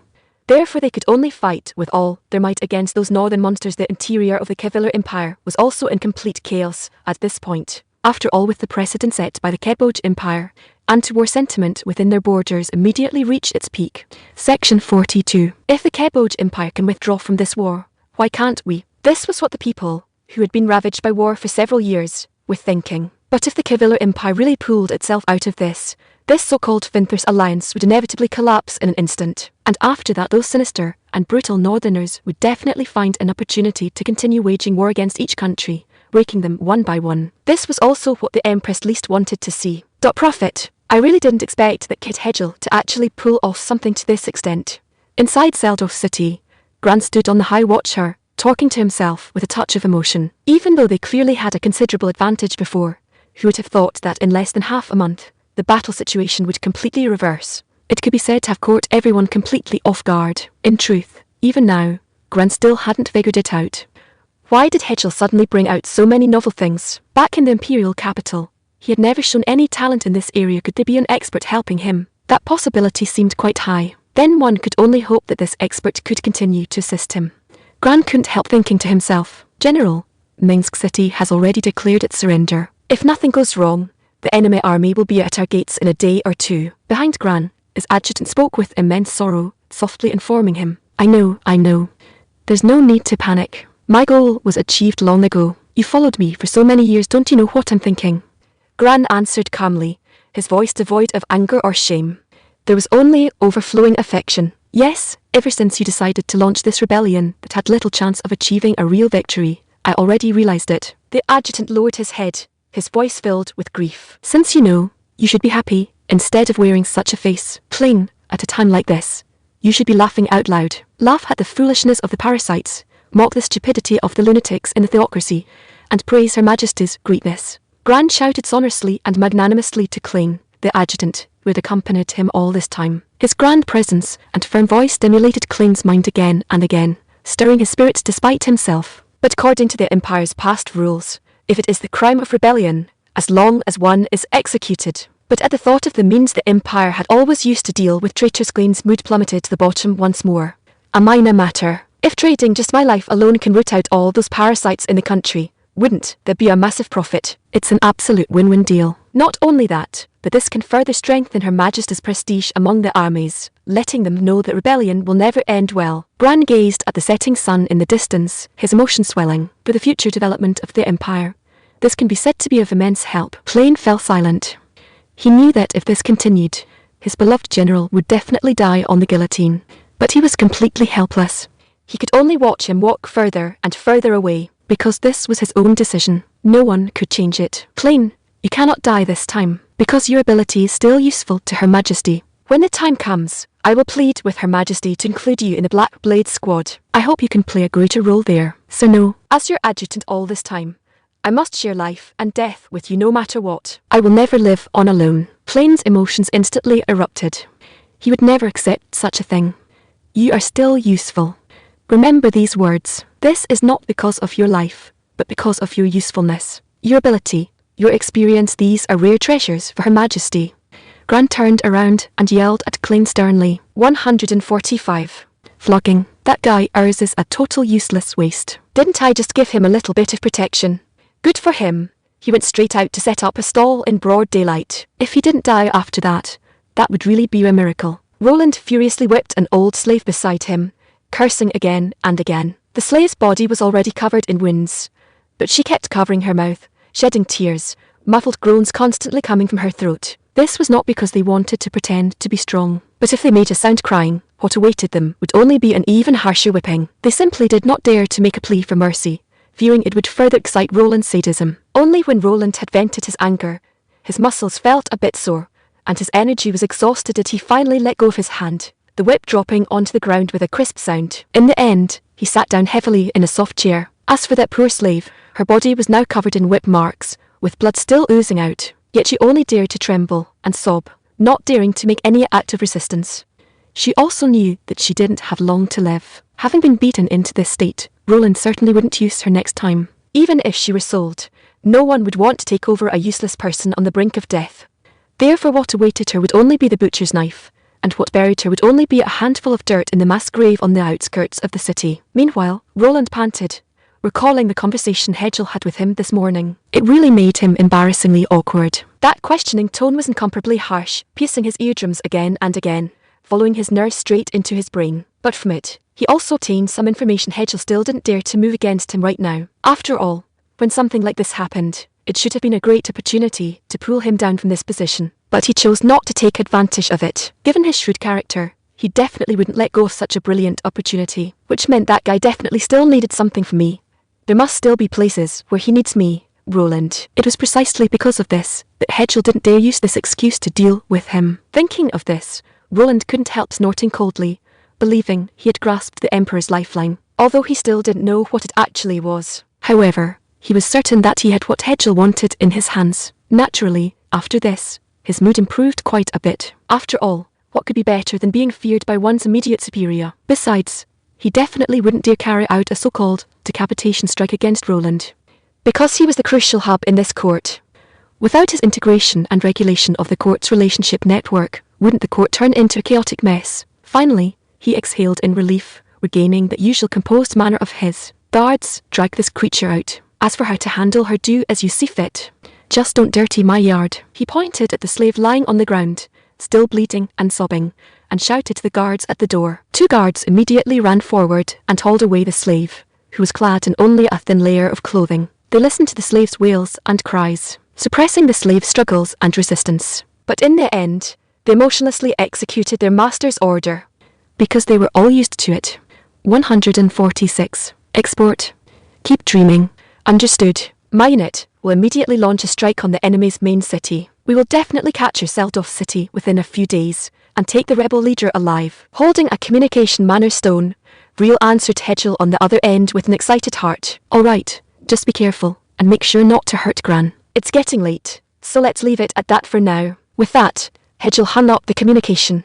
Vreel held the manor stone tightly in her hand, still standing on the spot without moving. Although excitement was still the dominant emotion in her heart, what was with this unexplainable sorrow and resentment? She didn't know, but intuition told her that this was still related to him.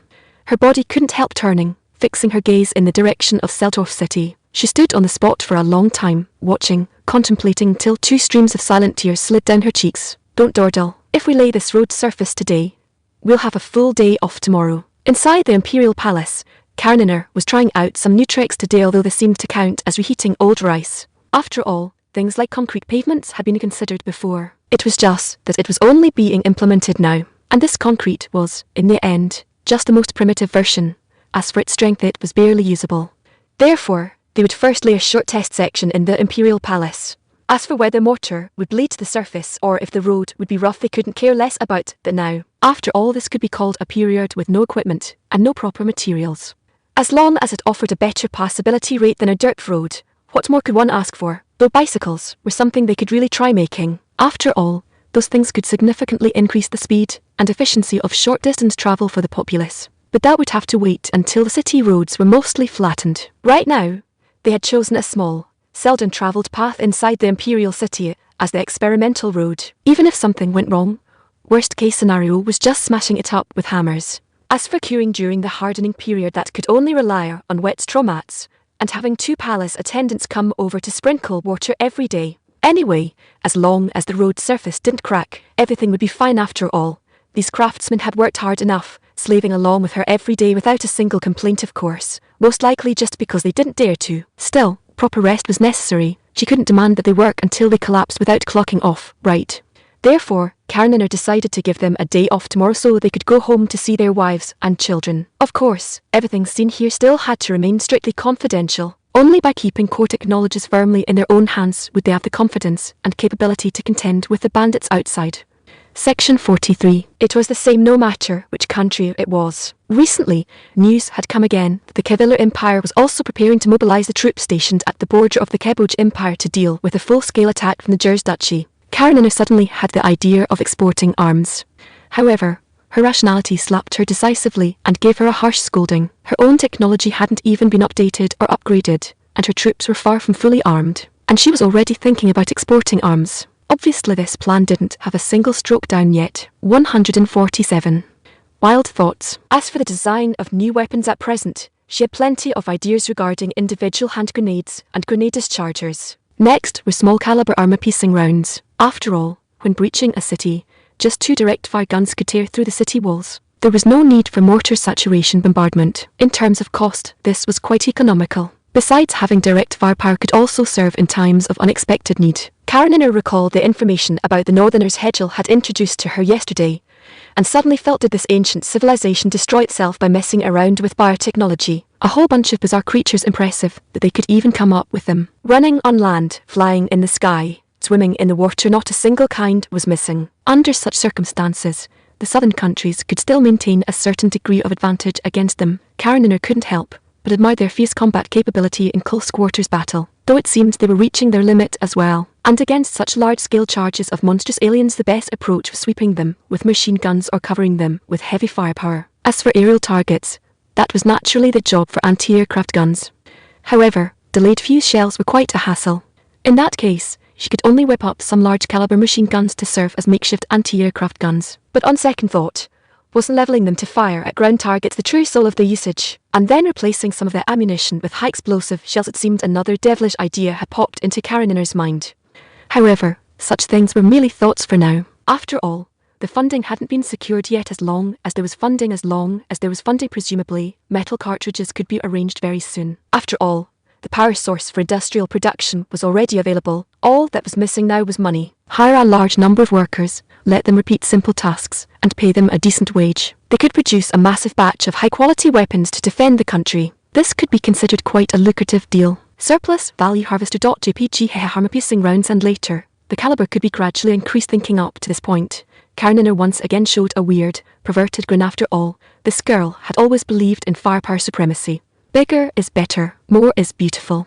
Hundreds of millions of turrets, hundreds of millions of glories. Although such things might not have been suitable for the era he lived in, they were remarkably applicable to the period she currently inhabited. And so, she made up her mind once more in these next few days. Design a model for a stamping machine, and then, based on that model, build a trial version. Although metal smelting technology still didn't seem up to par, the impact wasn't too significant. As for these later processing techniques, she could simply draw from the technology of various countries she had learned in the past. However, it still depended on how much effective loot Hedgel could gather from his recent round of asset seizures targeting the nobles. All those ill-gotten gains collected by the nobles and officials through dirty means, let me convert them all into equipment that benefits the nation and the people. Karenina fell into another round of wild daydreaming. Meanwhile, although the craftsmen had long noticed that Karenina was in a strange state, they didn't dare slack off even a little. After all, if something really went wrong here, even if they were on vacation, she would certainly find a way to drag them back. This young lady, was she hard to serve? Not really. After all, most of the time, she was quite easygoing. However, to say she was easy to deal with, she was extraordinarily strict in certain areas. Once a small problem arose, she would cling onto it relentlessly. She was, quite frankly, a huge trouble. 148. Danger. However, On the second day, the craftsmen all got their wish, returning home to reunite with their families with ease. Yet Kareninner's original plans were ruined directly by Hedgel. Of all times, he dragged her to a church right then, claiming it was very important. This made her wonder why go to a church with nothing to do. Could he really be tearing off all pretense with the Riston church and slaughtering everyone inside? The probability shouldn't be high. Besides, she hadn't received any news recently that he was preparing to attack the papal state. As Kareninner walked along the road, the more she thought about it, the weirder it felt. Besides, theoretically, if he really wanted to cause trouble, he didn't actually need to go to this church in person. The more Kareninner pondered it, the more unreliable it seemed. However, when she arrived in front of the church that was their destination, she finally understood why. Tusk, I thought you were taking me to a church of the Riston church. I didn't expect it to be the goddess church. Here I was pondering for half a day about what you were planning, whether to go on a slaughter or bring some explosives to send the whole church to see their god. Kareninner narrowed her eyes slightly and said with a trace of helplessness, "Who told you we were going to the territory of those Riston guys? Besides, speaking of blowing up their church, that would definitely mean going to war with the papal state. I don't have the spare time to deal with that right now." Hedgel shrugged, his mood unaffected in the slightest, even feeling like laughing. "Fine, whatever you say. Then what's your purpose in bringing me here?" Kareninner felt that going on like this wouldn't yield any results, so she got straight to the point. "You'll understand in a moment." Hedgel continued to keep her in suspense. Hearing this answer, Kareninner's cheeks puffed up instantly, as if trying to express her dissatisfaction through action. Was this what they called a pufferfish? Hedgel, however, pressed down with a backhand, deflating those puffed up cheeks with a brief hissing sound, and took the chance to joyfully knead them. Kareninner tried to resist and break free. The only result was being rubbed even hard. Only when Hedgel released his hand contentedly could Kareninner cover her reddened cheeks and shrink off to the side. That disdainful, aggrieved, and annoyed little look was truly irresistible, Hedgel thought to himself. But in the end, he felt it was better not to tease her any further. After all, this was already her limit. Teasing her further would likely make her blow her top. Coaxing her then would be a major hassle, and he'd probably have to sign various unequal treaties along the way. That would be a huge loss. The best method was to hover right around the critical boundary, without crossing the red line even by a single step. As long as he maintained the right degree and gradually raised her critical threshold, letting her adapt slowly, it would be fine. After a sufficiently long period of education, she would naturally no longer mind such behaviour. After that, he could naturally knead this smooth little face as he pleased. Hedgel thought to himself. Meanwhile, Kareninner felt a sudden chill. Her small hand unconsciously reached behind her back, as if trying to locate the source of this chill. Her eyes darted around quickly, searching for potential danger. Little did she know the greatest source of danger was Hedgel right beside her. 146. Archbishop. Just as Kareninner was looking left and right nervously, Hedgel had already spotted the person he was there to meet. A silver-haired woman in fluttering white robe stood devoutly before the divine statue, hands clasped together, eyes closed tight, murmuring prayers under her breath. On her loose white robe was a pattern woven with gold thread, resembling a sun radiating brilliant rays of light. Hedgel didn't want to interrupt her prayer, so he stood to the side, tapping the little head of Kareninner, who was still acting jumpy. Just as Kareninner was about to blow up, he made a shushing gesture and pointed at the solemn girl in white. Only then did Kareninner close her mouth, which had been ready to bite. Hedgel holding her head with a look of deep resentment and standing obediently beside him. Does this count as getting a freebie? A strange thought suddenly popped into Hedgel's mind. A few minutes later, the maiden slowly opened her eyes and focused her gaze on Hedgel and Kareninner standing not far away. "Good day. May our Lord bless you forever, respected Mr. Hedgel and Miss Kareninner." Her vermilion lips parted slightly, producing an ethereal and moving voice. Her words were respectful without being humble, and her tone was soft yet possessed a touch of resilience. However, what attracted Kareninner the most wasn't her voice, it was her eyes. The maiden's eyes were not of a single colour. Her left eye was radiant gold, while her right eye was a crystal clear red. This kind of heterochromy seemed to be truly rare, and its aesthetic beauty was breathtaking. "Hello, Archbishop Calancer. Long time no see. You are still as beautiful and charming as ever." Hedgel also began his formulate pleasantries. "You flatter me. I'm one who has dedicated everything to the deity. This appearance also belongs to our great deity," she answered with a face full of devotion. Meanwhile, Kareninner stood to the side, expressionlessly watching the two exchange words of unknown practical significance. After all, what she was least adept at was this kind of social occasion. Although she had undergone plenty of etiquette training in the past, if she actually had to put it into practice, it was an absolute pain. She might as well slack off here and watch the show. Furthermore, the Goddess Church was a fairly gentle sect. Historically, there was no record of persecuting heretics. Believers were quite harmonious with one another, and no disputes had arisen over differing interpretations of scripture. When facing highly aggressive religions such as the Riston Church, the Goddess Church remained as immovable as a mountain, and it wasn't as if the Riston Church hadn't tried to perform so-called heresy cleansings against them, but within a few days, those attempts always fizzled out due to the inexplicable sudden deaths of high-ranking church officials. Section 44. However, anyone who harboured ill intentions toward them seemed to encounter a so-called divine punishment. Now this was quite interesting. There was no shortage of individuals who tried to entice them with money and power, just as they did with heads of other religions, but the end result was either wealthy magnates torn to pieces by enraged believers, or high-ranking officials whose entire families were executed by the supreme ruler. This draped an even deeper veil of mystery over the sect. Could it be that something like a deity actually existed? Karenina couldn't help but feel a sense of doubt. Well, even if one exists, so what? If I don't provoke it, it won't bother me, and all will be fine. 150. Familiar. You didn't come all the way here just to meet with me, did you? After the pleasantries, Kalanzer asked Hedgel directly, a pure, innocent smile like a child's gracing her face. After all, anyone with a bit of sense would know it wasn't that simple. Although there was no distinction of rank or wealth within this church, the emperor visiting in person certainly meant something significant. Indeed. Well, let's not mince words. I intend to designate your religion as the state religion in the future. Hedgel's eyes suddenly grew quite sharp. So that is your intention. However, if I may speak bluntly, this is not something you or I can decide. It requires the permission of the goddess. I'm merely an ordinary believer spreading the goddess's will in the mortal realm. Kalanza bowed slightly to Hedgel, offering a bow as she replied softly. Obtain the goddess's permission, is it?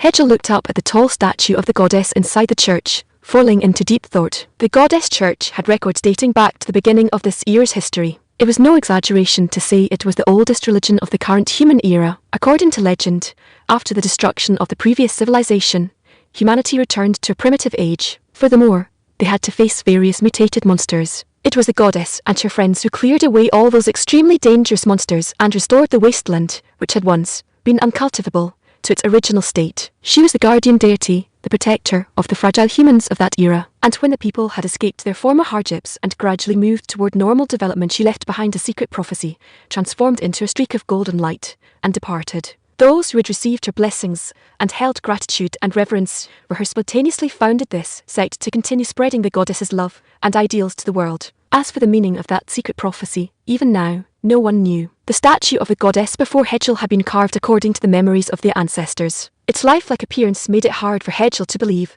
that it had come from the hands of people who lacked proper tools at the time. May I ask when we might receive word? After a long silence, Hedgel finally spoke to Kalanzer. In about 2 days or so. The goddess's responses are usually very prompt. As long as one's heart is devout, anyone can hear the voice of the goddess. Kalanza smiled, appearing to be in quite a pleasant mood. Very well, thank you for answering. Does your church require any assistance? I will do everything in my power to offer a certain level of aid. Hedgel began engaging in pleasantries once more. Thank you for your kindness, but we do not require your help for the time being. If we have any relevant needs in the future, I will seek your assistance immediately. Kalanza bowed slightly and replied in a gentle voice. All right then, let's Hedgel was about to pull Karenina away when he noticed she seemed to have fallen into a strange state again. What's wrong with you now? Looking at Karenina's blank, dazed expression, Hedgel couldn't help but ask. Hi, nothing. Hearing Hedgel's voice and feeling the tug on her body, she seemed to snap out of it, suddenly regaining her senses. This state was exactly the same as when they were in the cave. Hedgel thought to himself. 151. Flower. What did you see this time? Zoning out again? Hedgel tapped her head and asked in a low voice. I just feel that this statue looks a bit familiar. An inexplicable sense of warmth, though I can't say why. She rolled her eyes at Hedgel and replied softly. That should be normal, right? After all, this statue can be found in many places. Maybe you saw it somewhere once and remembered it. Hedgel didn't pay much mind to it. After all, when it came to statues, even in a casual, larger accessory shop, one could find similar, miniature statues of the goddess. So naturally, there was nothing more to say about it. Karenina also nodded uncertainly and stopped overthinking it. After all, overthinking this stuff was useless anyway. Behind them, Kalanza bowed deeply to their departing backs, then resumed her usual prayers. In the city, both sides of the street were still packed with stalls and vendors. Hedgel and Karenina wove through the dense crowd. Among them were many young children holding bouquets of flowers and calling out to sell them. They were all filthy, their faces smeared with grime, but the flower bouquets in their hands were immaculately clean as if they were terrified that dirt might ruin their appearance. They probably understood that hawking flowers like this wouldn't do much good. After all, on such a crowded street, who wasn't bustling about trying to make a living? Would they stop their pace and spend money on a bouquet of flowers that couldn't fill their stomachs at all? I suppose not. Yet these children continued to shout here, their voices raspy and hoarse. After all, this was something they had to do to survive. The one of the children tugged at the hem of a young girl's skirt, a girl who looked quite wealthy and exuded an aura of nobility. This time, he didn't say much. He simply thrust the bouquet in front of the girl. On a worn little wooden tag attached to the bouquet, a line was crookedly written, 1 iron coin per bouquet. The girl blinked, then glanced over at a young man dressed in black standing nearby. The young man in black looked at the little boy, then at the no fewer than 10 children hawking flowers around them,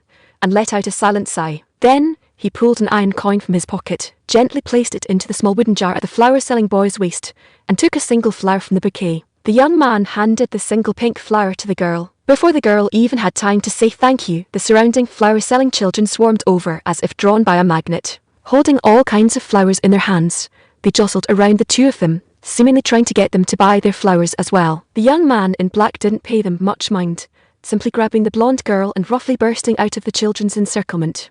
See why I hesitated just now? I knew things would turn out like this. Hedgel let go of Karenin's arm and said helplessly, I just felt the little kid was quite pitiable, so I wanted to buy a flower. Who knew things would spiral out of control immediately? What a nightmare. Karenina held her forehead, muttering in a low voice. Her voice was filled with deep melancholy. 152. Counter-revolutionary purge. Most of them are orphans. Wait, I'm not insulting them. I mean they're literally orphans. Hedgel pressed Karenina back just as she was about to headbutt his waist, hurriedly explaining. We're orphans. Karenina thought for a moment, then asked softly. Yes, after years of war you could say we gained nothing except for a pile of widows and orphans. The relevant departments tried to resolve it before, and I even thought about centrally raising the orphans. As it turned out, there were simply too many of them. We couldn't allocate that much funding at all. Hedgel answered with a slight feeling of helplessness. Still, we can't just leave them be, can we? After all, if they grow up in an environment like this, it could easily become a source of social instability. Karenina rolled her eyes at Hedgel and said softly, even if you push me, I'm out of options. What, should I take you to a pawn shop to exchange for cash? Hedgel spread his hands, staring with dead eyes at Karenina. That's true too, but seeing those little ones gives me a strong sense of déjà vu. If I had to say, it feels a bit similar to when I was little back then. She raised her head, looking at the still bright, sunny blue sky, seemingly remembering some past events. Out of sight, out of mind. Things like this have to be resolved slowly. Expecting to get fat off a single bite is impossible no matter how you look at it. Hedgel rested his hand on Karenina's shoulder, comforting her softly. I understand that. I just felt like making a couple of comments, that's all. She lowered her gaze back down and answered softly. Then shall we head back for now? Hedgel sighed, pretending to be calm. All right, but promise me first, don't find some excuse to drag me out again over the next couple of days. I still have a mountain of work waiting for me. At the thought of this, Karenina immediately adopted an expression as if her soul had departed her body. Then I won't bother you too much. Seeing her like this, Hedgel could only agree. After all, her workload recently did seem quite heavy. I'll find another opportunity to take her out for a walk later so she can relax, Hedgel thought to himself. By the way, why did you suddenly want to establish a state religion? From the looks of it right now, that doesn't seem very beneficial for domestic stability, does it? Karenina suddenly remembered something. Rather than calling it sudden, it's more like a long premeditated plan. After all, the Riston Church has always been at odds with us, and their sect happens to be a major religion in the country. This is very disadvantageous for us. So, I plan to first smear the Riston Church's reputation domestically and transfer a portion of the internal conflicts onto them. Hedgel narrowed his eyes slightly and answered in a quiet voice. After that, we'll support the Goddess Church and help them expand their influence. The Goddess Church is a religion tested by history. Over hundreds of years, no chaos has ever arisen from them. That's why I dared to make this decision. And what if something goes wrong with the Goddess Church too? Just in case, you know. Then we'll have no choice but to use the final plan, establish a national counter-revolutionary commission to purge all religious forces within the country. His eyes instantly turned exceptionally dangerous. I hope it won't come to that. Section 45. Karenina swallowed hard and could not help praying like this after all. Once Hedgel said something like this, he would definitely do it. Meanwhile, on the front line, the war continued unabated every single moment. Howling artillery shells, flying rubble, mangled flesh, and screaming soldiers. Together, they painted a picture that was far from beautiful, but unquestionably tragic. After all, a scene of flying flesh and blood filled with agonized wails could never be considered beautiful by any stretch, but it could certainly be called tragic and bloody. Although the main city's walls were much sturdier than those of the previous cities, after repeated bombardment from artillery fire and occasional explosions from satchel charges, even these thick walls could no longer hold out and began to slowly crumble and fracture. The sound of the city walls collapsing amidst the rumble of gunfire was music to the attackers' ears, for it meant they could fulfill their superiors' orders, charge into the city, annihilate the enemy forces, and then return home to reunite with their loved ones. But in the eyes of the defenders, it was sheer doomsday. The only barrier capable of stalling the enemy's advance was shattered. To them, it meant losing the chance to ever see their family and friends again. One side's gain was bound to be the other side's loss. Perhaps this was one of the core natures of war. Meanwhile, Grant sat calmly in his office, carefully organizing all the collected materials. None of these items could be left out. The quantity and value of the supplies they had provided as aid, as well as the intelligence regarding troop movements they had supplied to his side, were all fully documented. As for the large quantity of remaining supplies, they were all stored in the warehouses within the city. As long as they breached the so-called City Lord's manor, the remaining troops would likely surrender immediately. After all, they had long lost the will to fight. From their mental state over the past 2 days, it was clear that they felt nothing but fear and panic. They lacked any of their former passion and bravado. This, my decision, although it might push them into the abyss, is nonetheless necessary. Their sacrifice will definitely not be in vain. Gran was firmly convinced of this in his heart. After all, whether it was the previous emperor or the one before that, both had wanted to thoroughly purge these traitorous subjects. However, due to various reasons, they were unable to achieve it. This only fueled their arrogance further. But this time a rare opportunity had arisen, along with the capability. It could absolutely not be let slip. These vermin of the nation must all be wiped out. Although in politics, absolute purity leaves no fish. Corruption that had reached the point of disrupting state affairs was utterly intolerable, especially taking advantage of the situation to send supplies to me, who was still officially a rebel and in such massive quantities at that. Needless to say, the military logistics department guys must have brought them from the reserve warehouses, and the person behind it, instructing him to do so, was naturally Prime Minister Roland, who had been constantly trying to curry favour with him recently. That fellow had never been good news back when I was still in the imperial capital. He was causing trouble all day long, and rumour had it that he was heavily involved in underground slave and magic item trading. It just so happens that this time, this scum of the nation can be rooted out directly as well. P.S. From now on, basically every chapter will be around 2k words. The trashy author is daily begging for monthly tickets, tips, and book reviews. Oh my god. After all, with such terrible stats even while featured on the recommendation list. 153. Heretic. I heard that the excavation of the ruins beneath the Grand Cathedral has stopped. I just don't know why. They clearly told us before that once we have the technology of the ancient sages, we could spread the true God's glory across the world. A young knight was currently chatting with his companion beside him. Although he didn't know exactly what happened, the underground ruins were something spoken of by word of mouth among many knights. After all, the Pope had never allowed regular knights to go down to the Grand Cathedral's basement. Every time a knight saw someone coming out of the basement, it was always well-known ruin excavators. They specialized in excavating all kinds of strange ruins, and their accumulated experience and level of skill went without saying. After all, in a precious place like that, how could they just grab a few farmers to run in and swing hoes around? Naturally, professionals were required to conduct deep excavations without causing damage to the ruins. Afterward, the government would pay the ruin excavators a substantial sum of money, while all items inside the ruins belonged to the government. The amount of commission depended entirely on what items were found inside. Gold, silver, and jewels yielded the lowest reward. Advanced technology offered the best reward. As for magic crystals and the like, it depended on the quantity. The more precious the buried items were, the higher the commission the employer had to pay. But recently, they had never seen any ruin excavators appear in the Grand Cathedral again. The door leading to the basement was completely sealed tight, with several senior knights standing guard at the entrance. This aroused the curiosity of these knights who had recently joined the church. After all, serving as a knight in this temple was basically similar to being in a military camp. Aside from daily prayers and reading the scriptures of the Riston Church, their spiritual life was essentially reduced to gossip like this. Although Knight Captain Nastafan knew their struggles, considering the inspector, she decided to cut off the conversation of these inexperienced youngsters. Focus on your guard duty. Stop chatboxing here. And are these things even for you to discuss? She reprimanded the two knights harshly. Sorry, The two young men immediately lowered their heads to admit their mistake, then stood seriously back in their original positions. Knight Captain Nasty merely swept her eyes over them twice before turning around to leave, although she was also quite curious as to why the excavation of the ruins, which had previously been in full swing, suddenly stopped. Was it funding? No. The church's funds had been quite abundant recently. Was it manpower? That was wrong too. Every single one of those famous ruin excavators had come to the Grand Cathedral without exception. Then what on earth could be the reason? But she did not dare to pry deeper. After all, she had previously received orders to go down into the ruins and assist the excavators with their work. But in the end, that order was mysteriously cancelled. Although this confirmed that the ruins indeed existed, solving a doubt she had harboured all along, it brought about an even bigger doubt. After all, leaving neat and touched when it was right at their lips was truly bizarre. Still, she didn't dare ask her superiors too much. After all,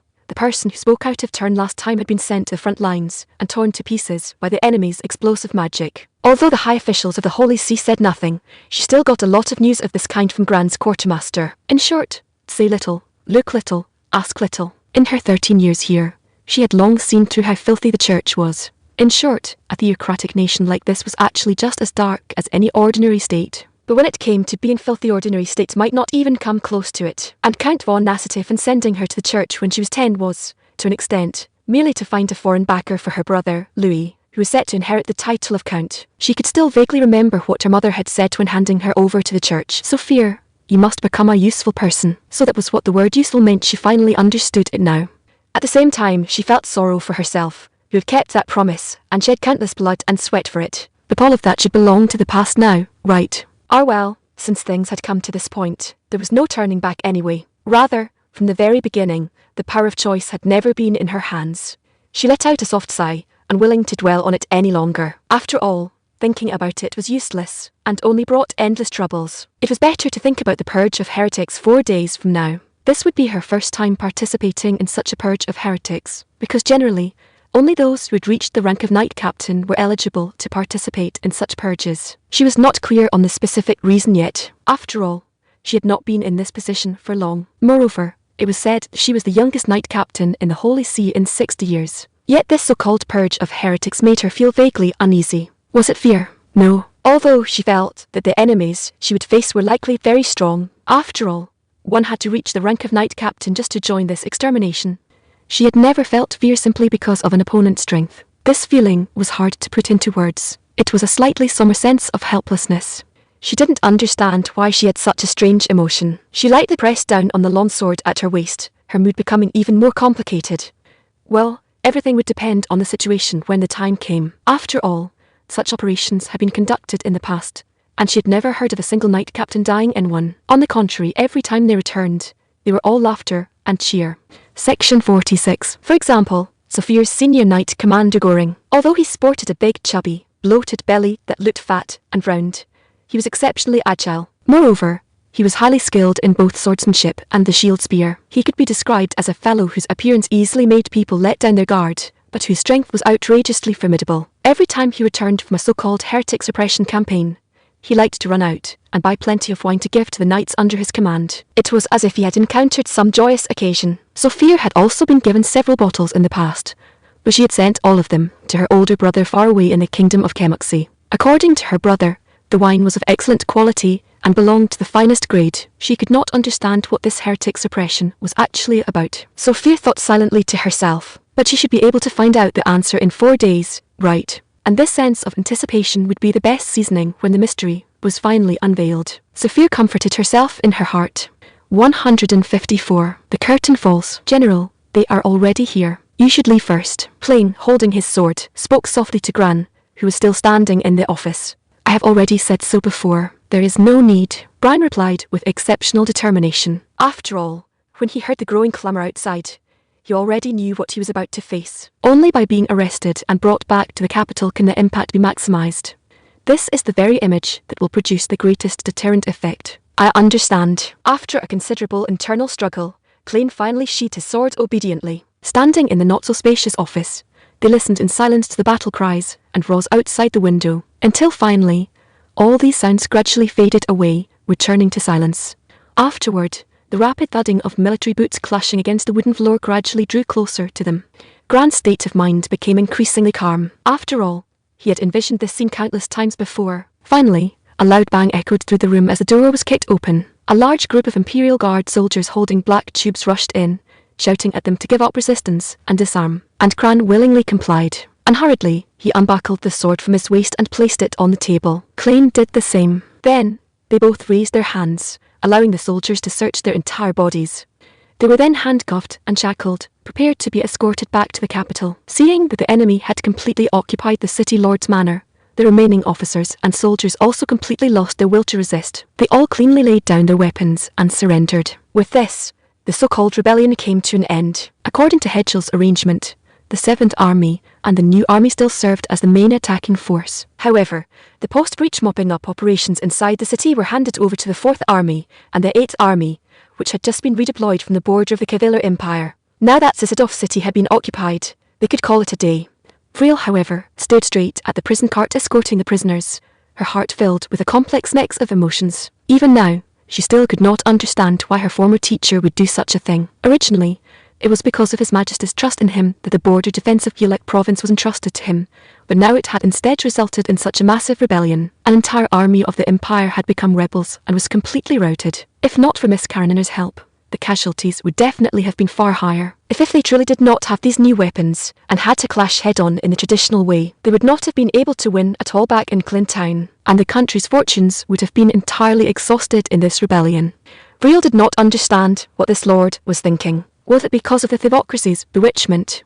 Vril could not help but turn her gaze toward the direction of the Papal State. The possibility seemed quite high. After all, those guys were famous for being adept at brainwashing and deception. If it were them, they would have as many methods of instigation and deception as they wanted. Naturally, they were highly likely to be one of the masterminds behind this matter. Thinking of this, Vril could not help but resent Gran for being so unable to distinguish right from wrong. To think he even dared to trust that bunch of lunatics from the Papal State. Meanwhile, Gran just stood silently in the prison cart without saying a word, watching the slowly setting sun. The red light shone on his weathered face, evoking an indescribable sense of tragic heroism. No one knew what he was thinking, nor did anyone know what he was actually considering. In the end, the soldiers beside the transport cart only heard a soft laugh mixed with joy, followed by a sigh. As long as they are officials, escort all of them back. As for the remaining low-ranking soldiers, if they surrendered, exile them to the territory of the former Theoroni Kingdom to serve as post-war reconstruction personnel. If they did not surrender, but were captured, find an opportunity to execute them. I will leave all of this to your discretion. Hedgel held the magic stone, his voice calm and firm, although in his heart, he was not as indifferent as he appeared on the surface. However, since they were putting on a play, they had to make it look as realistic as possible without leaving any flaws. This could be considered a proper account of his teacher's sacrifices. He comforted himself in his heart. Next, it was time to wrap things up with those scumbags. Recently, based on the clues provided by Gran, Black Blade had gathered plenty of dirt on everyone who participated in this incident or was significantly connected to it. Burning out any single one of these pieces of evidence would be enough to dismiss them from office or send them to the guillotine or the gallows. As for those who were slightly corrupt, but had not caused serious consequences, Hedgel decided to turn a blind eye to them for the time being. After all, officials who were completely free of corruption were extremely rare. Even if they did exist, they were merely individual cases and could not be considered a general phenomenon. If they were all dismissed, who would do the work? A completely corruption-free government department was, from the current perspective, impossible to exist.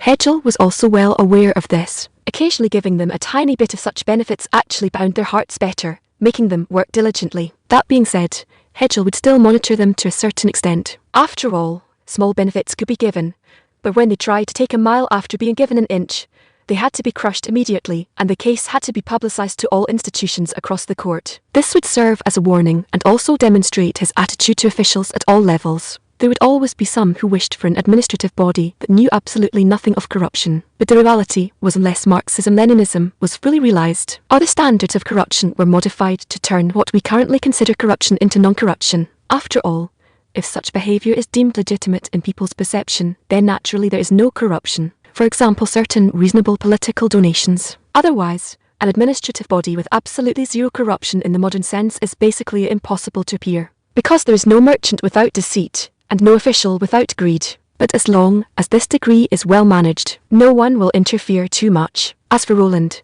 and his faction, they had already crossed the red line by who knows how many steps. and they had provided material aid to the rebel army multiple times. Not only that, but these aids were even mobilized from the military depots. They were then transported to Gran via a merchant caravan under his control. This was simply an intolerable sin. However, back then, it was not yet the time to clean them all out. After all, the evidence was incomplete, and mere words carried no weight. But now Hetschel's eyes narrowed slightly. The time had probably ripened. 155. Little schemes. Useless, truly useless. In less than a month, Gran has already been defeated. I planned for him to lay an ambush and then give Hetschel a big surprise. Unfortunately, they didn't give me the chance. Roland could not help but feel a bit displeased while sitting in his manor. After all, how long had it been? Hetschel had not even been dragged to the point of having to ask him for help, yet this useless Gran had already gone down. No wonder he felt so uncomfortable. He had sent over quite a lot of swords, spears, halberds, shields, armor, bows, and arrows. Similarly, provisions had not been left behind either. He had even specially taken out a significant amount of grain from his own grain stores to fund Gran. Now look at this, all of it was gone. The more Roland thought about it, the angrier he became. Those were all glittering gold coins for them to be gone just like that was truly a pity. But if one were to say he was in an extremely foul mood, to the point of flying into a rage and smashing things, that was not really the case either. After all, this was merely equivalent to a business venture he had high hopes for suddenly falling through. At most, he would click his tongue, sigh a bit, and be more careful when looking for investment targets next time. After all, Gran was nothing more than a chess piece in his eyes. No matter what happened to him, Roland did not care. As long as Gran's issues did not drag him down, that was all that mattered. In any case, Gran had already been branded a rebel. Even if he were to expose him, Hetschel would probably never believe his words anyway. Furthermore, the horses and carriages Roland used to transport the supplies had been meticulously disguised. Section 47. Even if they insisted on investigating, they would never trace it back to him, Roland. That being said, to someone as money-obsessed as him, these losses still stun a bit. However, since this Gran failed, he could only look forward to the tens of thousands of remaining Grans sticking their heads out. This was precisely what he, Roland, had always been waiting for. As long as he supported these people amply, he wouldn't have to fear that Hetschel would find an excuse to get rid of him. Then who would be better to support next time? Roland's mind started scheming again. Tusk, the main thing is those newfangled weapons seem a bit troublesome. He probably just got lucky and managed to acquire some ancient legacy, right? Tusk, that's not looking too good. After all, those technologies could easily beat that fellow Gran to the ground. If he didn't have any technology on hand that could rival them, then he would be in a pretty passive position. That simply wouldn't do, whether it was to save his life or to make money. Firmly keeping the imperial court under his own control was an absolute must. Without his official position and authority within the court, there was a very high chance he would be backstabbed by his former partners. After all, they might talk about being friends and companions, but when it actually came to making money, wouldn't they throw everything else to the wind? And at a life or death moment like this, who would stand with him? He could only resort to certain methods to get all the technology into his hands, and then look for opportunities to manufacture it. Only by doing so could he protect his, Roland's, life. Finally distribute all these weapons to various rebel armed forces that he could control. Like this, that should be able to force that Hetschel to submit obediently. Right. Which one should I choose? Which one should I choose? At this moment, Karenina had fallen into a dilemma once again. On one side of her was a sketch of an anti-aircraft machine gun. On the other side was a small caliber howitzer. The two, it seemed she could only choose one of them for now. This time, Karenina deeply felt the sorrow of being broke, though this was also directly related to a certain little fellow's daily output. As for that little magician, after a full day of preparation today, she had finally moved her entire workshop into the imperial city. Although there had previously been so-called court magicians, however, after that old gentleman passed away several years ago, the emperor never hired court mages again. After all, a single magician like that didn't have much effect, and the fees demanded weren't small either. Coupled with the fact that the country was still in a state of war at the time, physicians with such high consumption yet little significance naturally wouldn't be recruiting personnel anymore. Therefore, Teresa's magic workshop could conveniently make temporary use of the rooms left behind by that old gentleman. And this Teresa, although she looked short and had a slender figure, but the things she brought over were truly numerous. They completely filled up all the rooms left behind by the old mage. It was said that she had not only studied magic, but also knew a bit of alchemy, though it was very likely these were just some basic chemical knowledge. However, Karenina felt that this was quite good. 705u.com first published by the Reading Club. At least in some of the work assigned to her later, the probability of her making mistakes should decrease a little bit. After all, when it came to knowledge, wouldn't it be better to grasp more of it and be more comprehensive? Bringing the topic back to Karenina's decision paralysis, She had always liked artillery, but from the current perspective, the usefulness of this gadget shouldn't be too great. After all, for breaking city walls and the like, explosive packs for night raids or mortar bombardments were both great choices. This kind of direct-fire artillery was just icing on the cake. But this dual-purpose anti-aircraft machine gun was different. Up high, it could pin down and crush flying monsters. Down low, it could blow away charging cavalry and ordinary armoured infantry. Its versatility could not be said to be low, although in terms of practicality, which was superior and which was inferior had long been settled. But this sentimentality kept driving her little paw to reach out toward that artillery sketch. She truly liked this one more, yet its versatility was indeed insufficient. Moreover, its manufacturing and operating costs were much higher than this machine gun.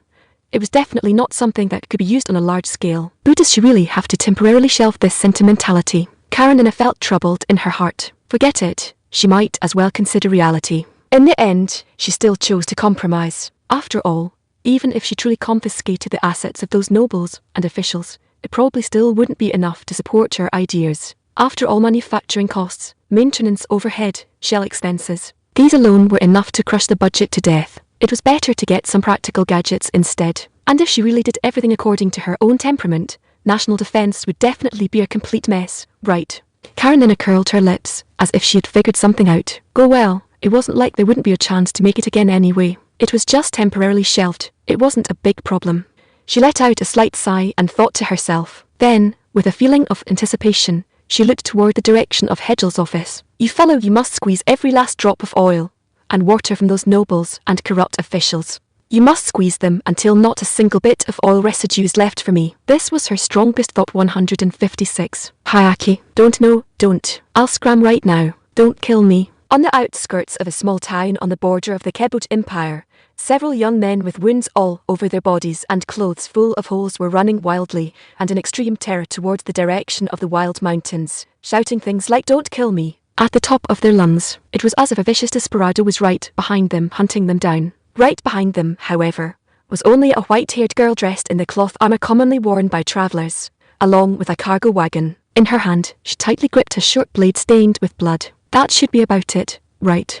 She watched the young men constantly fleeing, or suddenly stumbling, and then picking themselves back up to run for their lives, and couldn't help muttering to herself, "You too, the bandits have left. They're safe." Afterwards, she knocked on the carriage box and said softly, "We really left." A middle-aged woman poked her head out from the carriage in response. After carefully observing her surroundings and confirming that those fierce bandits had truly left, she finally set her mind at ease, stepped out of the carriage, and tightly grasped the white-haired girl's hand, saying tearfully, Thank you for stepping in to help. But we don't have anything to repay you with either, just this tiny bit of money to show our gratitude. Please accept it." As she spoke, she took out a small pouch from her bosom, inside which came the faint sound of metal clinking. "No need. You guys must have it pretty tough too, right? Bringing your daughter out to haul cargo at night like this." Yes, her father previously enlisted in the army, and until now, he hasn't been able to return. Now, there are only the two of us, a widowed mother and orphan daughter, depending on each other for survival. Never did we expect to encounter mountain bandits on this road tonight. If you hadn't stepped in to help,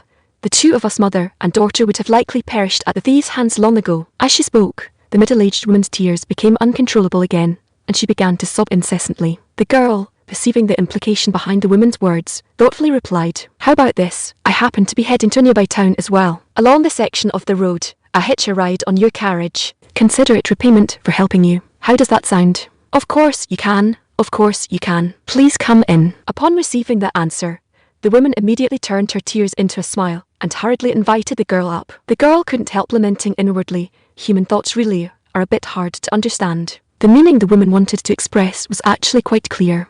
First was playing the pity card to win sympathy. Next was showing weakness to demand protection. Finally was offering praise to ask for help. And her goal was to have the girl get into the carriage and accompany them through the stretch of night road. After all, in the middle of the night like this, it was prime time for bandits to roam. The mother and daughter Jew indeed had a hard time coping with that.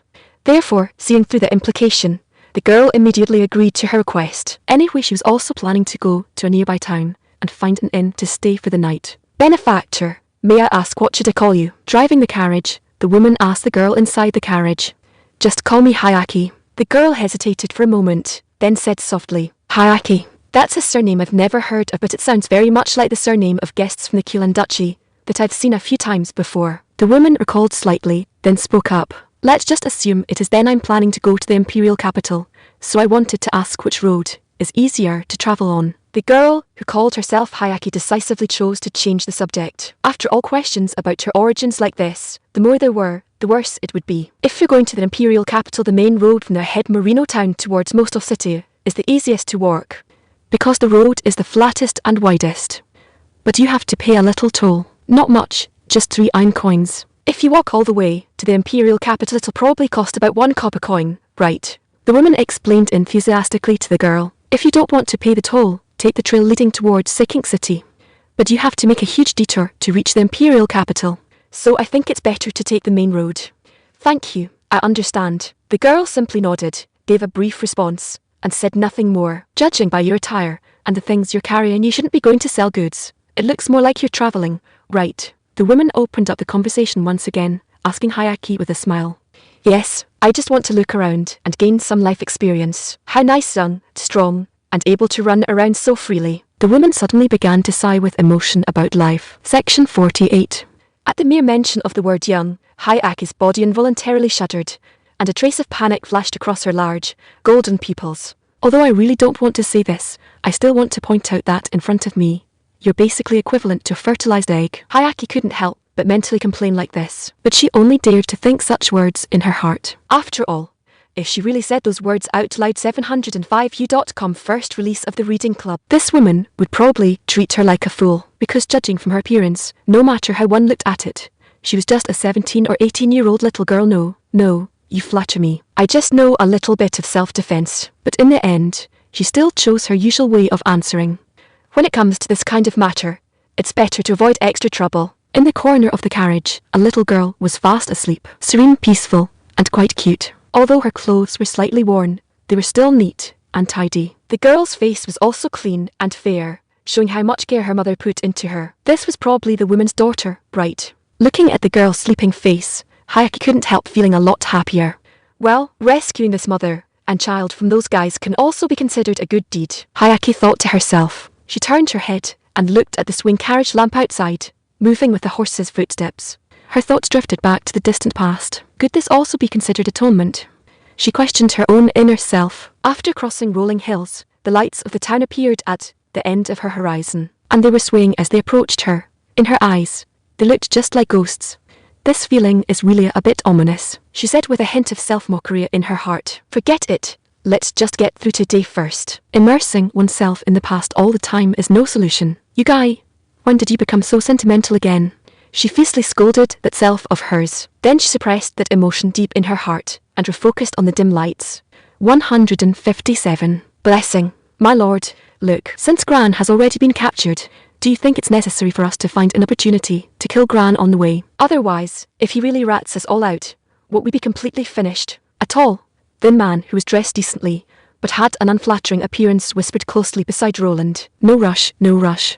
Gran is definitely going to die. Even if he wants to say something, it's absolutely impossible to save his life. Furthermore, even if he really exposes us and wants to drag us down with him, he still has to see whether Hedgel believes it or not. Tell me, is a rebel's word credible? When the time comes, we can also slap him with the charge of spreading heresies and stirring up the masses. Roland, however, was fully confident about this. He rambled on and on for a large while, seemingly showing how reassured he was about this. But it's better to be safe than sorry. What should we do if Hedgel really believes Gran's words? The tall, thin man asked with a troubled expression. Since you know this saying, then hurry up and refill the military supply depot. Fix all the records as well. Anyway, it's just transferring some supplies from other commercial firms to make up the numbers. No need to put on that heart-pained expression. As for Hedgel believing Gran, just think about who in the imperial court isn't her person. If a few people casually whisper a few words in Hedgel's ear, he will naturally dispel his doubts about us. Roland seemed indifferent to this. After all, this guy hadn't done such things before. He was already familiar with the routine. If they killed Gran on the way, not to mention whether this could be done. After all, the escort team consisted entirely of the Imperial Guard. Ordinary bandits didn't have the ability to accomplish this. And even if Gran were really killed, this would instead arouse Hedgel's suspicion even more. What other things did Gran do to cause these guys to risk charging into the Imperial Guards to assassinate Gran? Such doubts would surely linger in Hedgel's mind for a long time. And what if Gran said so himself? That would be baseless, and they could directly slap him with the crime of deceiving the Emperor, then drag him out and behead him. Wouldn't that be easy and effortless? Panicking and throwing oneself into disarray was absolutely unacceptable. At a time like this, one had to remain calm in the face of change, and also put on a righteous appearance. 705u.com first release of the Reading Club. This was the correct way to crack the problem, Roland thought to himself. Seeing that his suggestion was not adopted by Roland, the tall, thin man who appeared to be the quartermaster retreated resentfully and obediently went to plug the leaks and check for omissions, seeing if any details would arouse Hedgehill's suspicion. Roland, on the other hand, let out a pleasant sigh of relief and slumped onto the soft chair, thinking to himself, this fellow was still too young. Whether it was Hedgehill or Cruz, both lacked experience, although Hedgehill indeed had some ability and was vigorous and exceptionally decisive in his actions. Insufficient experience was a fatal flaw, and he also lacked sufficient influence. As for Cruz, he hadn't cultivated the proper temperament at all. Indeed, sitting in this position was the most correct choice. Thinking of this, the corners of Roland's mouth began to curl upward unconsciously. Indeed, he had both ability and power, and was not afraid of Hedgehill at all, unless he had eyes and ears everywhere and could dig up my entire network of connections. Otherwise he should obediently become a chess piece, treating the Emperor as a chess piece. What nerve and audacity! But he had not been without success prior to this, and now he just wanted to continue his glory. He gazed at the bright moonlight outside the window, and his mood gradually rose. Humph, humph, humph, Hedgehill, you scolded me quite comfortably earlier. Then in the future, I must let you know who the true Emperor of the Kebuj Empire is. The first day production volume is out. This kind of barrel can only be machined into 14 pieces. Holding the finished product in her hand, Karenin's mood could not be considered good, nor could it be considered disappointed. After all, this was an expected situation, because previously, the thinner kind of barrel only had a production volume of about 10 pieces a day. But now, because magical crystals could be provided to supply magic for magicians' machine gun barrels with a larger caliber and thicker walls could be machined into 14 pieces. This was already considered an upper middle level in her expectations. Now the barrel problem was solved. Next was the problem of metal ammunition. Now the stamping machine was still in the blueprint stage, without this gadget wanting to manually make identical bullets one by one. Keep dreaming. As for mortar shells, because this situation was considered from the design stage, the tolerance range given was relatively large. Firearms, however, were different. The error tolerance range was quite small.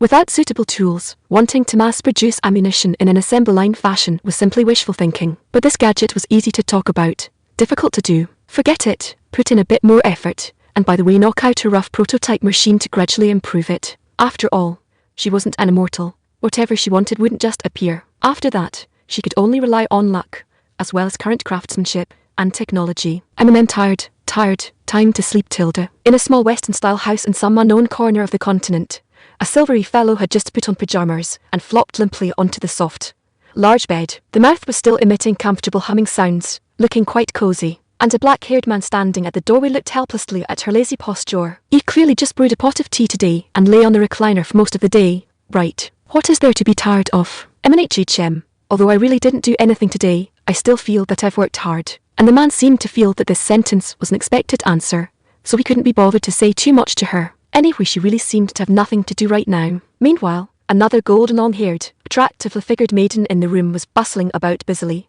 not knowing what she was doing.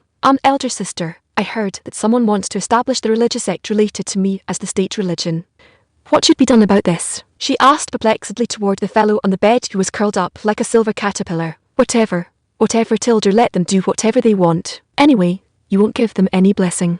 Just follow your heart. But the person who made this request is the very person you selected earlier. So what? Anyway, he doesn't know the relationship between you and me. At most, it's just a coincidence. Let him do whatever they want. Anyway, other matters have nothing to do with us, Tilda. Hearing this reply, the blonde maiden only nodded silently. 158. Cleaning the house.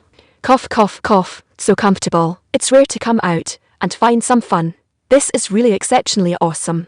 Inside a certain tavern in the imperial capital, a plump-figured fellow was sticking out his big belly, supported by two young maidens, working out of the tavern swaying step by step, seeming to be due to having drunk quite a bit of wine.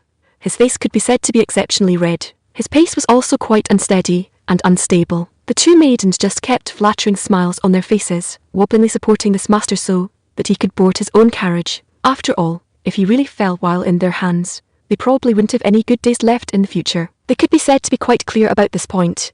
not daring to show the slightest negligence. But, not knowing whether heaven was plotting against them, on the uneven road surface there happened to be a stone buried in the mud. And as luck would have it, it happened to trip that big-bellied man. He staggered, on the verge of tumbling to the ground. But with the slender frames of the two maidens, how could they possibly hold up his weight? They could only go along with the fat man, yielding to the call of gravity to embrace the mud-filled ground. They also knew clearly that as long as they fell like this, at least for the next few days, they wouldn't even think about getting a meal. But what other ways were there? They were only slaves. Section 49. However, the next instant, the fat man suddenly stopped in a bizarre posture. As for the two girls, their postures were also righted by a mysterious force. However, from the perspective of the two young maidens, the fat man had no support at all except for a writhing dark shadow.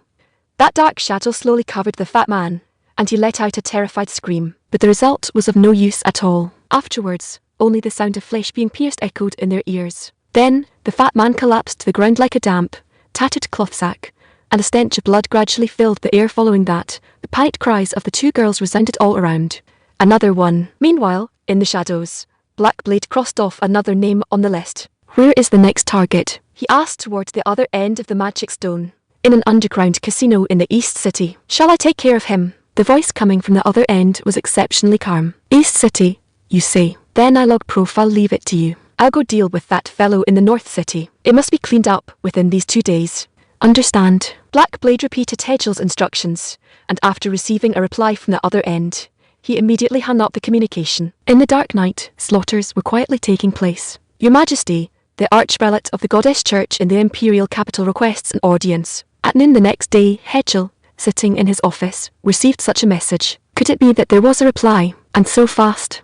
Hedgel pondered slightly, but could not tell whether the so-called goddess's voice was true or not. Anyway, let's first hear what Kalanzer has to say. If she agrees, it's best. If she doesn't, it cannot be forced. Anyway, the purge of the Riston Church definitely had to be done, and supporting the Goddess Church was just to mobilize more of their believers. After obtaining Hedgel's permission, the servant who delivered the message retreated, and a dozen minutes later, the gorgeously dressed Bishop Kalanzer appeared at the door. She first bowed respectfully at the doorway, then stepped with light yet solemn steps to Hedgel's desk. Then I won't exchange too many polite pleasantries. May I ask what the goddess's reply is? Hedgel also dispensed with the meaningless small talk, and asked Kalanza straight to the point. Kalanza still wore that soft, warm smile on her face, then parted her red lips slightly, and replied to Hedgel, My lord has already agreed with your idea. As long as you're willing, you can designate our church as the primary religion of the Keboj Empire. Thank you for the goddess's trust. I will certainly not disappoint her expectations. Yes, to you if any other matters where this humble one can assist you. There was a smile in Kalanzer's eyes, but her tone carried a hint of seriousness.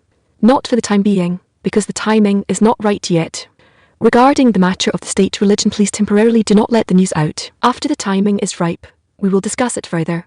Hedgel rarely revealed a smile, although it was still ceremonial, then replied to Kalanzer. Very well, then this humble one will await the good news quietly. If there is any need where this humble one can help, please do not hesitate. I will certainly provide convenience for you. Having said that, Kalanza bowed deeply to Hedgel once more, then slowly retreated. Seeing Kalanza completely exit the office, and close the door behind her, Hedgel finally dropped the hypocritical smile on his face, replacing it with doubt. Since when did you start being willing to provide help to me? Originally, she had always adhered to a quite resolute and neutral attitude. This is quite strange. Hedgel could not help muttering to himself. After all, it wasn't as if Hedgel hadn't wanted to ask her for help before, but she had politely declined them one by one. Yet this time, she proposed it actively. Is it solely because he proposed the project of the state religion? It should not be. After all, he wasn't the only one who had proposed similar proposals before, but none of them had received a reply. Therefore, he was also prepared with a backup plan in case the goddess did not agree. But what could be the reason for this sudden change in attitude?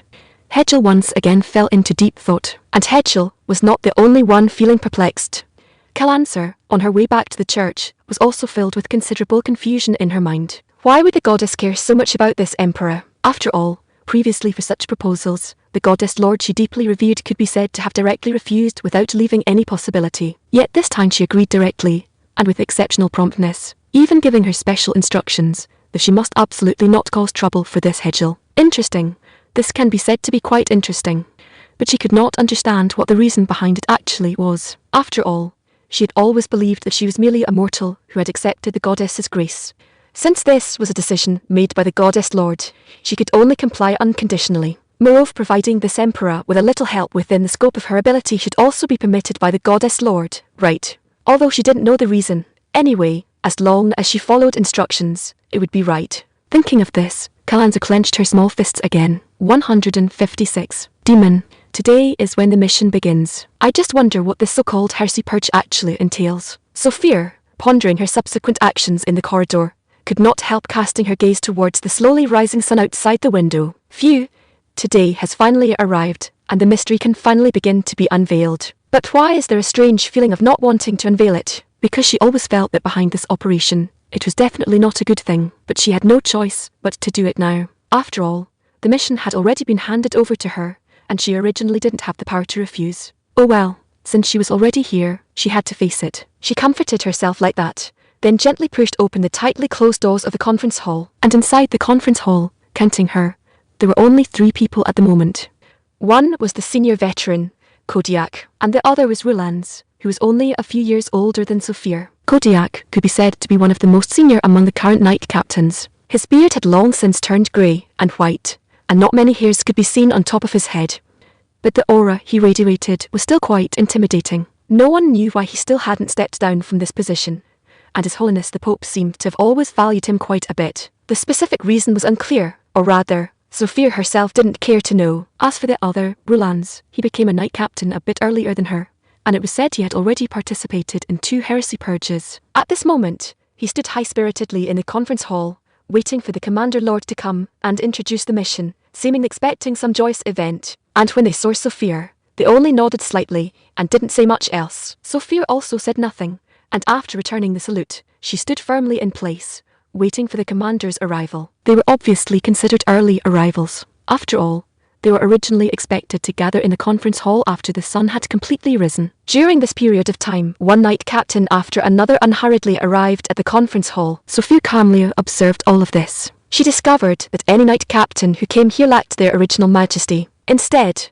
all of their faces carried inexplicable smiles, and even the other 2 female knight captains walked into the hall with identical smiles. Is this operation a good thing? Sophia's doubts inevitably deepened. Finally, that Knight Order commander who had half-stepped into middle age finally appeared in the conference hall. But this time he only said casually, "The target is a small town at the foot of Mount Cansoning. It seems they are refugees fleeing from several other countries currently at war. We wanted to build a church there, but they stopped us. The old rules, just execute. As for Sophia, you just follow your seniors and do it together. Today, you can take a bit more for yourself." Dismissed. Having said that, the commander left the hall like a gust of wind, and the other knight captains walked towards the doors chatting and laughing, leaving behind a still bewildered Sophia walking at the end of the queue. Today, I can take a bit more. What does this mean? Sophia's brain crashed instantly. All right, don't dawdle here. Don't you understand what we are going to do in a moment? A familiar voice suddenly reached Sophia's ear. Moreover, one of her arms was grabbed, dragging her all the way to the front of the queue. Senior Goring, may I ask what is this purge operation for? Sophia was still a bit dazed, although she actually had a faint outline in her heart, but she still couldn't quite believe it. Literal meaning. Purge, leave none alive, and then bring back everything useful. And whatever things you get, you can choose some to bring back and use yourself, including the wine you got before. Goring shrugged and said indifferently, Goring's words directly turned the unrealistic idea in Sophia's mind into reality. This isn't right, is it? She wanted to scream, wanted to deny it.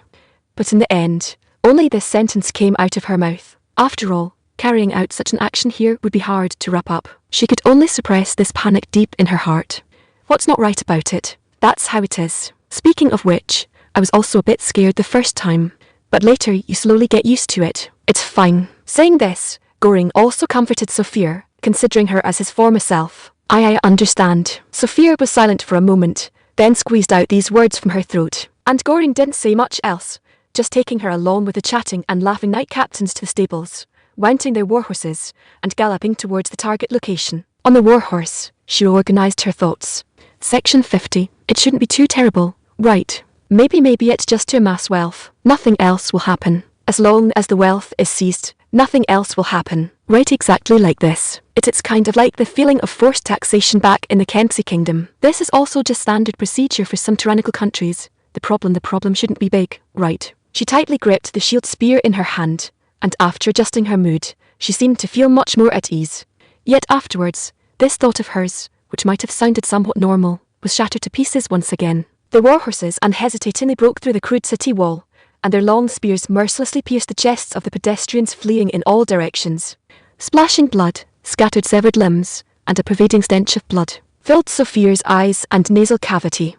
Whether it was the men attempting to resist, the women and children already crying out and begging for mercy, or the elderly already kneeling on the ground begging for a way to survive, no pity, no mercy, only sharp knife, swords and long spears, decapitation, or impalement. Take your pick. The sound of heads rolling gulu-gulu on the ground, mixed with the crying and howling of the people, echoed across this brightly sunlit town, the sun, symbolizing light, appearing simultaneously with such bloody and terrifying actions. What a huge contrast this is, and how ironic it is. And are these people's screams the sounds of hell? Or rather, am I one of the demons of hell? Sophia's completely chaotic inner self asked such questions. I'm afraid this so-called church is actually the real demon, right? If those guys from the kingdom only wanted money, then these guys, they even take your life to use as toys for entertainment.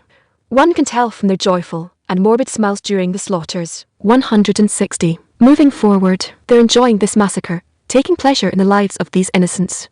In their eyes, the lives of these civilians are merely ordinary toys. As long as their bodies are pierced with swords, they will emit pleasant screams. If this is not a demon, then what else is a demon? But she can't say anything right now, can't do anything. After all, as long as she exhibits actions deemed incorrect in the eyes of these demons, she will definitely be intercepted and dragged back for re-education. This is definitely not a good thing. In summary right now, she can only temporarily wait and watch, trying her best not to let her own hands get stained with the blood of these innocents. The laughter of the demons and the wails of the civilians intertwined, pouring into Sophia's ears over and over again. She could only endure this heart-burning pain and continue executing the so-called confiscation order. After all, as long as she went to move out all the belongings of these civilians, giving herself something to do, she should be able to escape the action of massacring civilians. But Goring did not think so. Geez, what is there to explore in this kind of thatched hut? At a glance, you can tell the residents here definitely don't have money. Here are 2 flints for you. Just burn this house down directly. Saying that, he took out 2 black stones from his pocket and threw them to Sophia, standing aside as if wanting to see whether Sophia could actually bring herself to do it. Sophia took the 2 flints, thinking, this shouldn't be a big deal, right? As long as inside there isn't. But the sudden sound of an infant crying completely shattered Sophia's thoughts. But she had no other choice. Goring was watching her from the side. As long as she dared to disobey, she would definitely be reported to the commander by him afterwards. If she was reported to the commander, a round of re-education was definitely unavoidable. Because towns that did not agree to build a church in the city were also called heretics. As for why they didn't build it, it was because the expenses for building the church had to be taken from everyone in the town. Furthermore, they had to regularly hand over money and grain afterwards as necessary offerings to worship the deities. And those who disagreed with handing over money and grain were also heretics. And according to the doctrine, heretics must be purged. This was the heretics' repression operation. She had no other choice but to hold those 2 flints and rub them together over and over again. The sparks bursting out were so scorching and terrifying at this moment. It was also the first time she felt that these sparks were so terrifying. Right now she could only pray that this thatch could be a bit wetter, and these sparks could be even smaller, slower, even slower. But after rubbing the flints more than a few times, the sparks clung to the thatch, then ignited the pile of thatch, spreading into the house at a rapid speed. She had no other choice, and could only walk with unsteady steps away from the blazing thatched hut and toward Goring's side. Goring approvingly patted her shoulder, then said no more, continuing to watch the raging flames, and the infant's crying grew louder and clearer, and afterwards, it grew increasingly blurry in the thick smoke and disappeared. Only at this time did Goring step with brisk paces toward the other night's entertainment venue. Before that, he also left a sentence, hurry up and adjust your state. He seemed to not be teaching a newcomer like this for the first time. Sophia thought to herself like this, because when Sophia had just arrived in this town, he had already understood Sophia's thoughts and kept staring at her ever since. And just now, it was merely a little guy for her to practice on, wanting to make her get used to this kind of slaughter, wanting to turn her into a murdering demon identical to these guys. What kind of joke is this? Sophia lowered her head and murmured. She finally understood why the outside reputation of the Riston Church was far inferior to the Goddess Church, but she had no way to get rid of this Riston Church. What should she do? She didn't know. She looked at the massacre still taking place in the distance, sniffing the aura of death amidst the smoke and fire. Her mood grew increasingly despairing. On the other side, Grun happened to be escorted back to the capital. Hedgel looked at Rio reporting back, feeling somewhat heavy at heart, but he also knew that some things could not be spoken of right now. Only after dealing with all those guys. Noon. Hedgel suddenly summoned all the ministers into his office. The reason given was simply discussing how to reasonably dispose of Gran. Half an hour later, all the ministers arrived here, and in their hands were stacks of documents. On them were the long-prepared disposal opinions regarding Gran. But most of them suggested Hedgel execute him by hanging immediately. After all, the longer he lived, the greater the variables. And this kind of variable was what they least wanted to see. Roland, you speak of your handling method first. Pick out the main points. Don't say any long-winded speeches. Seeing that all the ministers had arrived, Hedgel also rubbed his own forehead and asked Roland. Yes, this subject believes Gran should be immediately subjected to capital punishment, and all his assets confiscated into the national treasury, so as to display your Majesty's majesty. Roland bowed slightly, answering with earnest words. At the same time, he self-righteously handed all the documents in his hand onto Hedgel's desk. Although Hedgel felt exceptionally displeased inside right now, he still maintained his original poker face. How do you all feel about this disposal opinion? Hedgel raised his head, sweeping his gaze across the rows of officials in front, and then asked out loud. We subjects believe that Prime Minister's decision is quite fair and unbiased, and can be considered a good plan. This Gran is cruel in nature, harbours ill intentions against His Majesty, and even raised the flag symbolising rebellion, accepting aid from the Papal State.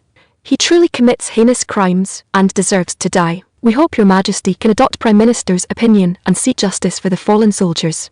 Without any communication, they answered neatly and without a shred of hesitation. What a heinous crime. What a seeking of justice. Could it be that they themselves truly wouldn't feel ashamed? Hedgel couldn't help but spit inwardly. Then let it be like this. However, Roland, Cruz, Franz Kolovovich Klaus, you few, step forward.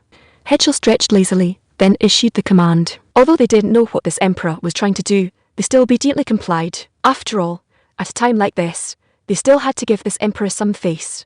161. Execution. All of you stand properly for me. No moving allowed. Hedgel's words suddenly became exceptionally solemn, also carrying a strong intent to kill. Although Roland had already realized things were ominous at this time, he also had no choice. But he still believed that Hedgel did not dare to touch him right now. After all, if he were truly killed or detained, the various personnel he had deployed at the grassroots level all these years would finally have a place to put their skills to use. By then, this imperial capital would guaranteed be in complete turmoil. The public's trust in this emperor would also drop significantly. Hedgel definitely wouldn't dare to touch him right now. Roland affirmed this in his heart, and the next instant, a sudden, heart-piercing, excruciating pain struck straight into his brain marrow.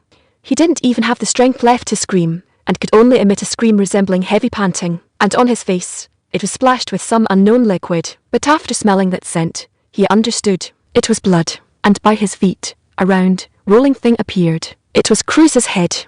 He realized that catastrophe was already upon him. Section 51. Only Hedgel's indifferent gaze looked at him, and the next second, another fierce blade wind flashed past his ear.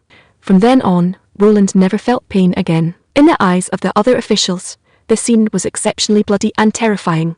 A group of masked men in black holding sharp blades suddenly appeared. The chests of the ministers in the front row were instantly pierced by the longswords in their hands. Their heads were all completely severed. The spattering blood dyed their official robes red and dampened their terrified faces. This was a scene they had not expected beforehand, and they could not understand why the emperor was so decisive and resolute. Leaving no room for maneuver, he directly executed these high-ranking officials. Their hearts were trembling, and they didn't even dare to wipe away the bloodstains clinging to their faces, for fear that this one small action would bring about a fatal disaster. They remained silent, quietly watching the headless corpses of these high-ranking officials fall to the ground, the seeping blood dyeing the carpet a dark red, until these bloodstains dried and coagulated.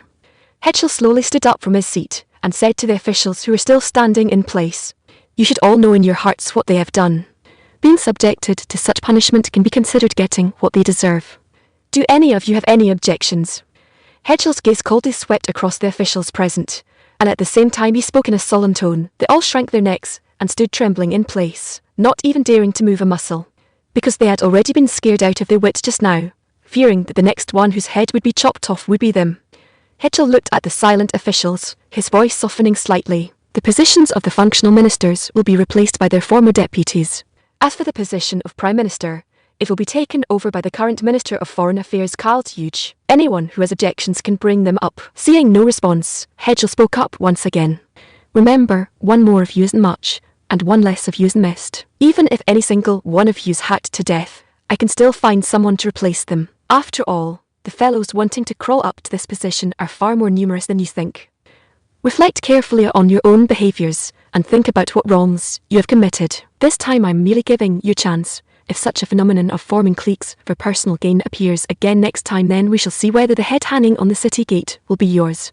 And the official still responded with silence, until scattered words like "Thank you for your grace, your majesty" came from the mouths of some officials. They knelt on the ground one after another, performed a kowtow salute, and then slowly retreated. Throughout the entire process, they were still shaken with lingering fear, terrified that in the next second, their heads would be chopped into several pieces like fruits by these unknown men in black. As for those high nobles entangled in this matter within today, wipe them out completely. Leave none behind, regardless of old or young. Purge them all. Confiscate their assets. After all the officials withdrew from the room, Hitchell issued instructions to Black Blade once again. Black Blade and his subordinates merely bowed, and then leaped out of the windows one by one. Hitchell looked at the bloodstains on the carpet and smelled the nauseating metallic rust in the air. He felt it keenly.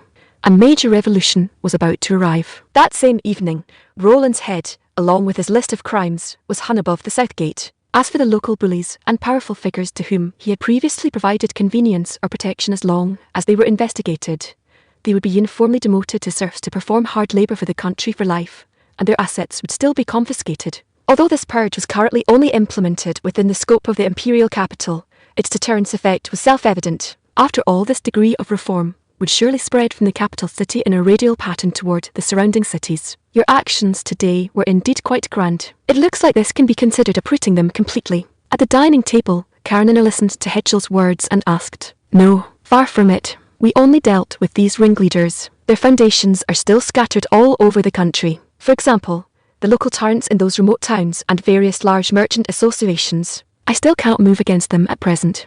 Hitchell answered truthfully, "I can understand not being able to touch the merchant associations, but why can't you even dispose of those local tyrants?" Karenina supported her cheek with one hand, feeling quite puzzled. Right now, our radiation influence over those regions is not large, and our control capability is relatively weak. If we simply kill a so-called ringleader, before long, another ringleader will pop up. Moreover, the alternation of such local tyrants is not a good thing for the local common people.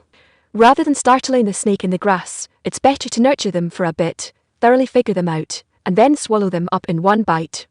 Hitchell explained meticulously to Karenina. Karenina merely let out an N and stared at the crystal knife and fork in her hand, lost in thought. "What's wrong?" "It's nothing. I just think that the craftsman who could carve crystal like this is somewhat amazing. I have already understood what you want, but the creator of this item should have passed away long ago. After all, this knife and fork have been passed down along with the Chabayev royal family all this time." Hitchell paused slightly and immediately understood what Karenina actually wanted, but being able to carve such fine and exquisite patterns on hard and brittle crystal is truly too amazing. Karenina pouted, and then her eyes flashed with brilliance as she looked toward Hitchell. "Shouldn't we? I'll do my best. That's more like the omnipotent emperor." Hearing Hitchell's reply, Karenina immediately broke into a beaming smile. Hitchell looked at her genuine smiling face and couldn't help sighing helplessly. 162. The meaning of existence. However, you don't think there are no conditions attached, do you? Hitchell rubbed his hands together, his face carrying a trace of an eerie smile once again. Please be lighter." Karenina, who had long since known what Hitchell was planning to do, closed her eyes and cautiously leaned her cheek forward. Rest assured, it will be very light." Hitchell didn't say much else, simply taking off his gloves silently, then instantly pinched those soft cheeks. Karenina also let out a ying-tilder sound that was unsure whether it represented surprise or comfort. Hey, this is indeed too strange. Why, I just wanted to find a craftsman with superb carving skills, and I must have my face pinched. Realizing something was wrong, Karenina screamed in her heart. This kind of behavior of selling her body to obtain, why does it suddenly have a feeling of compensated dating? A strange vocabulary suddenly flashed to her mind. No. This is definitely not normal. It's just pinching the face, nothing more. Definitely not that kind of behavior. Karenina constantly consoled herself in her heart. But why is it that the more she consoled herself, the more she felt she was doing this kind of monstrous behavior? The strange tactile sensation transmitted from her face made this feeling rise another level. Forget it. Presumably this fellow wants to tease me in this way once again. After all, if this fellow wanted women, he could grab a handful of them. There is completely no need to target a strange individual like me. Aside from wanting to tease me, I can't think of any other possibility. As expected, This is a solid, bad friend. Karenina thought to herself with a blushing face. However, isn't this not bad either? And inexplicably, this strange comfort. Woo damn it. Really seen obedience. After dinner, Hedgel couldn't help thinking in his heart. If it were previously, had he so wantonly needed Karenina, she would definitely have jumped up and taken a fierce bite out of him. There was an absolute precedent for this. Hedgel recalled the feeling when he was bitten previously, and unconsciously swallowed his saliva. Yet this time, she obediently let him manipulate her, letting him knead her cheeks flat and round at will. Aside from occasionally emitting dissatisfied gurgling sounds from her throat, she made no other movements as it purely because she has a favour to ask of me. Maybe Hedgel thought uncomprehendingly, but the more he pondered, the more he felt something wasn't quite right somewhere, but he completely couldn't think of what was wrong. Maybe just gotten used to it. Well, let's temporarily consider it as such. Anyway, is this also what I expected? But in the end, she still didn't choose to take that road that looked very flat, just simply wanting to save a bit of toll money. I don't get it. In the town of Helivinson, which was at least 2 days away from the imperial capital, Hayaki scanned the streets and the shops on both sides of the road, muttering silently in her heart. Indeed, she was not short on money, but she inexplicably wanted to take that path that looked exceptionally rugged just by looking at it. As for the reason, although she was very clear about it in her heart, she stubbornly refused to admit it. Saving people, helping people, is this also a part of atonement? Every time she initiated this kind of questioning towards herself, the result was always failing to get any answer. TCH, it looks like the mental module is still imperfect, she cursed secretly. Things like a mental module, just which genius thought of it? If there wasn't this gadget, then who knows how happy my life would be. However, this too might be uncertain. After all, if one were truly heartless and brainless, wouldn't that just be a walking corpse? Should I thank those bioengineers, or should I give them a thorough scolding? Well, it doesn't matter anymore, right? Section 52. Anyway, even their bones have turned to flying ash by now. No matter how much I praise or curse them, they won't respond to me anymore, right? Is this the benefit of being dead? Maybe I could try it too. As long as I do this, I can stop paying off this so-called sinful karma, right? A terrifying thought suddenly popped into her mind, but the instantaneous, excruciating pain pulled her back to reality. Mental anomaly detected. This portion of the consciousness fragment data has been logged. After that came the emotionless mechanical voice echoing in her mind, one that Hayaki knew all too well. This is probably just an imperfect mental module, right? Who told those guys to throw me out without any experimentation? And they had the nerve to talk about self-learning, self-updating, and self-perfection. This is truly, she supported her forehead, feeling a bit weak all over her body. This was probably a defensive measure taken by the module to prevent her from making further abnormal moves. Excuse me, miss, do you need any help right now? Looking at how you seem to be feeling a bit unwell, a passerby was approaching her, seemingly wanting to lend a helping hand. No need, thanks for your concern. Just an old ailment. She pulled her hood down further, trying her best not to expose her face in front of them. After all, this appearance was indeed quite prone to inciting crimes. She really wanted to complain. She was originally just a weapon, so why was her human form manufactured to look like such a beautiful girl? Could this all be the sadistic humor of those engineers? Is that so? Sorry to disturb you, but I still suggest you find a place to rest as soon as possible. With that, the young man silently left Hayaki's side. This also made her heave a sigh of relief. It looks like there are still good people in this world, she thought to herself. Or rather, is this a human with a complete mind? Or perhaps a human with a normal mind? And what is the standard for judging whether a mind is normal? When on earth will this mental module of mine be able to self-improve? Just like those engineers said when they let me out. I don't know anything. So what is the meaning of my existence in this world? Is it to pay for the sins of the massacre back then? Or the last survivor of the Yahala Empire, which now only has underground ruins left? Or to put it more bluntly, am I just a surviving leftover of the previous civilization? After all those people are long gone, and I am the only one left carrying their memories, their history, and their technology, right? As for the ruins that fell into the hands of the trash in the north, they are nothing more than dead objects and scraps. The so-called supreme crystal of science and technology in the mouths of those madmen, which is me, is now searching for the meaning of its own existence. This sounds inexplicably and unusually ironic and ridiculous.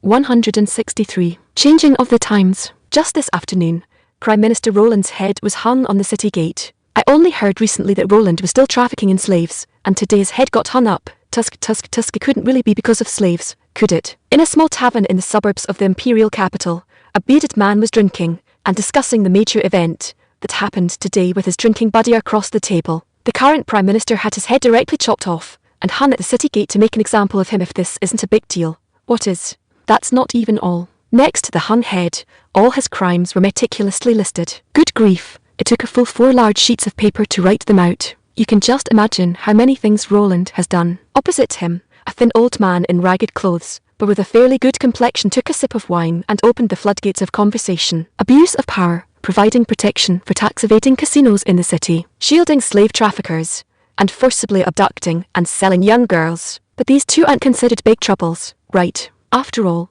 many officials are doing this. The burly man was slightly puzzled by this. Indeed, if he only suffered such treatment for these 2 charges, it really was a bit unconventional. After all, even some petty bailiffs do this kind of thing, so it's normal for a prime minister to do a little bit of it, right? They had long been accustomed to these chaotic phenomena. These are still the 2 lightest ones. If it were just these minor matters, would his estate have been confiscated? The thin old man picked up the wine pot again, poured himself a glass, and slowly savoured it. These 2 pots of wine will be my treat. Could you please tell me, an educated and cultured person like you, what was actually written on those notices? Seeing the old man remain silent, the burly man immediately understood what he wanted. After all, he and this old man were old acquaintances. They occasionally bummed drinks off each other and chatted about everything under the sun. Since you've put it that way, I won't keep you in suspense. He cleared his throat and said with a pretentious air, "Stop putting on airs here. Just say whatever you need to say." That Roland formed cliques for personal interests in the imperial court, disregarded the emperor, deceived his superiors, and deluded his subordinates. His crimes are unforgivable. Wasn't there the rebellion of General Gran, who guarded the northwest previously?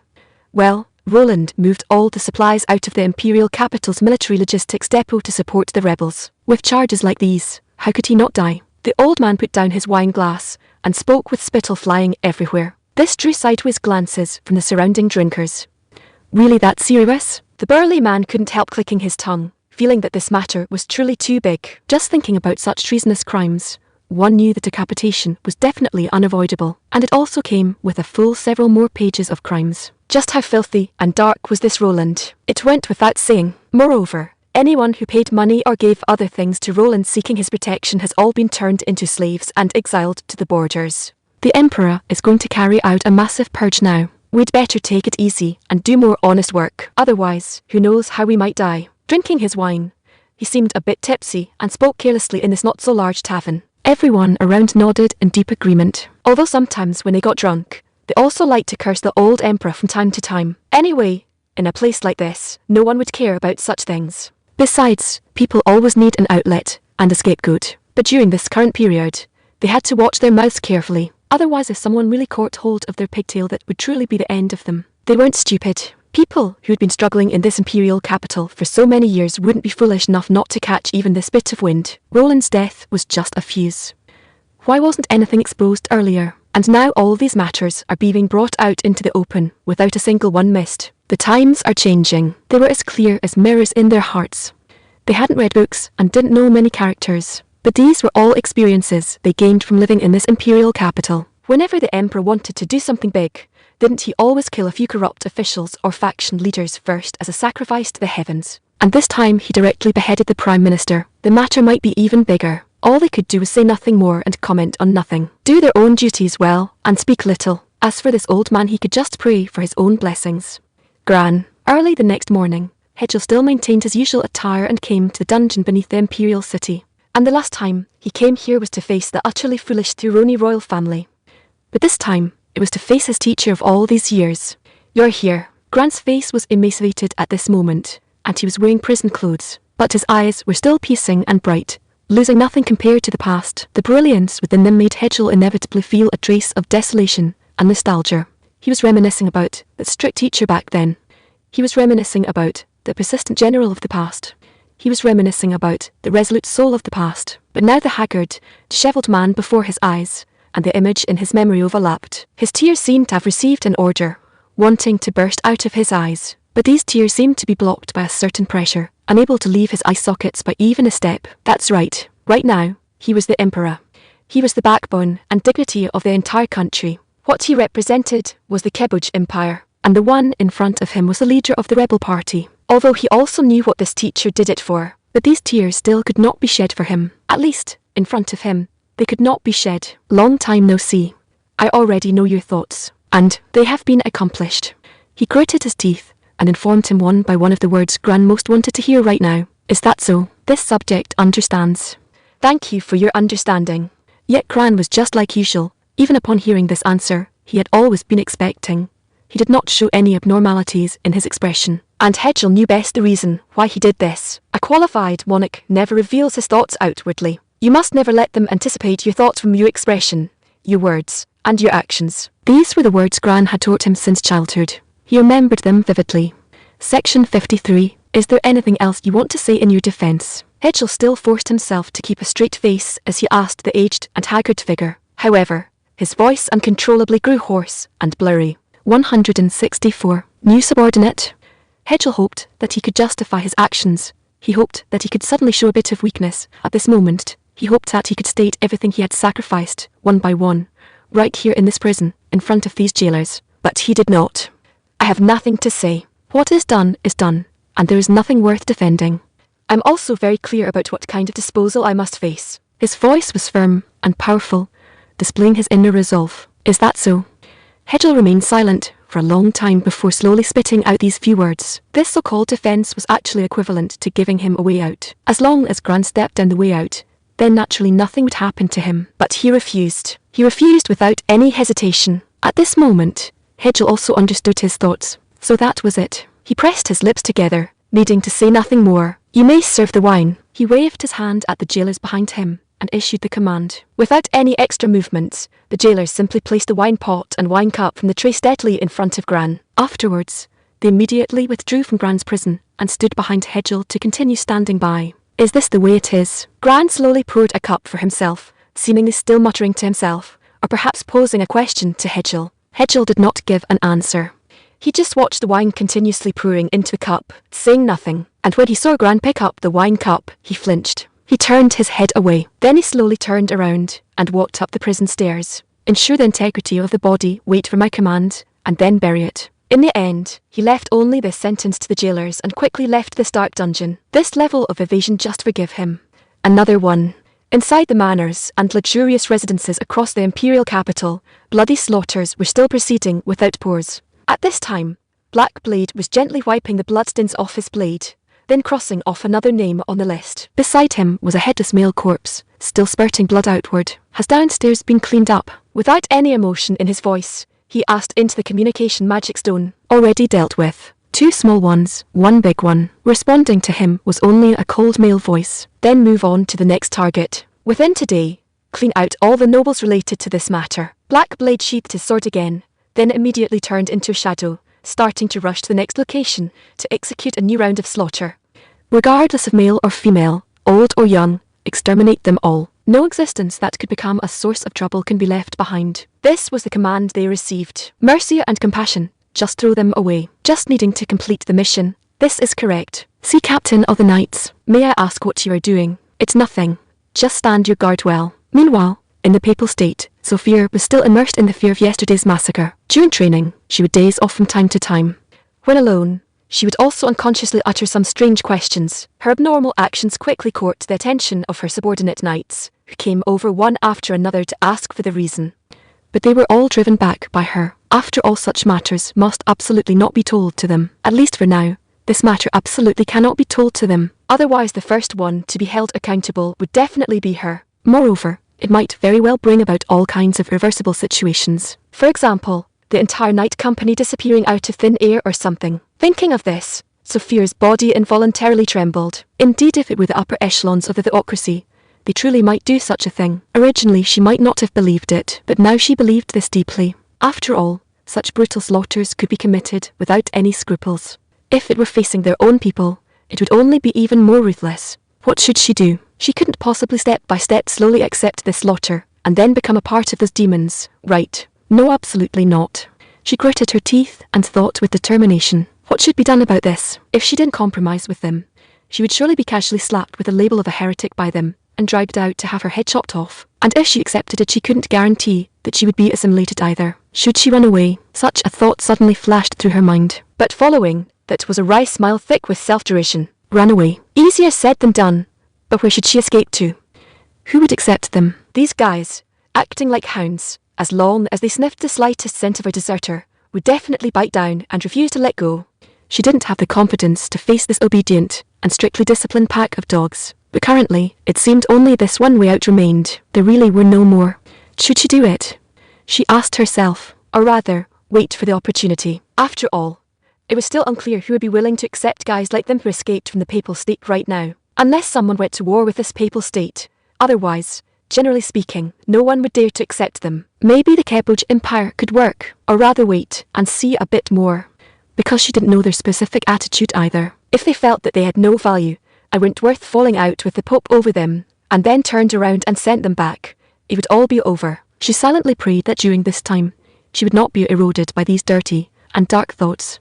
She prayed silently in her heart. Today, all the nobles and their family members in the imperial capital associated with this rebellion have been purged. In the evening, Black Blade knelt in front of Hedgel, reporting to him the results of today's mission.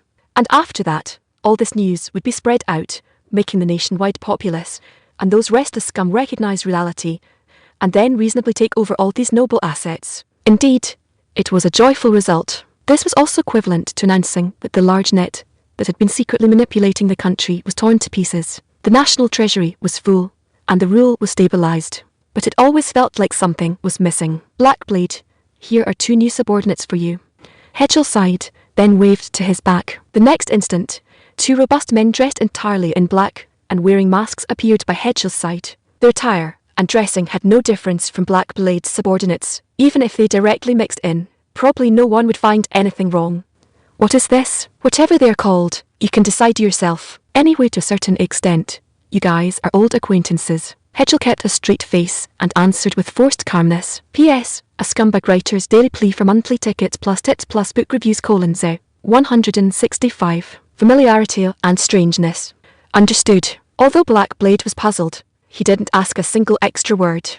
This was the etiquette a subject must understand. After that, split into 2 squads. One squad goes to the Riston Papal State to observe their latest trends. Report everything, down to the smallest detail, one by one. And the other squad goes to the Keviller Empire to investigate their latest battle situations and troop movements clearly for me. This is crucial for future strategic decisions. Do you understand? Hedgel looked at Blackblade and said with a solemn expression, "We will definitely complete the mission." Blackblade lowered his head deeper, with full confidence in his words. Tilda Miss Friel, is there anything you would like to drink? He eyes black tea okay. In Karenin's room, she was cautiously entertaining an uninvited guest. Actually, there's really no need to be so formal. I just happened to come here by chance. As long as you can chat with me, I'm already very satisfied. Friel sat in the chair, appearing a bit cramped and uneasy. Section 54. Well, I still need to provide the proper hospitality. Otherwise, it would make me look like I don't understand these manners at all, wouldn't it? Karenina, however, was still carefully pouring the tea, and her mood seemed to be pretty good. Miss Karenina, here, I would first like to thank you for providing the Empire with so many excellent weapons, otherwise we wouldn't have been able to wipe out the rebel parties so swiftly. To a certain extent, it can be said that you saved the Empire. Thank you for your contribution. 705u.com, first released by Reading Club. Friel, who really didn't know where to start the conversation, suddenly began to talk about this matter quite seriously, prompting Karenina's movements to pause abruptly for a moment.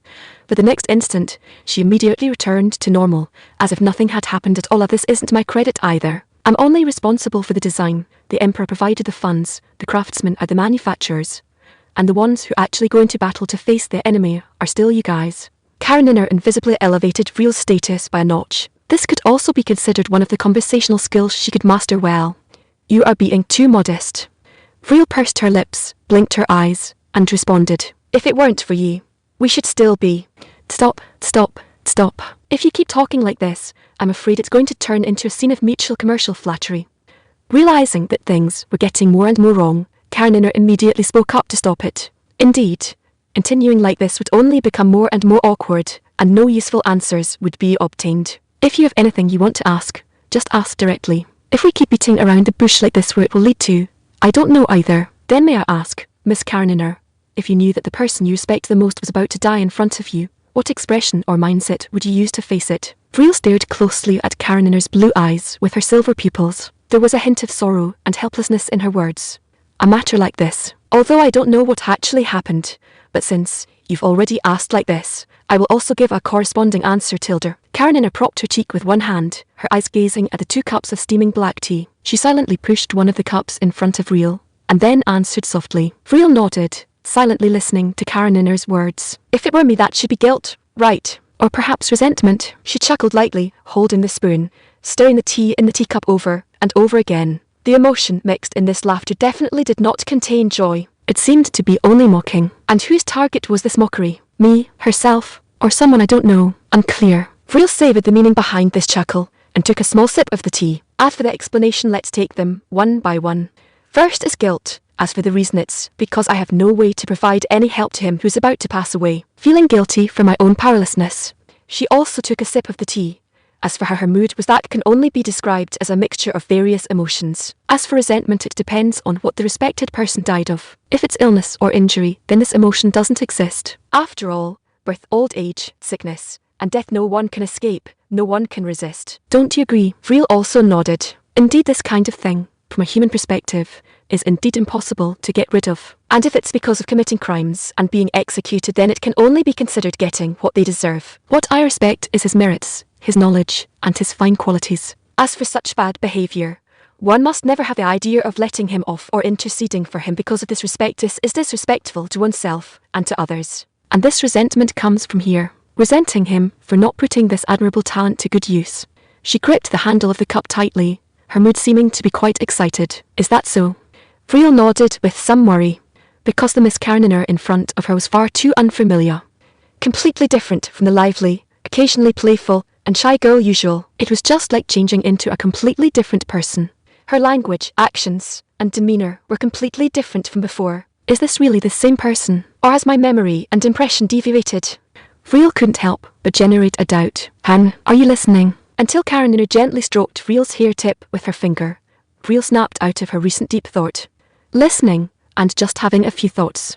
Vril said thoughtfully. Who, Tilda, that's good. Fortunately, what I said isn't all nonsense in your eyes, Tilda. She patted her chest, as if she was relieved. Then she picked up the teacup again, sipping it in small sips, looking very much like a hamster. So strange, really so strange. Vril asked involuntarily. Clearly right now she looked like just an ordinary, innocent, and carefree young girl.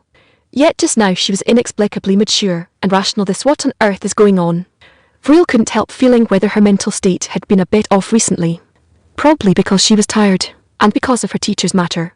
She hadn't been resting well all along. She comforted herself like this. If you're tired, you should hurry back to your room and rest. No matter how much I say, whether you can finally accept reality in the end still depends on yourself. Kareniner gently placed the teacup on the table and said to Vril with a smile, Can't she read minds? Vril couldn't help complaining inwardly. 166.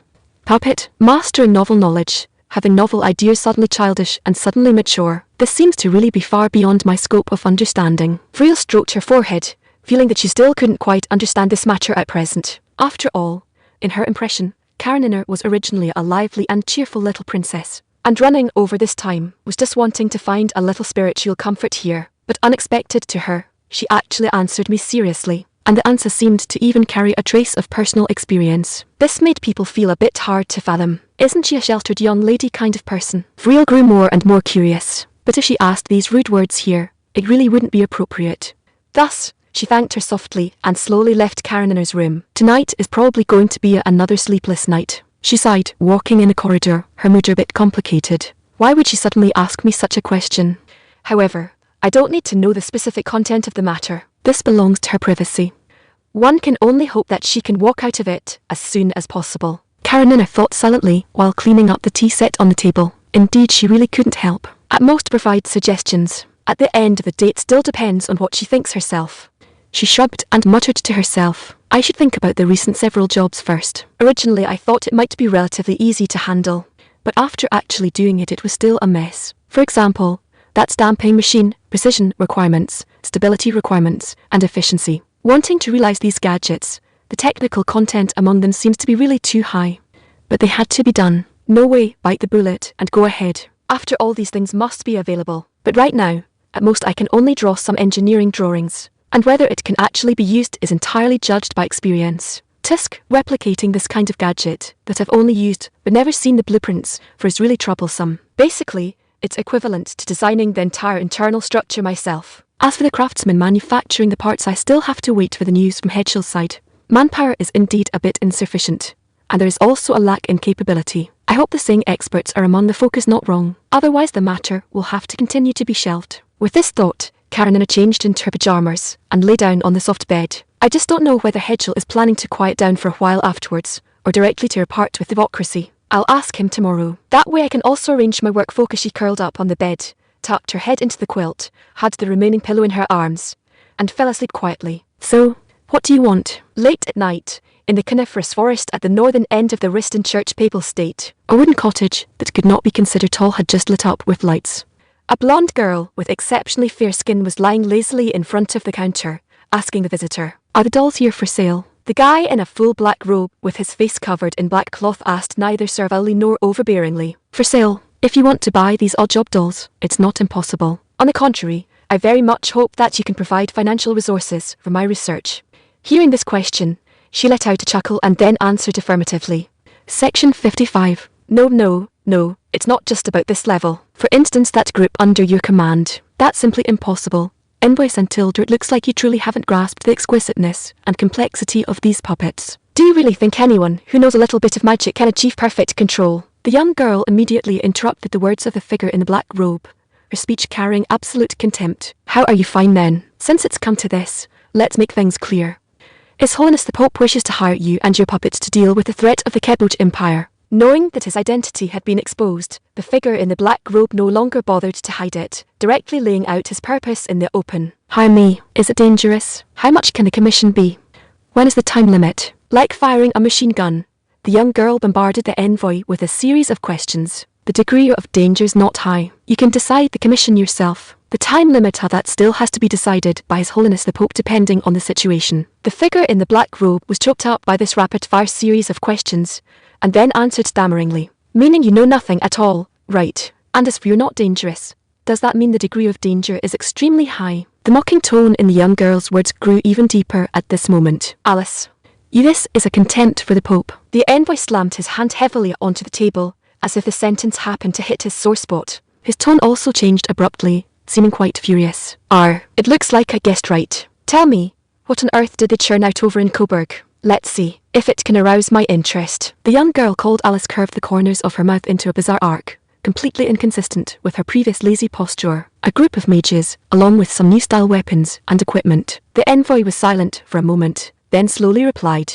"Mages? How is their strength?" Alice asked casually. "They can continuously use large-scale blasting magic." The envoy answered hesitantly. After all, that was all he knew. "Is it that magic with those mentally disabled mages of yours collapse and can't get up for a whole day after using it once? Watch your language." Pushed beyond his limit, the envoy slammed his hand heavily against the counter.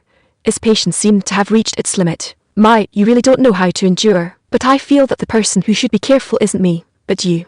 Alice, however, unhurriedly stood up from her chair in silence. And the next instant, a group of strangely dressed people suddenly appeared behind and in front of their envoy. They held bizarre weapons in their hands, and their clothes lacked any rationality, and the things in their hands were less like weapons, and more like the meat hooks hanging in a butcher shop. From the outside, they seemed no different from ordinary people, but if you carefully observed the various joints of their arms and the connection points of their fingers, one could easily discover that these fellows were all puppets. At this moment, a faint red light flickered in their eyes as they stepped forward and slowly approached the envoy. "Sorry, it was my fault." Compelled by this powerful sense of oppression, the envoy immediately chose the current optimal solution, yielding and slowly raised both hands. 167. Test. "Oh my Tilder, have you surrendered just like that?" Alice gently covered her mouth with her hand, her eyes filled with smiles. Was it mockery? Was it contempt? Or was it disdain? Or perhaps all three? The envoy didn't know, but one thing was certain. This fellow definitely didn't take him seriously at all.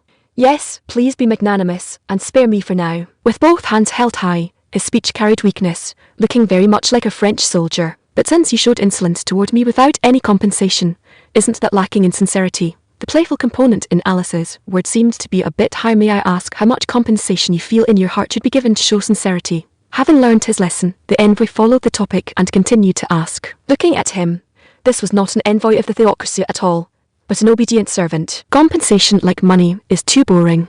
What I want is you." Alice chuckled, hee, her voice becoming increasingly distorted and frenzied. The envoy completely failed to understand what Alice was talking about. "What? Didn't understand? Then let me explain it to you. In other words, You should make a very good test target for puppets, right? She explained seemingly gently, but in reality the content of these words made one involuntarily feel a bone-chilling cold rising from the soles of their feet. Become a target for these fellows holding meat hooks. Are you kidding me? I'll die, right? I'll definitely die, right? I just received instructions from above, assigned to come and invite a master puppeteer out of seclusion. Risking my life for this kind of thing. It doesn't exist. Absolutely doesn't exist. I'm not a fool.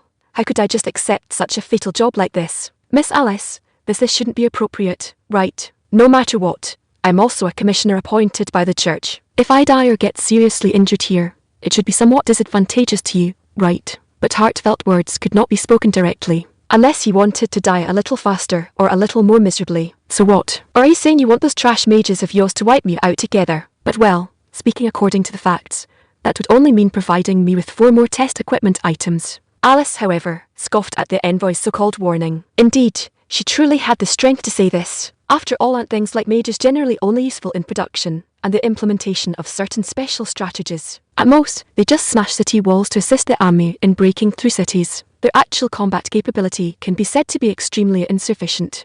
Varses of this level truly have no qualification whatsoever to challenge her. As for those knights, although she couldn't take them head-on, she only needed to take her puppets through this forest fire trails known only to her, and she could directly reach a neighbouring country. No matter how strong the theocracy was, could it reach its claws deep into the hinterlands of other countries. Furthermore, the theocracy currently still needed her help, making it even less possible to fall out with her over such a tiny envoy. Precisely because she saw things so thoroughly, she was so utterly unfazed. Afterwards, those puppet groups holding iron hooks moved on their own. Alice merely revealed a pleasant smile, then brought out a cup of tea from somewhere unknown, quietly watching all this as if her mood was exceptionally good. After all, it's rare to have a tester delivered right to one's doorstep. In the past, she could only rely on catching some wild beasts in this forest to serve as testing equipment for her puppets. But this time, a fellow with at least a bit of combat value had arrived. Naturally, she had to play with him properly. After all, having studied these puppets for so long, how could she not have a little bit of practical testing? Afterward, the man's heart-rending screams and the young girl's morbid laughter echoed through the forest in the middle of the night. Hey, are you going to honestly and dutifully carry out major rectifications domestically for this period, or are you preparing to break ties with the theocracy? Early in the morning, Karenina stood in an open space in the back garden of the imperial palace, asking Hedgel, who was still doing his morning exercise. Her mood at the moment could be described as quite bad. Indeed, she really didn't like exercising. Yet she had been forcibly dragged out of her room by someone. However, even though she was yanked and dragged out, she still had no intention of running together with Hedgel. She just stood in place the whole time, glaring at him angrily. Is this considered acting out of spite and purpose? Hedgel couldn't help raising this question in his heart. It depends on the situation. Mainly, we need to see the attitude of the papal state. If they behave themselves recently, I will focus my weight domestically. If they still want to stir up trouble everywhere, then I can only build up momentum in public opinion first, and then find an opportunity to defeat them in one fell swoop. Intelligence personnel have already been sent out to gather information, and we will get a conclusion very soon. Wiping the sweat from his forehead, Hedgel replied softly. And besides, how about moving around a bit yourself? Could it be that you plan to undergo photosynthesis here? Blah blah blah, Tilda, if you tell me to move, I move. Wouldn't I lose all my face? And when you dragged me out, I didn't agree, right? Karenina rolled her eyes, then replied, displeasedly. Since you're already here, wouldn't it be good to move around more? Hunkering down in your room all day long isn't a solution either. Your body is still very important. Stop. Exercise is the archenemy. Right now I just want to be a hikikomori hunkering down in my room all day long. What's wrong with being a shut-in? Karenina, however, had completely no intention of following up on Hedgel's words and refused cleanly and neatly. I really don't understand why you're so reluctant to move. Supporting his forehead, Hedgel sighed softly. It's not a question of being lazy or not. It's purely not wanting to move. And compared to running around all day, isn't a life of lying on a recliner and drinking a pot of black tea for half a day the most comfortable? Karenina suddenly uttered an inscrutable remark, stepping into old age life prematurely. Hedgel imagined that picture for a moment and felt this was probably something only retired workers who had no financial worries and dutiful children could manage to do. Putting it that way, it doesn't seem wrong either. Anyway, I just think this is pretty good right now. Where precisely it's good, I'm not clear either. Karenina seemed to want to find the source of this idea, but in the end, there was no clue whatsoever. Well, anyway, this kind of life cannot be realized for now anyway. Just honestly doing things is fine. In the end, Karenina still decided not to ponder this clueless matter anymore. Continuing to bicker with this Hedgel was the current primary task. 168. Purpose. Although I don't know what the reason for you to produce this kind of thought is. However, one thing is certain. Recently is going to be another busy period. Hedgel ultimately decided to puncture Karenina's current completely far-fetched idea for the time being. Indeed, a pot of tea, a chair, idling around in the sun for half a day. This kind of operation, from the current perspective, was basically impossible. Right now, it was about racing against time with the Northerners. Well, I am aware too. After all, I've also heard a bit about what you've done to these nobles recently. Karenina shrugged, seeming to have a clear idea about this. After all, with such a good reason, how could it be possible not to eradicate all these fellows? Originally, the former emperor of the Keboj Empire had already gradually reduced the power of the nobles to a very low level, but hindered by various sentiments and some traditional domestic thoughts. Section 56. They did not carry out a so-called de-aristocratization. After all, they believed that as long as these fellows had no soldiers and no power, and were left to do business and make money on their own, then everything would be fine. The result, these fellows used the capital in their hands to bribe officials in the imperial court. Then, using these high-ranking officials who held great power as a protective umbrella, they continued to stir up trouble, and as time went on, their behavior became increasingly reckless. For example, acts like keeping private soldiers could be said to be quite common, although the previous emperor also thought about dealing with these heinous fellows. Due to various entanglements of interests and the intervention of his subordinate officials, it could never be effectively implemented. But this time they were directly slapped with the label of rebellion, and then, without need for a trial, their heads were chopped off. With things handled like this, even if the remaining forces wanted to continue making trouble, there was nothing they could do. After all, the people are dead. No matter how much you jump around, it's useless. And it would only expose yourself. Could it be they were waiting for the emperor to settle accounts later? Of course not. It's better to be honest and disguise oneself as a positive image of someone who respects the emperor and loves the country. Along the way, they might even trample on their former master's corpse and spit a thick glob of phlegm on it to show their loyalty. That's more like it unless one is a complete idiot who would confront a regular army that has just won a battle. Clearly, they'd be tired of living. Therefore, even if they knew their master had been hacked to death, they didn't dare let out even a tiny sound. Some even packed up their things and slipped away immediately. That is the way of a smart person.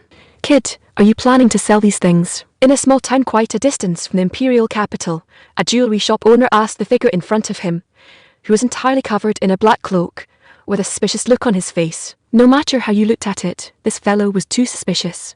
The entire body was covered in black fabric, and even the face had a layer of black cloth, and they were holding so much jewelry, saying they wanted to sell it. Just what was this fellow planning to do? Could it be some notorious bandit who ran here to fend stolen goods? The shop owner suddenly felt that this idea didn't seem impossible. Indeed, this fellow was truly too suspicious. Should I find an opportunity to report this to Lord Lovich, the security officer? But after thinking it over, he still decided to turn a blind eye. After all, if the person isn't a thief, but just a young person with photophobia, then I'd be slandering a good person.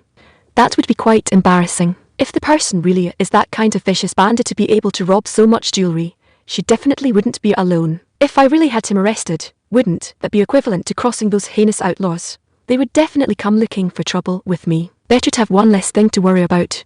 Just be honest and buy them at the normal price. After careful consideration, he decisively took the business. And the young person in black on the opposite side, is there something wrong with this owner's mental state? These are just very ordinary pieces of jewelry. Is it necessary to stare at them with a face that suddenly turns blue and then purple? Hayaki complained secretly in her heart. Indeed, these things were all just relatively crude jewelry. They were just travel expenses she had requested from some unwise bandits she encountered on her journey. Still have to walk for more than a day. Thinking of this, Hayaki couldn't help but sigh again. Although she had long been accustomed to long-distance travel, that didn't mean she liked this kind of physically and mentally exhausting toil. She just didn't know if she could find the thing she urgently needed in the imperial capital of the Keboj Empire. She didn't know well. She'd just treat it as trying her luck. Although she wasn't sure if the only Glor-class airship of the Yahalar Empire back then, Radiance, had crashed here in order to clear out those fellows who had mysteriously gone berserk back then, Yaharar ultimately ended up with the outcome of mutual destruction. Thinking of this, Hayaki's mood dropped quite a bit. However, in order to find equipment that could repair the wear and tear her body had suffered over all these years, she still had to come here and take a look. Maybe she could find it? After all, these limb joints that were already a bit inflexible were indeed quite uncomfortable. Hopefully, the magic furnace on Radiance hasn't completely shut down. Otherwise, I really wouldn't know how to find it. although she had found the approximate crash site of radiance in the abandoned military facilities of Yarar, which was near the capital of the Keboj Empire. But was it buried underground, or inside some mountain? She didn't know. Hopefully, the transmitter on it is still working. Though she also understood that this was an extravagant hope, and even if she found the wreckage of that airship, whether the facilities inside could still be used was also an unknown. But the ground facilities in the north were basically gone. The underground Biological Research Institute had also long been occupied by that group of people who knew nothing, and the useful equipment had long been ruined by those useless wastes. Hayaki curled her lip, her mood seemingly getting even worse. Kid, I'm talking to you. Are you listening? But a rough voice pulled her back to reality. Sorry, I was spacing out a bit. Is there a problem? Hayaki immediately remembered that she was currently selling jewelry. Really, all these things together come to 1 gold coin plus 3 silver coins and 2 copper coins. The jewelry shop owner said irritably, then handed her a small cloth bag. Thank you. And Hayaki shook the cloth bag, listening to the crisp sound of metal clashing, confirming whether what the owner said was true. Well, it couldn't be helped. I have to go and try right. Thinking of this, she gathered her spirits again and headed toward Ira City, the imperial capital. 166. The list the messenger sent over still hasn't sent any word back. Your Holiness, given her personality, that messenger has likely met an untimely end. In the central grand cathedral of the theocracy, a middle-aged woman dressed in dark purple mage robes with leather boots on her feet was kneeling before the Pope, softly reporting her deductions. Is that so then? What should be done next? The Pope stroked his white beard, which wasn't exactly thick, and after some thought, he spoke to the mage below the platform. Indeed, he was still a bit displeased by this. After all, she even dared to directly kill a messenger he had appointed. This was no different from challenging his authority as the Pope. But currently, he was the one asking for help from this master dollmaker. If he really fell out with her, his side could say they would gain nothing at all. Furthermore, if she were pushed into the territory of the opposing Keboj Empire, that would truly be even more troublesome. Going to an enemy's home to find a helper, under circumstances where there is no feasibility, that is an act only a madman would commit. Let me go and try.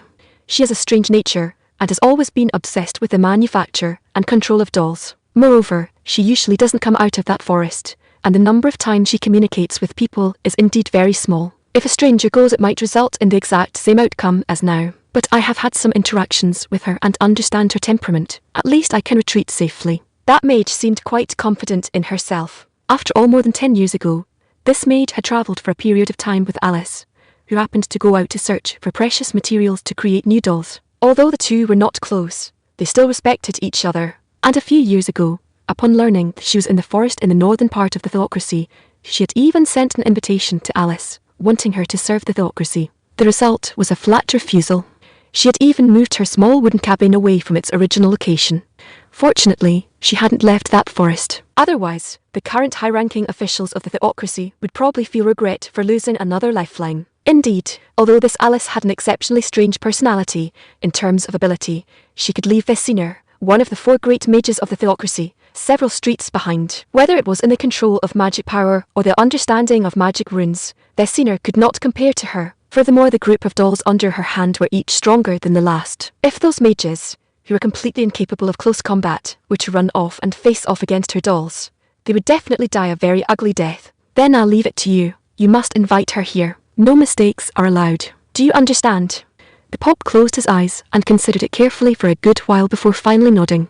Well, since she can protect herself, then let her go and try. As you command. Vesina lowered her head deeply, and then slowly stood up.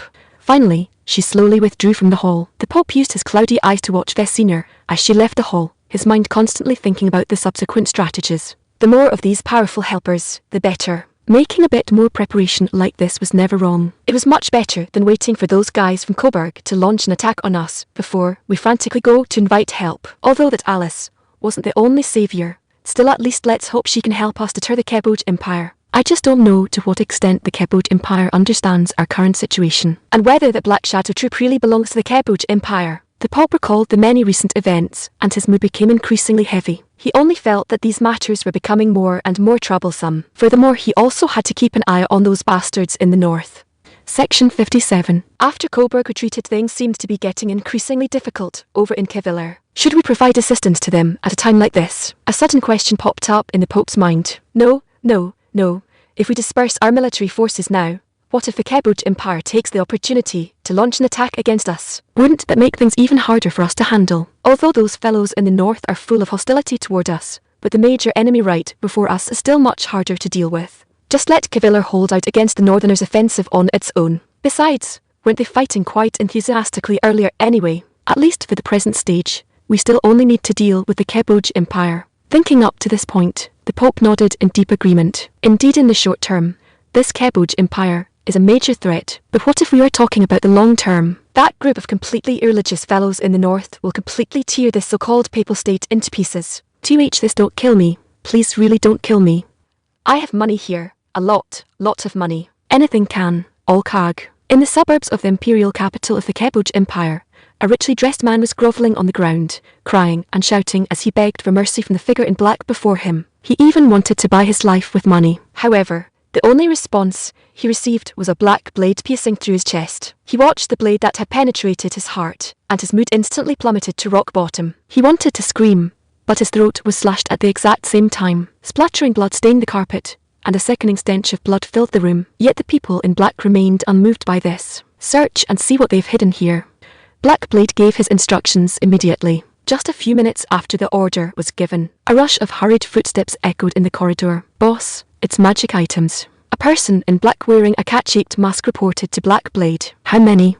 Black Blade frowned slightly and asked in a low voice. At least 60 large crates. The man with the cat mask said in a low voice, filled with joy. It's a big case. Take all the accounts here, and leave a group to guard the items.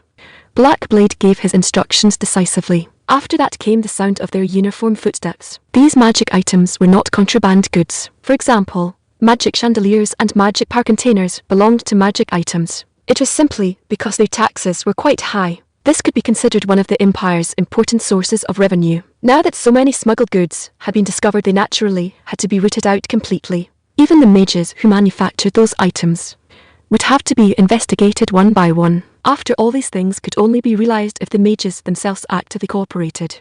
If they only arrested those troublemaking nobles and elites while exercising no control over the source of production, there would definitely be no shortage of fellows taking desperate risks for profit. Therefore, by then, several mages within the city would surely be investigated in detail. Black Blade silently added a few more names to the list. 170. Rejection. The goddess's words are very clear. Asylum does not exist. She can only point the way for everyone, and not like the deities of friendly religions who bestow so-called grace and protection. Everyone, please return. Kalanza stood on the platform in the church hall, speaking to the dozen or so men and women dressed in extreme luxury below. We can pay money. Pay a lot of money. We beg you to allow us to stay temporarily in this church. One of the women fell straight to her knees, her voice laced with a sob as she spoke earnestly. Please return. This is not a sanctuary. Kalanza's attitude, however, was exceptionally resolute. After all, she was also clear on why these fellows had run here to seek protection. Because this was a sacred church, even Hedgel would find it somewhat difficult to directly kill people here. Doing so would be a desecration of the deity, and would anger all believers in this religion. The reason they wanted to hand over a huge sum of money was simply to scrape by and survive here, waiting for the storm to blow over before escaping outside again. However, neither Kalanza nor the other missionaries in the church would ever allow this kind of behaviour. Because these fellows were criminals. The church had never been such a place that harboured filth and accommodated dirt. She had heard before that churches of the Western Church would take in criminals of this sort. However, rumours were rumours after all, and whether they were credible was another matter. As for something that absolutely could not be done, Kalanza naturally knew where she stood. No way. We are just going to stick around right here. Another heavily made-up old woman simply slumped down on the ground directly. As for the remaining fellows, they followed her, acting like a group of scoundrels, sprawling crookedly, leaning against stone pillars or lying on the ground. The whole scene looked quite ominous, and Kalanza didn't want to say much more. After all, words of warning had already been spoken countless times earlier. Yet they still showed no signs of leaving this place. Moreover, they also displayed considerable hostility toward her. If it weren't for the fact that this was still the centre of the church, wouldn't this group of scummy trash have already started shoving or beating her? Kalanza coldly swept her gaze over the sprawling good-for-nothings below, and her mood seemed to become even more ominous. If you all do not intend to leave this place and still attempt further radical actions, we will resort to extreme measures. Please weigh the pros and cons and leave as soon as possible. Although Kalanza's heart was already full of displeasure, she still used as gentle a tone as possible to admonish the scum below. If you want to go report Hedgel, That unscrupulous tyrant. Then go ahead and do it. Anyway, they wouldn't dare let the army intervene either, otherwise, wouldn't that be slapping your goddess in the face? I don't believe that you and your goddess would let them come in and drag us away. A male noble leaning against a stone pillar, however, didn't care at all, and even viciously spat a mouthful of phlegm onto the carpet. This couldn't help but make Kalanzar's brow furrow even deeper. Mind your words and actions. I said we are not a friendly religion, and will not provide asylum for anyone. If you all insist on making a scene here unreasonably. Kalanzar's gaze locked. Then you can only blame Goddess for showing no mercy. As soon as her voice fell, the goddess statue behind Kalanzar emitted a dazzling light. This dazzling golden brilliance made those scoundrels unable to even open their eyes. And when they managed to force their eyes open again, they found themselves outside the church's perimeter walls. When they hurriedly tried to rush back into the church to seek protection, they discovered that the moment their leading foot stepped into the church's territory, in the next instant, they would immediately be sent back to their original spots. They tried over and over again, but the results were ultimately futile, until they collapsed in exhaustion onto the ground, which was slightly scorched and hot from the sun. They decided to change to another church. It wasn't that they were asking for trouble by constantly wanting to enter this goddess church to seek protection. Rather, the requirements given by the Riston church were simply too harsh. This was basically coming straight for their money. 4,000 gold coins per person. What kind of concept was that? This was wanting to drain all of their wealth dry. Besides, how could they possibly carry 4,000 gold coins on their bodies? They had just fled with their prepared emergency funds the moment they caught wind of the situation. No matter what, they simply couldn't produce that much money. They couldn't go to the Riston church and the goddess church wouldn't provide asylum. Well, they'd better leave the city early and seek protection at the small churches in the suburbs. Thinking of this, they immediately wanted to drive their already exhausted bodies, wanting to instantly get out of the city and find a way to live. However, a group of Imperial Guard soldiers suddenly appearing from the street corner instantly shattered their illusions. Run, run. They used all four limbs, running desperately through the street with all their might. Their dishevelled posture, rather than calling them nobles or wealthy merchants, it was more like a pack of stray dogs running for their lives wildly in the wilderness. As for that group of Imperial Guards, they followed unhurriedly and firmly behind. Rather than calling this a chase, it was more like a stroll that couldn't even compare to jogging, because this group of stray dogs was simply too slow. After all, how could fellows, who had always lived pampered and wealthy lives, possibly have good physical stamina? Besides, this should be their top speed, right? Just 2 minutes later, that group of stray dogs collapsed directly onto the ground, gasping heavily. Their faces and hands had already developed multiple abrasions and scratches. Their originally gorgeous clothes had long since wrinkled into pickled vegetables. Even their shoes and socks had fallen off along the way, looking exceptionally ridiculous and comical. Yet they still drove their arms and fingers to move forward, because they knew what they would face if they stopped. Could this also be considered the desire to survive? Section 58. But the soldiers showed no pity for these scum, because while they were shedding blood on the front lines, what were these guys doing? Diverting supplies that belonged to the soldiers and finding every way to send them to their enemies. Besides, with the fine clothes on their backs and the pale fat on their bodies, how much of the people's blood and sweat had they drained? How much of the nation's lifeblood had they sucked away? Probably only they themselves knew. Could this be tolerated? Did such scum deserve any mercy? Naturally not. Therefore, the soldiers merely glared at these wretched creatures with utter hatred, bound them securely, and escorted them to the prison. Throughout the way, their squealing and shrieking like pigs being slaughtered never stopped for a single moment. They truly got what they deserved. 171. Arrest. As expected, it's easier said than done. The craftsmanship and drive mechanisms of these things are way too troublesome. In a basement within the Imperial capital, Karenina looked at the jammed gear and the drive shaft showing faint cracks, her mood understandably grim. These small gears always mess up when meshing together. After all, human hands lack mechanical precision. Besides, the material strength is still insufficient. If we rely entirely on that little guy, our productivity will definitely fall short. Karenina's complexion looked rather dark as well. Indeed, these were problems she truly couldn't solve right now. When speaking of structural strength, it inevitably involved alloys and casting processes. But the problem right now was that those rare metals that could be added to molten iron to form alloys even exist here. Even if they did exist, could they obtain them at high purity? Not to mention they didn't even know how to distinguish these metallic elements yet. After all, Karenina hadn't studied mining in the past, and as for the craftsmanship issue, that wasn't her area of expertise either. At most, due to the unique nature of her previous job, she knew a tiny bit of surface knowledge. Expecting her to act as a metallurgist was completely out of the question. It seems I can only rely on him for problems I have absolutely no way to solve myself. Karenina looked at the machine in front of her, which she had disassembled once again, feeling somewhat gloomy. The design of the transmission mechanism from a current perspective, there was indeed nothing wrong with it, at least until the gears broke due to improper meshing or poor materials. Everything ran normally. Tusk, to be honest,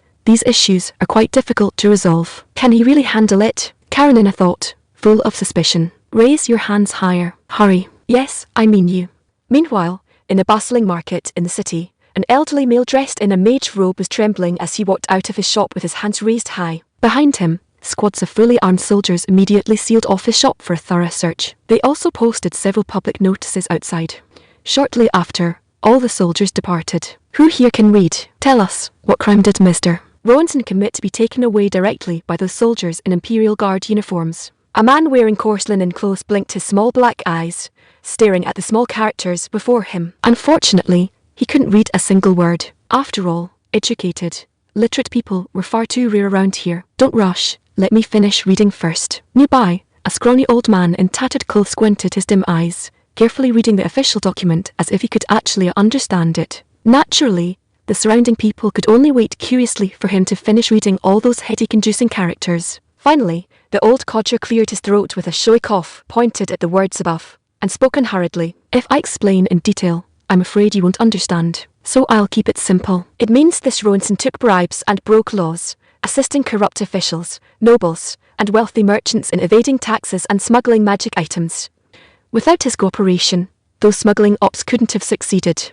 Therefore, Rowanson is being detained for now, awaiting trial. The old codger delivered the explanation with vivid emotion, seemingly in a splendid mood. Beneath the notice, the crowd of onlookers exploded into chatter. Smuggling, simply put, meant paying no taxes. For something like this, if the amount was huge, heads would roll. Had Rowanson not made enough money usually? Normally, whenever anyone in the neighbourhood broke a chandelier, they had to go to him.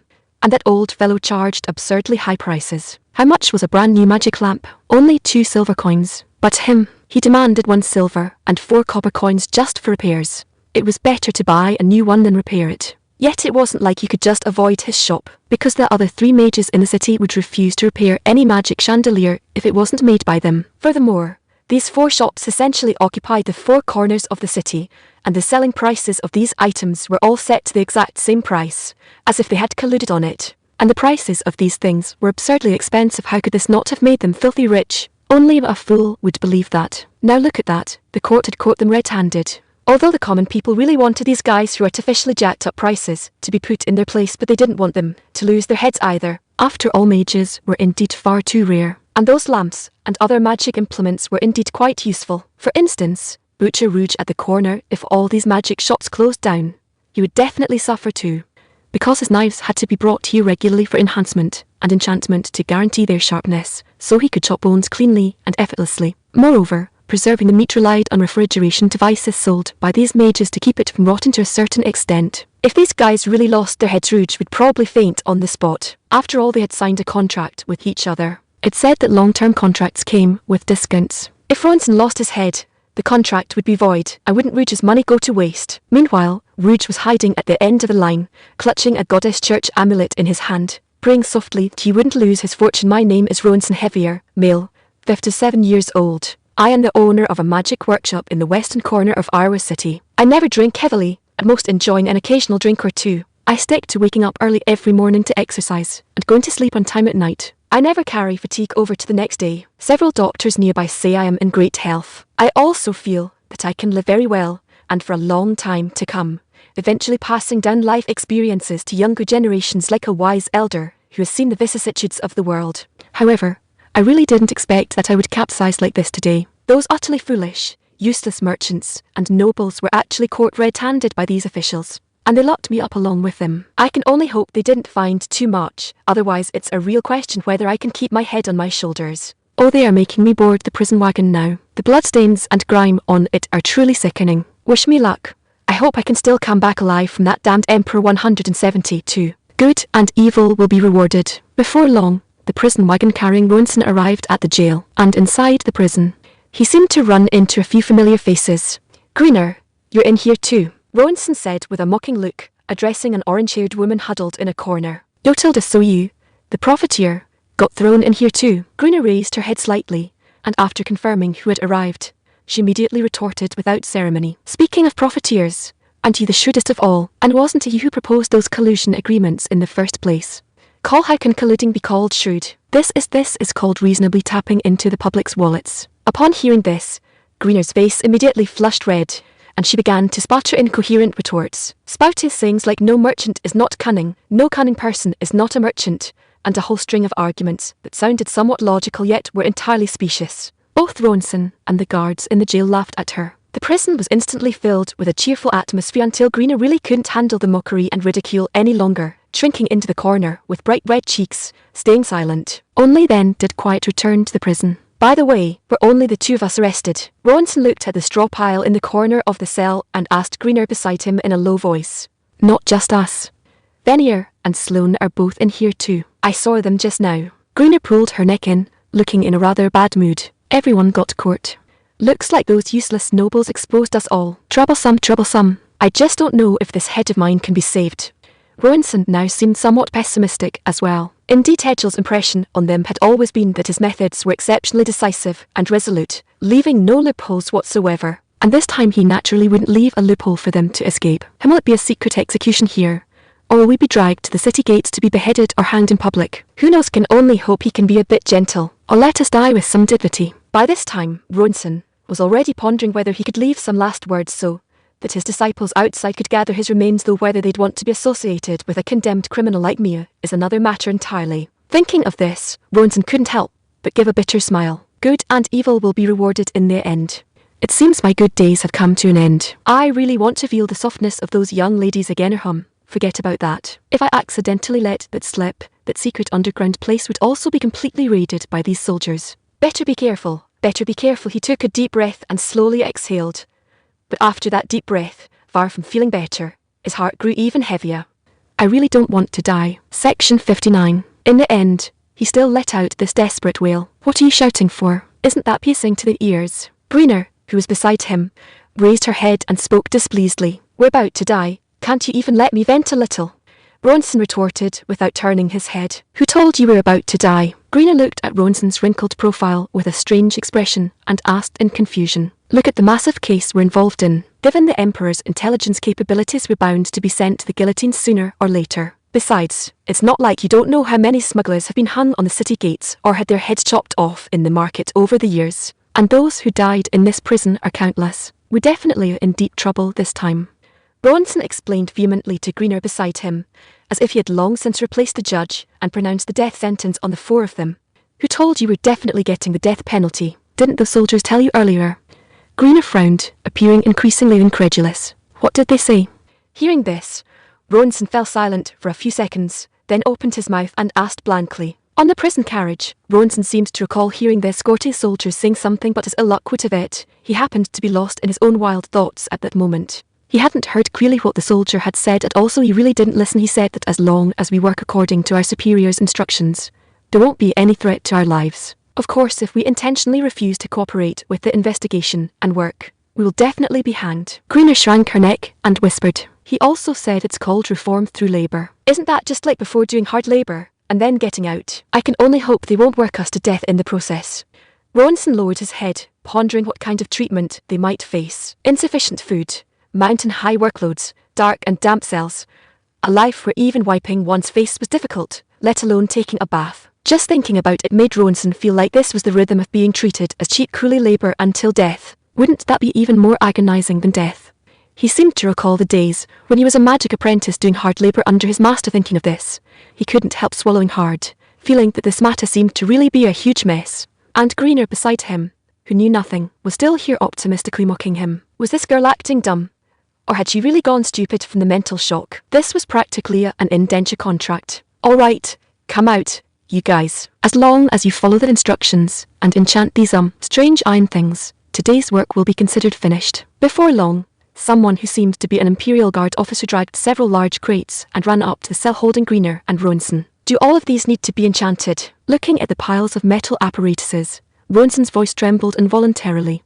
"Yes, once you handle all of these, today's work is done, and you can rest." The officer flashed a strange smile, pushed open the cell door, and shoved all the wooden crates inside. "By the way, we'll perform random inspections on the strength of these items from time to time. If the strength fails to meet standards, I'm sure you know what punishment you'll face." Well then, good luck to you all. With that, the officer walked out of the prison without looking back, leaving Greener and Ronson inside the cell staring foolishly at the metal parts scattered across the ground. Good and evil always get their due in the end. It's not that there's no retribution, just that the time hasn't come yet. That was probably how it went. 173.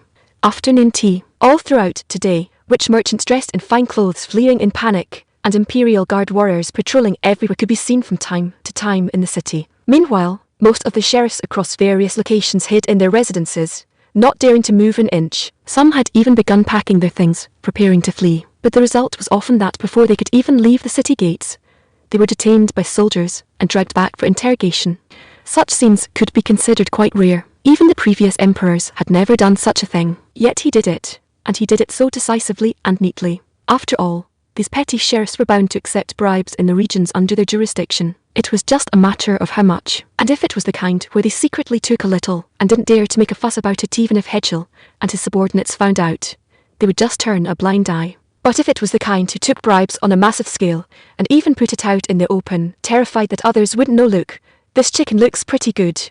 How about we? As for those who wanted to run away, they naturally had to be punished with the harshest methods. This time could be considered a multifaceted sweep of both high-level and grassroots ranks. As for the middle level, for the time being, they couldn't be touched recklessly. Moving them would cause deep damage to the foundation. At the very least, they had to wait until enough people who could replace those scumbags were available before they could start dealing with them. Because right now, the country still needed them to work their lives away. Naturally, on this day, it could be said that no place in the city was quiet, but the common people were all delighted by this. After all, who wouldn't be happy after clearing out these social pests and removing these officials who lorded over their heads? If nothing else, just the so-called protection money alone would likely be reduced by a lot in the future. How could this not make people happy? Moreover, rumour had it that tomorrow the Emperor would broadcast policies again through the device set up in the centre of the city. Last time, the farmers had gained a lot of benefits from it, and this time who would be the beneficiaries? Many people in the city were looking forward to it with great anticipation. I really hope we get better welfare policies than those mud-legged peasants. This was the thought in their hearts. You've already written the draft, suddenly announcing another national broadcast for tomorrow. I really don't get what you're trying to do. During afternoon tea time, Karen rarely had tea and snacks with Hedgel in the Rue Garden. It wasn't that Hedgel didn't invite her, but simply because there really was seldom such free time recently. After all, during the previous period, he was constantly gathering and organising dirt on those grand nobles and high officials, as well as untangling their extraordinarily tangled and troublesome connections. There was simply no time to organise these things. Today, however, happened to be a coincidence. On Hedgel's side, matters were handled. On Karenin's side, her work was temporarily stalled. To put it bluntly, it was still because there were no suitable craftsmen to manufacture machine parts, along with sudden ideas. With multiple reasons piling up, this afternoon tea happened so coincidentally. I plan to recruit a new batch of low-level officials in the imperial capital to fill the vacancies, while also gathering a group of artisans to build a steel plant. As for compensation, room and board included, plus 2 silver coins a month. After all, the confidentiality level of this thing isn't as high as the armory, so it's normal for the pay to be a bit worse. But even so, it's far more money than what those artisans currently on the brink of bankruptcy can make in a month. Hedgel took a sip of black tea and answered in a relaxed mood. And as for the craftsmen you need, I will also do my best to help you find them. Besides, looking at your expression, I can tell your current mood is quite bad. Wow, is it really written all over my face? Hearing this, Karenina hurriedly put down her teacup and began tugging at the skin on her own face. She seemed to think that as long as she stretched her facial muscles loose, this strange expression wouldn't continue to show. But viewing this from Hedgel's perspective, why did it feel so silly, especially that strange expression when pulling her skin? It really looked both silly and cute.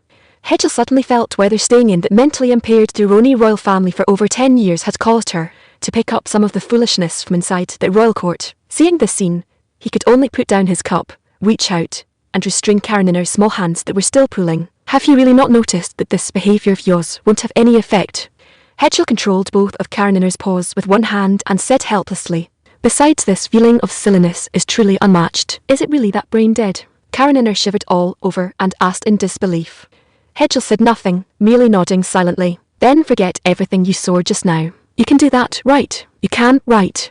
Realising that she had seemingly just lost her mind, her eyes immediately sparkled with little stars as she begged Hedgel. But Hedgel didn't want to give in so easily, and then he shook his head silently, the joy in his heart self-evident. Fine then, I'll make you forget through physical means. Getting this answer, Kareninner's face instantly darkened, and the struggling of her two pores gradually increased, and after 2 or 3 minutes, she gave up. Well, she gave up in a not-so-decisive manner. After all those few minutes of struggling yielded no results other than draining her physical strength. After all, Hedgel had been firmly holding on to her little paws all along. "Hey, I'm not moving anymore, so be a dear and let go of my hands. How about it?" Her face was bright red, gasping lightly in small breaths, and she spoke with a face full of weariness. "Then didn't you say just now that as the big boss, you were going to educate your little brother?" Hedgel barely held back his intense amusement as he recited word for word what Kareninner had shouted earlier. "I was wrong. Let me off this time. How about it?" "Then that brings up the question, how many times have you said this line now?" Hedgel said relentlessly. "The last time." Kareninner continued to play dumb. "All right then. This is the last time, so there should be a corresponding punishment in the future. What do you think?" Section 60. Hedgel showed a dangerous smile and gently let go of Kareninner's small hand. Fine. Forced by circumstances, she still accepted the proposal. In her heart, however, she thought, "I am never letting this guy control me again. Set whatever conditions you want, as long as I don't break the rules." Meanwhile, Hedgel savoured the enticing scent of her gasps from a moment ago, and the soft touch of her small hand, smiling without a word. "P.S. I wonder how many people have read up to this point. Z. Could everyone please drop a comment to sound off right here in the comment section behind this sentence? Thank you." 174. Seeing the guest out. "What are you smiling at?" Seeing Hedgel's eerie smile, Kareninner instantly lost her composure. After all, this smile inexplicably gave her the creeps. She felt like she was being targeted by a predator. "It must be an illusion, right?" She comforted herself this way. "After all, I should be the predator here." She even made such a completely self-deluded statement in her heart. "It's nothing. I just think this is probably the result of me dragging you out this morning, only for you to stand there doing photosynthesis instead." Hedgel did not speak his true thoughts directly, playing it down instead. It wasn't that he was afraid Kareninner would suddenly blow her top, but rather he felt that steering her thoughts in this direction would definitely lead to far more interesting things. That's not my fault. It's just that my body didn't want to move beyond my control. This is entirely this body's fault. Yes, that's it." Kareninner puffed up her cheeks, her face bulging as she began to defend herself in a seemingly shameless manner. "Your way of making excuses is certainly novel. Never mind. Let's drop it for now. Anyway, you should find a way to strengthen your weak body, or else anyone could easily pin you down and wipe the floor with you." Hedgel picked up a pastry and unhurriedly began to eat it. Kareninner, on the other hand, sighed softly, feeling that this issue might be difficult to solve. After all, whether in the past or now, she had never really liked going outside and moving around. Aside from necessary work to make a living, she preferred curling up in her own little rundown house. "I'll think about it." In the end, she chose to compromise to some extent. After all, she also understood that he was doing it for her own good. But this body was always out of her control, always wanting to lazily lie on the bed or slump in a chair. What on earth was going on? Narcolepsy. Kareninner started overthinking again. Meanwhile, Hedgel took a sip of tea, watching Kareninner, whose face opposite him turned pale green, purple, and occasionally flushed red with a strange expression, remaining silent. "Why do all of you love coming at night? Do you dislike discussing things with me openly and honestly that much?" Though it's not like I would agree anyway. It was still the small wooden cabin in the northern part of the theocracy. Alice poured a cup of black tea for this senior in front of her. Without saying much, she sat across the table, coldly staring at the half of the senior's face hidden under her major robe. "Besides, covering your face in front of me, do you feel like you aren't worthy of appearing before me? Then I really must say, you aren't." Her words carried a touch of displeasure. Apologies, I'm just used to wearing it and couldn't react in time. Besides, it's because I care so much about you that I wanted to reach you as quickly as possible to talk in detail. I think we can still discuss these matters a bit further." The senior forced a smile and said to Alice sitting opposite her. Although she knew these words were nonsense and lacked any logic, she still had to force a smile and answer the puppeteer before her. "If you want to hire me as a thug, the fee won't be low. Also, any losses I suffer must be compensated by you. Not only that, even if I agree, I won't go with you to the centre of the theocracy. I will only stay in this forest. If you need me, I'll only step out to give you a hand." Alice immediately put forth her conditions. I think we can discuss this a bit further." The senior seemed to find these conditions somewhat hard to accept. Rather than saying she didn't accept them, it was more like the Pope behind her wouldn't accept them. To hire someone without even being able to bring them back, and on top of that, having so many harsh conditions proposed. You should know that those puppets were extremely precious. If even one broke, it would make the Pope curse like crazy. What's more, Alice even said all the puppets damaged in battle must be compensated by them. Furthermore, in this way, the Pope's dignity would be compromised. After all, For a mage to dare contradict the Pope so directly, anyone in that position would feel uncomfortable. But they had no idea just how useful Alice was. If the Pope was truly willing to spend heavily to acquire such a powerful helper, at least it could guarantee a deterrence against the Keboj Empire. Then we have nothing more to talk about.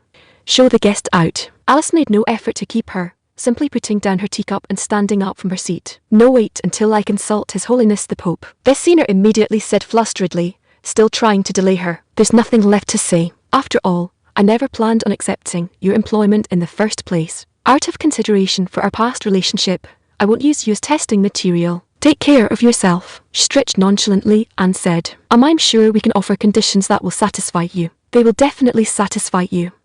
Realizing that Alice had lost all patience to continue discussing these matters, Vesina seemed to want to keep pestering her, but Alice was not polite at all. She picked up the cup of still hot black tea and splashed it mercilessly onto Vesina's face. Vesina shrieked shrilly, clutching her old, already somewhat wrinkled face, tumbling off the chair onto the floor, wailing and screaming in pain. Yet Alice felt no pity for this woman she had spent some time with.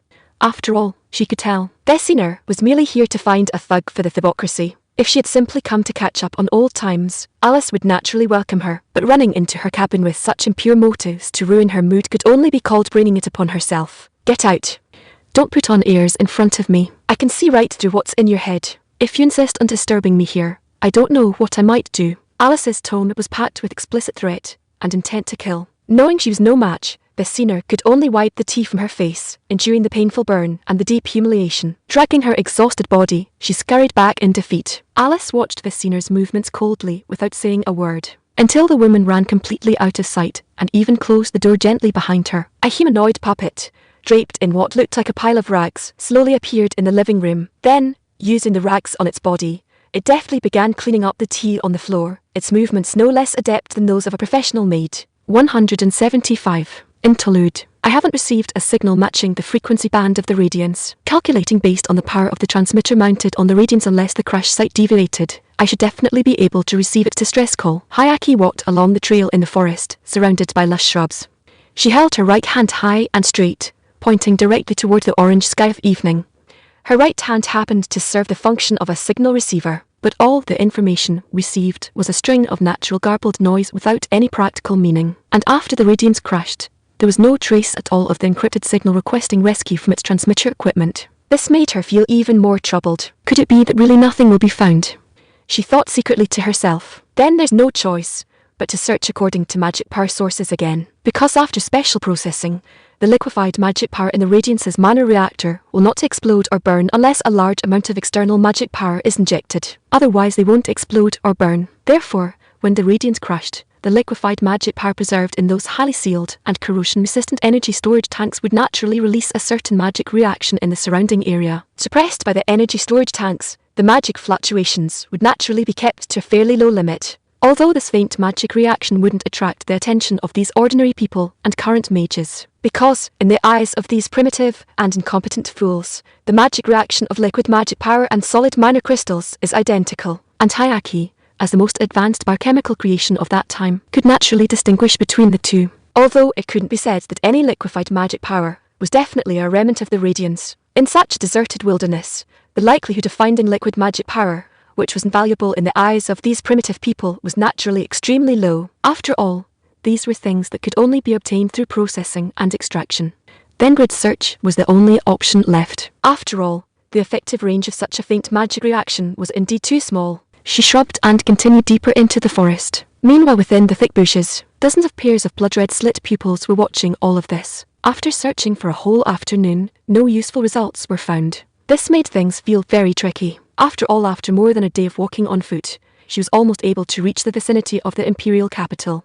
Yet there was still no trace. Could it be that I really have to just break down and scrap in the wilderness? Thinking of this, she couldn't help but give a bitter smile. Although it wasn't impossible for her, as a single person, to breach some of the Northerners' military facilities to search for materials and equipment to repair her body, she didn't want to do it, because doing so would inevitably mean killing people. And now if she found the wreckage of the airship and could discover useful instruments, then she wouldn't have to clash head-on with those guys from the north. Section 61. She stared at the newly lit campfire, seemingly recalling something. She listened to the crackling of the burning branches and felt the faint, disordered footsteps coming from behind her. She sighed softly and took off her gloves. Under the bright firelight, her hands had already begun to change. The surface of her skin was rapidly covered with white scales, reflecting an orange glow under the reddish-orange firelight. Their shape gradually became tough and fierce. In just a few seconds, what were once soft, pale hands had transformed into the clawed forelimbs of an unknown creature. Then, she casually swiped a claw backward. Accompanied by a chilling sound of cutting air, the razor-sharp claw mercilessly pierced into a soft body. Immediately after came a mournful wolf howl. The struck wolf slammed heavily against a nearby tree trunk, then slowly slid to the ground with a pained whimper. Hayaki slowly turned around, letting out a cold snort as she looked at the swarms of red eyes before her. A flash of boredom passed to her pale golden eyes, which had long since turned into slit pupils. For the next few minutes, the forest was filled with the miserable wails of the wolf-pack Tusk. You've all heard, right? Today the Emperor said he wants to recruit a batch of people with handcraft experience. So tell me, can us brothers go make some money? It was still an inconspicuous little tavern on the outskirts of the imperial capital. At this moment, burly men gathered in groups of 2s and 3s, drinking wine, eating food, relieving stress, sharing news, and preparing to make a living tomorrow. Though life was passable day by day, having no spare cash on hand really didn't feel good. So, they prepared to take this opportunity to earn a bit of cash. Wasn't there a job before? The one that paid 4 silver coins a month. Now the pay has been cut in half. If I'd known, I would have signed up back then. I'd be rolling in money right now. Meanwhile, a shirtless guy nearby felt a bit regretful. That's not right. This time they didn't say anything about restricting our freedom. They made it clear that as long as we want, we can off-shift as soon as time's up every afternoon. Though if you're willing to work overtime, there's an extra silver coin stipend each month. Counting it like that, overtime seems even more worth it. But the man who spoke earlier kept popping peanuts into his mouth, lost in thought. What's wrong with that? If you're not allowed to come have a couple of drinks at night, how many days could your alcohol craving hold out? Better to be honest, save some money, go back to the countryside, and find a good wife. Finding a woman here is way too expensive. A man across the table said loudly while drinking. Exactly, way too expensive. Going to Grosso's once costs at least a copper coin even for the worst quality. Who can afford that? A guy who was already drunk yelled at the tattered ceiling at the top of his lungs, making the whole tavern burst into laughter. If you don't have money, just don't go. Is there any need? Going there once probably wipes out half a month of your savings. Instead of having a moment of fun there, isn't it more comfortable to drink a little wine and eat good food every day? Don't tell me you live every day just for that one night every half month. Give me a break. Mocking remarks like these were heard all around. Indeed, for people like them who hauled cargo and worked odd jobs to get by every day, being fed and warm was good enough. Why overthink things? 176. Discovery. Few dealt with. In the dark forest, Hayaki quietly buried all the magic wolves she'd killed with a couple of claw strikes. Well, they could only blame themselves for failing to distinguish who was the prey and who was the predator. Besides, if the meat of these wolves wasn't so unpalatable after being contaminated by those things, she might have just started a barbecue. As for why she buried the remains of these magic wolves in the dirt, she was merely worried that their corpses would become a breeding ground for pathogens. Although she felt a certain guilt toward the species of humans, however, that didn't mean she would hesitate to grant death to other creatures that threatened her life. Well, let's tidy up these things, and then keep walking forward. It seems, well, I can only say it seems like there's a large minor reaction source ahead. Packing her belongings, she extinguished the fire she had lit not long ago, and in the pitch blackness, she silently enabled night vision mode. Everything around her appeared as bright as day in her eyes right now. Although the energy consumption was a bit high, this was the only option for now. She sighed silently in her heart. Anyway, if nothing went wrong, there should be some magic crystal mines over there. When the time came, she could just grab some magic crystals over there and absorb them. Comforting herself like this in her mind, she pushed aside the dense branches in front of her and stepped over the tangled tree roots underfoot. She walked toward that strange minor source. The closer she got to that minor source, the more she felt this feeling was quite suspicious. Too strong. This minor reaction was simply too strong. She marveled secretly. Originally, she had thought that with this fluctuation intensity, she ought to be very close to the magic crystal mine. But as she approached step by step, she discovered this powerful force made her swallow hard involuntarily. What on earth was going on? If such a magic crystal mine really existed, Yarar should have started excavating it long ago. Why was it left until now? Incomprehensible. She couldn't understand what this situation was at all. Let me get a bit closer to take a look. With this doubt in mind, she continued toward the target direction. As she moved further ahead, there were fewer and fewer trees blocking her path. How did the surroundings suddenly become entirely made of stone? She frowned, feeling that things were increasingly exceeding her expectations. Moreover, at this point, the intensity of the minor reaction had long exceeded that of most devices she had previously come into contact with. just how many magic crystals were piled up here. Not only that, but the purity of these magic crystals had to be extremely higher as well. Otherwise, it wouldn't be able to produce a mana reaction of this scale within this range. Could it be some top-secret research facility of Yarahar? But according to the information from the Military Department Supreme Command Terminal, there are no related facilities here at all. And it's just a hub for light industry. She scratched her head with her small hand, which had already reverted to human form, while searching through relevant data in her mind. But she couldn't find any relevant clues. It couldn't possibly be some huge thing cooked up by the Kebuj Empire, right? Such a hypothesis suddenly popped into her head. No.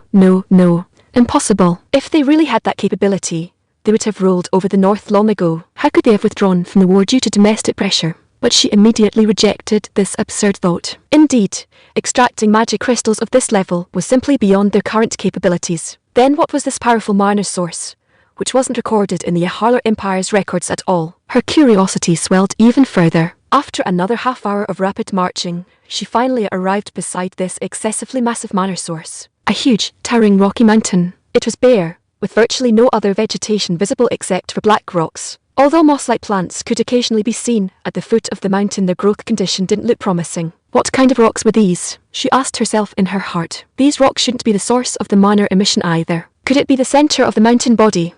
She thought secretly, and just by looking at them, one could tell these rocks were exceedingly hard. If relying solely on herself, it would probably still be difficult to break through. This thing was definitely not naturally formed. If nothing unexpected, mana condensation. The term suddenly popped into her mind. That was right. Mana condensation. This was something usually only ancient archmages could skillfully employ. They could materialize mana into any physical entity. Of course, except for living organisms. And elements like water, fire, thunder, and lightning were naturally a breeze for them. In their eyes, mana was an all-purpose raw material for transformation. But a rocky mountain of such a massive scale, to say it was created by today's useless mages no matter what, there was no way she could believe it. Nowadays, at most they only knew basic mana reinforcement and minor spells like freezing and heating. Magic had declined to such an extent. And this rocky mountain could only be an ancient relic. But why hadn't the folks of Yarahar discovered and excavated it? Truly baffling behavior. But in the next instant, while still bewildered, she immediately ducked behind a tall, protruding rock pillar. A few seconds later, a group of soldiers marched past the narrow path in front of the rock pillar in neat formation. Hayaki tried her best to suppress her breath to avoid being spotted by them. Only when they had all left, and not a trace of their presence could be felt, did she silently emerge from behind the rock pillar. They seemed to be soldiers of Coburg. They're probably patrolling here, right? Could they have discovered the anomaly here? She moved her body swiftly, crossed the narrow path, and climbed the jagged cliff face like a gecko, moved upward, seizing an opportunity to leap onto a trail on the rocky mountain. How troublesome. Through thermal imaging, she could see at least 30 to 40 soldiers standing guard along this path. But they were all standing guard in place, and couldn't spot her for the time being. Should I really sneak in to take a look? These things don't seem to have much to do with me, do they? But at this moment, she suddenly felt that doing this was meaningless. After all, she really had no need to do something that would invite pursuit. However, when she personally sensed the mana reaction within the mountain, her mind changed completely. It is necessary. I must go inside and take a look. Maybe, just maybe underneath here is, she murmured to herself, seemingly having discovered something delightful. What did she discover? Nothing much, just the sensation of liquid mana. Section 62, Volume 2, 177. Waiting. But since she wanted to sneak in, she naturally had to find a way to bypass these soldiers without anyone noticing. But what should she do about this? There was only this one narrow path here, with a steep cliff right beside it, and at what looked like the entrance, 7 or 8 guards were lined up. This put Hayaki in a difficult position. What should I do now? She muttered to herself. If nothing went wrong, the wreckage of the Radiance was very likely right down there, but she couldn't find any feasible way to enter this bizarre passage right now. It was nighttime now, which should have been the best time to sneak in. But in the end, she decided to wait for an opportunity first. First, using her special body, she slowly climbed up the cliff face along the layers of protrusions on the precipice. And not far below this cliff was the cave-like entrance. Fortunately, this rock is very hard and sturdy. I'm really becoming more and more convinced now that this is a magical creation. Normal rocks would have become incredibly brittle after this level of weathering. Yet, the rocks on this stone mountain are exceptionally hard and solid. And these so-called weathering marks, rather than being naturally formed, seem more like they were deliberately made by someone to mislead people, she muttered to herself. She only needed to wait until their shift changed or the middle of the night, when their energy flagged, and then use her optical camouflage to sneak in. With this in mind, she simply fell into deep thought. She was thinking once she successfully sneaked in, at what pace should she explore this cave? Tilda, going to the imperial capital tomorrow. Going to the imperial capital tomorrow, Tilda. Meanwhile, in a border city of the Keboj Empire, a petite, lively, and cheerful-looking pink-haired girl was happily packing her things. She seemed to be looking forward to something wonderful. Keep it down. Besides, we're not going there for a vacation. An older man helplessly threw cold water on the girl's excitement. So what? It's not a vacation, but it's basically the same thing. The young girl didn't care at all, and even became more excited. Have you packed all the tools? Don't let something go wrong when we leave tomorrow. Seeing that the girl was still so nonchalant, he could only sigh softly and comfort himself with thoughts like, I'm used to it. She's always been like this anyway. Well, as soon as she heard the Emperor's summons, she wanted to run off to the imperial capital immediately to answer the call. But organizing all these tools had taken them quite a lot of time. However, they felt it was worth it, because, as long as they could reach the imperial capital and pass the assessment given by His Majesty, they could secure a position paying 2 gold coins a month. This was incredibly tempting. Just 2 gold coins in a single month, no matter how you looked at it. This was an extremely high-paying job, and the recruitment was open nationwide. Regardless of status or position, as long as one's skills met his requirements, they could get this job. And this strange duo, one big and one small, were the best craftsmen in Spruce City. Although Spruce City was just a small border town, it was located not far from the direct border with the Kevlar Empire, so a large number of soldiers were naturally deployed in the surrounding area. Naturally, the weapons and armor needed by the soldiers had to be supplied by the nearby small towns in the rear. Therefore, while handling these orders, they had accumulated a lot of experience as blacksmiths. Whether in theory or practice, they were extremely outstanding. This time they were leaving Spruce City with a very simple goal. They hoped to pass the Emperor's assessment and secure a high-paying, stable job. Although they didn't think they were guaranteed to succeed, they had to at least try, right? Then go to sleep early tonight. Don't stay this excited, or if you get tired on the road tomorrow, I won't carry you on my back. The older man reached out his thick, broad palm and gently rubbed the girl's head, eliciting comfortable whimpers from her. Trar is the best, Tilda. You'll definitely carry me when the time comes. The pink-haired girl happily nuzzled against Trar's hand and said softly, My little ancestor, please go to sleep a bit earlier. Otherwise, once we start our journey tomorrow, I'll have to carry 2 people's worth of luggage and carry you on my back on the mountain paths.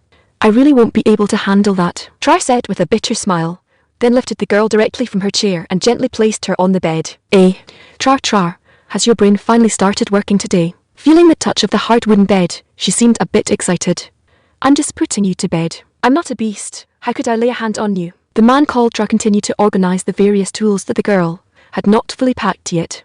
Whatever. I'm going to sleep first. Seeing that the man had no such intentions, the girl frowned in a huff, jumped off the bed, and went back to her own room. Watching the girl's retreating figure, the bitter smile on the man's face deepened. Tusk, that fellow seems a bit restless lately, running all over the place. Still in that small Western-style house located somewhere on the continent. The silver figure looked at the red dot on the map, feeling somewhat displeased. And of all places, she had to run to this location. Could it be that she wants a piece of the pie too? A fellow like her is indeed better off being crushed early, right? Don't be so angry. Didn't she just end up near that landfill you mentioned? Besides, if she happened to pass by and was attracted by the magic power, that's quite normal, isn't it? Crushing someone on a whim is not a good thing. Meanwhile, another black-haired man sipped his coffee in small gulps, his eyes still fixed on the blinking red dot on the map. Tusk, let her be. She's just a leftover survivor of the previous civilization. As long as she doesn't cause any major trouble, I suppose it's fine. In the end, the silver figure chose to compromise. Indeed, she hadn't done anything out of line. Overreacting now wasn't the right way to handle it either. Then let's keep observing. As long as she doesn't kill wantonly, cause major destruction, or exceed our allowed limit in ability, her existence is reasonable and lawful. We just need to observe. The black-haired man gently set his coffee cup on the table, but his gaze never left the red dot. 178. Ferocious. In the middle of the night, the soldiers guarding this unknown huge magic crystal mine were a bit fatigued, and it also happened to be the night shift change. Therefore, their vigilance was somewhat relaxed. Taking advantage of this opportunity, Hayaki threw on her optical camouflage cloak and slipped into the cave. Fortunately, there were no sealed iron doors or anything of the sort inside the cave. Otherwise, her trip would have been in vain. She quickly ran down the passage silently. The further down she went along this gravel-strewn passage, the more the shocking and powerful magic made her heart flutter with trepidation. Even Yahara's largest magic storage facility in the past didn't have this level of power. She clicked her tongue in secret, feeling that there were definitely things and secrets hidden below that she knew absolutely nothing about. Soon, she reached a wide stone platform. In front of this platform, there was a small pit, which was still emitting a wondrous magical glow.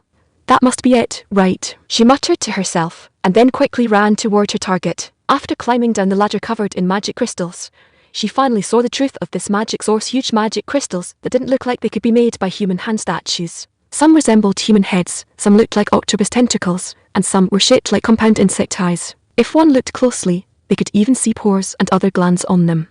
They were practically alive. She gasped, feeling that the things existing here were definitely beyond what she was meant to know. Hiding from Yaharahar, spanning an unknown number of years, just these 2 points made her realize that these things were definitely not as simple as crafts.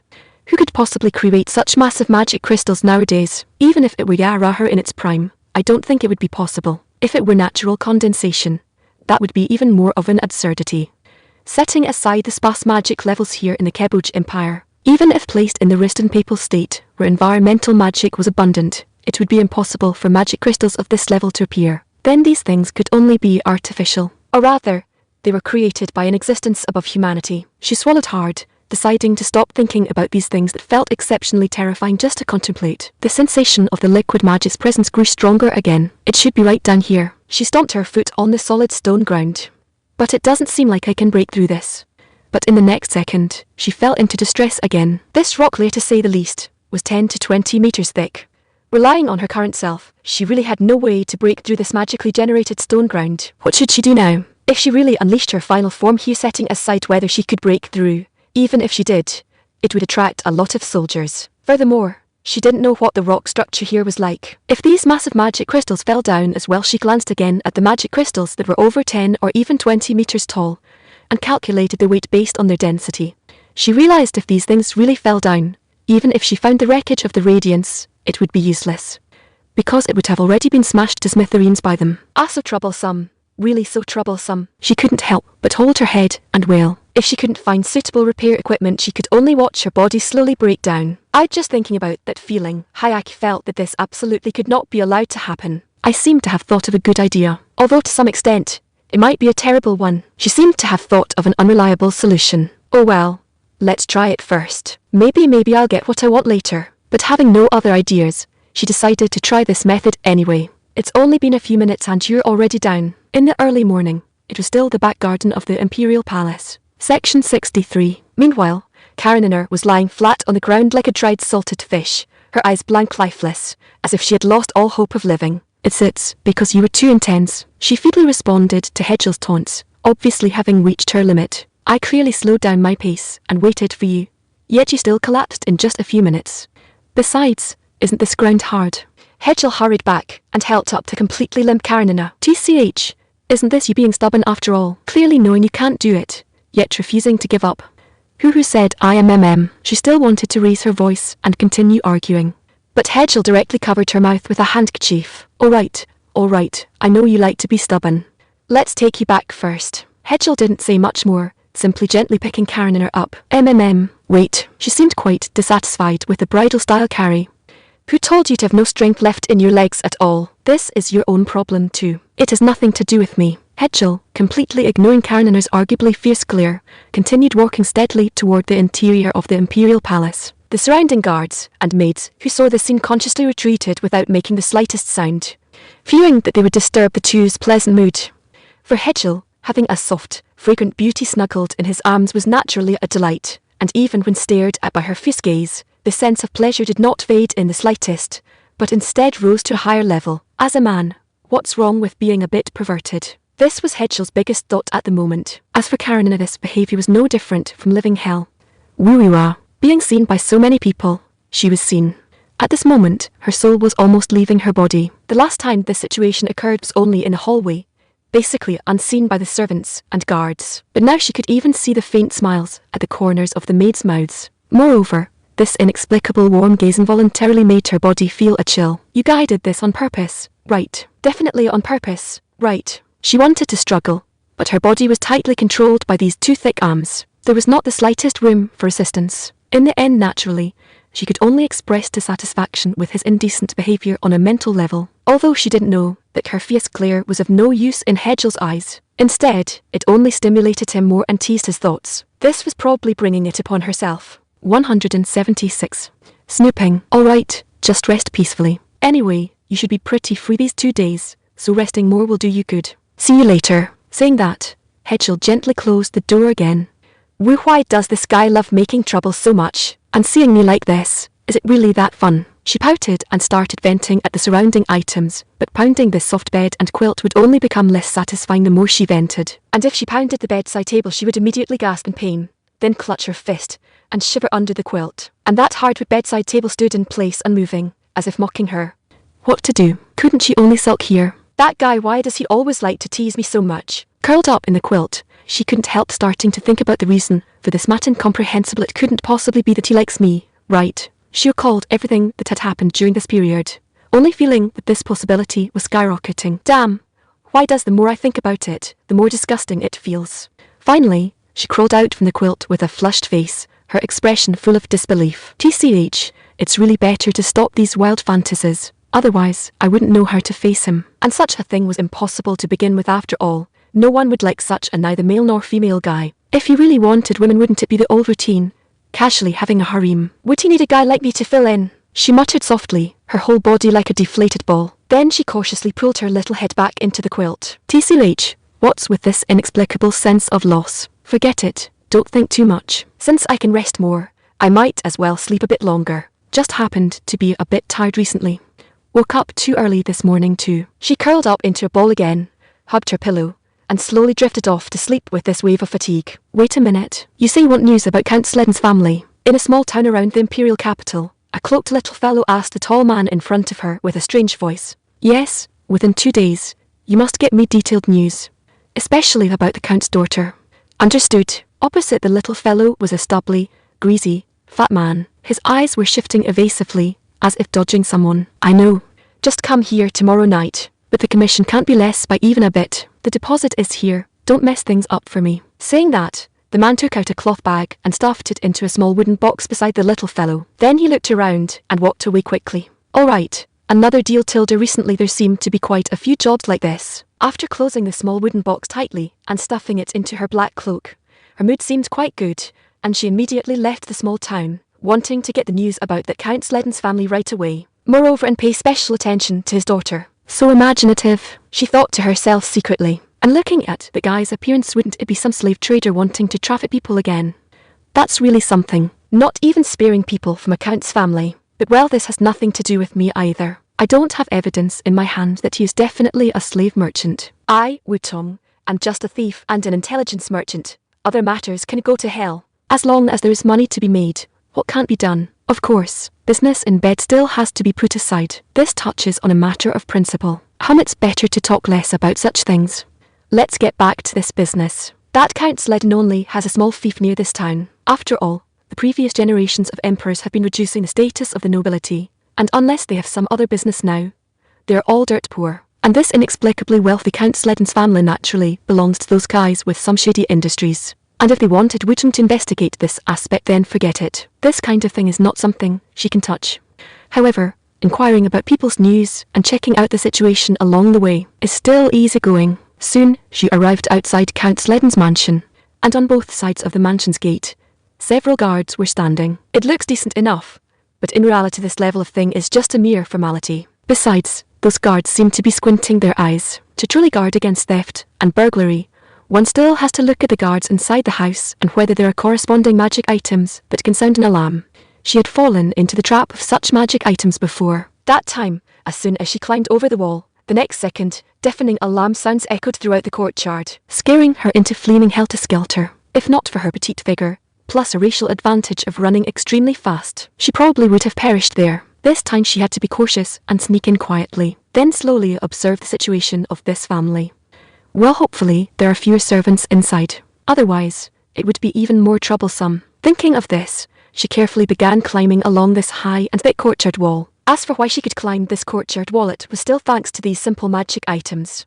For example, the 2 flat stones in her hands right now. As long as she pressed them against the wall and injected a small amount of magic power, they would stick tightly to the wall, and after stopping the injection, they would lose their stickiness again. Because the stickiness of this thing was quite reliable, coupled with her already light body, climbing up was naturally a breeze. In a short while, She lightly and nimbly climbed onto the courtyard wall. And above this courtyard wall, there were quite a few metal spikes, but she dodged them one by one. After confirming that there was no one in the courtyard, she immediately flipped down. A black object silently fell into the grass in the courtyard, unnoticed by anyone and unknown to anyone. And afterwards, she just needed to be a bit more careful and avoid the servants. Then she could begin her eavesdropping and observation operations. But she waited in the grass for a long time, without seeing a single servant or even a master of this mansion appear. The courtyard was quiet, without a shred of vitality. This was very abnormal, really very abnormal. Wooton's heart felt more and more that this place was simply too bizarre, because in a normal noble's home, it was simply impossible for so long to pass without a single person appearing. Even for those dirt-poor nobles, they would buy a couple of slaves to be servants just for show. This is simply too bizarre. 180. Infiltration and discovery. Waiting for a long time, not even a shadow of a person was seen. Wutong, who finally couldn't help it anymore, decided to enter this mansion right now and see what on earth had happened inside. She sneaked secretly to the back door of the mansion, then silently opened a crack and carefully peeked inside a few times. Section 64. The inside seemed to be just an ordinary hallway, entirely plain, without any abnormalities. But it was clearly afternoon. Why were the magical lamps on both sides of the hallway still turned on? Tusk, is this not way too wealthy? Wooton cursed inwardly, and then cautiously squeezed into the house through the opened gap. Afterwards, she silently closed the door. This door was still the same as the one she had seen before, so as long as she was careful, she could close it without making a sound. Then, her footsteps trod on the soft carpet, as if she felt the sense of abnormality here growing stronger and stronger. Indeed, even with her exceptional hearing, she did not hear any faint movements inside. Whether it was human conversation or footsteps, there was absolutely none. What the hell? This is seriously spooky. This chilling sensation made her a bit panicked. However, she still took small steps and slowly advanced down the corridor. She searched the kitchen, the living room, and the servants' quarters. All came up empty. It seemed as though all these people had vanished into thin air. Afterwards, she silently climbed the stairs and came to the second floor. If nothing unexpected happened, the largest room in the middle should be the master bedroom or office of the house owner. This was a conclusion drawn from her infiltration experience over the past few years. Walking with light steps, she cautiously leaned against the edge of the door, wanting to hear if there were any sounds inside. But it was still dead silent, with not the slightest sound coming from within. Having waited with no result, she once again chose to open this door, and behind the door, she only saw one scene. Blood all over the floor. At this moment, they had turned dark red, coagulating on the wooden floor in patches, clinging to the ground like ugly dark red moss, still emitting a pungent rust smell outward. Not only that, but there was also a headless corpse slumped in a chair in front of the desk. Judging from the clothes, it should be the owner here, Count Sledden. She hurriedly closed the door tightly, but that bloody smell still lingered in her nasal cavity, hard to dissipate for a long time. What on earth happened? Why did Count Sledden die in his own home? She covered her mouth, not daring to make a single sound, leaving only panic and unease in her heart. Headless, could it be that he encountered thieves, or an infiltration by someone else? In the end, he was assassinated, and then his head was taken back as a token. This thought suddenly popped into her mind. It seems not impossible either. Then I should still go check on his daughter, Miss Levin. After all, my employer also needs her information. In the end, she steadied herself and decided to complete her commission. After all, she also needed to eat. Even having seen such a scene for the sake of money, she had to do it. Furthermore, such things she had not exactly never seen when she was a child. She let out a slight sigh and then began searching the surrounding rooms. Next to this office, as expected, was his bedroom. 705u.com, first published by the Reading Club, and inside this bedroom Wooton discovered the female owner's corpse. Her chest cavity had been pierced by a sharp weapon, and there was already a puddle gathered from blood on the floor. She was still wearing pajamas. It should have been at night, and judging from the freshness Wooton swallowed, it seemed to be last night. This could not help but make her hair stand on end. After all, this assassin had arrived here before her and killed this noble lady. She cautiously cut off a small lock of hair from this dead noble lady. This was the token for her to collect the bounty when the time came. After all, if she did not get the information and just said they were all dead, then she would have to produce corresponding evidence. It was not that she did not notice the necklace on the noble lady's neck and the expensive pendants on her ears, but she still felt that people should leave a way out for others and not be too ruthless, so she did not take them. After that, she went to look for Miss Levner's room, and in the small bedroom opposite the office, Wooton also discovered Levner's remains. However, she did not seem to have died quite so horrifyingly, because there were no bloodstains, except for a very obvious bruise on her neck. It should have been strangled to death, right? And this young lady was currently lying on the bed, with no other abnormalities besides the strangulation marks on her neck, as if she had just fallen asleep. Well, they must have used some special methods. She did not have any signs of struggling, nor was there any ferocious look on her expression. Afterwards, just like before, Wooton cut off a small section of this young lady's hair and quickly left this ominous place. Although she said she cared a bit about what happened here, the experience of the past few years told her that the less she knew about such things, the better. Why they died has nothing to do with me. I am just a rotten person struggling to survive in the cracks. Black on black in the black industry. Maybe, anyway, it has nothing to do with me. Now she roughly understood what was going on with those guards outside the mansion. Roughly were those just corpses. They were just propped up through some special means. But just to be safe, she still honestly climbed back out over the wall. After all, no matter what, having higher vigilance is never wrong. And now she just wanted to find a place to rest well. Although physically, this really could not be counted as tired. But mentally, it was quite a huge torture. She sighed slightly, looking at the sky that had already turned slightly orange, saying nothing. Tusk, what kind of position can contact that mysterious magic crystal cave? Inside the imperial capital, Hayaki was slumped on a chair in a restaurant with a distressed look on her face. She was pondering a quite serious question that was, what kind of official position, or what kind of ability or skill would someone need to have in order to get in touch with that magic crystal cave?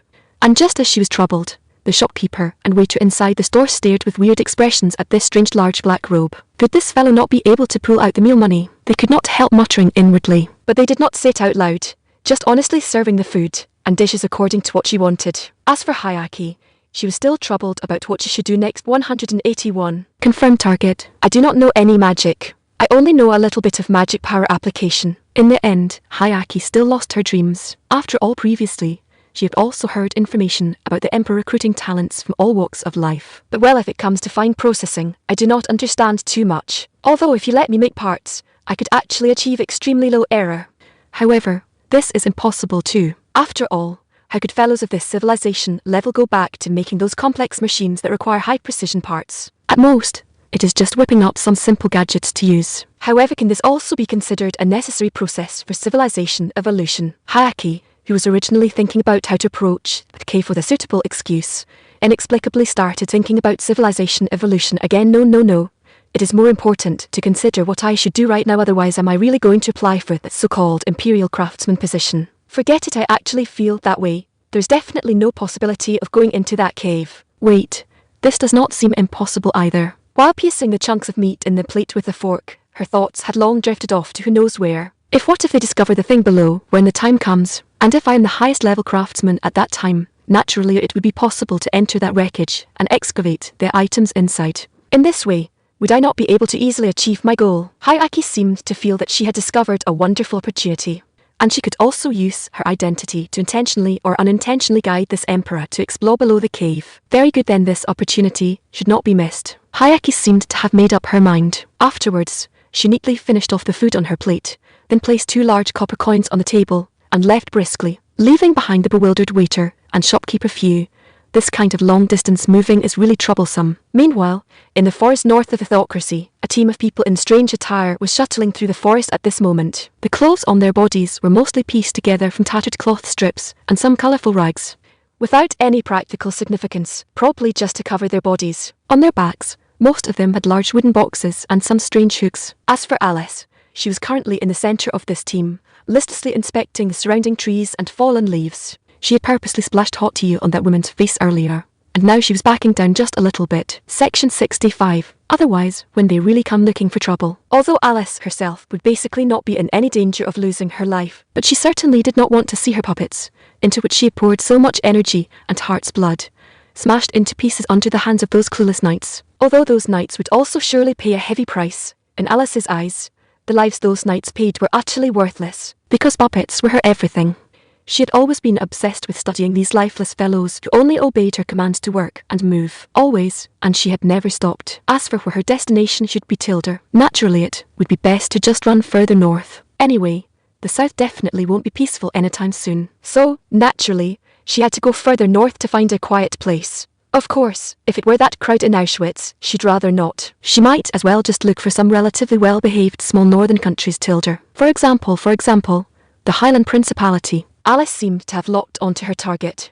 shifting her gaze back to the imperial capital of the Kepode Empire. In this suburban area, layers of fences had already been built. Some areas had even long been paved with layers of grey, viscous unknown substances.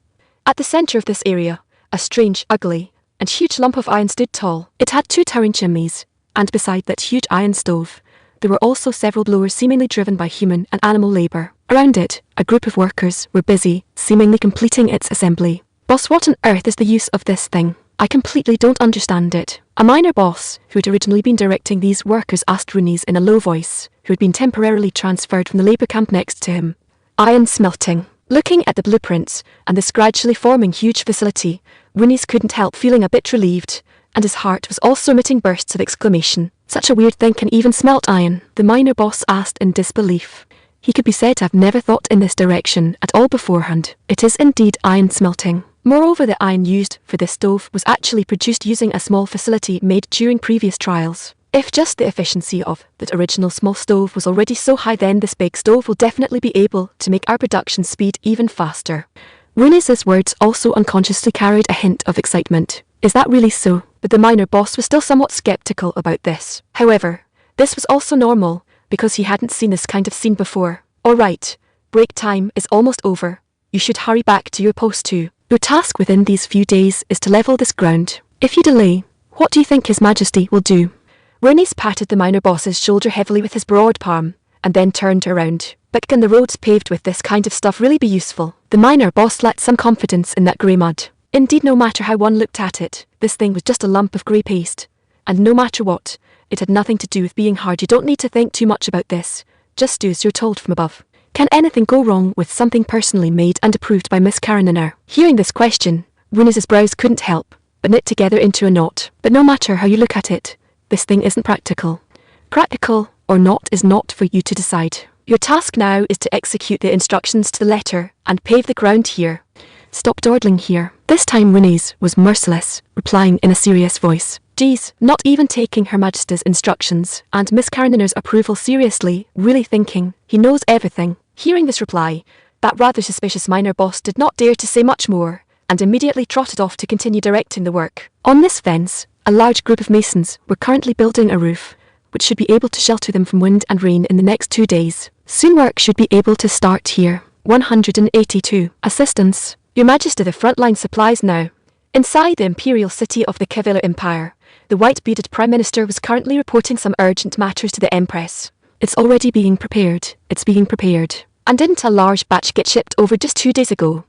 How could it possibly be used up so fast?" The Empress glared, her mood seemingly exceptionally bad. Indeed, during this period of time, merely procuring military supplies had already consumed a massive amount of her energy.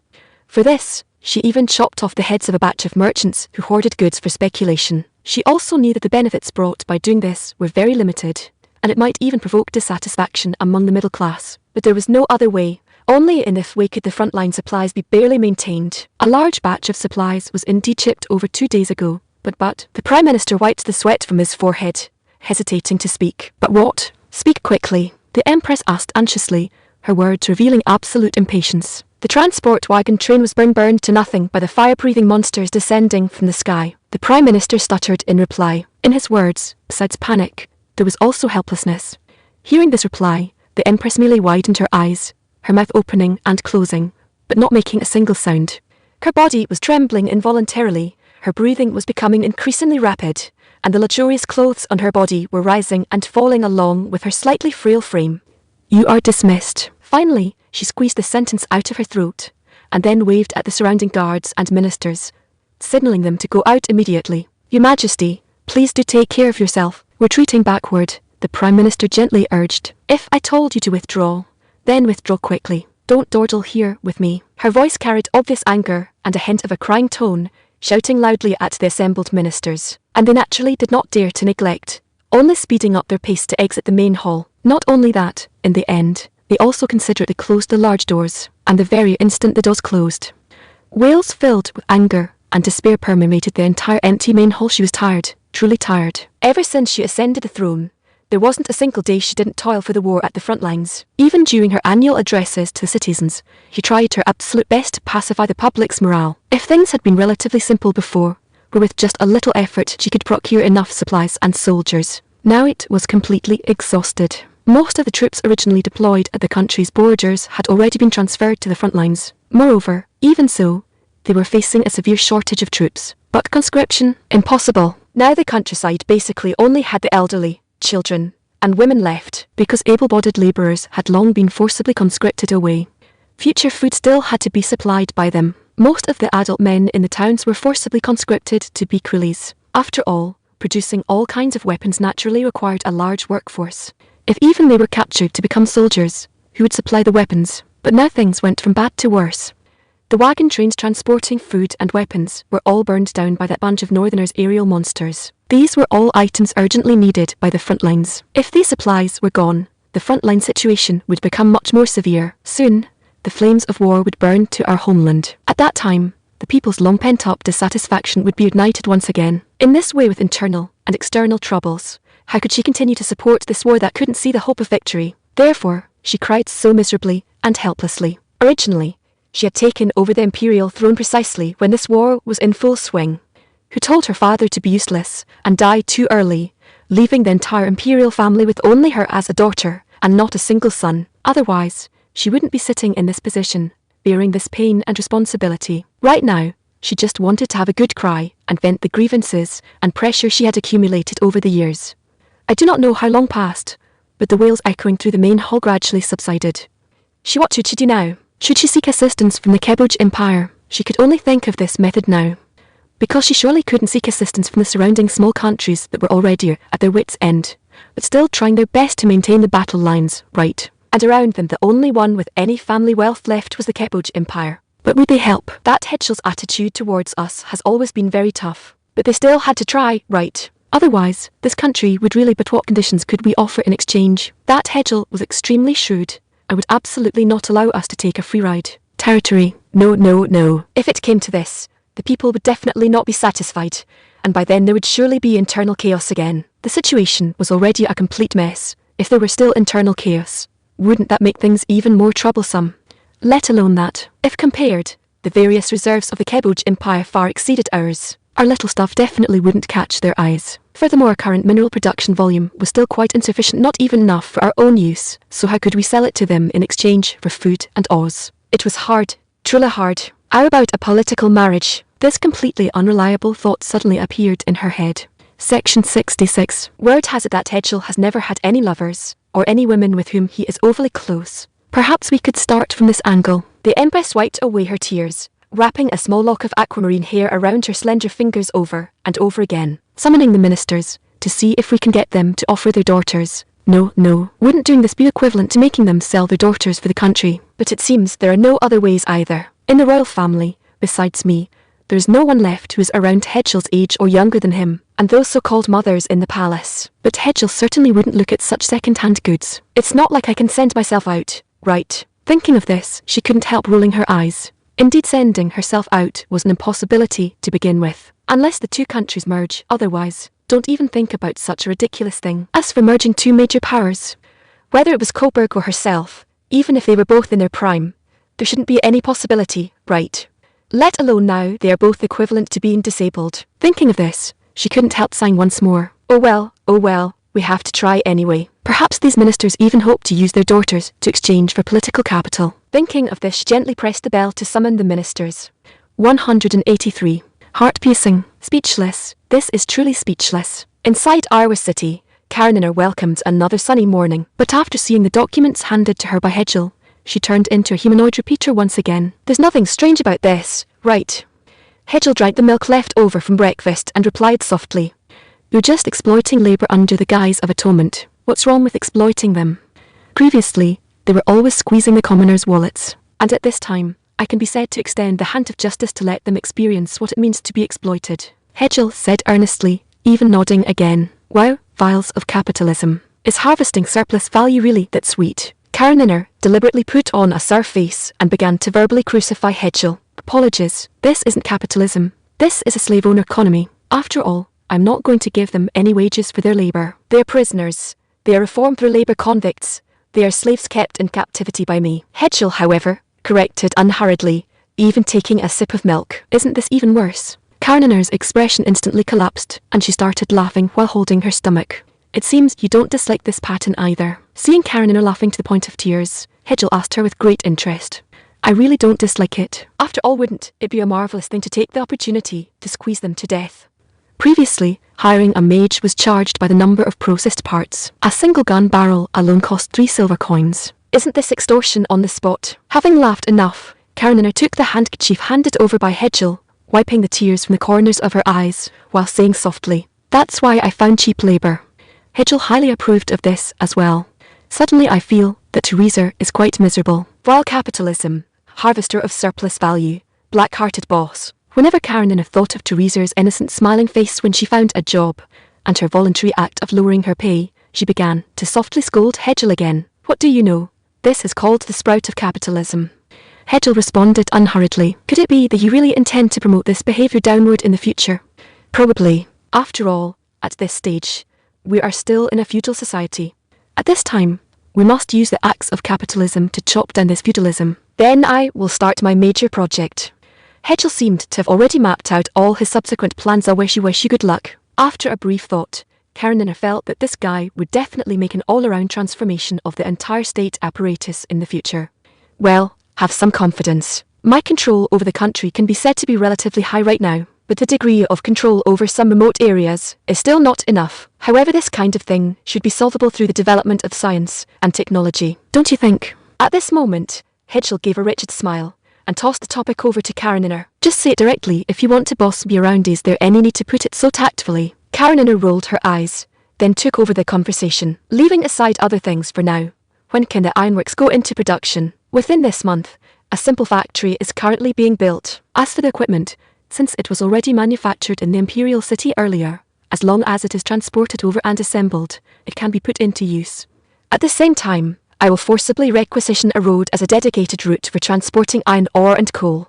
Hedgel explained to Karenina in detail. I'm going into production in the near future. That's still considered pretty good. Mainly, I want to ask, how much time do we have left? Karenina asked such a question out of nowhere. Unclear. I estimate, at most a year or two. Hearing this question, Hedgel fell silent for a moment before giving this answer. Should we transfuse some blood to those guys? Let them hold out a bit longer. Otherwise, the time is really too tight. Karenina said somewhat troubledly. I have this thought too. Early this morning, right when I just got up, I received an emergency call from Keviller, saying they wanted us to provide assistance. Then what exchange conditions did they offer? Naturally, Karenina was also clear that this kind of thing would definitely not be a one-sided giving, but an exchange. After all, there are few countries that would gratuitously give large quantities of aid supplies. Behind every single piece of aid, there's the shadow of interests. They said they want to find me a partner.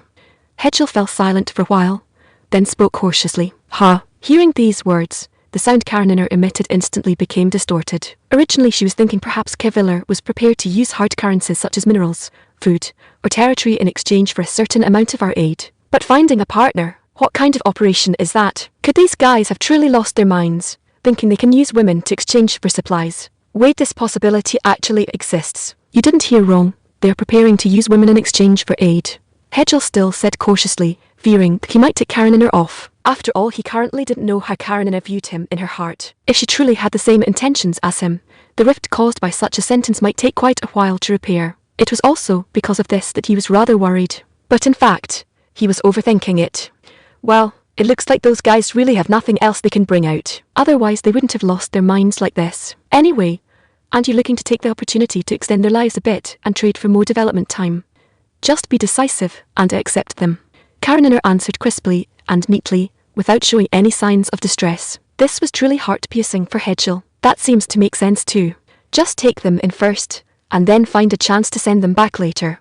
There's no need to care too much. In the end, Hedgel swallowed the discomfort down his stomach, and then replied softly, why not take them all? Enriching the harem, wouldn't that be wonderful? Karenina started questioning again. It's nothing. It's just that for these fellows whose eyes carry obvious interests, or who have no feelings for me at all. My little brother, he doesn't want to poke inside. Hedgel also answered crisply and neatly. Little brother doesn't want to go in, but you sure are something.